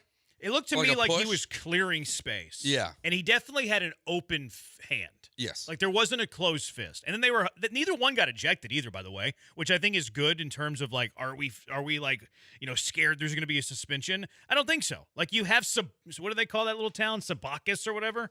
The town in New Jersey where they do the replay thing. Secaucus? Yeah. Whatever it is. That's inappropriate, Brian. This place in New Jersey where they have the officials together and they're like looking at the video replay and you have the referees looking at it. The fact that he wasn't thrown out of the game, I think eliminates any chance he's suspended. Yeah, it also eliminates the chance he threw a punch. I think so. He would have been thrown out of the game if he threw a punch. And they have better looks than anybody. And he did the right thing. I'm kind of on the fence here. Really? Yeah, like half of me loves the fact that Amin Thompson's going to let his presence be known, and there ain't anybody that's going to mess with Amin Thompson. And if you do, Amin Thompson's going to punk you, just like he did with Tyler, There Goes My Hero. Like, I like that about Amin Thompson. At the same time, what is Jose Alvarado's MO? What does he do? Like, what is his calling card? It's to be a pest and to get under your skin. So you took the cheese and let him win.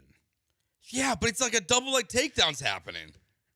Like that's like. And he didn't get ejected. And he's probably not going to get suspended. So that's a good point. Okay, I'm with you to the point of like if it was just taking the bait, but it's a full. He's got him wrapped around the legs. That's not a basketball play, so you don't have to respond in a basketball way. If he would have thrown a punch, I'd been fine with it. Like you're going to grab me by the legs like that in a basketball game. That's nothing to do with the game of basketball. Yeah, but if you get suspended, you're costing your team, man. Yeah, it's a game or two. You'll be fine. Have you seen the backup point guards for the Houston Rockets? That's a good point. It's not good, but I think Jose Alvarado to me is more the cause of this. You just can't. You don't grab a player like that in the NBA. That's not how basketball works. It's never been a basketball play. So Amin Thompson to me reacted in the way that he should. I'm shoving this guy off of me. I'm not dealing with this. He's a pest, yes, but I think it's out of pocket what Alvarado was doing. Yeah, like I'm kind of on both sides here. I know it's not a great place to be, but I love the fact that Amin Thompson's like, okay, man, like I'm not playing this game. I'm Amin Thompson. I'm going to be a specimen. I'm a freak athlete. I'm way bigger than you. I'm going to establish my alphaness in the NBA. And he did it last year with Tyler Hero. So, like, it's kind of like who he is. And I appreciate that because I like junkyard dogs. And Amin Thompson is that. But when you have a guy that's known to try to get under your skin, you're taking the bait. Now, I think that they are going to avoid suspension because he wasn't ejected. So, like, cool, no problem. Great. And I am excited about what Amin Thompson's going to look like this season. Like, he's looking really good in this preseason. Not that we want to overrate the preseason. Rockets, they treated yesterday like a dress rehearsal, Joe, which I don't think I'm going to watch. They play tomorrow or Friday in Atlanta. I think it's tomorrow. I'm not going to watch that game, I don't think. Because they probably will be mostly backups. Like, you know what? I think I'll probably watch it Friday as I do my prep, but I'm not going to really spend like a mindful eye on it because they said like Durant's going to sit, Şengün's going to sit. Like, that's the game that you're, okay, let's get to Tuesday healthy. Last night was the dress rehearsal, and they went with the jumbo starting 5. So we've seen the jumbo starting 5 yesterday with the men, Kevin Durant, Jabari, Şengün, Steven Adams, and then we saw the other not so jumbo starting 5 with Reed Shepard instead of Steven Adams. So going into the year, what do you want it to be? Do you want it to be that first starting 5 we saw, or do you want it to be that jumbo starting lineup we saw yesterday? Yeah, the way Reed's playing, I like my first thought was let's make this matchup dependent, right? But the way Reed's playing, I don't think that matters. I like go jumbo. Oh, so you're saying that Reed hasn't been playing well? Yeah, I don't think Reed's been playing well enough to to warrant like I think this jumbo lineup with Clint Capella coming off the bench, you can roll with this jumbo lineup throughout an entire game. You don't have to go away from it at any point in time. You can sub in Tari. He can replace Şengün. You can do a bunch of different things, mix and match with this. Like is Reed Shepard more beneficial 6 days from now against SGA? No, he's definitely not. So I'd rather just go with the bigger lineup, Yeah. See, was he guarding Lou Dort? Like, that's probably, yeah. Like, I mean, maybe he can come in for Alex Caruso, I guess. They're gonna miss. They're not gonna be completely healthy. Oklahoma City as well. No. So maybe you can get away with whatever. Like, he's not gonna be on SGA. That's an admin assignment there. I think, look, and I think that we overrate who the starting 5 are. I care more about, like, which 5 are getting the most minutes. I care about which 5 are finishing games. I think I actually like Reed Shepard with that first unit, though, at least to start games. He doesn't need to finish them, and it's going to depend on matchup and game flow and foul trouble and form and all that stuff. But I think Reed Shepard's better suited with that starting 5 initially because I think he fits better. Like, I'd rather him be a third, fourth piece in that unit than be coming off the bench, like providing your, electricity, like being the microwave off the bench. I don't think that suits him. I like him more as like a side piece than I do as a main piece. He's an appetizer, not a main course. Yeah, the double big lineup is so effective. It was really good last year, and last night they outscored the Pelicans. It was jumbo yesterday. Yeah, they're playing Jabari at the 3. Yeah, they outscored the Pelicans by 12 points with that starting lineup. They rebounded 70.4% of the misses that were happening. Brado tweeted that out. That lineup can just, Who's that dude? Brado. Yeah, he goes on with John Lance sometimes. My bad. Occasionally. He's a Rockets guy. But I know who you're talking about. Yeah. Bradeaux. Yep, Brado. I thought you meant Brad. Letter O. Actually, I commented on that guy's tweet yesterday. I was thrown for a loop. I didn't recognize the pronunciation in the name. Yeah, no, he does a great job covering the Rockets. But I think that this lineup it was so effective last year.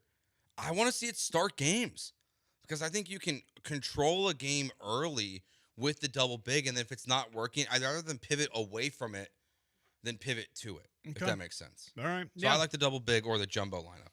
Okay. Amin Thompson, the smallest guy on the court last night. The length there is incredible. 6'7". He's the smallest guy. I do think you have to commit to going zone there though. Whenever you go with the jumbo, because I don't like Jabari guarding the 3. So you have to go with a zone defense, which, that's fine. Like, if you're committed to it, then just go to it.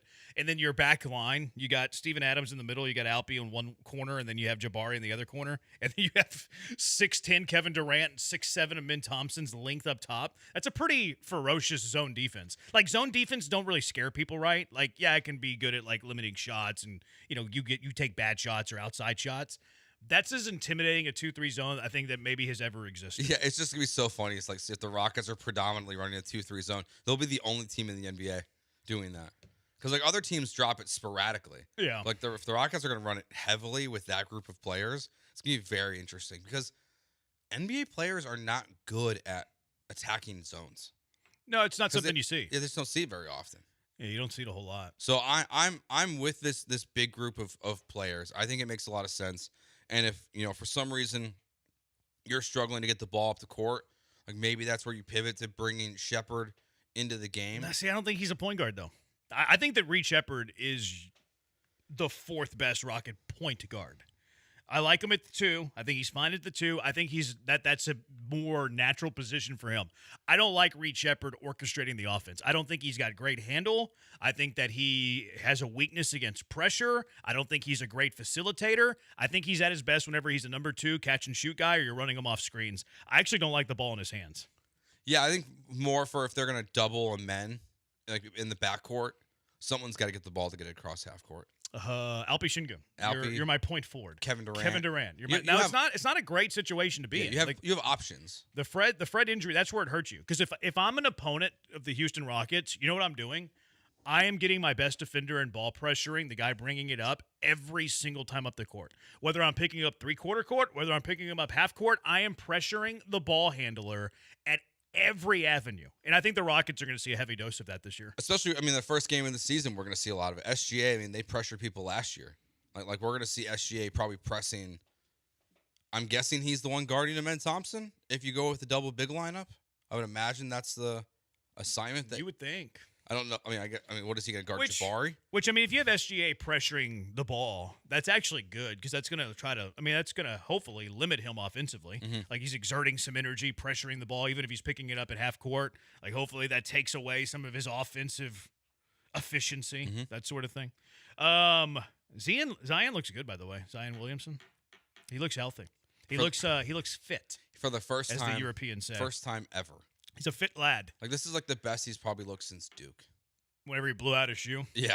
What a freak. But like this is the best physically he's looked. He looks like he's in great shape. Yeah. Him and Luka comeback tour this year. They're on Ozempic. Yep. Both of them. Anthony Davis is not. He's on the barbecue diet. If you've don't seen blame him. Hey, mad at him. I don't blame him either.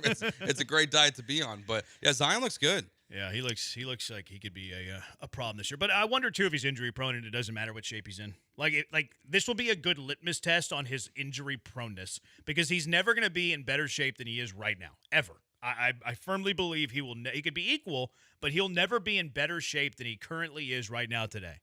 If he still pulls his hamstring and misses 30 games this season, just go ahead and chalk him up as injury prone for the remainder of his career. Yeah, because you could say it was the weight before. Yeah. There was excuses behind it, the effort, all of it that was going into it. But to your point, if he gets hurt this year, honestly, the fact that he's in shape, if he plays like 30 games in a row, the Pelicans might just want to trade him now. That might be his peak value again in the NBA. Just move on from him while he's in shape. And then another team can look at Luka and be like, well, look what Luka did as soon as he got traded. The Skyline lineup. He got healthy. What do you like? What do you think of that nickname? Skyline lineup for the jumbo. It's not bad. Because they're all like towers. Yeah, it's not bad. They're all scraping the sky. I'm fine with that one. It's not bad. I don't know what the alternative would be, so that's why I think Skyline works. I just like the jumbo. Did you catch I was listening closely. I thought Hollins had a pretty good game from his hyperbole standpoint. Okay. Hyperbolic Hollins, we like to call him on the Jeremy and Joe show. There was only one that I caught, but it's a doozy. Here was a hyperbolic Hollins yesterday, the only one that I caught. Clint Capella's a starting center on any other team outside of probably Denver. That's hot. That's a hot take. He's literally the third-string center on the Houston Rockets, Ryan. Literally the third-string center on the Houston Rockets. He's probably not a starting center on half. On maybe 20 of the 30. He got beat out by the dude in Atlanta. Yeah. Like, how many teams would Clint Capella start on in the NBA? 5, maybe? He said everyone but Denver. He's third string in Houston and got beat out in Atlanta. Like, he's probably starting like Washington, Charlotte. Yeah, the garbage team. Miami, team maybe. Outside of Denver. That's crazy. This might be hyperbolic Hollins. This might be number one. It's hot of the hyperbolic Rollins we've heard so far. Has he just not watched Clint Capella since he left the Rockets? No, he's just hyperbolic. Maybe so. He's a hyperbolic Hollins. He lives in the hot take world. I mean, in 2017, it would still have been a hot take, but it had been a decent take, I think, in 2017. Yeah, but back then, 8 years ago. He of all the centers currently in the NBA, where is he rank? Just big board centers this year only, like 30, Maybe. Probably. Top 30? Because there are multiple teams that have two guys better than Clint Capella. He's basically saying Clint Capella is the second best center in the NBA. Yeah. Well, no, he's saying he's the third best center in the NBA. He's saying Steven Adams is the second best center. No, he's not. He said Clint Capella is a starting center on every team outside of Denver. But he's not starting. That doesn't even make sense because he's not starting here. Bingo. But he didn't say that. But like Ryan Hollins, if you go back and watch, if you ever like run across his old first take clips, this is not surprising. He's a hot take. He used to throw out some doozies on hyperbolic, first take. and I thought he was on his best behavior yesterday. I'm sitting there 3/4 in. I'm like, man, I got nothing. I got nothing on hyperbolic Hollins today. And then early fourth quarter, Clint Capella makes a solid play, and he hits you with a Clint Capella is a starting center on every team outside of Denver. Are you watching Clint the game? Capella's a starting center on any other Come team on, outside of probably Denver. Are you watching the game more than you're listening to Hollins at this point? What? Are you listening? I feel like you're listening to Hollins. Like, don't you listen to the broadcasters as you watch a game? Like, normally I tune them out. No, basketball you have to watch closely. Yeah. Because there's so much, there's not any stopping point, Like it's all action. It's 98% action. Like baseball, you can get away with like looking up, just at the, whenever a pitcher's delivering a pitch. Yeah. And then you can, mess around with other stuff in between pitches. But in basketball, you look down for a minute and a half, you've missed 3.5 possessions. At this point, I'm disappointed that we're not going to see Ryan Hollins on opening night. Oh, okay. I know. Like, what would he say about if the Rockets are dominating the Thunder? This is the best team in the NBA. Yeah, which wouldn't be as hyperbolic as Clint Capella's the starting center on every team outside of Denver. We're going to have to start power ranking hyperbolic Hollins. That's the leader in the clubhouse. I'll make a Google Doc right now. Yeah, do it. That's number one. Leader in the clubhouse, Clint Capella, starting center on every team outside of Denver. That's number one. All right, 713-780-ESPN. Just get it started. We'll get to our mailbag a little bit later. Texans going to kick the tires on who?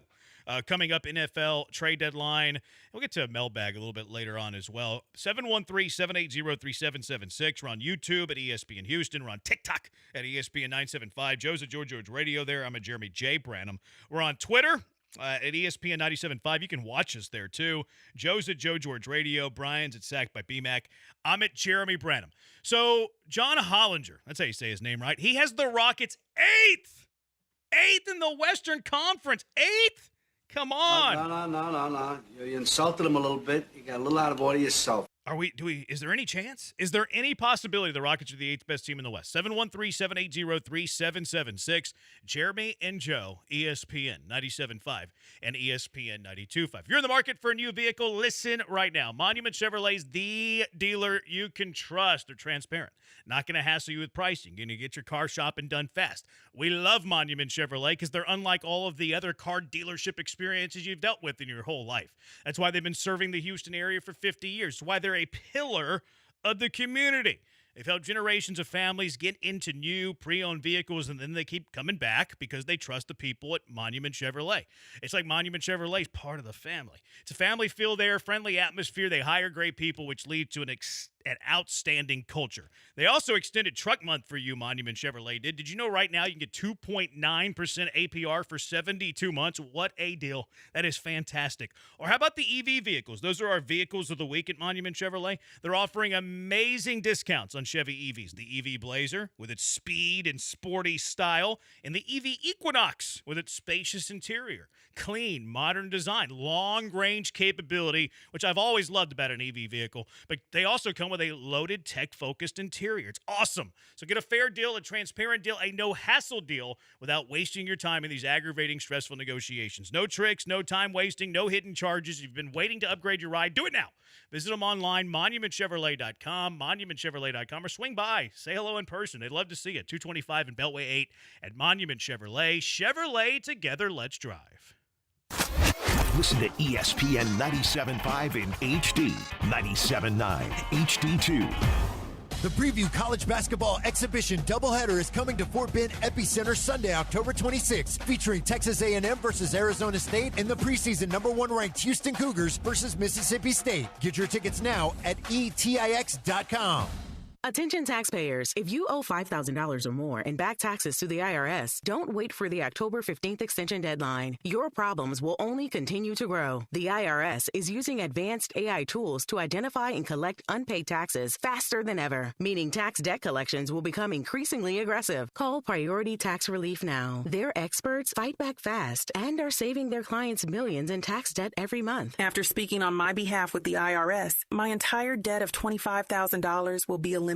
I owed over $50,000 and they settled it for pennies on the dollar. These guys are as legit as they come. If you miss another tax deadline, you're stacking more debt on top of what you already owe with increasing penalties and interest. You now owe more today than you did yesterday. Call for your free consultation. Priority Tax Relief. Let's make your taxes our priority. Call 800-418-1404. 800-418-1404. 800-418-1404. Priority Tax Relief. McGrath Pest Control kills pests so you don't have to. Right now, their vigilance is directed at termites and mosquitoes. It's termite swarming season. These little fellows can cause big problems. Let McGrath bring their wrath to would-be termites around your home, especially if you're buying or selling a home. And when it comes to mosquitoes, their mosquito murdering system keeps your outdoor living space skeeter-free. It's completely safe for you, but not for mosquitoes. Rest in peace. Keep your home pest-free. Get started. McGrathPestControl.com. Tell them you heard it right here. Houston is Soccer City, USA, and World Cup 2026 is coming our way. Join me, Glenn Davis, every Tuesday and Wednesday, 6 Central Time for Soccer Matters ESPN 97.5, presented by the Daspit Law Firm.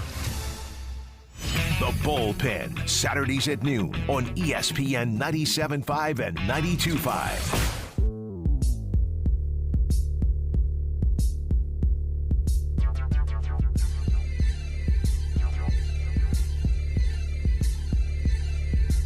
You're back with Jeremy and Joe on ESPN 97.5 and 92.5 inside of the Veritex Community Bank Studios. I like this song, Brian. It's a good pick. Jeremy and Joe, 713-780-3776. And he said probably Denver. LOL. It's a good point. He didn't just say Denver. He said probably Denver. Like he's in the mix. Like it's a conversation. I mean, maybe it means Jokic is going to play the 4. Capella's the 5, Jokic is 4. Okay. Yeah, let's go with that. That makes a whole lot of sense. Another junkie, being a Celtics fan in Beaumont, nothing ticks me off more than hearing about how good of a coach Ime is. Like, I know, shut up. He's triggered by Ime being a good coach. You got a good coach. Yeah, they do. I like Mazzulla. I like Mazzulla, too. He's quirky. He's very quirky. He's a little different, yeah. He is very quirky. I'm curious how it'll go for them this year if he's as quirky if they're not winning this year without Tatum. I think that could go sour fast. Like quirkiness quirkiness is fine and it plays while you're doing good, but the moment you start doing bad, they turn on quirkiness quick. Especially in Boston. Yes. Especially in Boston. Yes. Now, it doesn't really matter what you say when you're bad. They're going to hate on you no matter what. Yeah. But I feel like it goes to another level if you have that element of quirk. I mean, they hate you when you're good in Boston. Yeah. Yeah. Brandon, I thought you liked violence in sports. I do. I like violence in sports, but I also like intelligence in sports, and you can't let a guy who's a known pest get under your skin because you let him win the moment that you do that. Now, if you like, hey, okay, you don't love that he's hugging your leg as you go up for a rebound. Okay, cool. Hard screen him, baby. Like, get him back whenever you can get ejected. And he didn't get ejected, so he was able to, walk to the line, not cross it. So I give him credit there. Junkie calling you Laramie, Raw Dog, Tunsil. I'm getting crushed. Mr. No Protection. Raw dogging a quarter sip is dastardly. That's a good word. Some Yankee by Joe. Can't raw dog the quarter zip, says Zach. You can't raw dog a quarter zip, Joe, says another junkie. Be right back. Logging into YouTube to see Joe's. ESPN YouTube. You ESPN Houston YouTube. Me. I didn't know that I could. I think you can. I was a little worried. You can say it. A little uncomfortable. Yes, unless you're from Jersey or residing in Jersey, then it's okay. Yeah, you're from Jersey. That's a very Jersey thing. Clearly not. Like. See, it's a Jersey thing, but you gotta unzip it as far as it goes, and you have to wear a big chain. Yeah, I'm not doing that. Yeah, he didn't commit fully to the Jersey bit. No, he's stuck in the awkward in between. Halloween is coming up, so you never know what you're going to see. You gonna go full Jersey Shore on Halloween? Why not? Raw dogging his Q-zip is wild. Are you washing that thing after every wear? Yes. It goes in the washing machine. I wash a quarter zip after every wear, and I never raw dog it. I wash everything after one wear. Even your jeans? Except for jeans. Okay, what about every pair of shorts? I guess pants, no. Okay, I usually do. Like basketball shorts that you wear around the house. Well, I meant more like khakis. Yeah. Oh, okay. Like shorts you wear with like a like he's wearing shorts right now. Yeah, no, I was thinking shirts I wash after every wear. Yeah. I wash everything after every wear with the exception of jeans.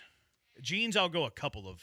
And it depends on what I'm doing. Like if I'm, a little swampy down there, then it's going to wash. If it's summertime in Houston. Yeah, if it's like winter and you go out for like, lunch and you come back and it's still perfectly clean, then I'm not. Yeah. Going with the Jimbo look with that quarter zip without the cash. Never go full raw dog, says another junkie. And then someone coming at me saying you can raw dog quarter zip if you're not soft, Jeremy. So they call me soft. At least I got one texter on my side. You did get one. I got one. 99-1. Is that your 99 to 1. Is that your father? No. It's not your father? No, he still has the Chicago area code. Mike McDaniel's quirkiness has definitely turned on him. That's a good point. Like, he's getting crushed, like called a skateboarder, coke addict. I mean, it's like one of the first things they said about him after this weekend was you can't be that coach and be wearing the capri pants that he was wearing. It's a bad look. Like you start to get nitpicked and criticized whenever things go poorly, no matter what. And they're going D'Amico Ryan they were calling D'Amico Ryan's too smiley after an 0-3 start. Yeah. Like, he's a nice guy. He's smiling a lot, and they were saying that was a negative. Like, it does not matter what you say, what you do whenever the fan base is ready to talk bad about you or put you down. Joe looks like he's from the Chicago area. Is that on purpose or by chance? Well, he is from Chicago. Yeah. I'm not reading that. 1443. Yeah, don't read that one. Yeah, I'm not reading that one. All right, so Hollinger, he has this. Is this a computer model? Like, Hollinger's more of a computer metric guy. Is he going off of computer metrics, or is he going off of his opinion here? The Hollinger one is his model. Okay. So this is a model then. Yeah. So this isn't like a personal opinion. This is eliminating personal bias and going strictly computer model. No, I don't think that's right. I think this is personal opinion. See, the article was pretty vague. I couldn't pick up which side it was going on. I was hoping that you did. Because the ESPN one is clearly computer model. This one reads to me as personal opinion. Okay. So he has the Houston Rockets 8th in the Western Conference. How likely is that? Because there is a possibility that exists that they're the 8th best team in the Western Conference. Now, I think it would require injury. I think the guys would have to get hurt. Probably Kevin Durant misses half the season, something like that. But it is in play. It's in play that they could be 8th. No, it would cause injury, things like that. So what are the percentages in your mind that the Houston Rockets finish 8th in the Western Conference? I think it's maybe 15% chance. And what's the path? Injury to Kevin Durant, Tari Eason also, I think really puts you there. And the loss of Fred VanVleet is Tari? That's interesting. Well, because it's if you lose Durant and Tari, okay, then you're just like you're getting depleted more and more and more. Yeah. So, and those are the two guys with the injury bug that you would be most concerned about is Tari and KD. And then really it's Reed Shepard having to be put into the starting lineup between him and Holiday as like your real true point guards on this roster.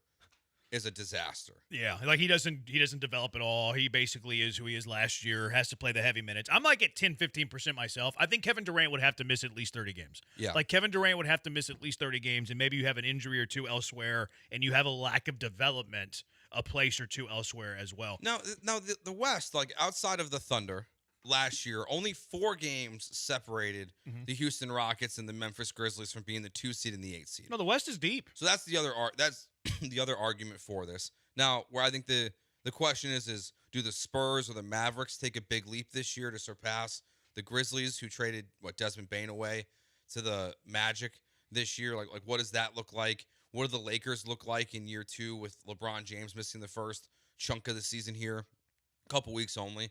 So I think you'd have to see the West continue to elevate itself. But I have a lot of questions about these teams in the Western Conference. So there is an argument for it, but I think it's a low percentage. Yeah, 10-15% is where I'm at. And the depth of the Western Conference is legit. Like, it is, like, people see this and they want to mock it and scoff at it, which I understand. Like, we have very low odds that they finish in 8th. But there are some valid points here. Like, Kevin Durant is older. The Rockets lost their point guard for the entire season, and I am worried about their ball handling. Like Amin Thompson went behind the back yesterday, and I saw everybody on Twitter like, oh, my goodness, people were saying Amin Thompson can't handle the ball. You're overrating a highlight. Like, can you take care of the ball for 42 minutes and turn it over twice? I care way more about that than, he went behind the back. We overrate highlights in sports. I don't care that he can go behind the back. I want him to turn it over less than 3 times over 40 minutes as the point guard. I'm not sure he's able to do that. And then after him, they got nobody. Reed Shepard's not a point guard. Aaron Holiday, they were treating yesterday as a dress rehearsal. Aaron Holiday only played in garbage time. You don't have a true point guard. You hope Amin Thompson can handle the position. Kevin Durant, older. Who knows about injury, that sort of thing. Now, again, I only think it's about a 10% chance they finish 8th. But the teams ahead of them, like these aren't jabronis. Like these aren't scrub. Like Spurs, Wemby should have a breakout year. That's a better roster than it was a year ago. The Lakers, like I'd be surprised if the Lakers finish ahead of the Rockets, but they got Luka. Yeah, I mean Luka is my pick for MVP this year, Wow. so that's why it wouldn't shock me. He just looks so good. He looks in such shape. The narrative, I think all of it around. I think Luka's going to win the MVP this year. Take it easy there, Joe. What? He's got a girlfriend. The Lakers up there. Minnesota, I mean, they got Anthony Edwards. I think Anthony Edwards is one of the best players in the NBA. Denver 4. Like, that's a championship pedigree with maybe the best player in the NBA. Golden State 3. Now, they're older, but they've tried to get a little bit younger there, too. They beat you last year in the playoffs. The Clippers 2, and then, of course, Oklahoma City 1. Like, those teams that Hollinger has ahead of the Rockets, it's plausible. It's in play. Yeah, I'm just surprised because my first thought when I read the article is I need to go look at the number. The number in Vegas right now is 53.5. Yeah. And this website that I'm using right now, you can play with it. You can move the number down. The lowest it will let you go is 51.5. Really? So you can't even go into the 40s. So like that's a huge drop from where Vegas has them looking. Right now the Rockets are tied for second in the Western Conference. Is that huge, with though? The highest over-under. It's 4 games. I guess it's not huge. It just feels. You know what? You know what happens like a here? big gap. You know what? It's because you're crossing the milestone of 50. Like if you go from 42 to 48, it feels greater than 4, even though it's 4. Yeah. Because you're crossing a pretty big milestone in the NBA. Like 50-win season, unbelievable. 48, 52, okay, you surpassed it by 2. Well, Hollinger has them at 45 and 37. Oh, I thought it was 48. My bad. I think 48's the other one. 45 and 37, like that feels like a disappointing season. Oh, no doubt that'd be if you're 45, if the Rockets have to play in the play-in game this year. See, I wanted to bet the Rockets under this year because I think it's a team built for the postseason, not the regular season, but I wasn't comfortable with the 52. Like, I thought I could get it at 54, 55, and it didn't get to that high. Like, Vegas was on it already. Like, Vegas was thinking aligned with me. But that few? 45? Well, and this is where that'd be a bad year. And my biggest argument against the Hollinger article is who he has third with 51 wins. I am buying it. I'm not buying it with the Warriors. I'm not. Okay. They're getting old. Draymond's not looking good. Jimmy Butler feels like at some point it's going to be a problem. I'm not buying it. I am not buying that the Warriors are going to win 51 games this year. Yeah, see, that's another team that I think is built for postseason basketball. Like, that's a team you don't want to see in the playoffs as a lower seed. Remember last year. Like, I agree with you. That feels like a big number for them to win regular. Because Curry's going to miss games. Butler's going to miss games. They don't really have any player that scares you as, like, the main dude behind those guys. They have good pieces. Yeah, like Buddy Hield is fine. Yeah. But what do you say the other guy's name? Pods? How do you say? I forget how to say his name. I don't remember. But he kind of terrorized you last year in the playoffs. But if he's your number 1, that's a problem. Now, if he's your number 3, number 4, okay, that's dangerous. But they're not. I agree with you. I think that's too many wins for Golden State in the regular season. Team you don't want to see in the playoffs if healthy, but not getting that many regular season wins. Junkie on the text line, I'd rather the Rockets start as underdogs at the beginning of the season. I actually like it, too. I'm actually a fan of it, too. I like where your mind's at there, Junkie. Rockets are a top 3 team, and they're not 3 or 2. Okay, I think you're going a little too far there because there's no way I'm putting the Rockets ahead of OKC. I can't say no way. All right, they're playing fully healthy 7-game series. Who you picking life on the line? I'm taking the Thunder. There you go. Then how could you say they're not 3 or 2? Because in the regular season, we do see teams come off championships where they start a little slower.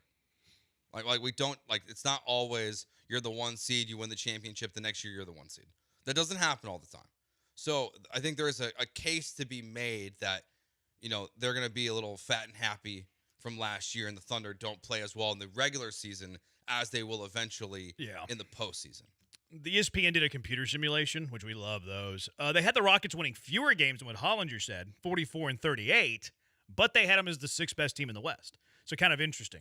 Like, they won fewer games in the computer model, but a higher seed than where Hollinger had them. They had Golden State winning 63 games, by the way.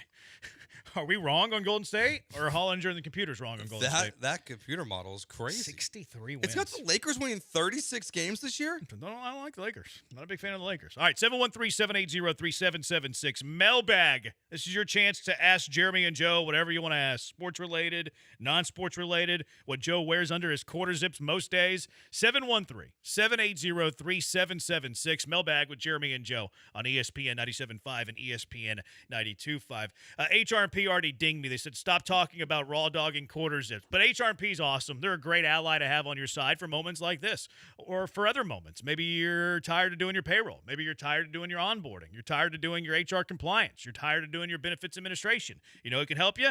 HR&P can, Human Resources and Payroll, Cougar owned by my colleague, Go Cougs. He used to protect a Heisman Trophy winner. Now he's protecting your business. Chris Fisher over there, great people at HR&P. You're going to love the people at HR&P. You're going to love the customer service at HR&P, and you're going to love what HR&P does for you and your business. Doesn't matter how small a job, how big a job, HR&P completely customizes a plan for what you and your business need. You have a problem, you have an issue, you want to take a little bit off your plate, a lot off your plate, HR&P is going to sit down with you and figure out the most optimal way to help out your business. They do it in a way that's awesome, too. Technology meets service. They have the best technology in the game, top shelf technology, but that service that I was talking about is sensational. Guaranteed fulfillment.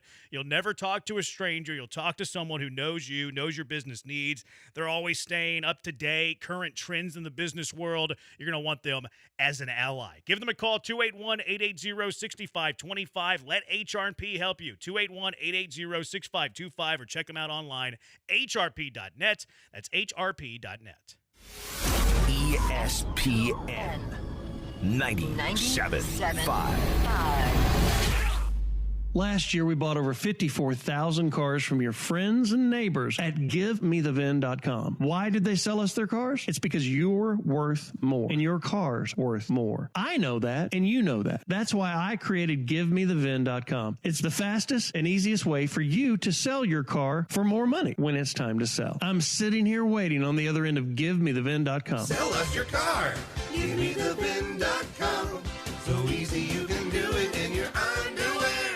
Hey, Houston, Lance Zerline here. Listen, if you're craving authentic Mexican flavor, head to Taquerias Arandas. Since 1981, they've been serving up mouth-watering tacos, sizzling fajitas, and fresh tortas that hit the right spots. Family-friendly vibes, bold flavors, and prices that will not break the bank. Whether it's breakfast, lunch, or dinner, Taquerias Arandas has you covered. Find a location nearest you and taste the tradition. Taquerias Arandas, Houston's go-to for real Mexican food. Vamos, let's eat. Contact Tax Relief Helpers for details and restrictions. Attention, anyone that owes money to the IRS. If you filed for a tax extension for the 2024 tax year, your extended deadline to file your federal income tax return is October 15th, 2025. This deadline is quickly approaching. Every day, your unpaid tax debt gets bigger and bigger from daily interest. If you owe $10,000 or more, now is the time to settle your debt. Call Tax Relief Helpers right now. We'll help you file, put a stop to penalties, interest, and avoid liens, levies, or other hostile measures by the IRS. I got behind on my taxes and owed $48,000. I called and they got my debt lowered to just $3,500. I owed $87,000 in taxes and it was scary. I got the amount I owed down to just $3,500. I saved $83,500. If you owe money to the IRS, don't wait another day. If you miss the October 15th deadline, you could face penalties of 5% of the unpaid taxes for each month that the return is late. The call and consult are absolutely free. Call 800-743-8419. 800-743-8419. That's 800-743-8419. John and Lance, weekday mornings from 7 to 10. Cougar fans, it's time to pack TDECU Stadium. Saturday, October 18th, Houston football takes on the Arizona Wildcats for homecoming. Don't miss the pageantry, the pride, and the roar of Cougar Nation. Kickoff is at 11 a.m. This is Houston's team, and we need you to create a true home field advantage. Get your tickets now at uhcougars.com/tickets or call 713-GO-COUGS. Come early, be loud, wear red. Get in on exciting gaming action at La Berge Casino Resort Lake Charles. Introducing our new exclusive statewide table progressives. We've linked our table game progressives between 4 Penn Play destinations in Louisiana. That means our big payouts just got bigger. No matter which location you choose, you have a shot at these combined jackpots. Get to La Berge, Lake Charles, or Baton Rouge, Boomtown, New Orleans, or Margaritaville, Bossier City, and get ready for big payouts. Must be 21 or older. Gambling problem? Call 1-800-522-4700. It's Dewberry Farm's annual Fall Festival, September 13th through November 9th.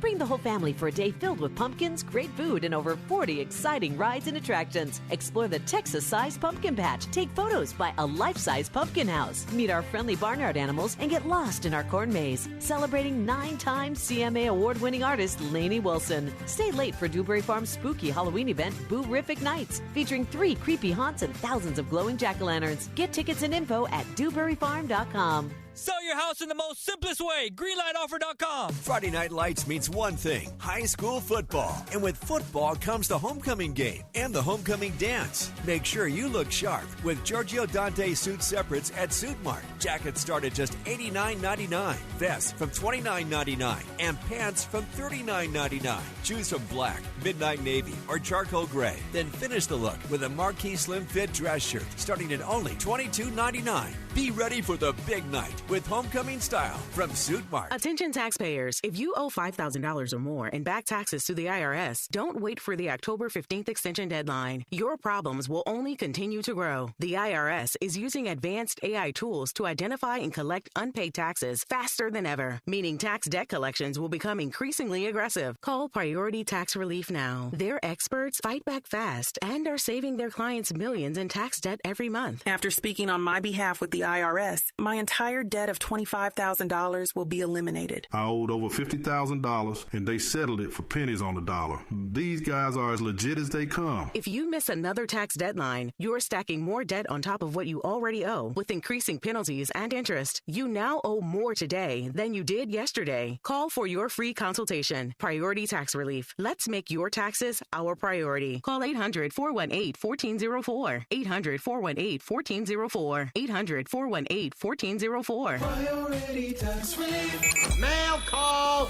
Mailbag with Jeremy and Joe. You've got mail. Mailbag with Jeremy and Joe. What's your question for Joe and I? 713-780-3776. Is Correa the better option at third opposed to Isaac Paredes? Yes. And I like Paredes at third base.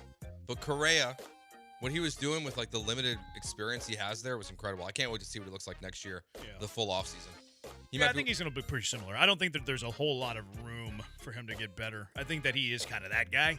Yeah, I mean, because he was really good. Yeah, and so, what is the fear that you have of a shortstop moving to third's like the know-how to play the position, but he's such a high S2 player. Like, he knows what to do. Yeah, he showed it last year right away. He didn't have any growing pains there. Now, easily Correa's better option at third than Paredes, but let me rephrase the question. Is it better to have Correa at third, Isak at second, or Isak at third, Correa at second? It's better to have Isak at third and Correa at second. Yeah, I agree with that. They won't do it. No. They won't do it, but I do agree with that. I think they're committed to Correa being their franchise third baseman for the next few years. Yeah. I don't know what they're going to do with Isak. It's going to be interesting. It's going to be a very interesting offseason. They got a lot of questions that can hinge the rest of the offseason. Like, one domino takes you down one path. You do the other domino, you go down a completely different path. And, we're waiting for that one domino to fall to see, what options open up. Because it really just starts with Walker and Paredes at first base. Yeah. And then where does it go from there? Yeah. Because if Walker's your first baseman,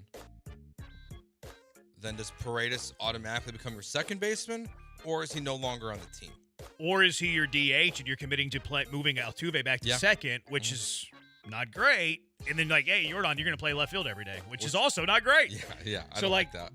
It's such a weird offseason. They have a positional surplus. They have a top of the rotation deficit. It's going to be fun. I don't know if this is a bad take, but I think I'd rather see Isak at first or not on the team. Yeah, I don't hate that. Because I'd rather use him as an asset to go somewhere else to maybe find a true second baseman. Yeah, and also to don't put hate Altuve in left. Yeah. So if you're not going to play him at first and you're going to stick with Walker, he's also a more valuable asset in Major League Baseball. Yep. So I think it makes more sense to put him at first or trade him. Yeah, I don't hate that take. And also, I just want to trade Walker. Yeah, yes, like, for it'd sure. be for awesome sure. if you could clear 15 of his $20 million off the books, and then you can just repurpose that into like a back of the rotation starter, or you combine it with the money you do have as you try to sign Ranger Suarez, for instance. Like it's going to be a fun offseason. Do you have faith in Dana Brown to guide the Astros in a critical offseason? Not really. Yeah, I don't really either. What's your go-to hype song before a big show or call? Says Zach. I don't really have one. Future, Mess Up McComas. Is that what you listen to before like every UH game? Every now and then. If I'm wanting to get like fired up, revved up. I don't really do that much. Yeah, I don't really do that either. I don't really do that. I'm more of a meditator before a big moment. And I might meditate differently than some. I'm a nervous meditator. What does that mean? I would only meditate when I was nervous. Oh, okay. So like when I was younger, when I was in theater, before every show I'd have to meditate. Okay. Yep. So I get nervous. Yeah, I get nervous doing public speaking. Not so much anymore. That's crazy. Like emceeing events and stuff, I hate that. Yeah, because especially the more scripted it is, the worse it is. Yeah, I try not to script any of it. It's kind of, hey, here's this run a play, and let's just take it, see where it goes. Hope I don't get in trouble.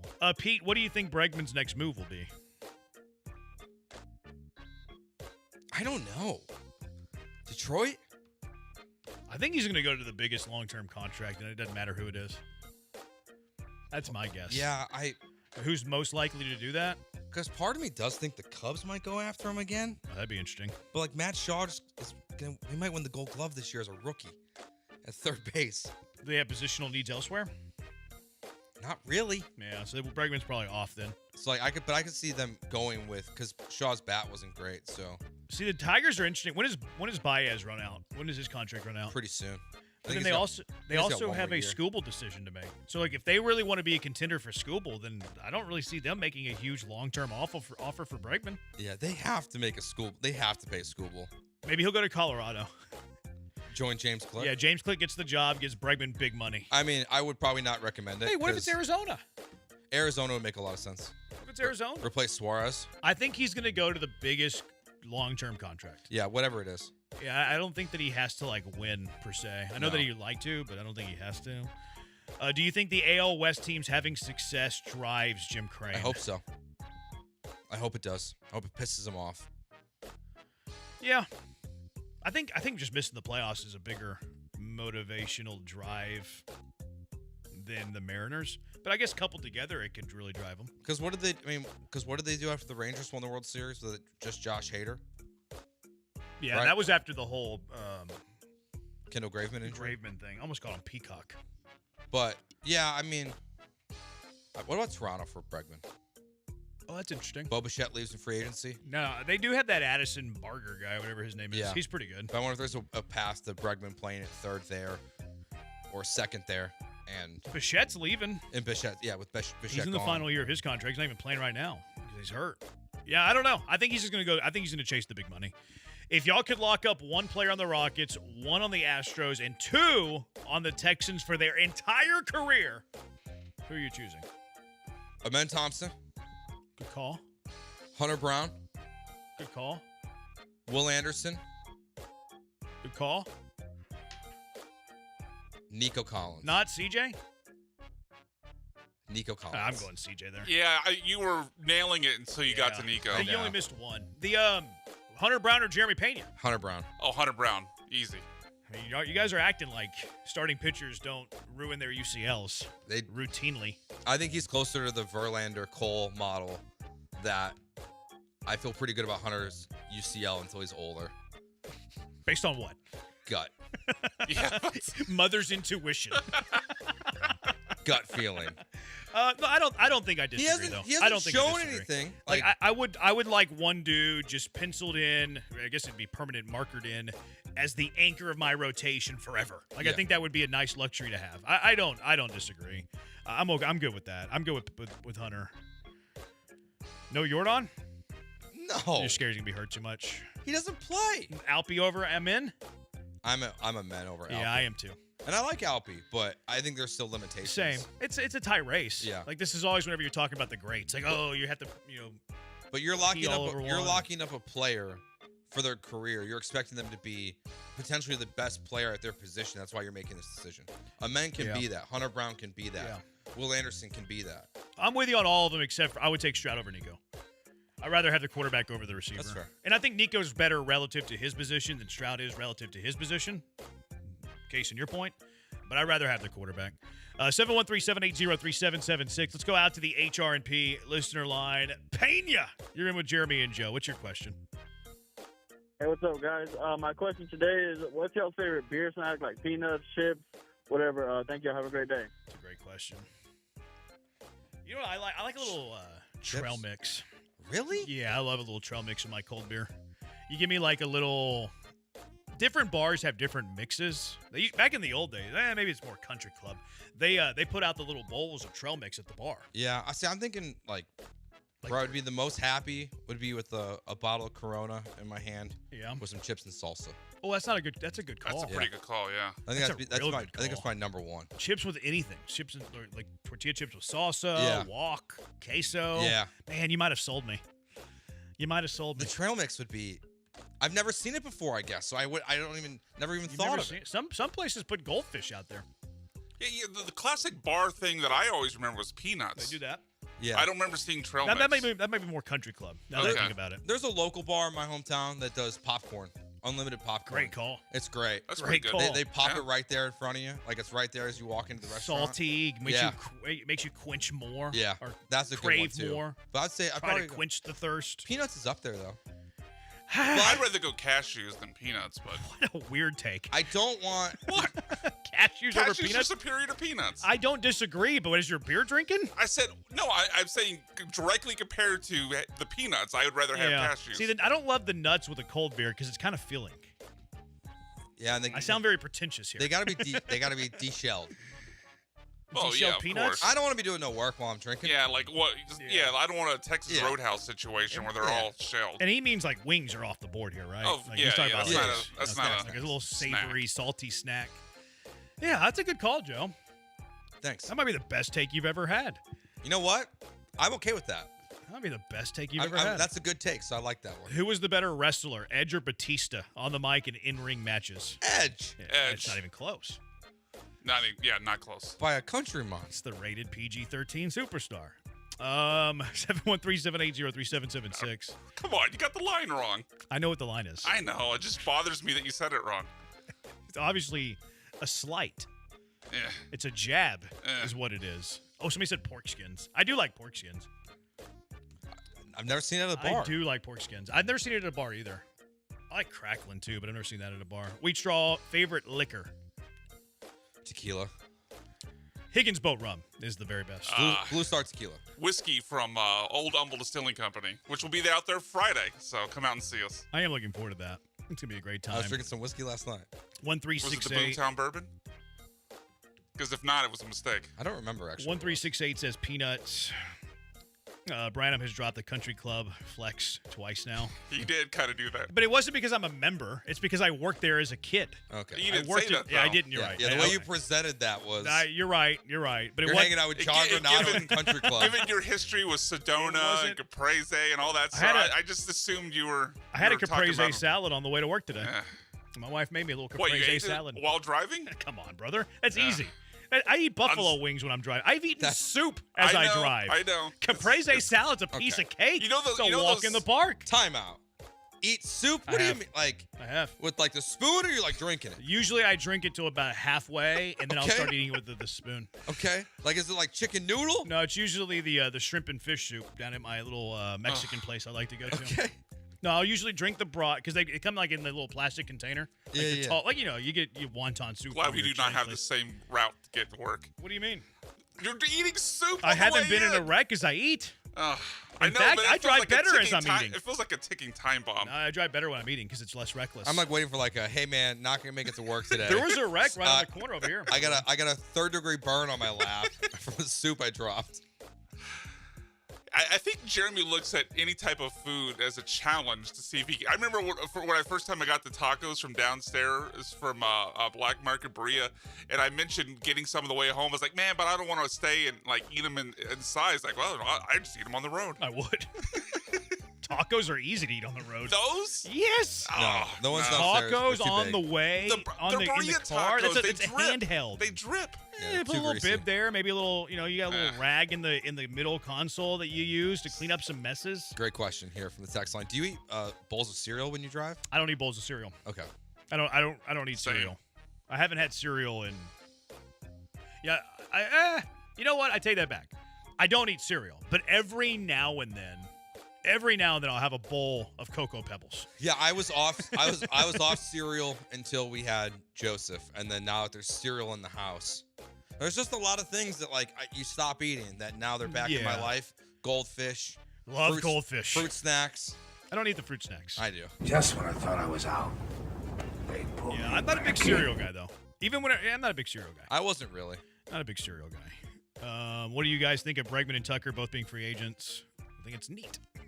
Tucker's going to be... What to do with What that. did it take? I think it's neat. Yeah, Tucker's going to be a Ray or a Philly, I think. Who goes farther in the playoffs, Indiana or the Colts? It's a great question. Indiana. Let's repackage this to closest to its championship. Well, they're both 4 rounds, so. Okay, so it doesn't matter. Yeah, both playoffs are 4 rounds. But Indy could get a bye, so it could be. Well, so could Indiana. So could Indiana, yeah. I mean, honestly, Indiana has a better chance to get a bye because there's 4 byes. Yeah. I'll go the Hoosiers. I think they win a playoff game. I think I lean that way too. That Oregon win really changed my opinion of them. What's your question here? Jeremy's counting with his fingers. I know. I don't like where this is going. I don't know what he's counting. Especially since he's not saying anything while doing it. This is radio, Jeremy. This is a tough one. I think it's going to be a tie. I I don't see the Colts winning 2 playoff games. I don't see Indiana winning 2 playoff games. Well, I think they could get a bye and then win one. And then that puts them in the Final Four and past where I think the Colts get. If you were handicapping this, I think you would have Hoosiers minus 150, maybe minus 160. Sounds about right. Yeah. Because the Colts, but they'd be the 1 seed right now. This will be an interesting one to track. I'm going to put this down on my notes. Track Indianapolis stuff. Don't ask Mark Sanchez to do that, though. FIFA forces stadiums to have all grass. Why doesn't the NFL? Great question. Because you know the easy answer. It's because the NFL teams are selfish. Yep. And they care more about hosting concerts than they do their players' health. It's financially driven. Yeah. Now, you know what the NFLPA should do in their next CBA? Demand it. Mm-hmm. They should demand it. It'd be the first time that they would demand something that makes sense. I forgot the A in Indiana. Do you want to see Simone So Biles? you're tracking. Never mind. Do you want to see Simone Biles compete in the LA Olympics in 2028? Sure, that's cool. She'll be in her 30s. Will she have the twisties then?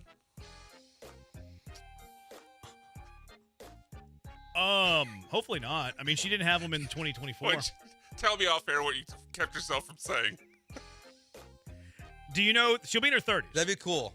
I want to see it for the entertainment part of it. Like, she's the greatest. Can Michael Phelps come back too? Sure. Like, I like drama. I like theater. I like storylines. Simone Biles competing in the Olympics for U.S. gymnastics will be a far better storyline than anything they will produce. Anything they'll produce. Mm-hmm. So me being in the storytelling business, give me all of that. She'll be in her 30s. Do you know? Here's some trivia for you. If you can get this, we'll give you a T-shirt. Who is the oldest gymnast to participate in the Olympics? Simone Biles. No. Carrie Strunk. No. Strunk? Strunk? I don't know. Strug. Whatever her name is. She's a G. There's G's at the end of it. Now, not even close. That's all I got. That's the only name I know. This chick, she was 46 years old. 46? And she's Did you actually still describe her as that chick when she's 46? I mean, she's performing in gymnastics. Her name was Oskana Chusovatina. I think it's still her name. Yeah, I guess I was thinking of I do not know this man. She's a woman. She's going to try to participate in the 28 Olympics. At what? At gymnastics. No, how old will she be then? Well, she's 46. She competed. I think she's going to be 50. I think she's going to be 50. Now, the oldest gymnast to win a medal, women's gymnastics, happened in 1956. She was 35 years old. Agnes Coletti. I do not know this man. Maybe. She might have been. But yeah, I want to see Simone Biles perform in the Olympics. Let's see it. Cool. All right, 713-780-3776. Texans trade deadline coming up somewhat soon. You're starting to see trade rumors out there. You're starting to see the Texans attached to certain positions. Go Texans. What position do you want for the Texans? And what are realistic names at those positions you'd want for the Texans? 713-780-3776. Jeremy and Joe, ESPN 97.5, ESPN 92.5. I was just telling you about Higgins Boat Rum. It's my favorite. It's fantastic. You need to try it. And once you try it, you're going to be in. You're going to be all in. Higgins Boat Rum is rum anchored in time. It's known as the Texas Bourbon Drinker's Rum. That's probably why I like it so much. It's bold, it's smooth, it's steeped in history, and of course it honors the greatest generations. Perfect to sip neat, perfect to have on the rocks, perfect on a big rock, my favorite. It's perfect Higgins Boat Rum for crafting your Texas-inspired cocktails too. Try your old-fashioned with it. Try your Manhattan with the classics, maybe a pina colada, maybe a Cuba Libre. It's perfect with them all. And also, Higgins Boat Rum pays tribute to our military heritage. It's named after the iconic landing craft that turned the tide in World War II. Now get this, Higgins Boat Rum donates 10% of profits from every bottle to Camp Hope. Supports our veterans. You're honoring heroes with every pour. Higgins Boat Rum uses that Persado craft technology that you've all grown to love, makes it smoother, enhances the natural flavors and aromas, eliminates the harsh elements. Follow Higgins Boat Rums on all socials to get tasty cocktail ideas, behind-the-scenes stories, and live updates, too, on all what's going on at Higgins Boat Rum. Premium top-shelf rum at a great price. Get your bottle now, HigginsBoatRum.com. Shipping to 48 states across the country. HigginsBoatRum.com. Sip, savor, salute. Do you have the ESPN Houston app? No? Then download it now in your app store. Actual price will depend on product and subscription plan. Featured products are compounded drug products, which the FDA does not approve or verify for safety, effectiveness, or quality. Prescription products require an online consultation with a healthcare provider who will determine if appropriate. See website for details, restrictions, and important safety information. Want a boost in and out of the bedroom? Hims has you covered. Introducing a new 2-in-1 approach to level up your game. Tadalafil for better bedroom performance and zinc for testosterone support. Put it all together and you've got what you need to turn things all the way up. Getting started is simple. Just go to hims.com/joy to start your free online visit. Through Hims, you can access ED treatments including pills, chews, and more. 100% online. No office visits, no pharmacy lines. Just fill out a simple intake form and a licensed medical provider will determine if treatment's right for you. If prescribed, it ships free and discreetly to your door. Find affordable treatment options at up to 95% less than brand names at hims.com/joy. That's hims.com/joy, HIMS.com/JOY. Contact Tax Relief Helpers for details and restrictions. Attention, anyone that owes money to the IRS. If you filed for a tax extension for the 2024 tax year, your extended deadline to file your federal income tax return is October 15th, 2025. This deadline is quickly approaching. Every day, your unpaid tax debt gets bigger and bigger from daily interest. If you owe $10,000 or more, now is the time to settle your debt. Call Tax Relief Helpers right now. We'll help you file, put a stop to penalties, interest, and avoid liens, levies, or other hostile measures by the IRS. I got behind on my taxes and owed $48,000. I called and they got my debt lowered to just $3,500. I owed $87,000 in taxes, and it was scary. I got the amount I owed down to just $3,500. I saved $83,500. If you owe money to the IRS, don't wait another day. If you miss the October 15th deadline, you could face penalties of 5% of the unpaid taxes for each month that the return is late. The call and consult are absolutely free. Call 800-743-8419. 800-743-8419. That's 800-743-8419.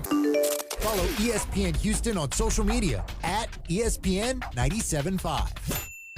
ESPN 97.5. KFNC and 97.9 HD2 Mont Bellevue, Houston. Presented by Zadok Jewelers. Houston standing by, over. Jeremy and Joe starts now. On ESPN 97.5 and 92.5. Live from the Veritex Community Bank Studios, here's Jeremy Branham and Joe George. Brian, you haven't been here for a few days. I wish we could say we missed you. What time does this show start? 3 o'clock. Okay. Are you going to say this every day for the existence of the show? Squeaky wheel gets the grease. No, I can make sure that doesn't happen. All right, we'll get ready to hear every day. 713-780-3776. Run out of energy eventually. Me? You know how much coffee I drink a day? That's not true. Yeah, he's going to be bringing that up till he dies. I'm drinking some supplements in here today, boys. Oh, it's loaded? Not that way. Okay. All right. Not that way. As a delivery driver, eating tacos or burgers are easy to eat while driving. Yeah, any handheld food is a piece of cake. Simple. It's specifically those tacos I'm talking. I agree with tacos in general, but they're like, super greasy. Yeah, the burrilla, it drips. It's I think. Do you dip it in the what do they call it? I don't usually know. But even like you eat a taco, like sometimes like something like some steak might fall at the back. So is it just falling in your lap? What I don't think the pause is necessary there. I don't think it was either. Do you keep a rag in your vehicle for like moments where you're gonna potentially experience this? Like I think ahead. I keep some napkins in the glove box. I keep towels in that sucker. We don't eat in our cars like you do. I got 3 towels in my middle console right now. Soup like an 80-year-old man. I eat soup once or twice a year in my truck, Brian. I eat it once or twice a year. I don't do this daily. It's not something I do every single. It's not a daily activity like brushing my teeth. Eating on the way in today? Yeah, but it wasn't soup. A caprese salad. That's simple. You hold it in your left hand. You eat. You have the fork in your right hand, and you drive with your knee. You guys don't drive with your knee? No, it's not safe. No, I don't drive with my knees. I guess I'm just skilled. That's one way to put it. You don't drive with your knees? Reckless would be another way to put it. My dad taught me how to drive with my knees. I mean, I have before, but why don't you just eat before you leave? Oh, that's a waste of time. Or eat when you get here. So this is in the name of efficiency? Yeah, absolutely. I'm in the car for an hour. Like, that is the perfect time to eat. Now, most of the time when I'm eating, I just, like, it's very, very simple stuff. Like, if I didn't have the caprese salad today, I'm going to just get some turkey, like cold-cut turkey, probably some veggies, maybe a pickle or two, and call it a day. I eat pretty light for lunch. I don't like to feel heavy and gross for the show. I eat heavy and gross after the show. Same. Yeah. Yeah. I usually don't eat during the day. At all? You don't eat. Wait. See, I get foggy and lightheaded. Yeah, not often. Like occasionally, like when I'm like really hungry. But typically, it's just I use like protein shakes. Oh yeah. So you eat like a breakfast, a dinner, usually, and then in between. Yeah, usually like eggs, and then like I'll have like a protein shake on my way to work. That doesn't surprise me. I mean, if you're raw dog and quarter zips, you're probably drinking protein shakes 2 or 3 times a day. Yeah. You know? I didn't know how much of a bro Joe was. He's a raw dog bro. and quarter zips. He's a bro's bro. Get all his protein in. Yeah, gotta get it in. My trainer says I have to have like 80 grams of protein a day. Do you buy your protein drinks or do you make your own? Usually I make my own. Okay, me too. Like when I'm working out, which isn't very often, I'll drink a protein shake. I'll work out. I'll put a little bit of orange juice, a little bit of pomegranate juice, water, spinach, banana, and some sort of berries. Blueberries, strawberries, maybe a blackberry, raspberry. And then I put a little creatine in that sucker. I just do like protein powder and water. Okay. And shake that thing. That sounds like torture. It's chocolate. I do that at 4:30. Okay. Some days. I have that weird drink every day. Is that what that is? It's protein, creatine, some hydration supplements, and water. Okay. Yeah. And then I eat terrible at 6:05.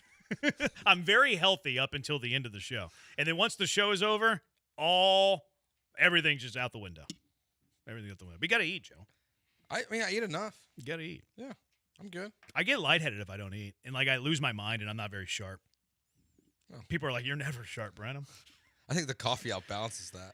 Yeah. This text says the show that's on before you guys talk all sports. How come you guys just talk about the same thing? Is that a fair criticism? Is our rundown the same as Rich Eisen's rundown? 713-780-3776. Who was hosting today? I think it was Tom Pelissero. Exactly. So, it was Pelissero? We're not following with Pelissero, and I like Pelissero. It's a great fill-in, better than Rich's wife. Sexist. Just better talented. Sexist. But no, we're not talking about the same thing. We haven't talked football yet. That's all they talk. Yeah, I don't think it's a fair criticism. Yeah, I mean, it feels like that show is 75% NFL plus Ohtani and the Yankees. Yeah, we'll talk NFL. And look, we'll admit this is an average show at best, but our rundown's not the same as Eisen's rundown. No. And that's not to talk bad about Eisen. Maybe Eisen's got a better rundown than our rundown. Yeah, but it's not the same. You think Eisen's opening up with the Rockets Pelicans preseason game? Don't think so. No. Where's Frank Caliano coming to the studio for us? Yeah. Do you think Eisen's having hyperbolic Hollins moments? No. From last night's preseason game? I do think he would enjoy it though, based on the vibe of what I hear from Rich. I think he would like that. He would like to hear those takes. Do you think vanilla Rich Eisen likes tacos? He does live in California. They don't eat. But what part? They eat California burritos though. Yeah, I listen to LA. They do have tacos there. It's not that good, though. Have you had some LA food? LA food, I think, is highly overrated. I've never been to LA. Highly overrated. I've only ever been to San Diego. We went to LA last Christmas time-ish. Okay. We went to like Disneyland and stuff. We had a difficult time finding good food. We had one like hole-in-the-wall burrito place that was like by the hotel. Only good meal that we had there. Everything else was very bland, very mediocre. Very, very disappointed in LA food. I enjoyed my time there. Couldn't live there. Traffic is brutal. I like visiting there. Their food, though, blah. Yeah, I feel like is it mostly can be like chains as well? Like is it heavy chains? No, not. I mean, it's kind of like here in terms of like ratio of like Ma and Pa, locally owned versus chains. No, I wouldn't say that it's any different. This texter says Eisen show is really awesome, but not similar rundowns. Corey says love the Eisen show, but he can't compare to you guys. Thanks, appreciate it. Texter, that's worse than texting and driving like I'm doing now. Yeah, you shouldn't do that. You shouldn't draft best balls and drive. See, I mean, look, you can text with one hand. Everyone should know how to drive with their knee. I mean, how do you get your beer from the back seat if you're driving with your knee? It's a great point. We don't approve that message. Have you ever drafted best ball while eating and driving? Eating boudin and driving right now and texting. That's pretty good there, Junkie. It's driving with your knees was unsafe. It would be illegal, and it's not. No talent losers. It's not illegal to drive with your knees? Love it. No, it's not illegal to drive with your knees. What would they do with the people who didn't have any arms? But then why do they teach us 10 and 2 so much when you learn how to drive? Just teach them how to drive with your knees if it's not illegal. I can't believe we just said that. Taking shots at people without arms. Lieutenant Dan catching a straight today. You're at Disneyland. What do you expect? Whenever I was in LA, I didn't live inside the amusement park. Like, we ventured out. We didn't just stay in Disneyland. And in fact, Disneyland actually had some pretty good food. Like, they're known for that. Like, foodies at Disney, like, they actually have some pretty good food at Disneyland. Yeah. CJ Shaw would disagree with you about the food take. Keith from LA says our food is good in LA. Don't let Branham lie to y'all. Your food is not good in LA, man. Like, give me, if you just go LA, Houston. You just go side by side, item by item, LA, Houston. Houston is going to blow LA out of the water when it comes to food. Blow it out of the water. Not even you've never been to LA, Joe. Doesn't matter. How can I take you seriously right Houston has the best food. I've been to a lot of places. Houston has the best food. I said near Disneyland. We didn't stay near Disneyland. We were out there for like 5 or 6 days. We only did Disneyland twice. I've eaten chicken fried steak and mashed potatoes while driving. That's my kind of guy. I question the time management that you chose to eat chicken fried steak and mashed potatoes in the car. Maybe you got to stop at Granny's, bro. Or leftovers, I guess. Eat it on the way. Key from LA. Our Mexican food is better. You are nuts, Key from LA. In fact, Key from LA, you're banned. You're banned the rest of the show. You're not going to get away with that blasphemy and be able to have a voice on Jeremy and Joe. You're not going to say that LA Mexican food is better than Texas Mexican food and live to fight another text. You're banned for the rest of the show for Key from LA. You're banned.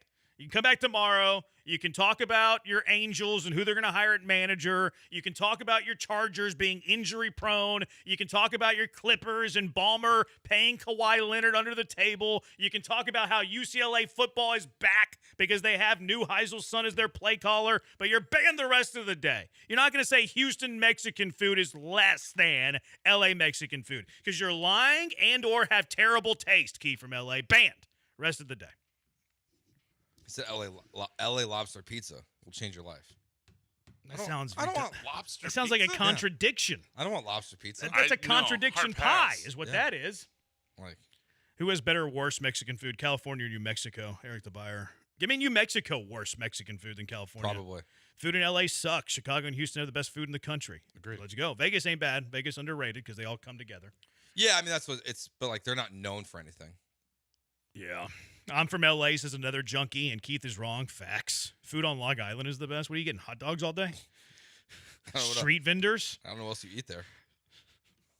Houston Mexican food is Tex-Mex. What do you think California Mexican food is? Cali-Mex is what that is. Brandon T. Keith from LA is crazy. That's why Keith from LA is banned the rest of the day. Junkie says college football is not a real sport. Did I get a ban? Yeah, you're banned now, too. 2 bans. Keith from LA and you, 0794. Banned. All right, 713-780-3776. We need a band drop, I think. I'm sure we can find one. No soup for you. How does that work as a band drop? I mean, I could just pull you saying band. Yeah, I feel like people want less of me and more of something else, though. Yeah, no soup for you is good. Thanks for the time, Jeremy. I feel like if we go to the no soup for you, we're just mailing it in. I mean, It's pretty cliche. All right, we'll help us out, junkies. 713-780-3776. Key from LA hijacked this segment.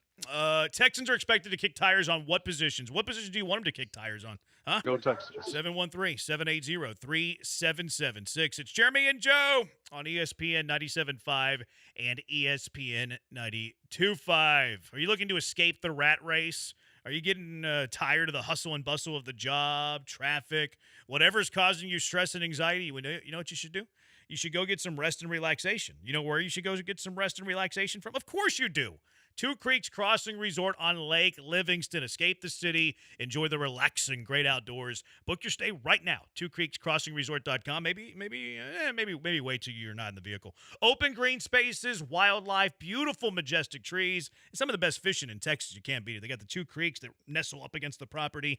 They got a big catch and release pond in the middle of the property, which is great to teach the kiddos how to fish. It's awesome out there at Two Creeks Crossing Resort. They're always taking care of their visitors, too. They always have stuff going on. Tomorrow, for instance, they got a little Thirsty Thursday. Friday, Frozen Friday. They got bonfire and s'mores. You got to have that in the great outdoors. They got an outdoor family movie tomorrow. That's always fun. Fall festival, too. And then look at this thing on Saturday. They're just pillar to post with great activities. Kids craft, kids activity, bingo, fall festival again on Saturday, college football at Swampers. You don't have to miss a snap. And they got live music featuring the Mud Creek Revival. Great time at Two Creeks Crossing Resort. It's just 90 minutes from Houston, too. Escape the city without traveling too far at Two Creeks Crossing Resort on Lake Livingston. They got the glamping. They got cabins right on the creek. They got the tree house. We stayed in the tree house. The family loved it. You have an RV? Well, just pull up the RV.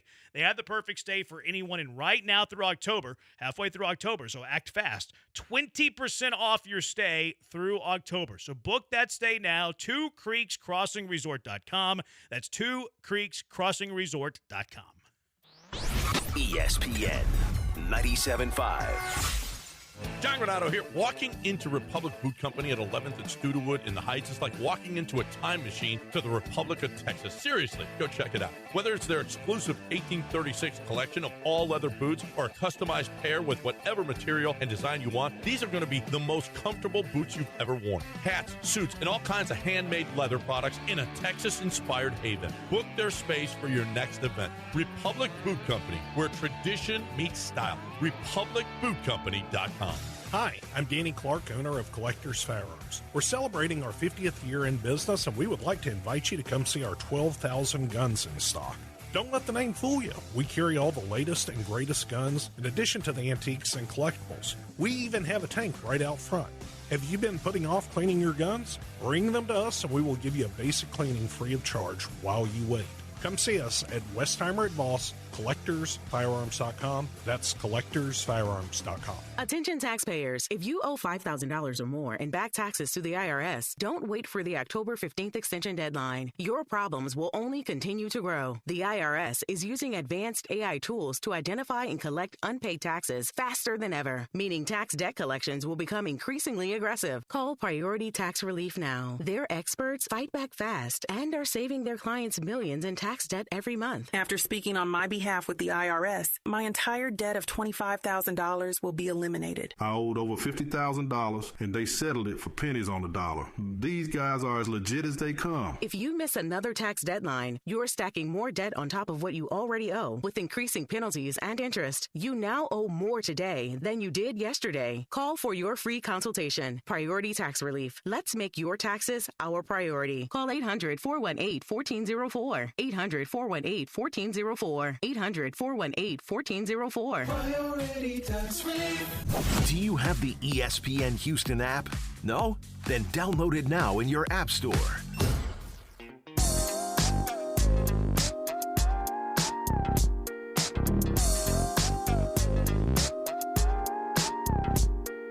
This is Jeremy and Joe on ESPN 97.5 and 92.5. From the Veritex Community Bank Studios, here's Jeremy Branham and Joe George. Color didn't screw anything up that time. It's good. He's Joe. I'm Jeremy. We're Jeremy and Joe. So the trade deadline coming up somewhat soon in the NFL. But everybody's talking about trade rumors today. Do you know that Ricky guy on Twitter? Nope.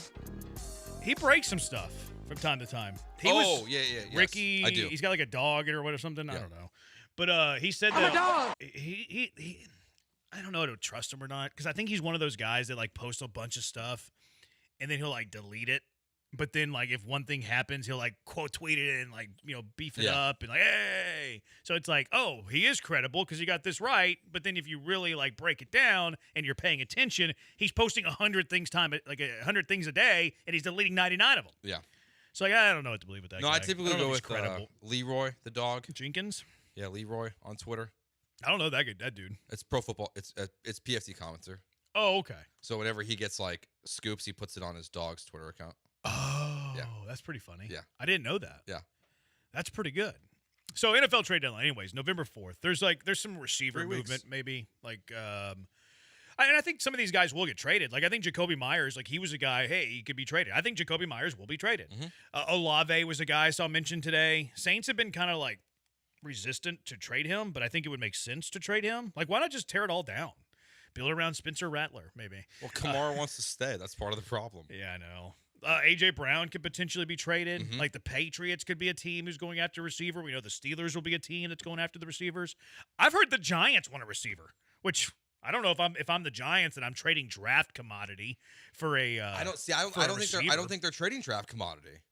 They've got an excess of pass rushers. Yeah, I'm not trading a pass rusher for these one of these receivers we're talking about. No, I mean a lot of people. The one I've seen most common was one of them for DJ Moore. Like what are they giving? Oh, okay. Like Brian Burns, maybe? I wouldn't do that. Or I think, Kayvon Thibodeau is the one that people have brought up the most. Like, if I'm the Giants, and look, I think that... Because then you have Burns and Abdul Carter. Sure. But if I'm the Giants, I don't want to trade a premium position. Not saying receiver's not a premium position. But DJ Moore doesn't... Like, I like DJ Moore. I spent way too much free agent money on DJ Moore in my fantasy league. But DJ Moore, to me, doesn't move the needle that much if I'm the Giants. We're like, who are the Giants this year? Like, the Giants are a team that would be lucky to make the playoffs after the start that they had, as they have a rookie quarterback. And I know there's some excitement there, but why would you trade one of those, dude, for, like, an okay receiver whenever you're going to get Malik Neighbors back next year? Because maybe their coach needs to win a certain amount of games to keep his job. See, that's and your GM? You're 100% right, and that's the downside of having GM head coaches who are fighting for their jobs. Yeah, I mean, it's why Jackson's starting. Now, maybe Jackson Dart should have been starting from the beginning. He hasn't been as good as people have been saying, in my opinion. But he is electric out there. Cam Scattergood was very good. So I can see why they would want to add to it to help with Jackson's development and to help secure their jobs for the long term. But, I mean, Olave's really interesting because he has the talent. He's been in bad quarterback situations, but he also has a concussion problem. Like if he gets another concussion, is he going to keep playing? Yeah, it's that is a fear. That is a fear with Olave. Like I don't think I would. I don't know if I'd trade for him. I mean, they said that about Tua, though. It depends. It always depends. Price matters. Yeah. Like if I had to trade a 6th rounder for Olave and a 7th, I'm doing that. But like the Saints won't do that. No, they won't. But what do you want? Is there a position that you hope the Texans target? Is Cade Stover coming back this year? Yeah, he should. So that's where I would start there, is if Cade Stover, I know his window's been activated, but if you have any concerns about his role in the offense, I look at the tight end position, and I go, okay, you could add there. Because how they're currently rolling out Schultz and Harrison Bryant doesn't really, I think, make sense for the long term for this season. So if you're concerned, if Stover has a setback of any kind, I would look at the tight end position as the spot to add at for this team. Is there anybody out there that catches your eye? The dude from Tennessee. Oh, Chiga Konku or whatever? Yeah. I like him. He had some moments with Will Levis. Well, I mean, Levis is the best quarterback that Tennessee's had in the last 3 years. That's probably true. I like Chig. I'd be cool with Chig. How about Njoku? He's hurt right now, right? Yeah, but it's short term. I feel like he looks slow out there. Like he doesn't feel like he looks very athletic. I had a draft crush on Harold Fannin. Good call. Yeah, I actually tweeted it too, so I have receipts. But I like Njoku a lot in terms of a pass catcher. Yeah, I think he can block a little bit too. Like so Njoku, Njoku. He's better than Schultz. Yeah, and I think Schultz has been okay this year. Actually, I think that Schultz previous years has probably created like a bad reputation for how we view Schultz. I think Schultz has played better than that reputation or that narrative. I think Schultz has been fine, but you have nothing behind Schultz. Like you're playing Harrison Bryant. They're running around dudes that you've never heard of. I mean, and Cade Stover still played like 20 games as a tight end or whatever it is in his career. And look, Schultz is going to be a free agent at the end of the year. So like, You even if you traded for a tight end who has some years left, okay, well that tight end and Stover are your tight ends next year. Cole Kmet. Who knows about Brevin Jordan? Would be one. He'll be on the market, I think. How about this one? Marcus Andrews. What's his contract situation? I think it's done at the end of this year.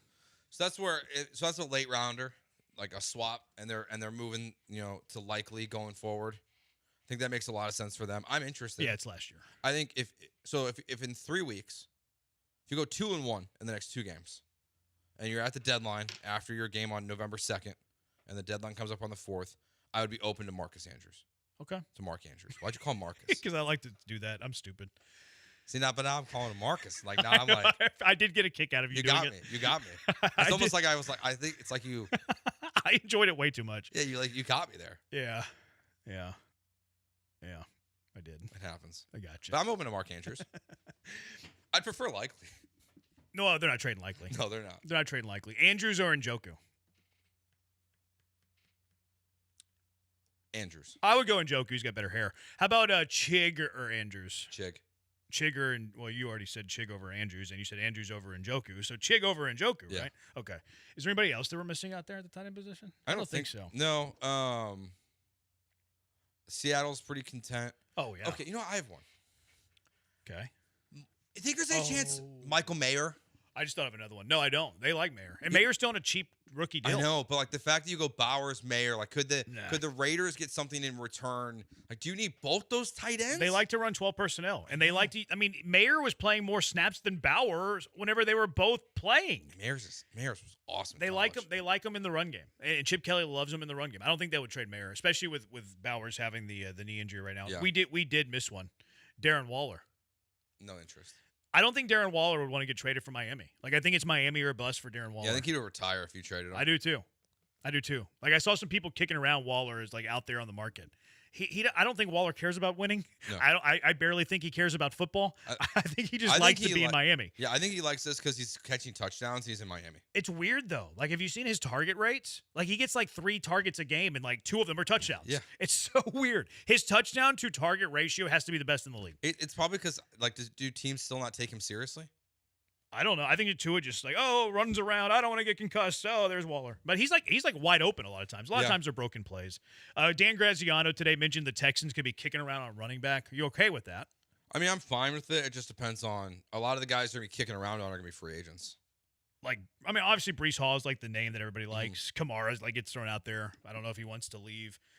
I don't think Jacksonville would trade you Etienne. No, they wouldn't. I don't think they would want to trade Etienne to anybody. I've heard they're pretty high on Boutel. Yeah, but they were saying that Etienne could be a trade piece before the season because they like Tank and Tootin, and then they traded Tank Bigsby, and the Eagles don't even play the guy. Yeah, well, not after his fumble last week. He's definitely done. See, I think it'd be Breece Hall or a bust here, but I wouldn't want to trade a lot for Breece Hall because he's in the final year of a deal, which probably wouldn't be that expensive. Yeah, Spotrac has him at a 9.9. I meant to trade for. I don't think that he would cost a whole lot to trade for. But you got to pay him though right away. Well, no, you don't. He could just be a rental. I think I'd want to pay him. Like, if you acquired Breece Hall, like I think I'd want him to be locked up. I think I'm mostly with you. Like now, are you going to be paying a premium on Breece Hall potentially? Because if you wait to free agency to acquire him, if the market bears out the way it has recently, he's not going to get the contract. Yeah, you like to use that word. I didn't mean to. It's an accident.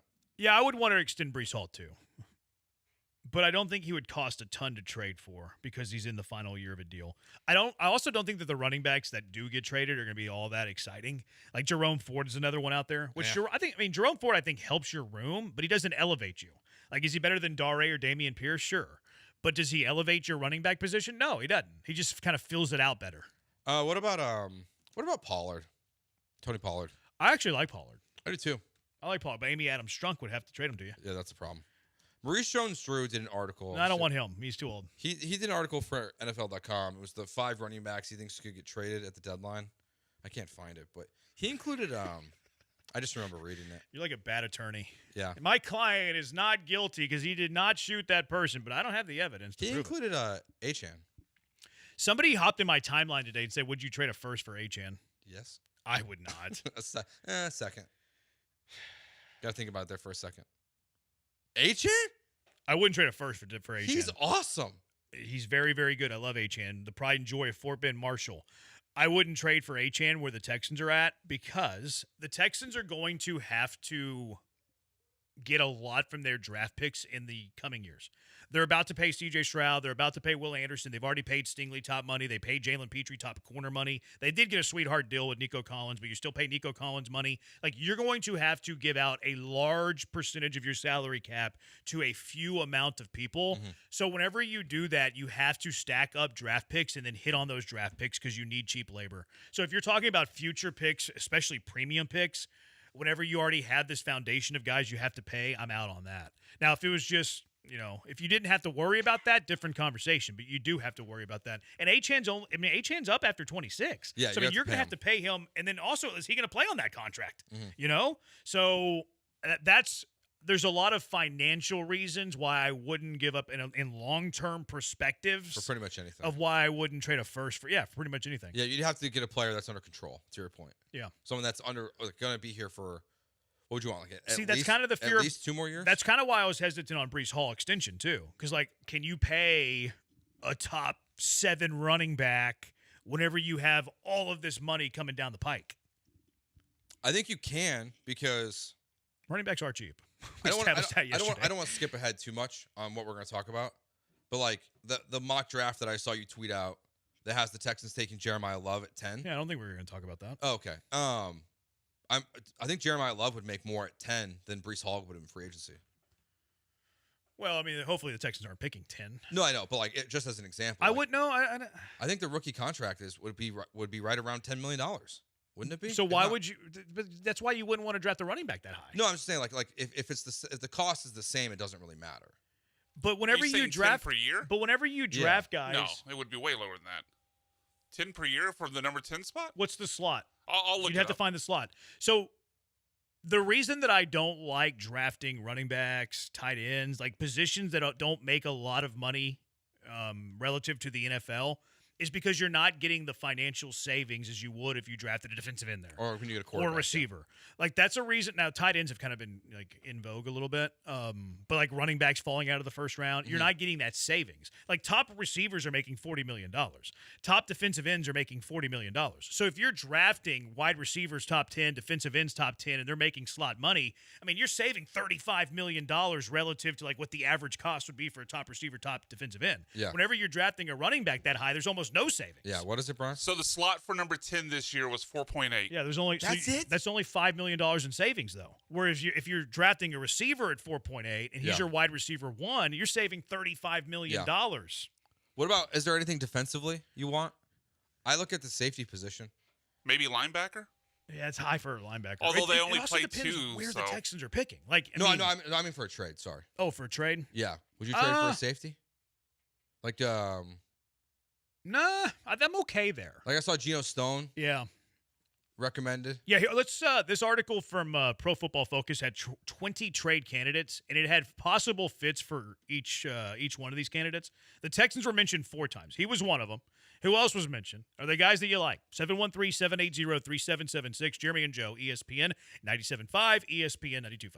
Coming up next weekend, Brian, myself, and Sean, we are headed to ESPN Bet inside LaBerge in Lake Charles. They got a brand new menu or new menu items out there along with a new chef as well. They've got their new VIP fan cave section that's available for bookings, and it's also now available to all ages. The restaurant area, of course, of ESPN Bet at LaBerge in Lake Charles. When we're there, there's going to be college football going on, NFL, UFC 321 is going to be happening during the day, during all the college football action. It's going to be an incredible environment. You can get all your NBA season-long bets in right now, and you can even do up to 20-leg parlays. Plus, you can earn rewards on every single wager you make when you use your Penn Play card. Plus, there's a ton of other great perks that come with it. You don't have to pay anything to sign up. It's totally free, so you can go there, sign up. There's all these kiosks, and you can get signed up for it. So super important to do that because everyone likes free things. They also offer a chance to place wagers on all of the Houston area teams. At ESPN Bet inside LaBerge in Lake Charles. Must be 21 plus to bet. Gambling problem? Call 1-800-522-4700.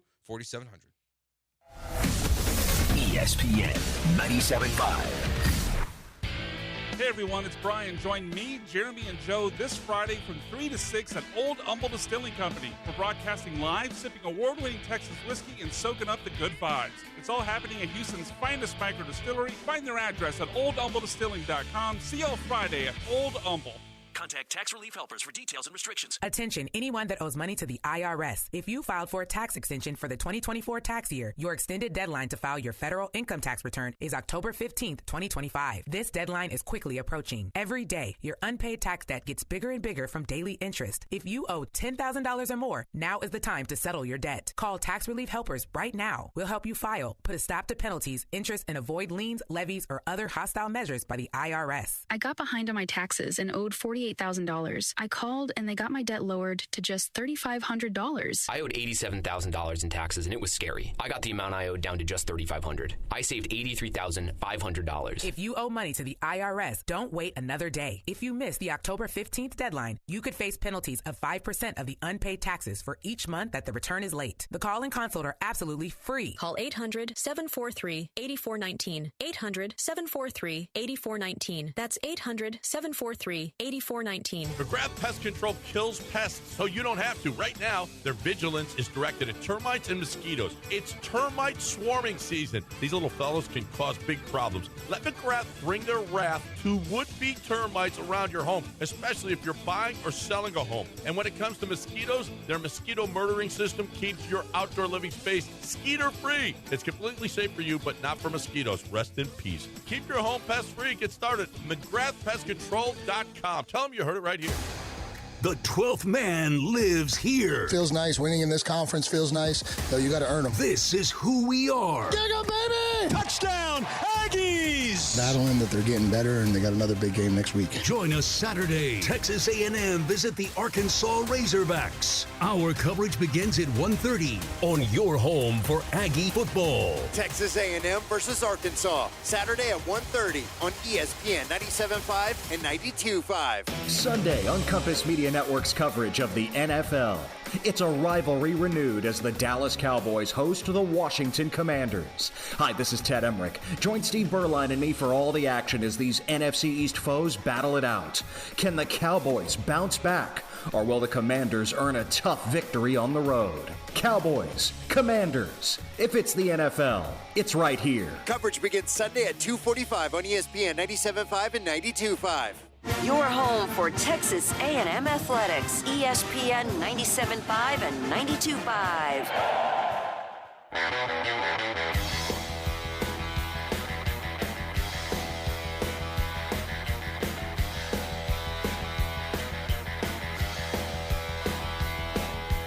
You are listening to Jeremy and Joe on ESPN 97.5 and 92.5. Live from the Veritex Community Bank Studios, here's Jeremy Branham and Joe George. When people talk about tight end being good blockers, how much does that actually help with a bad O-line? Like, would you rather the Texans get a tight end known for elite blocking or elite pass catching? I think that helps a lot. I think it helps a lot. I think you would want a balance of two, though, because you could really use a weapon in the passing game as well. Yeah, I mean, you want someone that can help out your tackle, specifically your young tackle, if he's struggling. If Ariante needs help there against whoever you're facing this week, having that tight end who can block and be helpful there would be huge to the offense. So you want someone that can do both. Which running back can roll out and catch passes better, Hall or Achane? I mean, that's easily Achane. Yeah. I just don't think Achane's going to be on the block. I have a very difficult time seeing him get traded. Achane's top 2 in the NFL catching the football out of the backfield, and he might not be 2. Who would be the other one? McCaffrey. Oh, yeah, duh. McCaffrey, Achane. Achane. I think that's the list. Gibbs? Gibbs is good. I wouldn't put Gibbs in that combo, though. No, he might be third. He'd be third. It's a steep third, like a big drop off. Yeah, maybe not as a big drop off as I was like letting on initially. Yeah, but I think he'd be third. No, but I think it's a pretty sizable gap. I mean, Christian McCaffrey's like 8th in receiving yards this year. Yeah, and Achane's. I would like to see him. I wish he could get more than just the panic dump offs though from Tua. Like kind of more involved in routes and stuff. Yeah, like what could he actually do in a creative offense? Yeah. Or with a quarterback that was confident. He got 78 passes last year. That's crazy. This pace that McCaffrey's on is pretty nuts too, though. Catching balls out of the backfield. I mean, he's probably on a similar pace to that then for this year. But yeah, some people are speculating that Miami is gonna like blow it up. This texture saying Bijan. Come on. I mean, not trading Bijan. Can I get Algier? No, why would they do that? I know That's their identity. I just really like him. What about Jacobs or Taylor? They're both pretty good catching the ball out of the backfield. Jacobs is better than Taylor, but I'm not putting Jacobs in that top 2. I'd have Jacobs behind Gibbs as well. Okay. He's saying Bijan on catching the ball, not Bijan being traded. Okay, Bijan's in that tier. He's probably Bijan's up there. He's probably in that top group. 3 through 5. I wouldn't put him top 2 though. I would have McCaffrey, Achane, and that might be it. Yeah. It might be Bijan next over Gibbs. I forgot about Bijan. Bijan would be in that conversation. Taylor is capable, but they don't throw the ball to Taylor a ton. I mean, they also take him off in crucial situations when you need to throw it to your running back. Yeah. Yeah, he wouldn't be in that conversation. I'd rather the Texans be sellers than buyers this year if we're going to need to pay for our top guys, get more picks. Look, I actually understand that mindset. Now, it's going to depend on what you do over the next couple of games, like you mentioned. Although I don't know if D'Amico's ever going to like roll over and be like, yeah, let's trade our pieces. I agree. I don't think that's in his mentality. I don't either, which could be counterproductive because it would make sense. If you lose your next 3 games, you should trade someone. No doubt. Probably Danielle Hunter. I know we talked about that No before. doubt. No doubt. Danielle Hunter, if anybody wants Schultz, if anyone wants Nick Chubb, I can't imagine Nick Chubb being somebody that anybody wanted. You mentioned Azeez whenever we talked about this the other day. Yeah, Azeez would make sense. How do you? But I didn't think Christian Harris was going to be healthy scratches. I know. How do you not put Kamara, who's top 10 all time in receiving for a running back? Yeah, he'd be in that conversation. I don't think he's McCaffrey or Achane currently. But Kamara, 2 years ago, he's number 1. Yeah, Kamara is elite at that, but I don't think he's top 2 anymore. I'm not even sure he's 3 or 4. I'd rather have Gibbs out of the backfield. I'd rather have Bijan out of the backfield. He might be 5 today, right now. But if you're talking about all time, then he would be in that conversation. Pitts from Atlanta, somebody that they like. They're not trading Pitts. Yeah. Atlanta's a dark horse contender, baby. Yeah, I think they might try to go in a different direction this offseason than Kyle Pitts. But for now, you need him out there. Hunter Henry. Patriots wouldn't trade Hunter Henry. Nope, they're pretty locked in. If the Niners lose a few more games, Kittle. Yeah, they're 4-2, though. Like, they're 4-2. Like, yeah, and Kittle, I mean, I know they said he's practicing today along with Purdy, or he's on track to play. But can you trust him to stay healthy? How many more weeks before the deadline? You said 3? Yeah, it's November 4th. So worst case scenario, San Francisco's 4-5, and that's I don't know when their bye is. They could be 4-4 worst case scenario. Yeah. So like they're not trading Kittle if they're 4-5. Especially since correct me if I'm wrong, but I believe they just locked him up this offseason, added some money onto his contract. Yeah, Rossini was wrong on that report, and Kittle called her out. Yeah, so I don't think they're going to add all that money on and then take the hit from trading him the same season. No. So here are the teams that Pro Football Focus thinks are fits for their 20 candidates to be traded at the deadline. Breece Hall is mentioned as one of them, and Graziano mentioned the Texans could kick the tire on running back, which, by the way, the thing we haven't said here is if the Texans are in the market for Breece Hall, that's just all rumor here. If they're in the market for Breece Hall, you can go ahead and kiss Joe Mixon goodbye. Oh, yeah. The idea, if you trade for Breece Hall, Joe Mixon's out for the entire year. Even if you're, like, trying to trade for Breece Hall, and this is all rumor and speculation, this is not even a report, even if you're trying to trade for Breece Hall, Mixon's done for the year. And the timelines kind of match up because Nick Caserio said 4 weeks. They would reevaluate him. Well, that was a week ago. They would know more about it. So they could be in that reevaluation. They probably will do the reevaluation process right around the deadline. Yeah. Geno Stone is mentioned as a candidate. He's a safety for Cincinnati. So you're okay with trading for a safety? They acquired C.J. Gardner-Johnson for a reason, in my opinion. And I don't think you're like, what are you betting on, Jimmy Ward? They like MJ Stewart. D'Amico Ryans gets mad whenever you say that MJ Stewart's a fill-in. He's nobody's fill-in, says D'Amico. I just think you could do better there.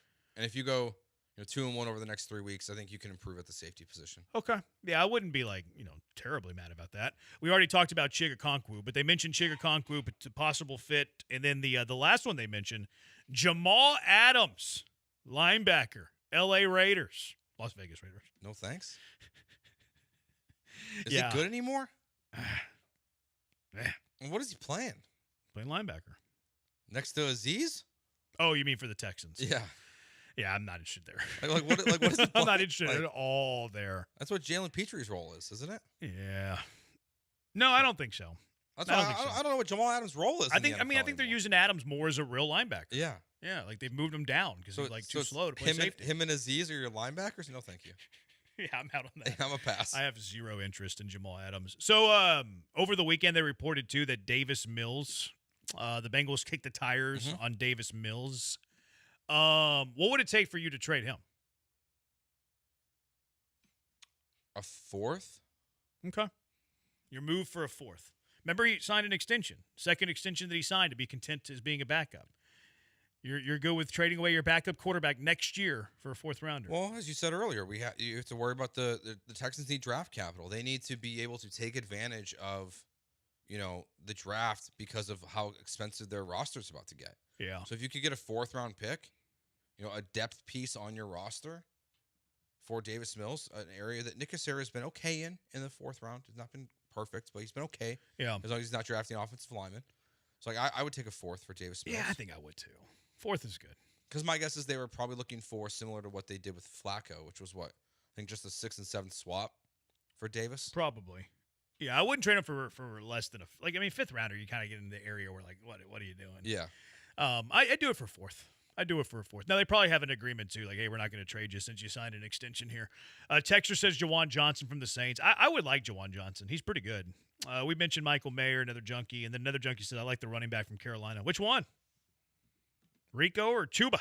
Would Chuba be available now?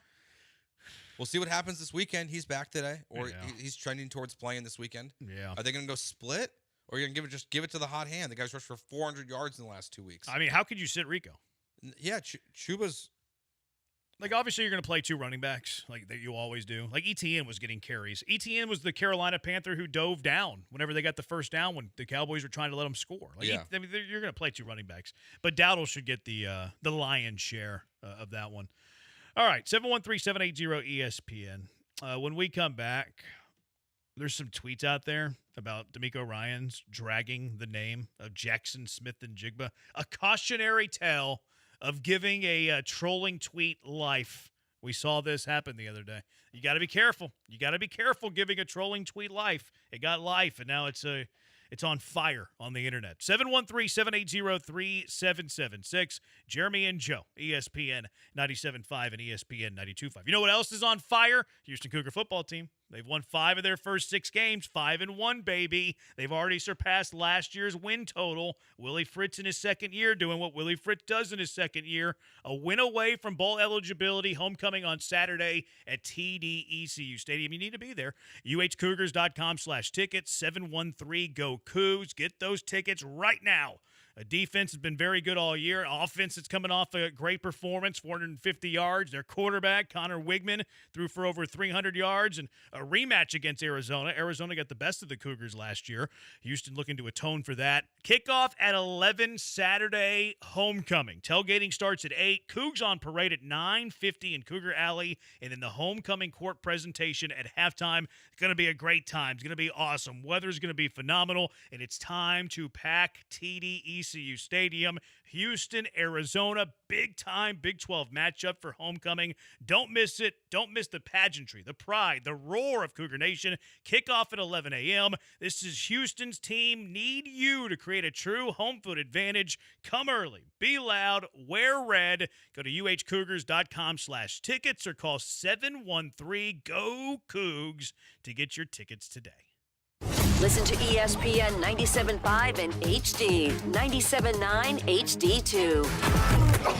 John Granado here with Robin Orlando from Houston Powder Coaters. Robin, what about bikes? Bring us your bike frames, your forks, your handles. We got you. So if you see a beautiful bike out there, chances are Houston Powder Coaters did that. We probably signed off on that. What do I need to do with trailers? We need you to bring us the bare bones of that trailer, and we will make it like new for you. We can even do welding repair if needed. How do you get an entire trailer to get Houston Powder Coaters? We have the largest ovens in the region. That's Oklahoma, Louisiana, Texas. So bring us your big trailers, and we have you covered. We talked before about boat parts. Tell me what's going on there. Summer's coming up. We like to be on the water here in the Houston area, so bring us your boat parts. We do have marine coating that will help protect it from all the elements that you have in the Gulf and all these lakes. One thing is anchors, for sure. What else on a boat? Ton of railings, ladders, the T-tops. We do have accessories that you put around the edges of the boat, so if it's metal, we got you. Call Robin and get your stuff Houston Powder Coater. 281-676-3888 or HoustonPowderCoaters.com. Attention taxpayers, if you owe $5,000 or more in back taxes to the IRS, don't wait for the October 15th extension deadline. Your problems will only continue to grow. The IRS is using advanced AI tools to identify and collect unpaid taxes faster than ever, meaning tax debt collections will become increasingly aggressive. Call Priority Tax Relief now. Their experts fight back fast and are saving their clients millions in tax debt every month. After speaking on my behalf with the IRS, my entire debt of $25,000 will be eliminated. I owed over $50,000, and they settled it for pennies on the dollar. These guys are as legit as they come. If you miss another tax deadline, you're stacking more debt on top of what you already owe with increasing penalties and interest. You now owe more today than you did yesterday. Call for your free consultation. Priority Tax Relief. Let's make your taxes our priority. Call 800-418-1404. 800-418-1404. 800-418-1404. Priority Tax Relief.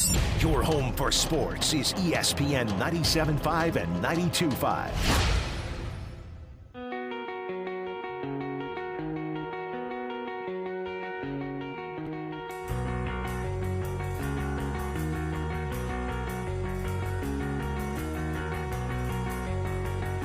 You're back with Jeremy and Joe on ESPN 97.5 and 92.5 inside of the Veritex Community Bank Studios. You know what we're doing? What are we doing? Brian's been gone a few days. Forgot to turn on the Tylen's mic. I've been letting you turn it on all show. I know. Times are changing. Do your homework, I'm Jeremy. not saying what's I'm not changed, opposed to but I feel like I no longer have to do that. No, I'm not opposed to it. I just Get used to it? It takes a little conditioning. Yeah, I'm like Pavlov's dog. But anyways, giving away a family 4-pack of VIP tickets to the Dewberry Farm Fall Festival right now. This comes with an attraction passport, $25 value for attractions that require an additional purchase, souvenir Halloween cup, refillable Halloween punch, and a dedicated VIP entrance to the farm. You're not going to want to miss it. Great family fun. Family 4-pack of VIP tickets to the Dewberry Farm Fall Festival is yours. If your caller number, hey, don't jump the gun, whoever's already calling in. Caller 4-713-780-3776. You're headed out to the Dewberry Farm Fall Festival, and it's going to be a great time. 713-780-3776. Probably should text in right now. Rico said somebody, Hall for Mills. I mean, he's Hall for Davis Mills. Come on. What are we doing here? Fields. What are we doing here? He's way better than Justin. That doesn't mean he's equal to Brees. No, I know. If another teams think they're getting General Mills for anything less than 3 first-rounders and a sweetener, they're crazy. Mills Mafia for life, says Eric the Buyer. Jawan Johnson cost us 3 games. Take him. Is that true? Jawan Johnson cost you 3 games? How did he do that? What did he do? Probably drop passes? How would you feel about Taysom Hill? I'd be intrigued. That would be fun. Swiss Army knife. You could do a bunch with him. It's like 43. But he's always been one of my favorite players. Yeah. Like, I love that dude. I would be pro Taysom Hill. Just for the idea of what they could do. Houston played him whenever he was at BYU. I think they played him 2 years. I think he played at NRG 1 year. I think we played him in Provo 1 year. He killed us. He was so good. He beat Texas. He was great in college. He beat Texas in Provo 1 year. Yeah, I love Taysom Hill. Taysom Hill's fun. I'm not sure he's like who you need at tight end or whatever, but he's a lot of fun. He's pretty cool. All right, cautionary tale of giving a trolling tweet life. This is my mistake. This is noob radio, noob drive time host radio, playing audio as Brian's answering tons of phone calls. But Brian's a professional, so there is a Twitter account, probably a Seattle fan. His name is Shadow. He cut up a D'Amico Ryan. He didn't alter it, but he just cut it very specifically time-wise to where it makes D'Amico look like he's talking trash. Here was D'Amico Ryan's a 5-second clip about Jackson Smith and Jigba. What Jackson Smith has done so far. What are some things that jump? So what D'Amico's doing, he's having fun with Aaron Wilson. It sounded like Aaron kind of botched Jackson Smith and Jigba's name a little bit, and D'Amico's just having a little fun with him. What's his name? And this Twitter account, Shadow, is cutting it up like he's disrespecting JSN. He's not altering it at all. He's just taking a very specific 5-second cut to where it sounds like D'Amico Ryans is talking trash about who is that? Yeah, who? like what L'Jarius Sneed was saying about Nico Collins exactly. a couple weeks ago, when he literally was saying, who? When in reality, it's that guy. When in reality, he's actually given Aaron Wilson a little bit of the business for botching his name, for screwing up his name. Here is what the actual question and answer sounded like. What Texas has done so far? What are some things? What's his name? No, I'm messing with you. Is that close? No, JSN has done an outstanding job this year for Seattle. That's plenty. That's good there, Brian. I mean, he just goes on. He's doing great. He's awesome. We have all his respect. But he took that 5-second cut to fuel the Seattle Seahawks fans into thinking that the Houston Texans head coach is dissing one of the best receivers in the NFL. I think that's the next step in your game that we're missing from you on Twitter, Jeremy. I think this is your evolution here. I like to be what you got to aim for. I don't like to take things out of context. I hate doing that. I feel like it's unfair. It is unfair. I feel like it's cheap. I feel like it's juvenile. I'll farm engagement with the best of them. I'm a farm and engagement son of a gun. But I don't like taking things out of context. Just throw this crap out there to get clicks. You're absolutely right, OG. I'm not going to take things out of context, though. Mm-hmm. I think that's there's a certain level of professionalism that goes with the engagement business, Joe. You can't take things out of context. But here's the problem, though. Because, this guy's obviously a troll. He's obviously doing clickbait stuff.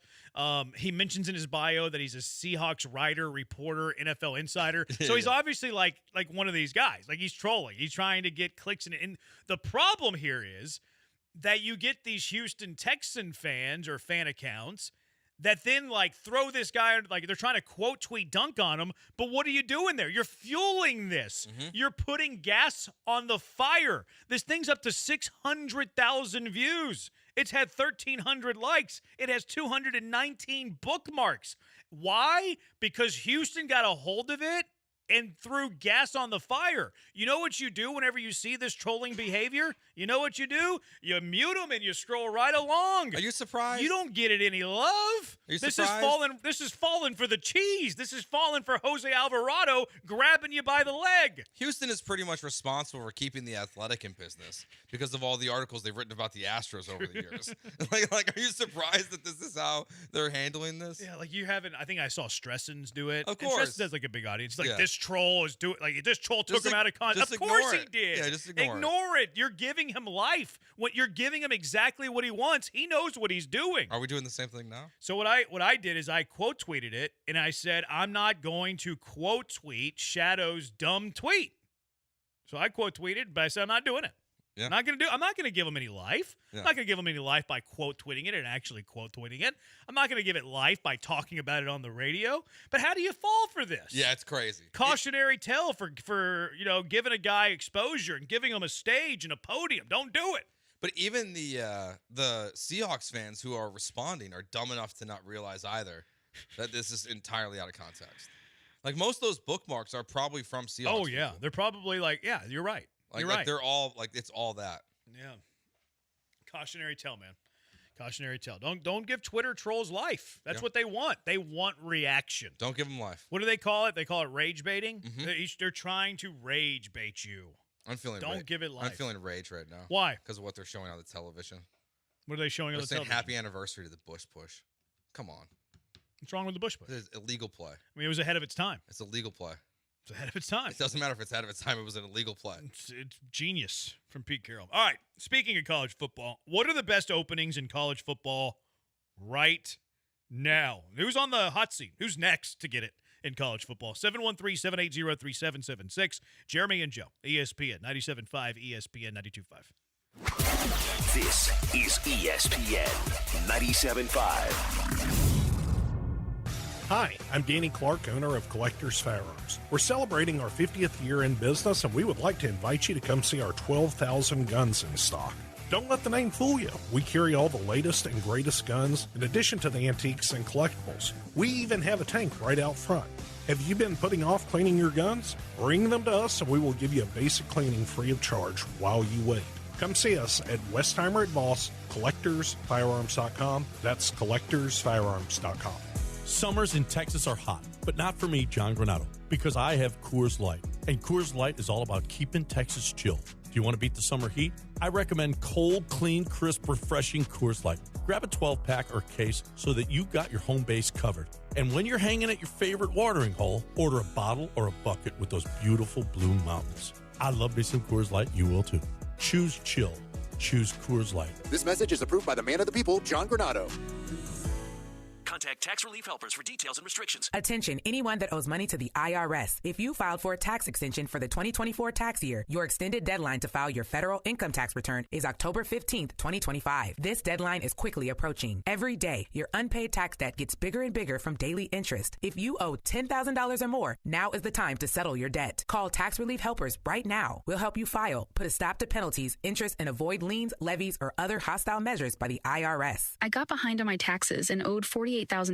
I called and they got my debt lowered to just $3,500. I owed $87,000 in taxes, and it was scary. I got the amount I owed down to just $3,500. I saved $83,500. If you owe money to the IRS, don't wait another day. If you miss the October 15th deadline, you could face penalties of 5% of the unpaid taxes for each month that the return is late. The call and consult are absolutely free. Call 800-743-8419. 800-743-8419. That's 800-743-8419. Actual price will depend on product and subscription plan. Featured products are compounded drug products, which the FDA does not approve or verify for safety, effectiveness, or quality. Prescription products require an online consultation with a healthcare provider who will determine if appropriate. See website for details, restrictions, and important safety information. Want a boost in and out of the bedroom? Hims has you covered. Introducing a new 2-in-1 approach to level up your game. Tadalafil for better bedroom performance and zinc for testosterone support. Put it all together and you've got what you need to turn things all the way up. Getting started is simple. Just go to hims.com/joy to start your free online visit. Through Hims, you can access ED treatments including pills, chews, and more. 100% online. No office visits, no pharmacy lines. Just fill out a simple intake form and a licensed medical provider will determine if treatment's right for you. If prescribed, it ships free and discreetly to your door. Find affordable treatment options at up to 95% less than brand names at hims.com/joy. That's hims.com/joy, HIMS.com/JOY. John and Lance, weekday mornings from 7 to 10. This is ESPN 97.5, KFNC, and 97.9 HD2 Mont Bellevue, Houston. Brought to you by Zadok Jewelers. Houston, standing by, over. Jeremy and Joe starts now. On ESPN 97.5 and 92.5. Live from the Veritex Community Bank Studios, here's Jeremy Branham and Joe George. You know what time does the show start? 3 o'clock. 713-780. Thanks for the time, Jeremy. 3776. Jasper, Jeremy calling someone a troll. Rich, wait. Jasper calling Jeremy a troll. It's like troll inception, a troll within a troll. I mean, game, no game. Game, no game. Ball, no ball. You know what I mean? You can recognize this. You got an eye for it. Trolls recognize trolls. Game, no game. What are the best openings in college football right now? Did you tell me this off the air yesterday, or did you tell me on the air? The whole Joe Brady thing? Oh, it was off the air. Do you know who the new betting favorite is to be the Penn State head coach? Is it Joe Brady? Yeah. So it's because, so Bear, Chris Felica, I think that's how you say it, except he's with Fox now. He put out this, he was doing his podcast. Apparently, the person who was mostly paying off the James Franklin buyout is the owner of the Buffalo Bills. So the theory is that he knows he's going to lose Joe Brady this offseason. Not a great performance on Monday night, Joe. And he's going to get Joe Brady to be the head coach at Penn State instead of letting him go be the head coach for like the Tennessee Titans. Yeah, whenever you told me this at first, I'm like, that's stupid. And now you thought about it. Yeah, I did. You kind of talked me into it. Or you gave me more of the theory. Because I was thinking of it very like binary Branham. I was thinking of it, if I'm an NFL owner, I rather have that guy be my OC versus be my head coach at my alma mater. Mm-hmm. But then you threw out the point, well, would you rather him be the head coach of your alma mater or be somebody else's head coach, which is very likely. Very likely if he wanted a head coaching job, he could get one somewhere. So would you rather him be the Penn State head coach, or would you rather see him go to a rival and be their head coach? I'd rather him be the Penn State head coach. Yeah, like what if he is the reason why Cam Ward all of a sudden becomes awesome? I know it's not in your division. Yeah. What if he becomes the Miami Dolphins head coach? Yeah. Because Mike McDaniel gets fired. Yeah. You'd rather be at Penn State. It's fascinating because you told me that. I was like, no, that's stupid. That's stupid. And then all of a sudden, he's the betting favorite. I'm like, oh, okay. Yeah. Maybe that actually has some credibility. Maybe there's something to it. And we do know, like, there are a lot of people who are sometimes more loyal to their alma maters than they are their businesses. Maybe.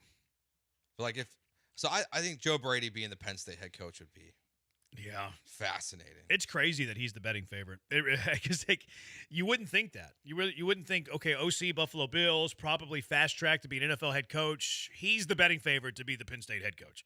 So we'll see how it all plays out. Especially because he left LSU so quickly. To the NFL? Yeah, like he left as soon as he could. Yeah. So it's like, does he like recruiting? Because you would almost assume that him leaving for the NFL is almost a way of him saying, I don't like recruiting. Yeah. Plus, I mean, it's so different now. NIL, having to deal with like boosters, that whole deal.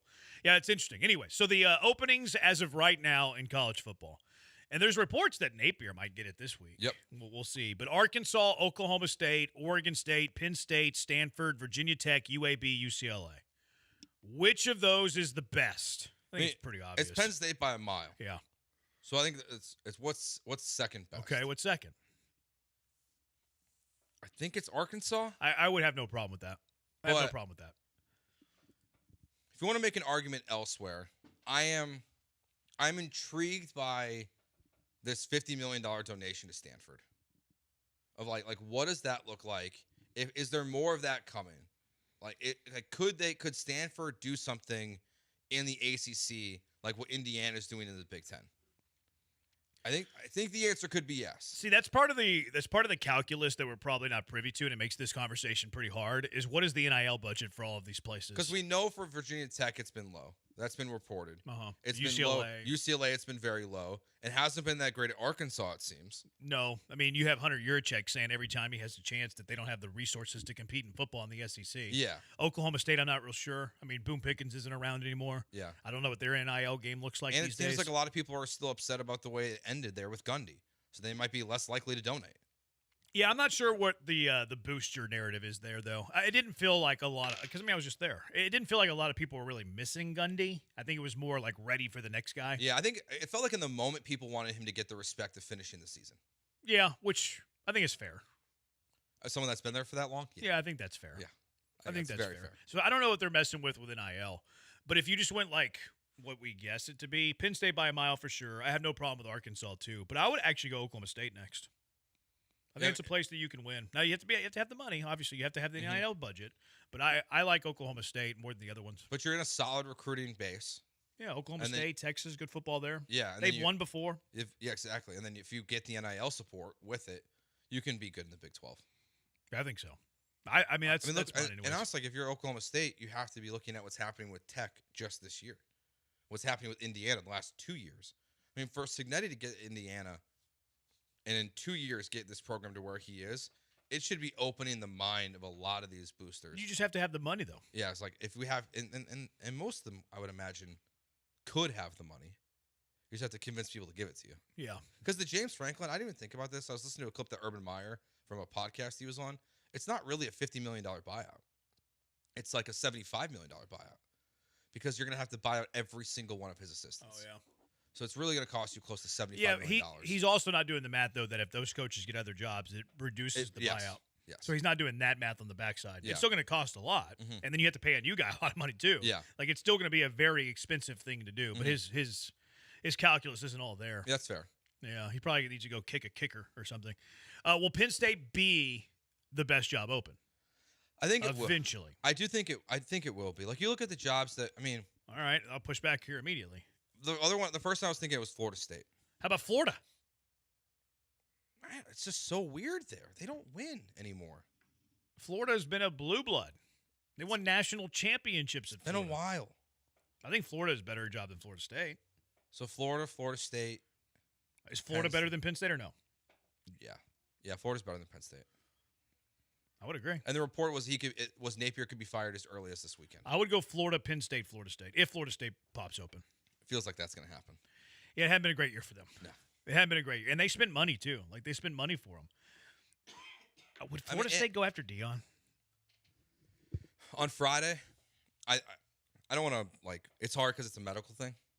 Are we sure Deion's coaching next year? I don't know. It doesn't feel like it personally, and that's unfortunate because it's not for coaching reasons. No, he's done a great job everywhere he's been. It's health reasons. I mean, he's it just doesn't. It doesn't get the vibe that this is a long-term thing for him. Yeah, but if Florida State was open, they would go after him. He's talked poorly about Florida State. Yeah, he's not a graduate of Florida State.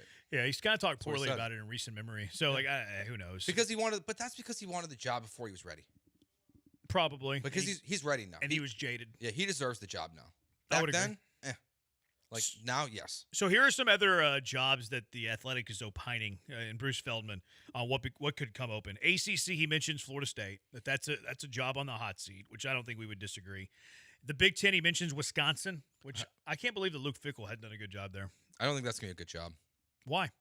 They don't. They're the only time they've won in my lifetime. Basically, feels like is when they were in that garbage half of the Big Ten. They really didn't do anything. They're beating up Illinois, Iowa. They're not really winning. And I'm with you. I thought Luke Fickell was going to win there. I did too. Because my guess is Luke Fickell's going to get one of these other jobs that's open, and he's going to do a solid job there. Yeah, he'll have to go down though. Yeah, I don't know if he's back down to Cincinnati. That wouldn't be a bad spot for him to go Oklahoma State. I know he doesn't have the roots there. He's more of a northern guy, but still, yeah, that wouldn't be a bad spot for him. Hugh Freeze, Auburn. They mentioned that as a hot seat, which they've been competitive, obviously, but they just can't get over the hump. Is that a better job than Penn State? No, but I think they should be very happy if they hire James Franklin. See, I think Auburn's a better job than Penn State.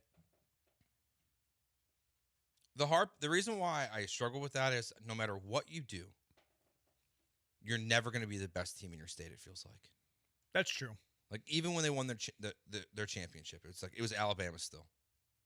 Yeah, they cared more about trashing Alabama than they did winning themselves. But I think it's very similar to Texas A&M. Where both schools can be very, very good. You don't. It's not really a big brother complex, really. I don't think. I think it's you have two teams that are way up here on this tier. Because Texas is big enough to have both A&M and Texas be good. I think Alabama's similar. They mentioned Florida and Billy Napier. They say that's scalding hot. They got some group of fives here, which kind of irrelevant. But those would be the other big ones. Where does Nebraska fall into this if Matt Rule were to leave? I think in the similar tier as Wisconsin. I learned something interesting, but I'm actually not sure if I'm allowed to share it. I think I am. I'm just going to share it. Yeah, do it. Apparently, Matt Rule was able to get extra flights to Lincoln, Nebraska. What does that mean? He was able to convince people to have more direct flights from Houston, Texas. Airlines? Yeah. What? Yeah. That seems like a weird thing to be able to have the power to do. I know, but he was able to convince them to do more direct flights from recruiting hotbeds to Lincoln. What? Yeah. How is this possible? I don't know. Call the morning show tomorrow and ask Lance. So what does that mean, though? It's just he made it easier to get recruits there. Because there are certain college areas where it's going to be hard to get recruits there on a daily basis. Yeah, but do I think that Nebraska's far and better than Wisconsin because they have a few more direct flights? No, but they're spending a lot of money. Nebraska, what they're doing now, I would put it above Florida State if Matt Rule were to leave. I wouldn't put it above Florida or Auburn. But if it opened, because Rule gets the Penn State job, I think it'd be up there. I don't know what else. The other jobs that open this year. This is a pretty good one, though. Oklahoma could open. Oklahoma could open. I like Oklahoma more than any of them. Especially because they've got to beat. That feels like a program that's ready to spend a lot of money. Champing at the bit. Yeah. This is not going well. Let's spend a lot of money and get this thing going right. They should just bring back a Stoops. That'd be fun. Y'all don't think Clemson and Dabo are going to part ways if they don't make the playoffs? I think it's very possible. I think it's very, very possible. Not just because of the playoffs, because of the portal, because of the NIL, that they're not going all in like the other programs are. Would you have Clemson higher than Penn State? Yes. I'm not sure that I can. I don't know if they're ready to spend and Dabo just doesn't want to. I don't know. It's a weird dynamic. Is he not spending because he doesn't have the money? He's kind of covering for them. Or is he just doesn't want to dabble in that game because he doesn't believe it's true college football? Yeah, I mean the things he's said before. I apologize to anyone that's religious, but when he said NIL is his name, image, and likeness, and he turned it into a religious thing versus paying his players thing, I was like, that's strange. I was like, that's a strange thing to compare what all of college football is becoming to. So it's going to be hard to be competitive if Yeah. you're not willing to spend top dollar in NIL. Like, I don't know if the funds are there and he's just kind of reluctant, or if the funds aren't there. I don't know. But they don't bring in players in the portal. Right. So like they don't have wide receivers and guys coming in. Like even like Penn State this year. Penn State tried their best to revamp their wide receiver room. Clemson's not doing that. No. Like you're a Clemson guy or you're not with Dabo. And until I know that they have the funds, I'm going to believe that they don't. Yeah. So I would put that more on the tier of as Auburn and Florida State than I would Penn State, Oklahoma even, and Florida. Yeah. Clemson just feels like it's time for it to open with the way things are going. And it feels like they would be because they've been a power up until like this current era of college football. And maybe they were a playoff team last year too. Where's North Carolina rank? Not that high. But they got the money. Not that high. I mean, they spent a lot of money this year in the portal. It just didn't go well. I think they're committed to Belichick. I really do. I think they're committed to Belichick. I think Belichick's committed to be there. I think a lot of it's kind of just like bad PR. I think he's going to be there next year. Wisconsin and Nebraska will never compete against as a junkie. No player wants to be there, and the NIL money is better elsewhere. Yeah, I think you can compete, though. Maybe not for like a natty. Another junkie, I think the Florida State job is better than Nebraska because of the conferences they play in. It's a little bit more of a difficult trek for Nebraska compared to Florida State and the ACC. Yeah, but like look at Indiana. I agree with that take. Like the travel's better for Florida State. But the other thing is, except when they're playing like Cal and Stanford, the other thing, though, is that the Big Ten's a way better conference than the ACC now. So like you're going to have more opportunities in the Big Ten. Like the Big Ten's going to get more playoff teams than the ACC. If Nebraska runs, Nebraska's at 25 right now. Their schedule is not challenging, even though they're in the Big Ten. They play Minnesota, Northwestern, USC, UCLA, Penn State, Iowa. Yeah. If they're a one-loss Big Ten team, they're probably going to be in the playoffs. For sure. Maybe a 2. So, did you see Penn State's schedule next year? It's like Cupcake City. Oh, really? They have like 1 or 2 big games, and then everything else is soft. I want OU to replace Venables, but not many Signettis out there. But yeah, but I think you can get better than Venables. Like a place like Oklahoma, I feel pretty confident that I can upgrade my coach there. And not many Signettis out there. He came from James Madison. Like a Rich Rod at West Virginia has to be on a very hot seat right now. He just got the job. I mean, we see one and dones, but I would think that he would have a little bit of a leeway there. No, I mean, like I guess I'm basing this mostly off of what, like the reaction to him coming home, like when it's on McAfee and they're celebrating him. That to me feels much more secure. I do too. I think so. Brian Kelly will be hot if he drops the Vandy and A&M game. Yeah, LSU doesn't tolerate losses. That could become warm. That would be the best job. I would agree. I think it's way better than Penn State if LSU comes open. I would agree with that. Yeah, I have no problem saying that. All right, 713-780-3776. Willabits coming up next. You never know what you're going to get. You know what you're going to get, though? Radio mediocrity. It's Jeremy and Joe on ESPN 97.5 and ESPN 92.5. Loaded, ready to roll. You're listening to ESPN 97.5. Hi, I'm Sean with Energy Texas, and I'm a customer too. I'm proud to say our rates are 17% below the national average. Every day, our team is focused on keeping costs lower for you. We take affordability personally because this is our home too.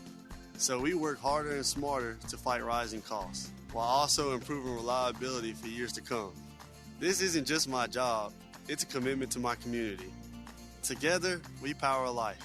Entergy. Friday Night Lights means one thing, high school football. And with football comes the homecoming game and the homecoming dance. Make sure you look sharp with Giorgio Dante suit separates at Suit Mart. Jackets start at just $89.99, vests from $29.99, and pants from $39.99. Choose from black, midnight navy, or charcoal gray. Then finish the look with a marquee slim fit dress shirt starting at only $22.99. Be ready for the big night with homecoming style from Suit Mart. Attention taxpayers, if you owe $5,000 or more in back taxes to the IRS, don't wait for the October 15th extension deadline. Your problems will only continue to grow. The IRS is using advanced AI tools to identify and collect unpaid taxes faster than ever, meaning tax debt collections will become increasingly aggressive. Call Priority Tax Relief now. Their experts fight back fast and are saving their clients millions in tax debt every month. After speaking on my behalf with the IRS, my entire debt of $25,000 will be eliminated. estimated. I owed over $50,000, and they settled it for pennies on the dollar. These guys are as legit as they come. If you miss another tax deadline, you're stacking more debt on top of what you already owe. With increasing penalties and interest, you now owe more today than you did yesterday. Call for your free consultation. Priority Tax Relief. Let's make your taxes our priority. Call 800-418-1404. 800-418-1404. 800-418-1404. Priority Tax Relief.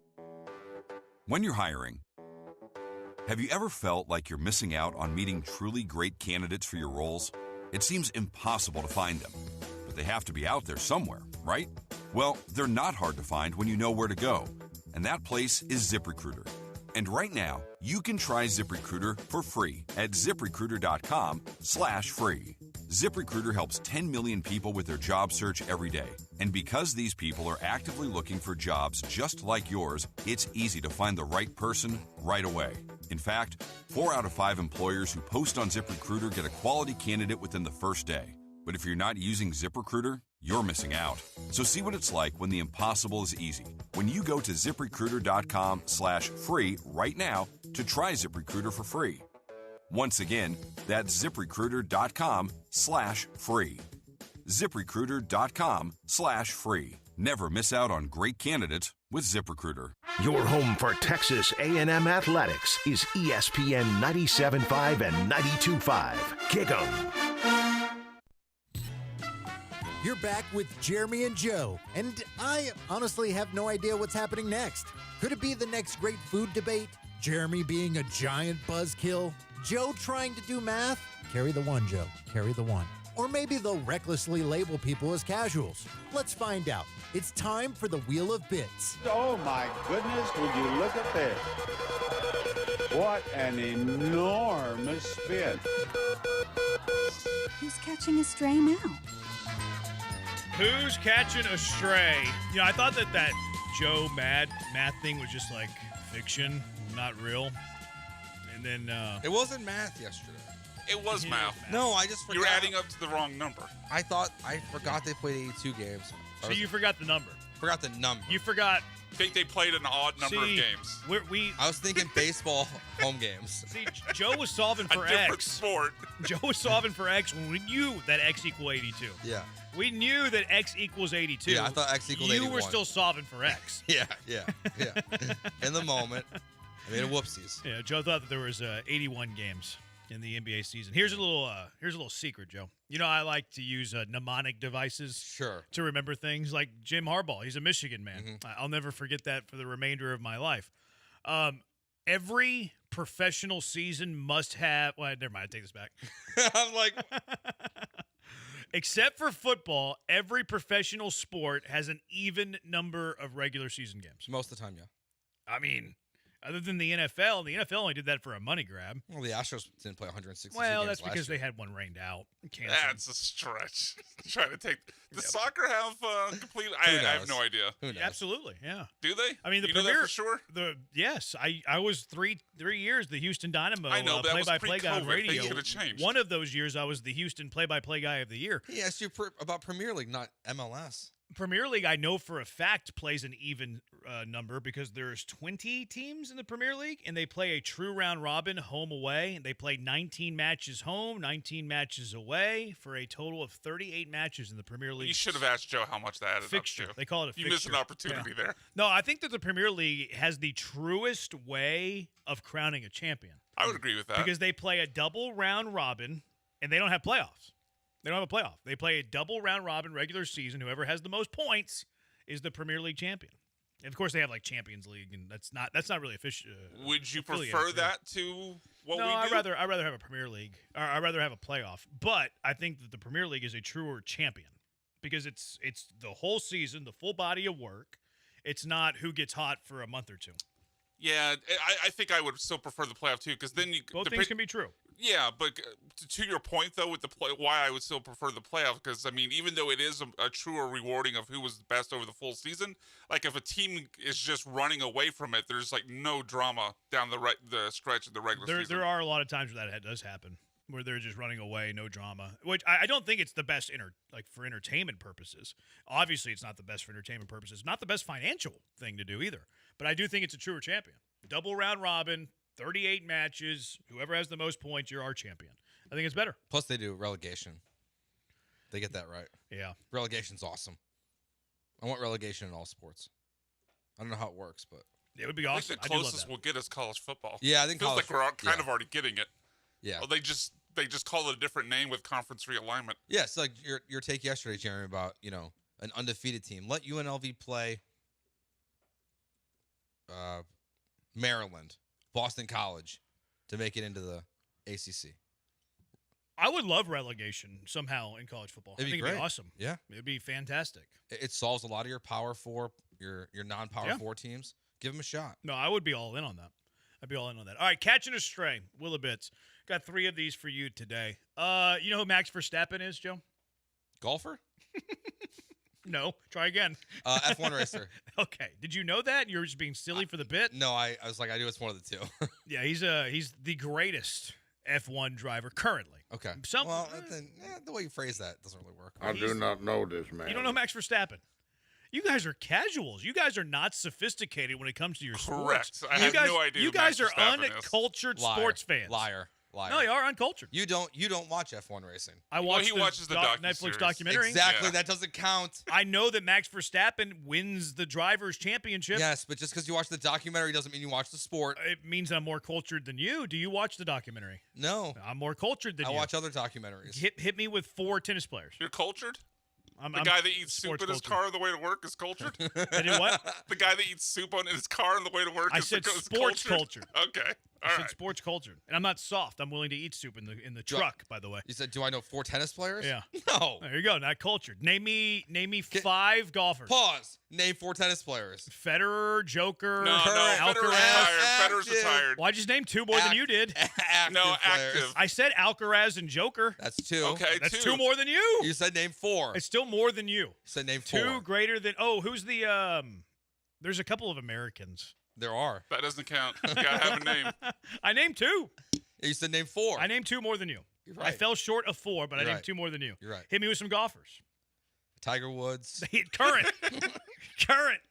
I think you did that for the bit, Joe. Bryson DeChambeau. PGA golfers. John Rahm. PGA golfers, Brian.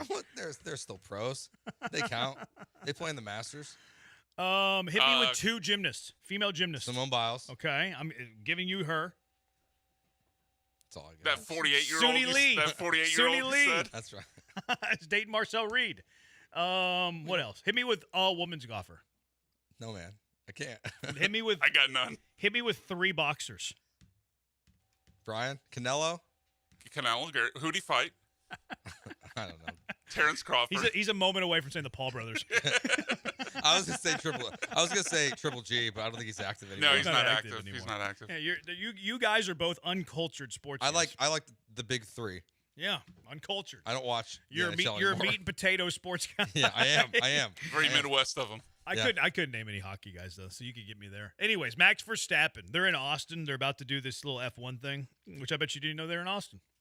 Nope. Texas is back, folks. They were giving him logos, NFL team logos. They were handing Verstappen NFL team logos, and he was guessing like what they were. He was given one of the Texans. The Longhorns? They're not? Houston Texans. Wow. Very original. Ooh! Texans are still taking strays for that unoriginal name they had some 20 years ago. I mean, it's an awful name. Do you remember the contenders? I remember a couple. Apollos was one. Stallions. That's, I think, the end of my memory. There were the Wildcatters. Oh, okay. Because it was playing homage. Was it Roughnecks an option? I don't think so. No, I don't think so. The other one was the Bobcats. Yes. After Bob McNair. Yeah. I'm glad that one didn't work out. That would have been so bad. That would have been worse than the Texans. Honestly, of those options, they got it right. I disagree. Which one would you want? Apollos? I wanted Wildcatters. I wanted to pay homage to the rich oil history I agree there. in our city. I just don't like the name. I like Wildcatters a lot. I like it a lot. Big fan of the Wildcatters. Billy Bob Thornton could have been your mascot. I don't know. I wanted to get away from the oil thing. I think that's probably why they didn't do it. Yeah. Yeah, because your logo would have probably been a right, Derek exactly. You're replacing the Oilers with the Oilers adjacent. That's probably why they didn't do it. It's because they wanted to separate themselves from the oil and gas. Google AI says it was the Apollos, Bobcats, Stallions, Wildcatters, and Texians. Texians? And then ultimately the name Texans was chosen. So we named them all except for Texians. Well, I think that's wrong. Yeah, I don't remember Texians at all. I think Google AI got that wrong. I think so. The other Google ones AI were, is not see, I don't like Stallions either, though. Like Stallions to me sounds like Philadelphia. Sounds like the Italian stallion. Yeah. I would not have liked it. It's like very like honestly, high school football team name. Yeah, that's fair. Yeah. I feel like all of these names are terrible. I don't like any of them. Yeah. I prefer Wildcatters over the others. Apollos or Texans? Texans. I think so. I think I would like the Apollos. I think Texans were second on my list. I didn't like Stallions. Bobcats was dumb. That was I think the worst they on the named list. them the Cowcats. They should have The named Cowcats. the Hannah Cats. That might be better, actually. Or whatever video game Cal was playing. The Guitar Heroes. In 2002, yeah. So the Texans catch a stray from the greatest F1 driver currently driving the I do not know this, Max man. Verstappen. I mean, it's not a terrible guess. The Longhorns, when you look at the logo. No, it's not terrible. And plus, they're in Austin. He's probably heard Texas Longhorns. Yeah. But doesn't know like what color scheme that they use. I mean, you're never guessing Texans. You're not going to look at Toro and say Texans, ever. You're not doing that. No. All right, next one. Michael Vick, of all people, caught a stray from Jonathan Gannon today? Coach, how early in your career did you have to start trying to figure out how to take the emotion out of coaching as far as when you have all these injuries and you have all these different pieces? When's the first time that you can recall that? 2007 when our quarterback went to jail. Oh! Jonathan Gannon. Defensive. The guy says, Coach, thank Shots. you. Explosives. You can run. Defensive quality control coach for the Atlanta Falcons in 2007. Do you think he knew that question was coming? No. Or he just was absolutely not. He was ready for it. Yeah, I mean, he's a pretty sharp guy, I think. Pew, pew, pew. Yeah. Do you remember when he was the DC for the Eagles? I want to say he was on the way to the NFC Championship game. I want to say that it's like a fan was videoing him at the light, and he was like firing him up. It's kind of fun. It's kind of cool. But yeah, Michael Vick catches a stray from freaking Jonathan Gannon today. Like a question about like when you learn to deal with injuries. He goes, when my quarterback went to jail. He's like, buckle up. He's shaming the reporter, Vic, when he went to jail. I mean, it's a great point. Like you got you learn a lot when QB1 goes to prison for 2 years or whatever it was, 18 months. Yeah, he wasn't the QB1 But anymore. he was a defensive guy, though, right? Yeah, but he learned how to deal with it. He was in those meetings, Brian. I guess. He was in those meetings. And then the last one, catching a stray. I don't know what J.J. Watt has against Uber drivers. Former Walter Payton Man of the Year whenever he raised all the money for the city of Houston. Burnley owner, Espn owner, J.J. Watt. Yay! If you could please elaborate on your PFF usage and thoughts, especially fresh out of a week where your brother got a lower ranking than Myles Garrett in a battle, in which there's a lot of legacy, a lot of conversation, a lot of tension, a lot of rivalry, a lot of everything between those two. So if you could break it down your angle. Now, we haven't left a lot of meat on the bone with the things that we have said about PFF from a player's perspective. Now, Jage, I'm sure you have some ideas on what maybe hasn't been mentioned in this entire argument, but you have been an open, hey, we can't be putting the rankings on TV. This is not a how this goes guy for a while now. Many other people are feeling empowered to maybe say it as well, or why do you think there is a little bit of a groundswell right now where people are going, we got to change how this goes if this is how it's going to continue to go? Well, I think first things first, that conversation, the TJ Miles conversation, people want to take that and turn it into something different. I've had my issues with PFF for a very long time. Oh, yeah. I was their number one rated player. I had over 100 score while I was playing. They had to change the system. They literally came to me and told me we had to change our system because of how you did it. So this isn't a guy who had bad grades who's disgruntled. I literally was their number one guy, and I still hate it. I have to start with this. PFF has a lot of very beneficial tools. They have things, D-Butt was just talking about it. They have things where you can break down plays by coverages, where you can cut down the film to, I just want to see runs to the right side under 5 yards. They have all this really good stuff that you can use. The number one issue with PFF, by far, bar none, hands down, is their player grading system and the fact that they project it everywhere, including nationally televised games on Sunday night where everybody's watching. And they make it underneath the rankings where it states as fact 91st out of 97th defensive tackles, 117 out of 117 offensive guard.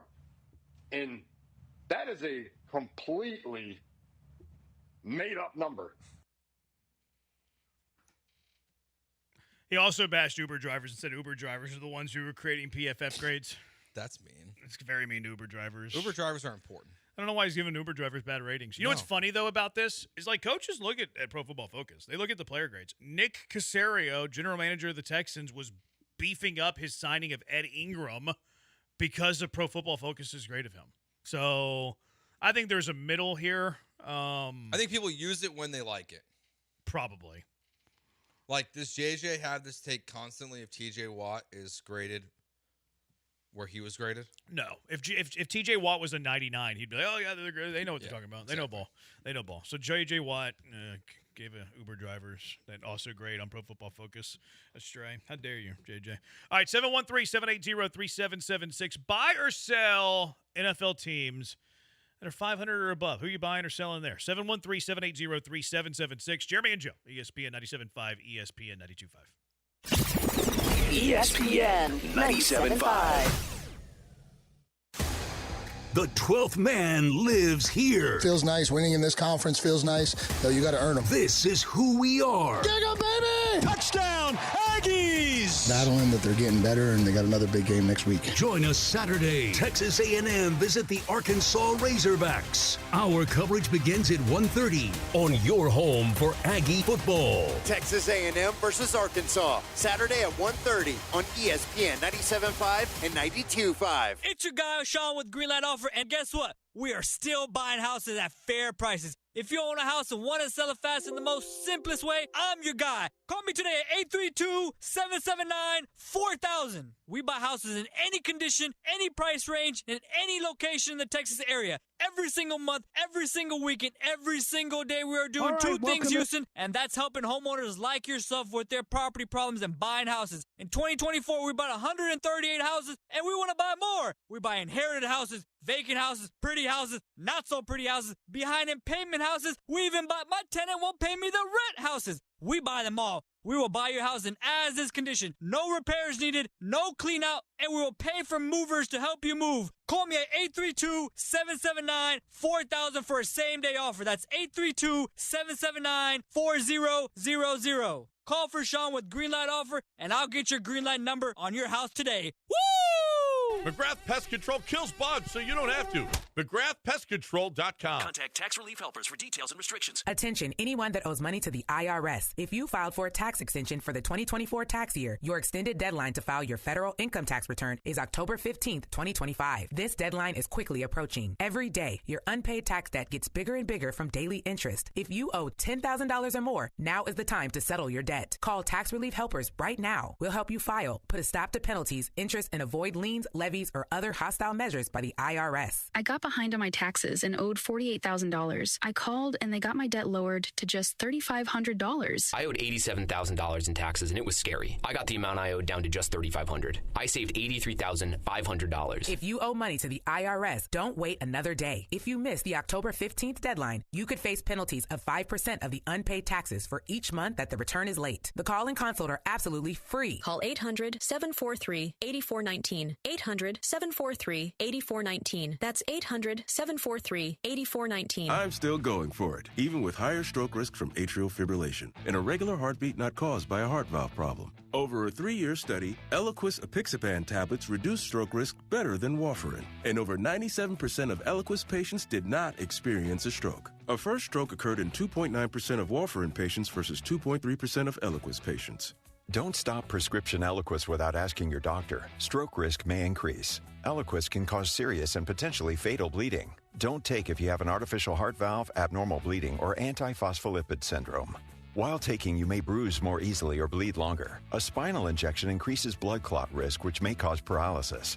Get medical help right away for unexpected bleeding or bruising, or back pain, tingling, numbness, muscle weakness, or incontinence. Aspirin products, NSAIDs, SSRIs, SNRIs, and blood thinners increase bleeding risk.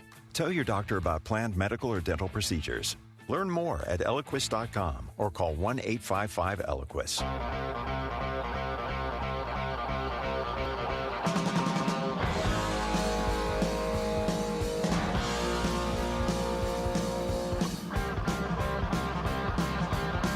Now back to the Veritex Community Bank Studios with Jeremy Branham and Joe George. On ESPN 97.5 and 92.5. Let's give away some Houston Cougar football tickets. You got to get a trivia question right, though, so don't be calling in yet. You got to hear the question. The big game coming up Saturday. Houston, Arizona. Cougar fans, time to pack TD-ECU Stadium. Saturday, October 18th, Houston taking on Arizona for homecoming. It'll be a good game, good Big 12 matchup. Houston 5-1. Don't miss the pageantry, the pride, and the roar of Cougar Nation. Kickoff at 11 a.m. This is Houston's team. We need you to create a true home field advantage at TD-ECU Stadium. Come early, be loud, and wear red. Get your tickets, uhcougars.com/tickets, or call 713-GO-COUGS to get your tickets today. So the first person to call in and get this trivia question right, 713-780-3776. Who leads the Houston Cougars in receiving yards right now? Who is the Cougar leader in receiving yards right now?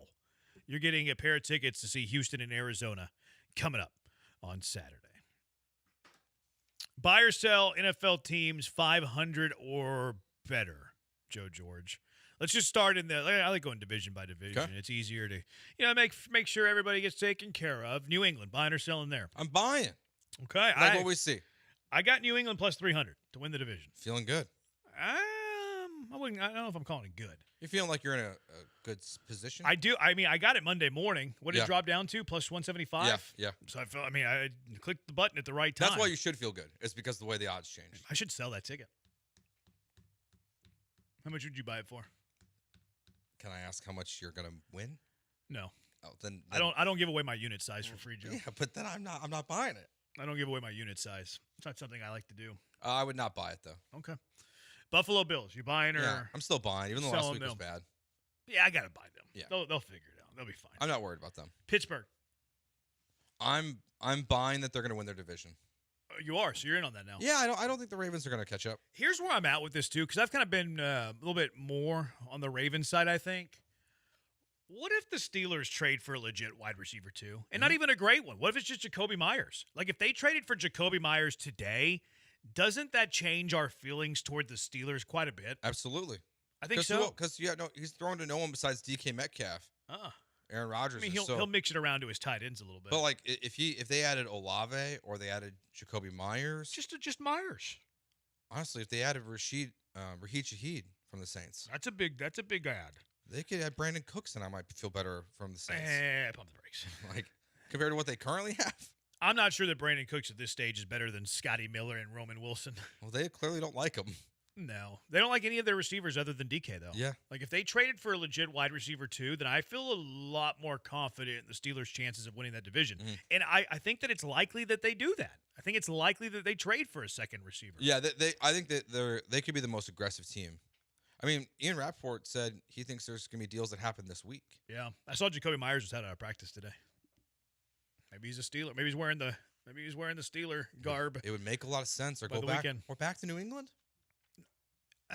Does he really lift them though? Like, I think Myers is better than Booty. Yeah, I think he's better than Booty, and I think he's better than Well, they love Mac Hollins because he's a blocker. Yeah. Mac Hollins might be the best blocking receiver in the NFL, and that's like a Vrabel thing. Pop Douglas a little bit more on the slot, so he's a little bit different. And they have Diggs. Diggs has been okay. I'm not sure Myers lifts them a ton. Yeah, it lifts the Steelers more than it lifts the Patriots. Yeah, Myers would make more sense, or any of the receivers would make more sense. Well, I mean, if New England got Olave, that's a different story. Yeah. If New England got A.J. Brown, that's a different story. But Myers, who's like a wide receiver too, I don't know if he elevates the Patriots like he would the Steelers. You think A.J. Brown's on the block? I mean, reports are that they could trade him. Unhappy. They don't throw it to him anyways. Could be addition by subtraction. A little overrated. I remember a guy on the radio who would say he wasn't top 7 in the NFL at the receiver position at the beginning of the year. I can't remember who that was, but that guy, he knows ball. Smart that man. guy. He knows ball. Colts, buying or selling? Buying. I'm in. Even after the game this weekend, I'm still buying. Yeah, I have to buy them. Jonathan Taylor, the weapons are good. The defense is Downs has a solid. concussion, I saw. Oh, really? Yeah. I think they're fine, though, because you still got Pittman. You still got Alec Pierce. You know what's funny is that A.D. Mitchell was a healthy scratch this past weekend. I wonder if that's going to be if that's like a one game. I don't know. They brought in that what's the guy's name, Doolin or whatever? Yeah. They brought him in and gave him snaps over A.D. Mitchell after he had the drop at the goal line. And the holding on the Yeah. Taylor. Like, That's why I'm wondering, is it a one game punishment? No, he's in the doghouse. That feels like Yes. if you're in the doghouse, it's a permanent doghouse. He's currently their wide receiver 5, maybe 6. He might get traded. If he has value. Yeah. If he has value. I think he has value. You know who would be trade? You know who makes sense to trade for somebody like him? Or like one of these terrible teams. Like a terrible team, hey, we're going to give you a 7th round pick, 6th round pick, and then we're going to try to make him a pro. Like we're going to give him snaps, we're going to try to develop him. That makes sense. It makes more sense for a bad team than a contending team for Mitchell. Because he's not going to he can make a mistake. It could cost you a critical game that cost you the playoffs or something but you would that. think he learned his lesson. I mean, they obviously hate him. Yeah. Like they picked up a street free agent to get snaps over him. I like the standard it sets, though. Yeah. Like you messed up that bad, it doesn't matter if we valued you at one point. They hate him. Yeah. They hate him right now. Jags. Sell. Yeah, I'm selling too. The Lawrence thing, you're right on that one. Yeah, I don't buy it. Even what we've seen from Etienne the last 2 weeks, it wasn't as explosive as it was at the beginning of the season. That's part of the reason why I was buying them early. Uh-huh. Where I was like, okay, like if Etienne's going to run like this, yeah, it just helps Trevor Lawrence. They're not getting that production now, so I'm out on Jacksonville. Chargers. I think I'm going to sell. I'm selling because of the injuries. Yep, that's all. Denver. Can I push? Sure. I'll push on Denver. I'm selling them because I think they're very mid. Because I don't want to sell yet because the defense is so good. Yeah, I think they're mid. But I'm not sure about Bo Nix. Yeah, I think he's mid. Yeah, I think that Sean Payton has just been gassing him up a lot, but I'm wondering if they're not going to be looking for an alternative option. That's hot. That's spicy. In the near future. They love Bo Nix. Peyton loves Bo Nix. He loves him. Are we sure? Yeah. I read a book where he likes him. Are we sure he's just not saying that because that's his current quarterback? I think he's legit. I think he legit loves Bo Nix. Yeah, I'm not Kansas sure. City. I'm buying. Yeah, I'm buying KC. I'm buying as much stock as I can. Same. Eagles. Sell. I'm buying the Eagles. I'm selling. Commanders. Buy. I'm selling the Commanders. Really? Yeah. Why? Because they lost to a bum team on Monday night. Come on. Green Bay. Buy. I'm selling them. They disappoint me. I feel like they should be better than they are. They're a roller coaster a little bit because of Love. That contract's not looking great either. But I still think there's still something there. And they throw the ball to Romeo Doubs like he's Jerry Rice. Yeah. Like, what are we doing here? Yeah. Detroit. Buy. Easy. Yeah, buy. Minnesota. Sell. I'm selling because of the quarterback position. J.J. McCarthy met with the media today, said that the feedback he got was it could be 6 weeks. So he might not play again this week. Yeah, he's in detention. Even though he met with the media. Chicago. Buy. I'll sell you all the Chicago stock I got. Tampa Bay. Buying. Yeah, I guess I got to buy. Atlanta. Sell. I'm buying Atlanta. Give me all of Atlanta, baby. I don't trust Penix. Carolina. Sell. Sell. Sell. San Fran.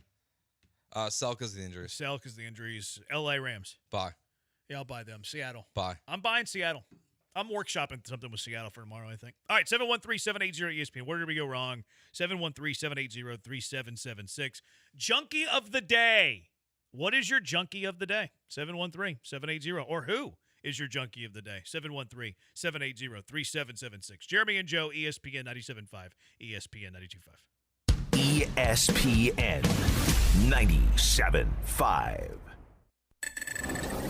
This is Ron Ansana with your market scoreboard report on ESPN 97.5. Another day of wild swings on Wall Street as the Dow was up as much as 400, down 200, and finished with a 17-point loss to 46,253, despite bank earnings from the likes of Morgan Stanley and Bank of America propping the market up early in the morning. Now, the S&P did manage to advance 26 3/4 points to 66.71, and the NASDAQ, with technology stocks holding positive, up 148 points to 22,600. 670.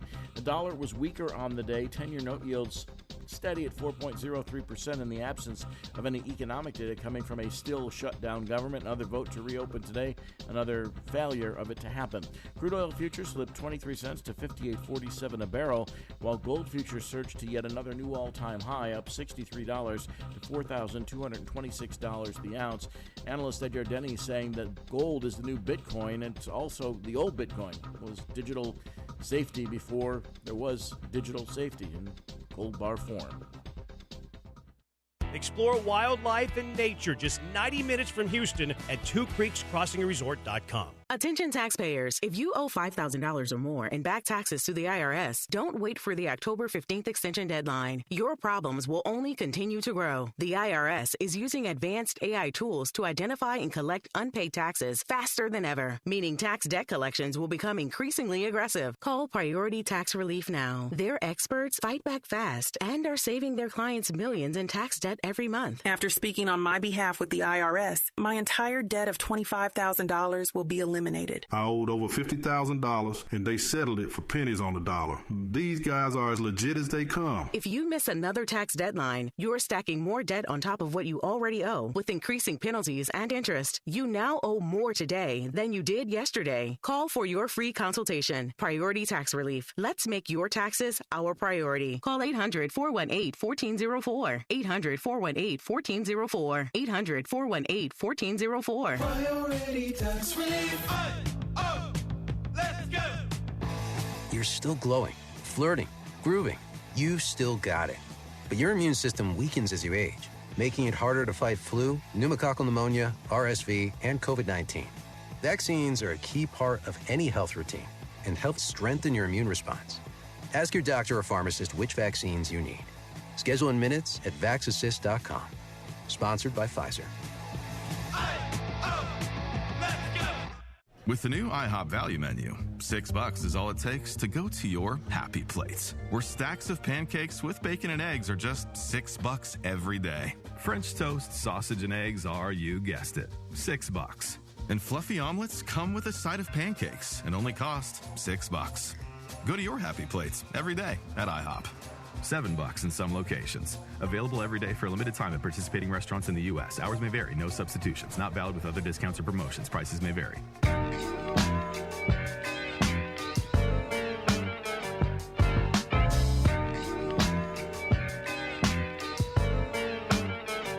You are listening to Jeremy and Joe on ESPN 97.5 and 92.5. live from the Veritex Community Bank Studios. Here's Jeremy Branham and Joe George. He's Joe. I'm Jeremy. Jeremy and Joe. Junkie of the day. Who is your junkie of the day? 713-780-3776. Joe, I'm going to have to stop putting my stuff in here. Anyway. I'm not going to steal it again. Tribal 2 days thief in a row. Joe George. I haven't even looked at it. He stole it twice in a row. All right, what is your who's your junkie? What or who is your junkie? I was scrolling down to make sure I wasn't going to steal it today. I don't know what yours is, so I'm not going to steal it. It's literally written in there. I don't know who our junkie of the day is, but I just want to give a shout out to whoever left 3 loaves of bread for the office. I was going to mention that. I walk in today and it was there yesterday. It's just That's they were here yesterday That's right. too. But they were in a bag yesterday. Someone took them out of the bag. I want to say that they were delivered here.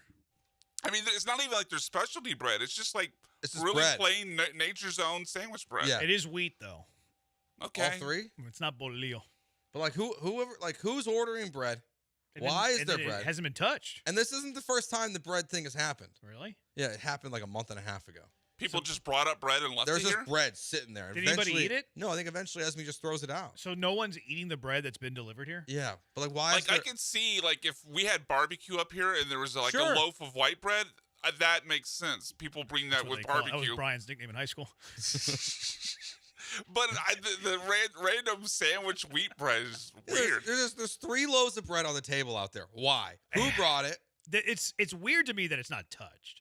Because maybe because there's nothing to go with it. Like it's like if they brought 3 loaves of bread and they also brought peanut butter and jelly. Right, like at least I would understand. Adding to that where they left it, it would be one thing if you brought it up here, like, and it's in the break room where you'd be making a sandwich. It's just in the middle of our production. I don't think it's anyone from our station. What is the most plausible Why are theory? they leaving on our table? I don't know. They put their stuff everywhere on our side. Like who's they? Why do they gotta be they? Spanish station? Why are they?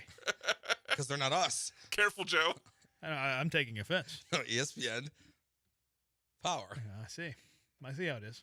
And wherever their other news station is. They, huh? And I'm Mexican. The people down the hall. Gotcha. You got me. What's the most plausible theory? You're saying they? I think Joe's definitely saying Bagels they. over there. I think that the most plausible theory is that Lance is doing it and he's making sandwiches. Wouldn't it be in his office? Yeah, you keep it in his office. Well, he doesn't want it to stink it up the place. It's just bread. Bread stinks. Not if they're not open.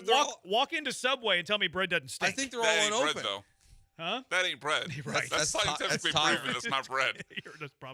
You are right. I remember reading that too. I think the most plausible thing is that it's Lance's. He's up here the most. That's Of true. any of the talent. But why would he need 3 loaves?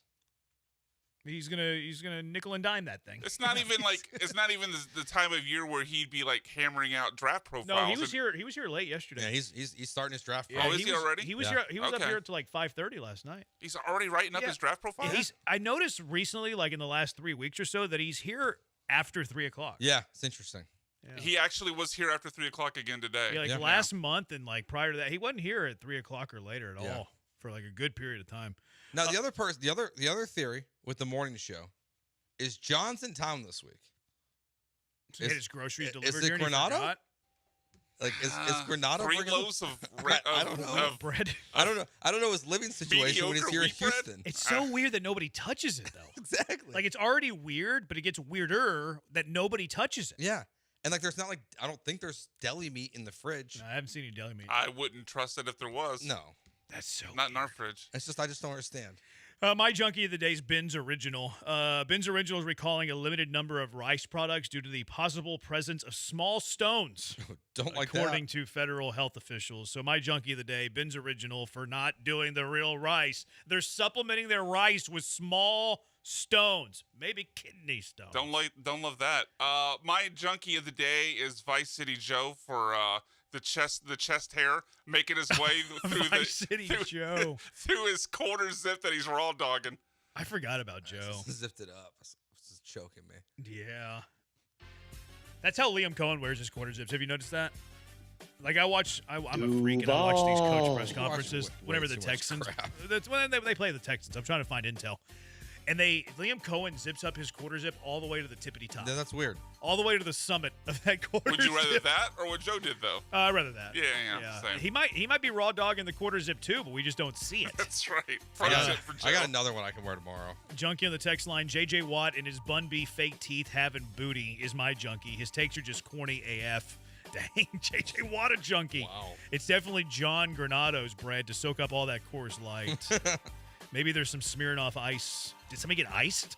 Smirnoff ice bottles hidden in bread loaves? They're icing people who look in there? Yeah, but like people got to open it. Have you ever been iced? Yes. What a terrible game. Yes, I've been iced. All right, what wins here? Who's our junkie of the day? Joe's quarter No, zip. the bread. Yeah, whoever's behind the bread. No, bread. Joe's quarter zip. No. I changed my mind. Coach, you've been outvoted. Joe's Veto. raw dogging quarter zip Veto. is our junkie of the day. Does it for us. Thanks to Brian for the hard work. He's Joe. I'm Jeremy. Hall of Fame with the worst general manager in SmackDown history, Booker T and Brad Gilmore. Mike Elko at 8, ComicCast at 7. But coming up next, Glenn Davis, Destination 2026, right here on ESPN 97.5. Just you, Joe. Houston's only FM sports stations, ESPN 97.5 and